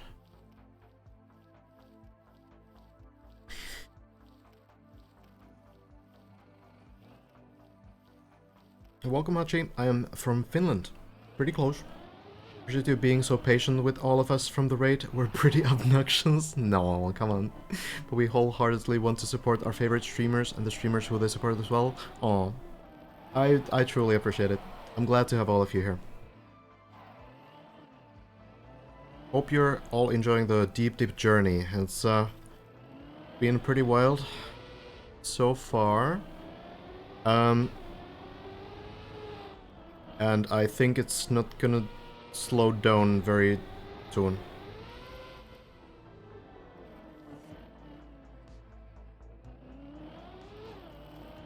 Won't be able to catch you until later in tomorrow's stream after this one. That's all good. I'll probably be doing some, you know, 8-9 hour stream pretty much every day here, so. You don't have much of an accent, only recognized you as a fellow Finn by outlook and name. Yeah, people say that. I think, like, some Americans especially notice that I mispronounce some words, which seems like very off, because I've learned some words wrong. There was one example, like, developer, for the longest time, I was pronouncing as, like, developer, like, emphasizing the wrong part of it. There's, like, some others as well, but, you know, there's some, like, weird ones, but mostly, I think, I've gotten like a decent accent now. Both are fine, really? Okay. I was corrected at some point by an English speaker, but...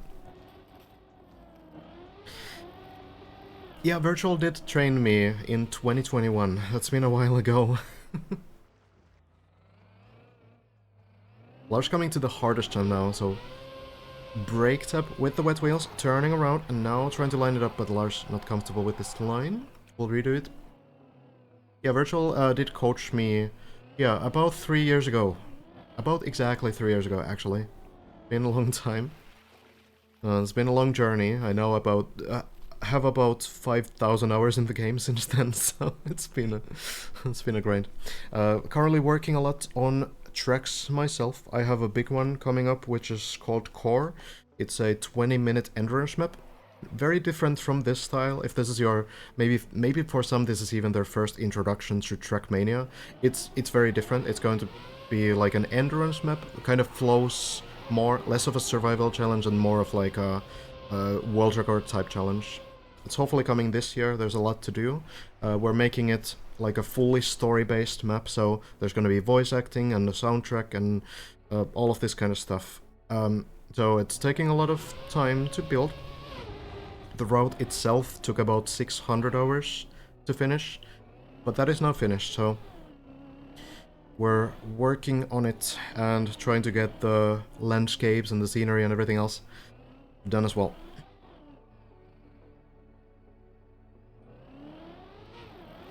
See you, Elride. Have a good night.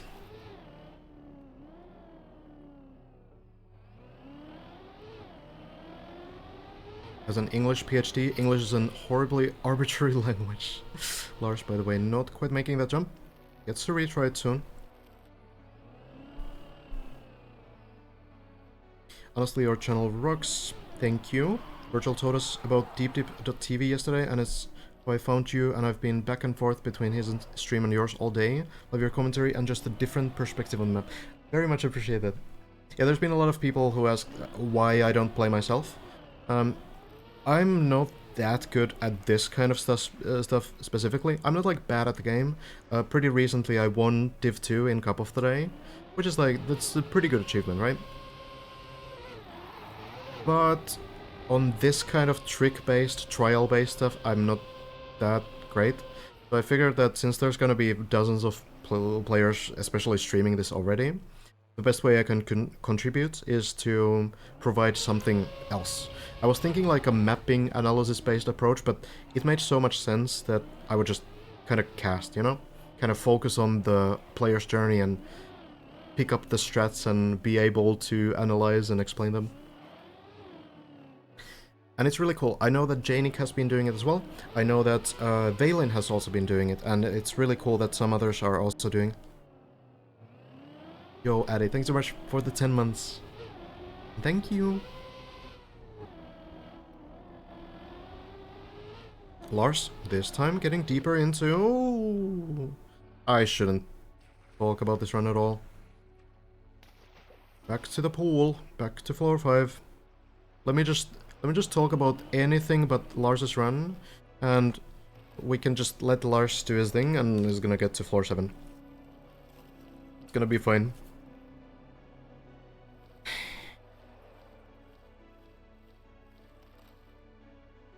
It's so difficult. Right now I want to mention that someone else is also on floor 5, but I don't know if I can. Maybe we can take just a quick look. Just a really quick one. It will be fine. It's all good. No problem. Oh, promising line actually. Is it enough speed? I think it is. Yeah. Elcon goes for this completely insane line on this next jump. You've seen like Lars, for example, go for the very slow approach. Elcon goes for something completely opposite. I don't know if you guys have seen this. Goes for maximum speed, and look at this landing on the ramp. Completely smashes into middle of it, and then just bounces in this weird way. And somehow it works every time. I don't know what this guy is doing, really. Elcon has some of the strangest strategies on this floor, but it seems like Elcon is the only one to make those work as well. It's so ridiculous, but Elcon is somehow it works. there's so many strategies on that floor on different sections. There's the plastic bones where some people are doing the sideways roll, some people are doing the nose bones. Both seem to work fine. Elcon is going for that sideways bones. And then there's, right after, there's the grass uphill, where many people are drying the wheels, and they are taking like a slow approach with like double drifting up the hill.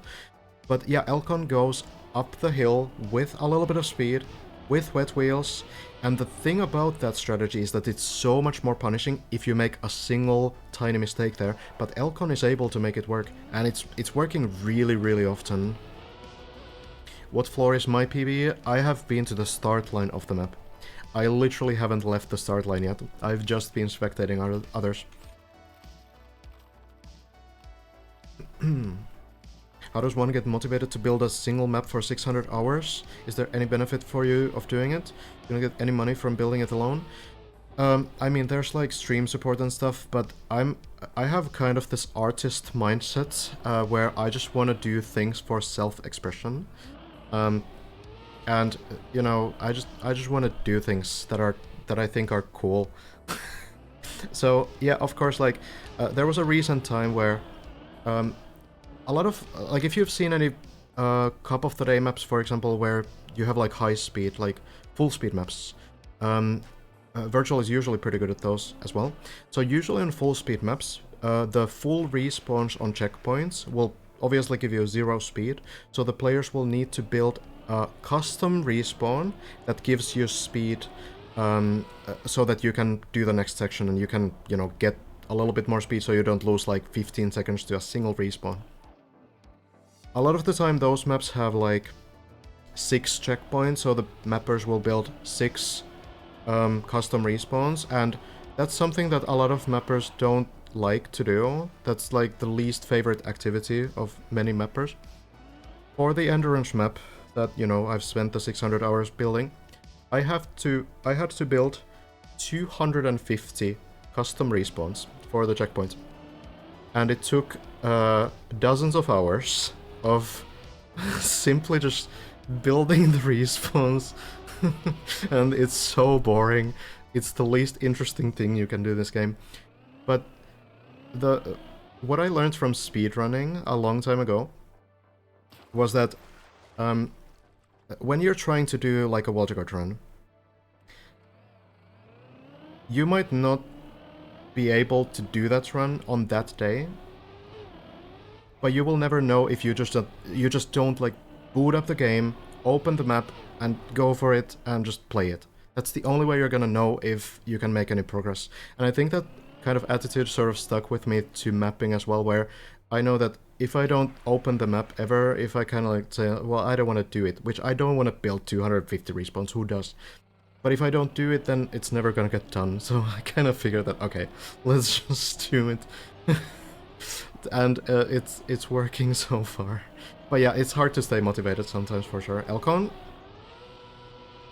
gets the duck jump. Does it very nicely. Good job. What's the map's name? It is called Core, and you can... it's not ready, it's not released yet, but yeah, there's the comment. You can, if you want, there's a 21.5 minute run that you can check as well. But there's so much left to be done. The scenery, the decoration, landscapes, storyline, voice acting, soundtrack. It's a big project. I had to build 8 custom respawns for a map a few weeks ago, and it took hours. You get muscle memory for it. What is our favorite floor by now? Oh, good question. I don't know if I really have a favorite floor. Elcon. Instant reset, doesn't even want to watch that through. Very unfortunate. Elcon's still not getting another run to floor 8.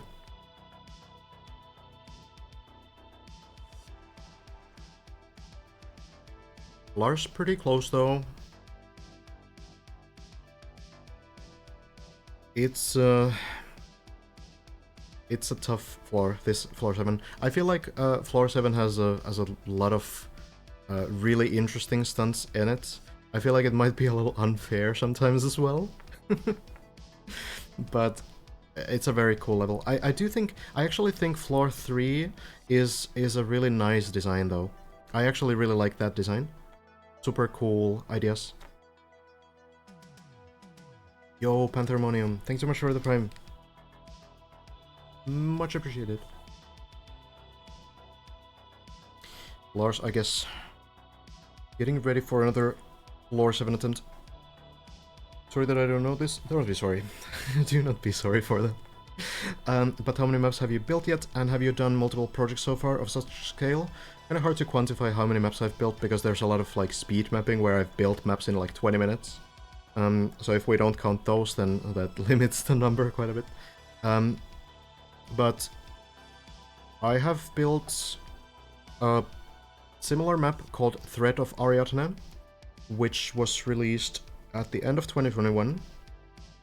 If you have heard of Time Hunters, which is a tournament that we organized with Virtual in 2022, that was on that map. The other one anyway. So it's a 20-minute endurance map as well, pretty similar to Core that we're working on right now.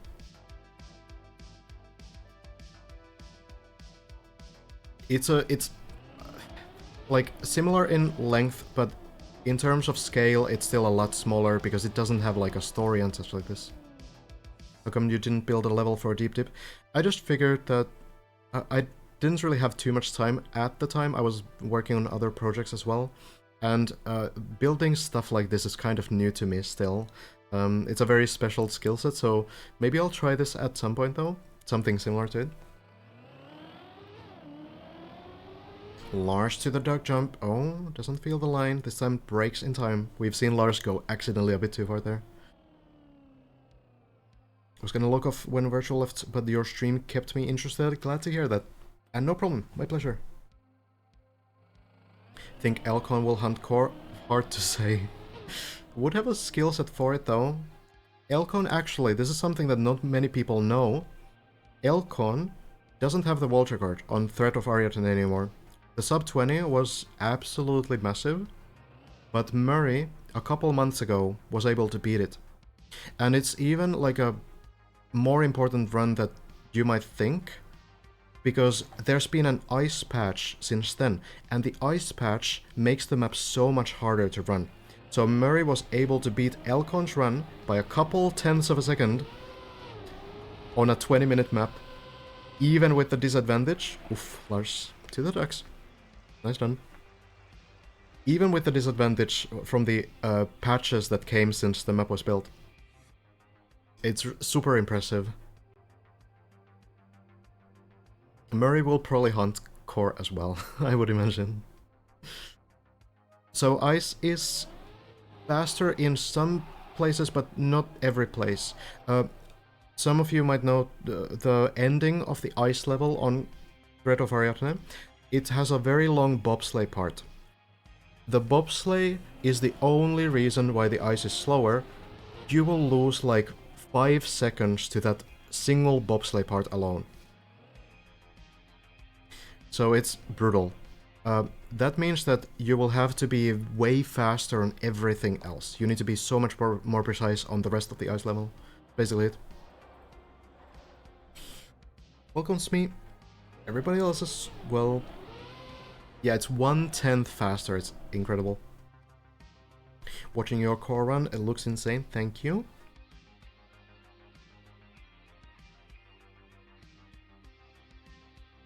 How do you remove the stadium and map boundaries to make these huge maps? You can type in !map base. It will give you 2 links.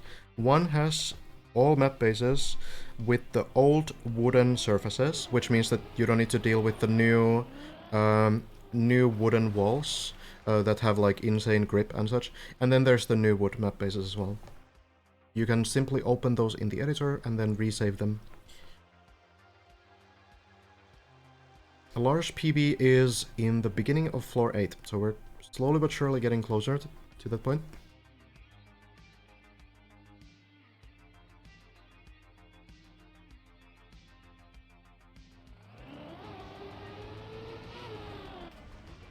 you think Hazard or Bren will win? Ooh, Lars with the unturtle. Well done.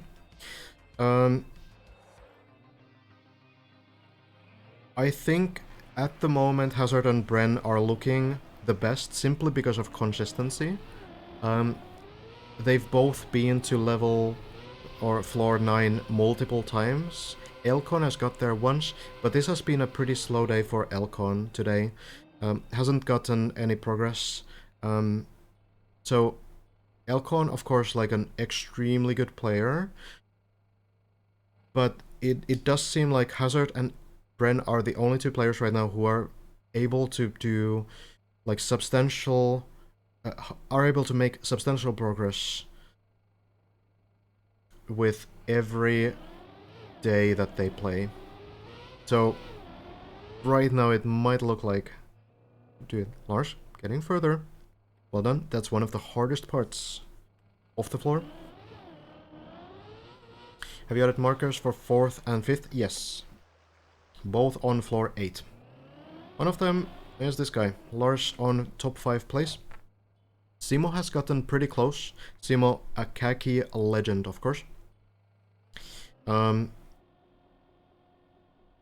Has been getting slow and steady progress towards floor 8, but failed the last jump of floor 7 today. There's a lot of players kind of approaching floor 7, and I guess we'll see what the progress there will be. Lars, oh no. Okay, fine. Scary, scary turbos. Hi, Normal Cat. I believe that Virtual made it to the later parts of floor 7, from what I understand, but I could be wrong.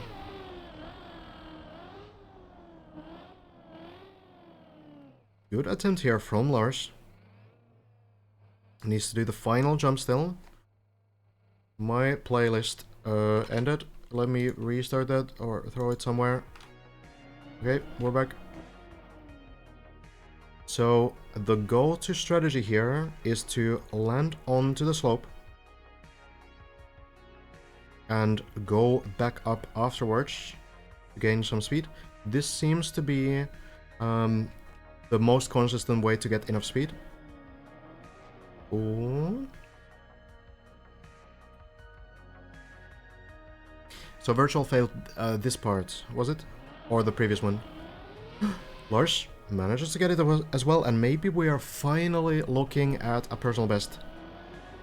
The previous 3 attempts from Lars have failed onto the beam that we will soon see. Flipping the car upside down, that is not a mistake. That is what you have to do here. No other way to do this. So you will drive upside down here. Navigates through these passages, and then you flip your car on the quarter pipe. That is why you can't do this upside down. You will not be able to get on this quarter pipe otherwise. So now Lars up the quarter pipe one time and then stops here and probably relaxes a little bit, because now we're getting to the PB place. If Lars is able to land on this beam, that is going to be a personal best. Has failed this 3 times now, so mentally this kind of a challenge can't be easy. The problem that often comes when you fail the same thing, even if you kind of know what to do, you've seen other people do it, you know how you should do it, but then when you fail it multiple times in a row, you start thinking like, wait, hold on, maybe I'm not doing this right, and then you start overthinking it, you start doing weird stuff, and everything goes wrong. So hopefully Lars can keep cool, goes for the beam, and it barely lands. Lars on a new personal best here. Very, very nicely done. Pretty close to the left side there, but is able to save the landing. And now we get to the next trickiest section. Lars taking some speed from here, has to land all the way to this platform, jump all the way to the bobsleigh, and avoid falling into the hole. We've seen 2 kinds of mistakes on this part. One, you fall into the hole, Surprise. And 2 is that you don't get the landing on the bobsleigh. This one is a tricky one. Very few people have been getting this down. I mean, very few people have been even getting to this part, but the few players that have, Hazard has been looking very good on this. Bren needed, I think, 3 pretty early mistakes. But Lars nails it first try. Nicely done. Very, very good line. Looked like a bit of a careful line, actually. Maybe the spectating just made it look slower. But Lars does it. And now the next part should be easier.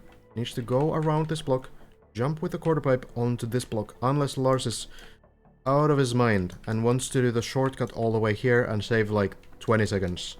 I do not think that Lars will jump here because the run will end. He will fall down. So we're gonna see Lars jump all the way here and then going all the way through these tunnels and going over here and then through this tunnel going back here. Already did it, so no problem. This one isn't really that hard of a position.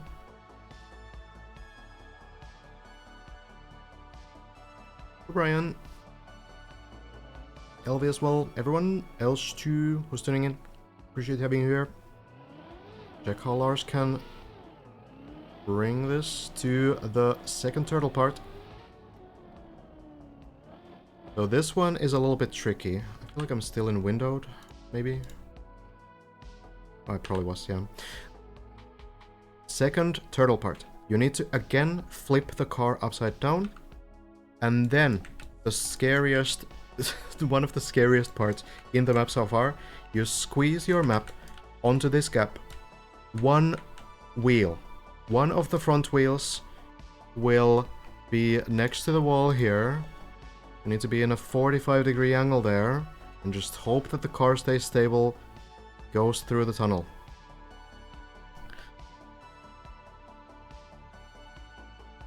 Lars. Setting it up. Now, needs to get the timing right. Gets it. The car is stuck, and now we wait. Shaking. Trembling. But the car ultimately goes through. Lars will be able to continue. Now, the flip.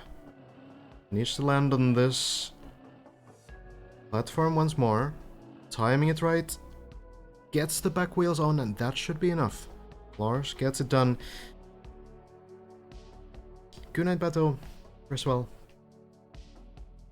And now for the next part. This time, no turtling. Speeding up over this full speed, landing onto the grass. Bit of a speed check. But Lars has been looking pretty solid so far. People will for sure speedrun this, just like they did Deep Dip 1. But we're not there yet. We're barely halfway through the tower, so we'll need some time.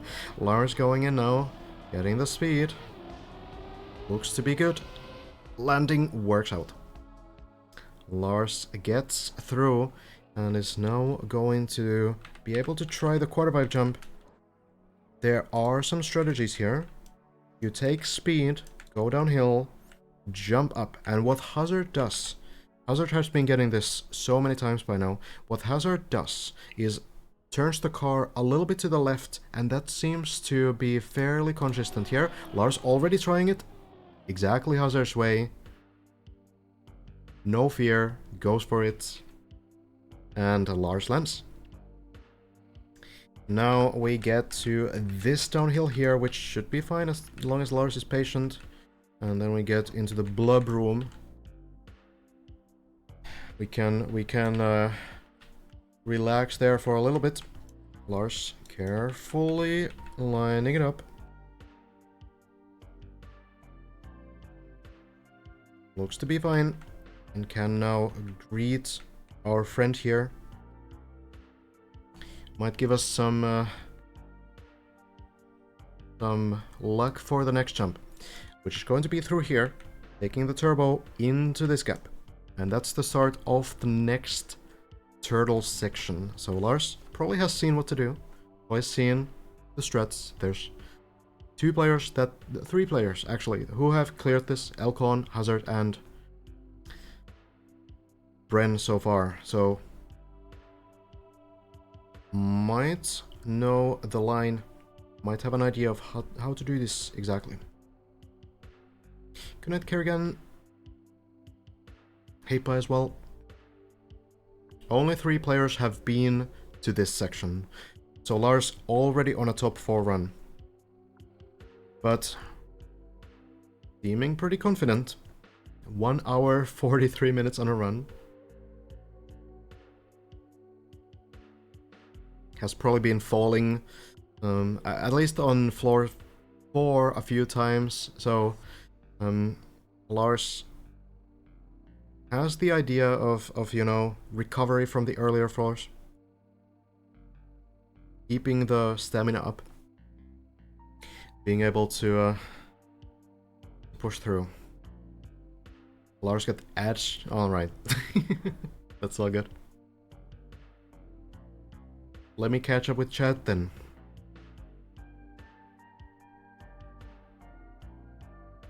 You have a nice voice, thank you. Appreciate it. A little dry right now. It's been a long day, but I'm enjoying it so far.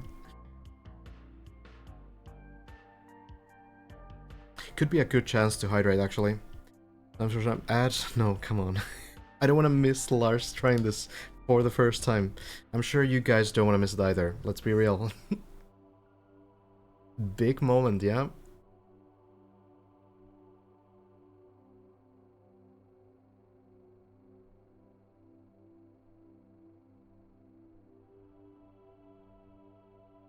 Massa getting closer to floor 6, by the way, at the same time. I'm from Finland.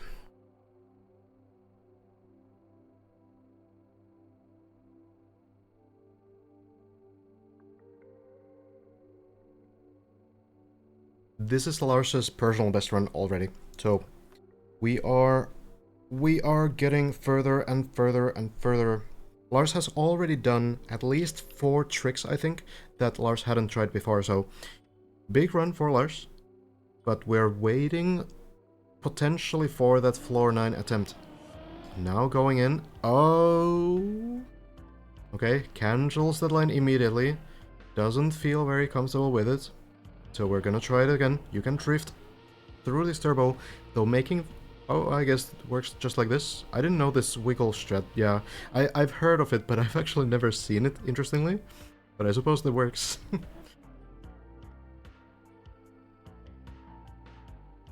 Okay. Lining it up again. Needs to go full speed. It's not a very easy jump. Now lining it up. Looks good. Lars makes it.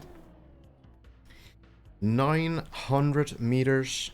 Not even halfway through the map, by the way, but let's not worry about that for a little bit. And now I wonder if Lars knows what to do. Needs to flip the car over again. For the 3rd time and for the final time on this floor. Needs to take the ramp here, go upside down, go all the way over here, and this is the scary part if you're not so used to these kinds of mechanics. Going all the way over these narrow walls here, one's on the right side, one's on the left side, and then flipping the car. Lars has probably done this kind of stuff. I know that Lars plays a lot of RPG, there's probably been some sections like this, and Lars probably has also played some Trial 2, I would imagine. Here we go. Goes pretty close to the wall.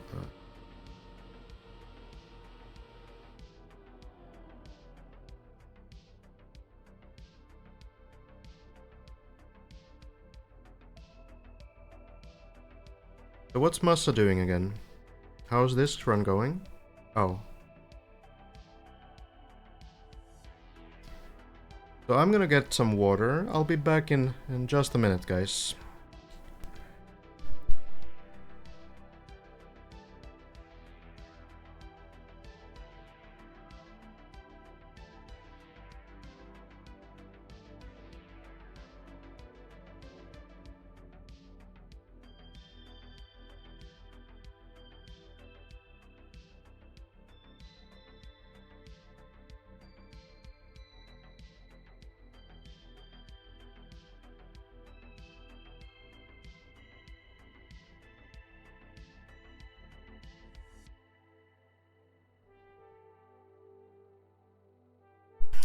Alright then.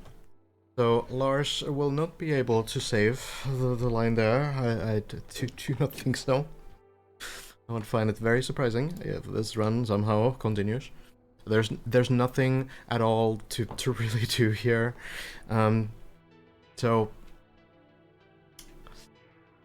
tough times. That is an unfortunate way. It's even like more frustrating for Lars, I would imagine, because you don't even get to attempt this, right? You would really like to try this out, so for the next time, even if you fail this, you might be able to get some information, get some experience, right? But it's kind of difficult. What? More ads? Really? There's an interesting player. Tracky has also started playing, but yeah, everyone is on floor 2. Yes. Okay, fine. I give in. I apologize for anyone who doesn't want ads, but there seems to be someone who do want them. It's okay, we'll keep going. Lars is already going for a new run, and Elcon is still playing as well, so there's still some hope that we will get some mega run going. Let me first do this. The one time you would want to go to windowed borderless, it's impossible to do. Don't do it like this. Okay, let's do it then.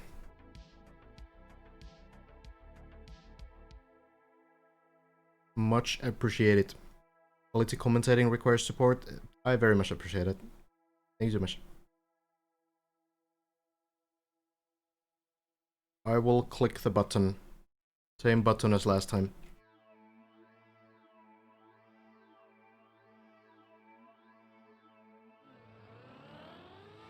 Did you do any building on this map? Nope, not this time.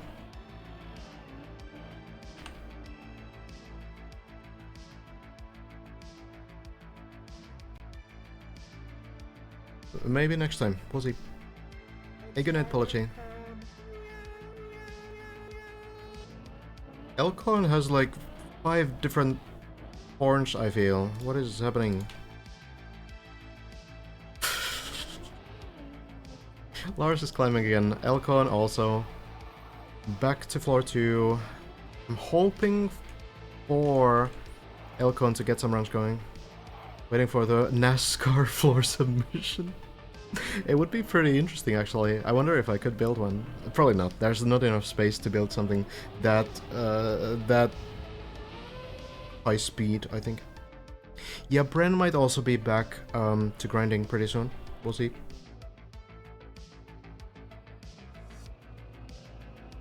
When Bren is back, you know, I've been here for 9 hours now. I think it's actually gonna work. Hopefully Bren feels better, because I think Bren has been feeling a little bit sick recently, from what I've heard. So hopefully it's still able to play. Would be cool to see. Good night, Arborus. Get some good rest. How many people are on the server? Depends on the time. Right now, 18 players are on the server, but there's in the like peak hours, which is like evening times. In Europe, there can be like up to 40 players. Been lurking the entire stream. Really nice to keep track of all the progress through your cast. Do this often? Every day. Every day right now. On Thursday, we have a bit of a mapping competition in the evening.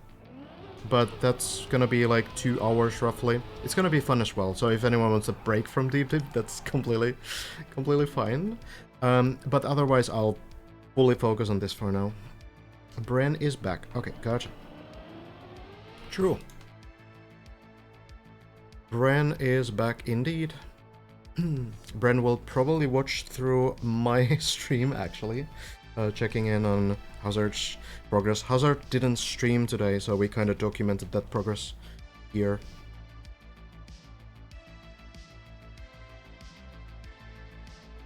Bren won Deep Dip 1. Bren was able to finish that first.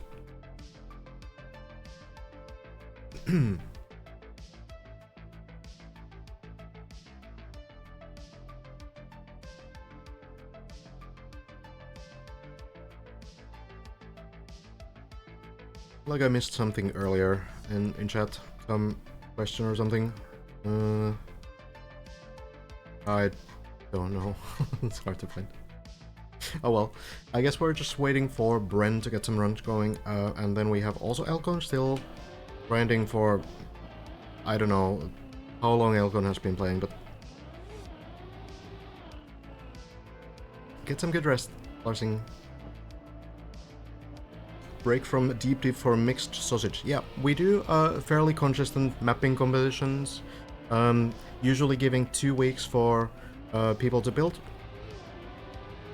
And then they build amazing tracks, we play them on Thursday, and we can judge them as well. So we decide the winners and get some cool maps done. If you're completely new here, which I guess most people will be, it's usually a fairly mapping-focused stream. I build a lot of maps myself. I can actually quickly, now that Elcon is still kind of grinding real fast, I can show one of my recent maps to give an idea. Just a replay here. This one. This is a short version of a map that I built. This is a 9-lap NASCAR track, which, as opposed to drifting being faster on these high speeds, releasing the acceleration is actually faster, so this is kind of map based on that kind of a technique. So this is a recent short version of like a 9-lap multi-lap map that I recently built. I did get the time I wanted on this, yes. I got the sub 49.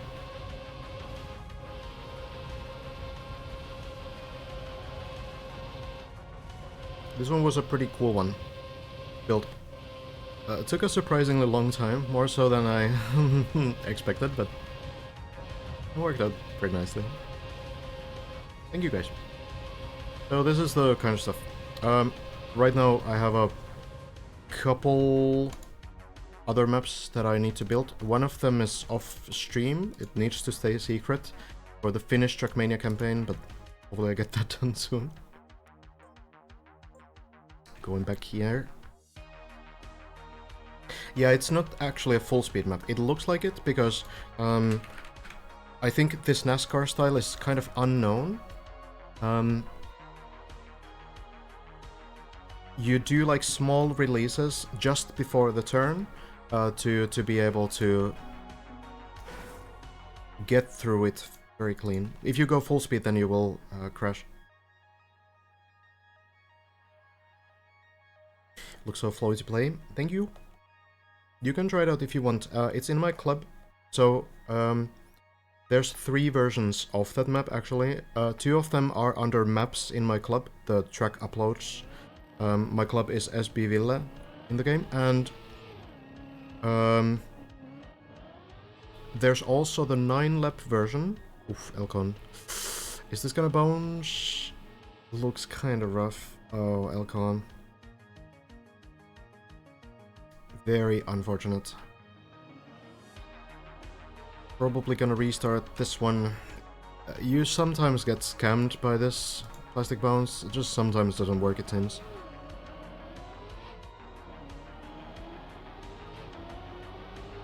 But yeah. Elcon's still climbing. The guy has mental strength to keep these runs going. Gotta give it to him. But yeah, 2 versions. There's that short version that I just showed, and then there's a 2-lap version, and then there's the full 9-lap version on Dexter's campaign. Dexter organized this kind of a project. There's 9 maps total. These 9-lap multi-lap NASCAR maps. So I think if you search for NASCAR Endurance, you can find that campaign. Massa probably not on a very promising run, I think. Looks like a kind of a copium attempt here. I don't know what's really the expectation here. But we don't really think the car is moving here. I think it's stuck on the tree or the bush, whatever.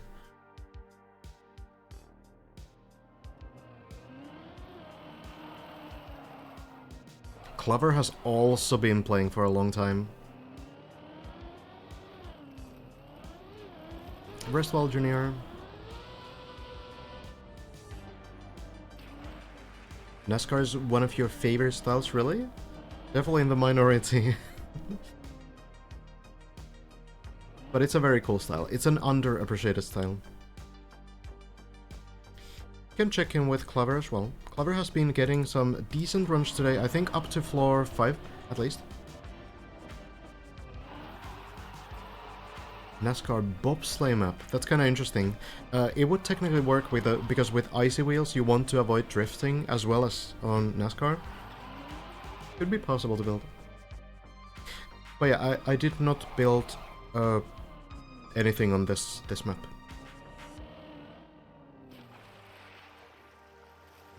Anyone of you fans winning this? I don't really have like a favorite. We're pretty neutral over here, but I feel like at this point all of these guys that are getting to the top are getting like so many hours into it. They're just putting in the time, and I just appreciate the effort. I would be happy with any one of these guys who are really pushing and trying to make progress. Playing like 10 hours a day or more. I would be happy with anyone of those winning this, and that's gonna be the winner. The winner is going to be one of those guys, right? So I feel like anyone who actually manages to finish this first will deserve it as well.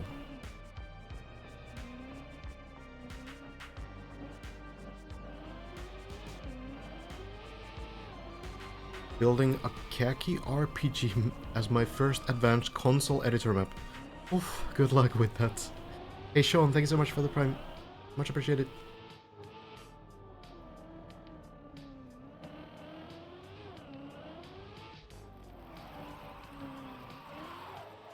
Oh yeah, Masa has the subathon going, that's true.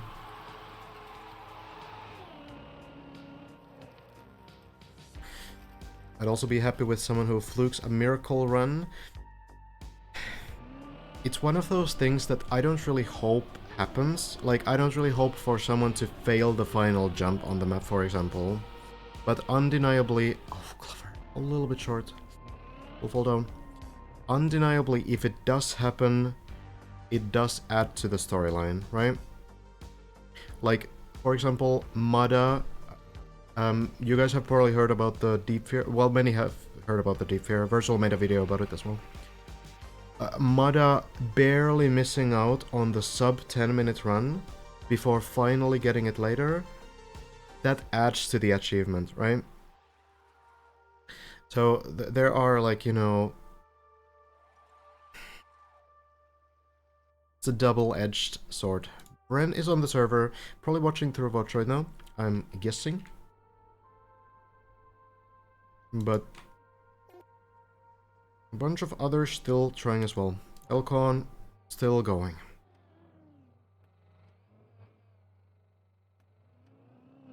Do you think someone that is not streaming might finish first before streamers? No. It's basically impossible because no one will be putting enough hours in if they're not also serious about the competition.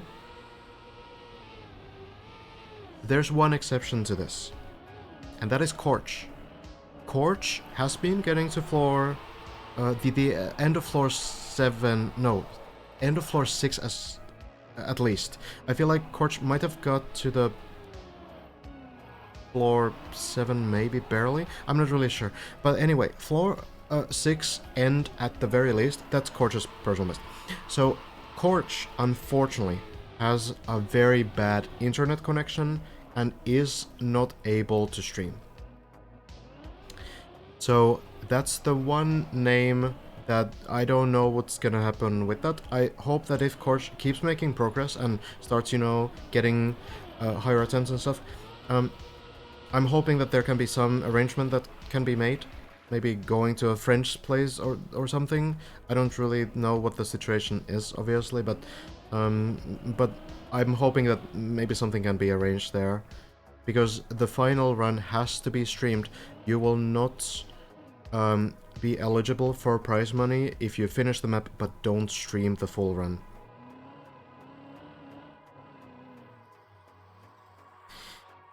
So, we'll see.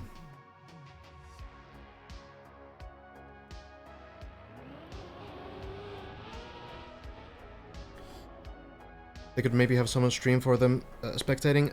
Currently that is like specifically not allowed, so I don't know, like maybe there can be an exception if we get towards that point.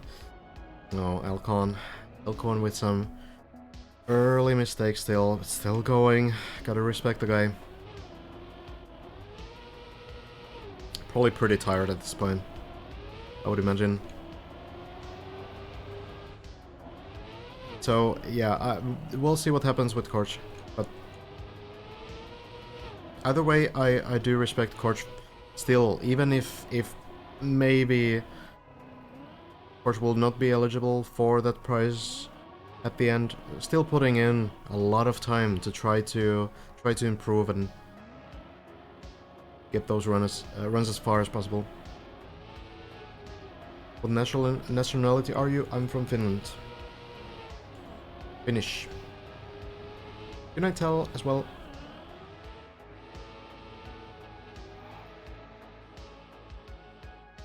Can't you record locally and then send your recording? I don't think that's allowed, no. No regulations about the stream quality as far as I know. But, yeah.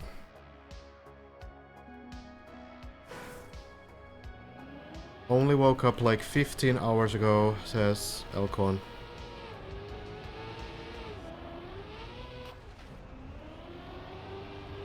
Alright.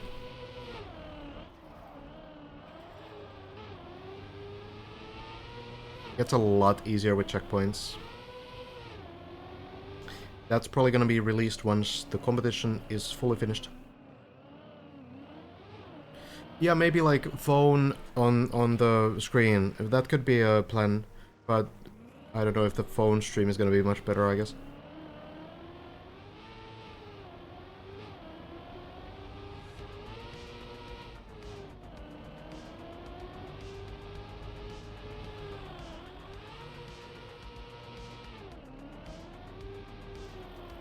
Your accent compared to Simo is so non-existent. Does Simo stream with Mike these days? Ren is watching your VOD now? Yeah, I'm not surprised, because we covered the full 3-hour god run from Hazard.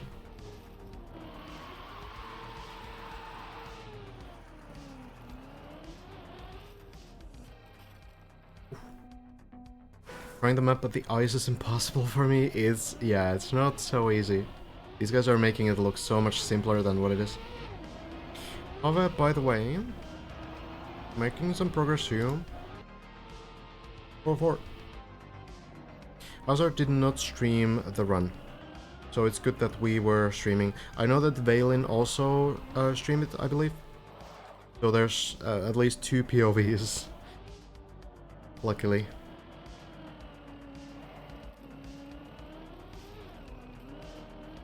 Have has been through these jumps before. I think Have hasn't got to floor 6 yet. So there's some possibility of personal best.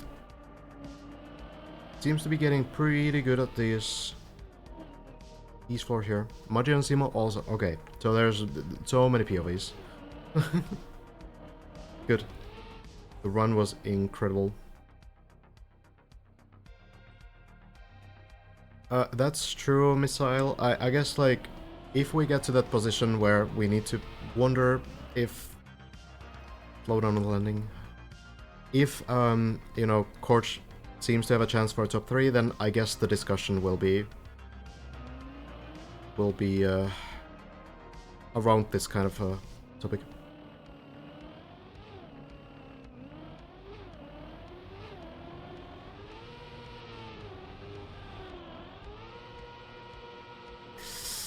This time Haved doesn't make it, but can land here. Oh, barely misses it. Will fall down. If you do land on this spot here, you can save yourself. You can go and jump up here. You can land here and continue with the first quarter pipe. So it's possible to save that, but kind of rough.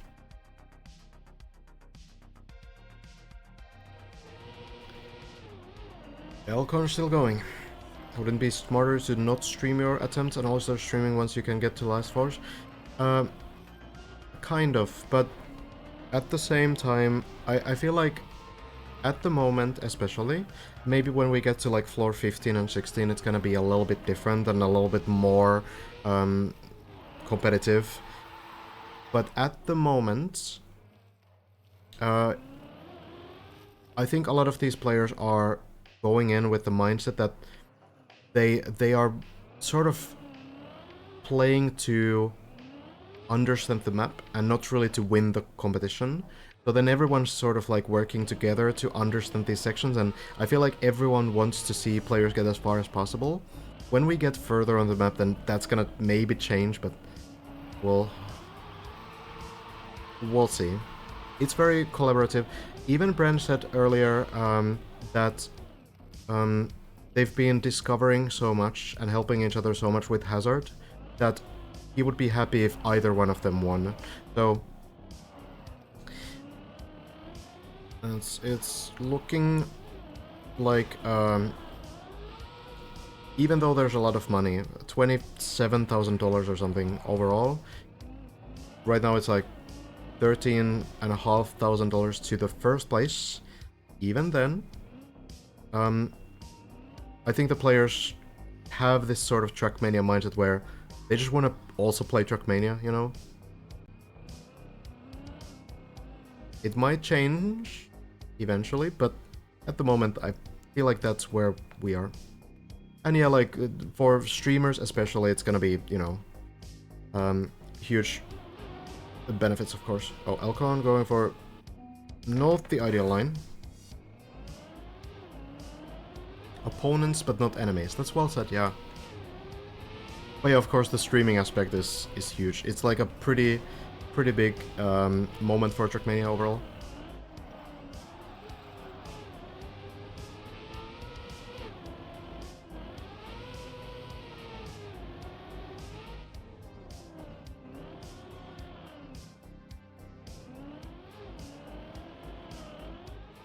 When you're one of the few people who can realistically finish the map, you will hope the others fall. Yeah, at least secretly, I think. You know, like, if you and another player are somewhere like on floor 16, like your PB is on floor 16, and you see that other player get to floor 16, you might not say it out loud, you might say good luck and such, but I feel like at the very least deep inside, you will hope that they don't make it.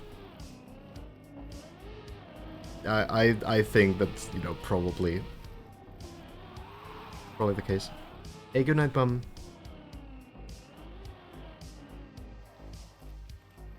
Bren seems to be on the grind for sure. A lot of players getting addicted.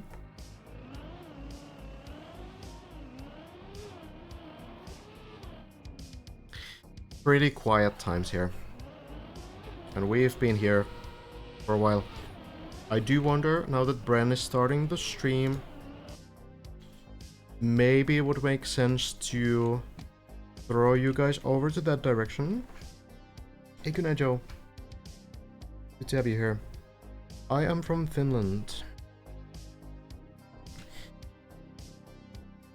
Bren, watching through my VOD, so it's like nothing ever changed. Maybe that could be something. Yeah, maybe that's a good call. I'll regain my energy and we will be back tomorrow evening. So about 5 p.m. in the evening, if you want to check out the cast again, we will continue. So very much appreciate having you guys here, and very appreciative of all the support after the raid, especially, but otherwise as well.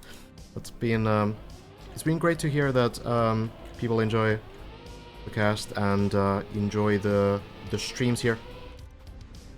Elcon seems to be pretty tired. I think Bren will be the next player to watch out for, and Bren is probably going for a pretty long session too. Watch TOTD World Record. That can only mean one thing. It's probably gonna be a dank thing. Well, let's see now.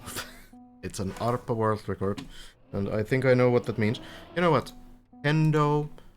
Let's check a normal run first, alright? Because I know that this is not gonna be a normal run. I've seen enough ARPA World Records to know that this is not a normal World Record.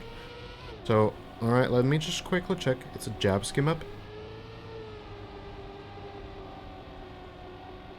Jabski, good mapper.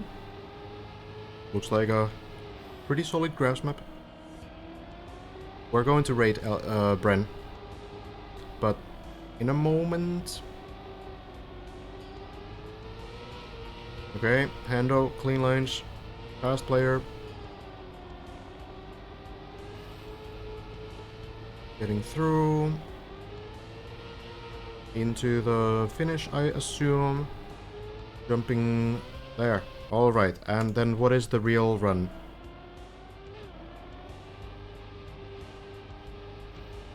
What are we doing today, Arpa?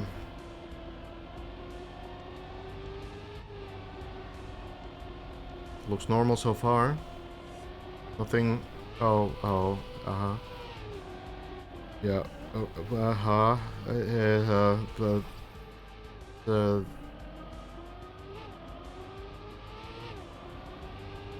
Yeah.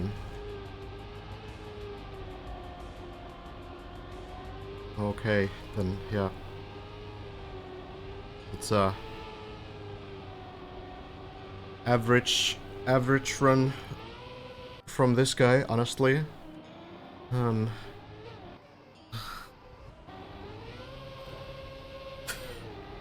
not even that surprised. I'm a little bit surprised. But I'm not that surprised. You lose a lot of speed doing the second shortcut probably, so I guess, I don't know. It's too late. It's too late for this kind of stuff. God damn it. Okay. Top 2 and 3 are different cuts? What? What is happening on this map? What? There's a cut there? What are we doing on this map? I'm so done. That looks like a deep dip section. Arpa going the other way. Sure, yeah. Uh-huh. This is so stupid.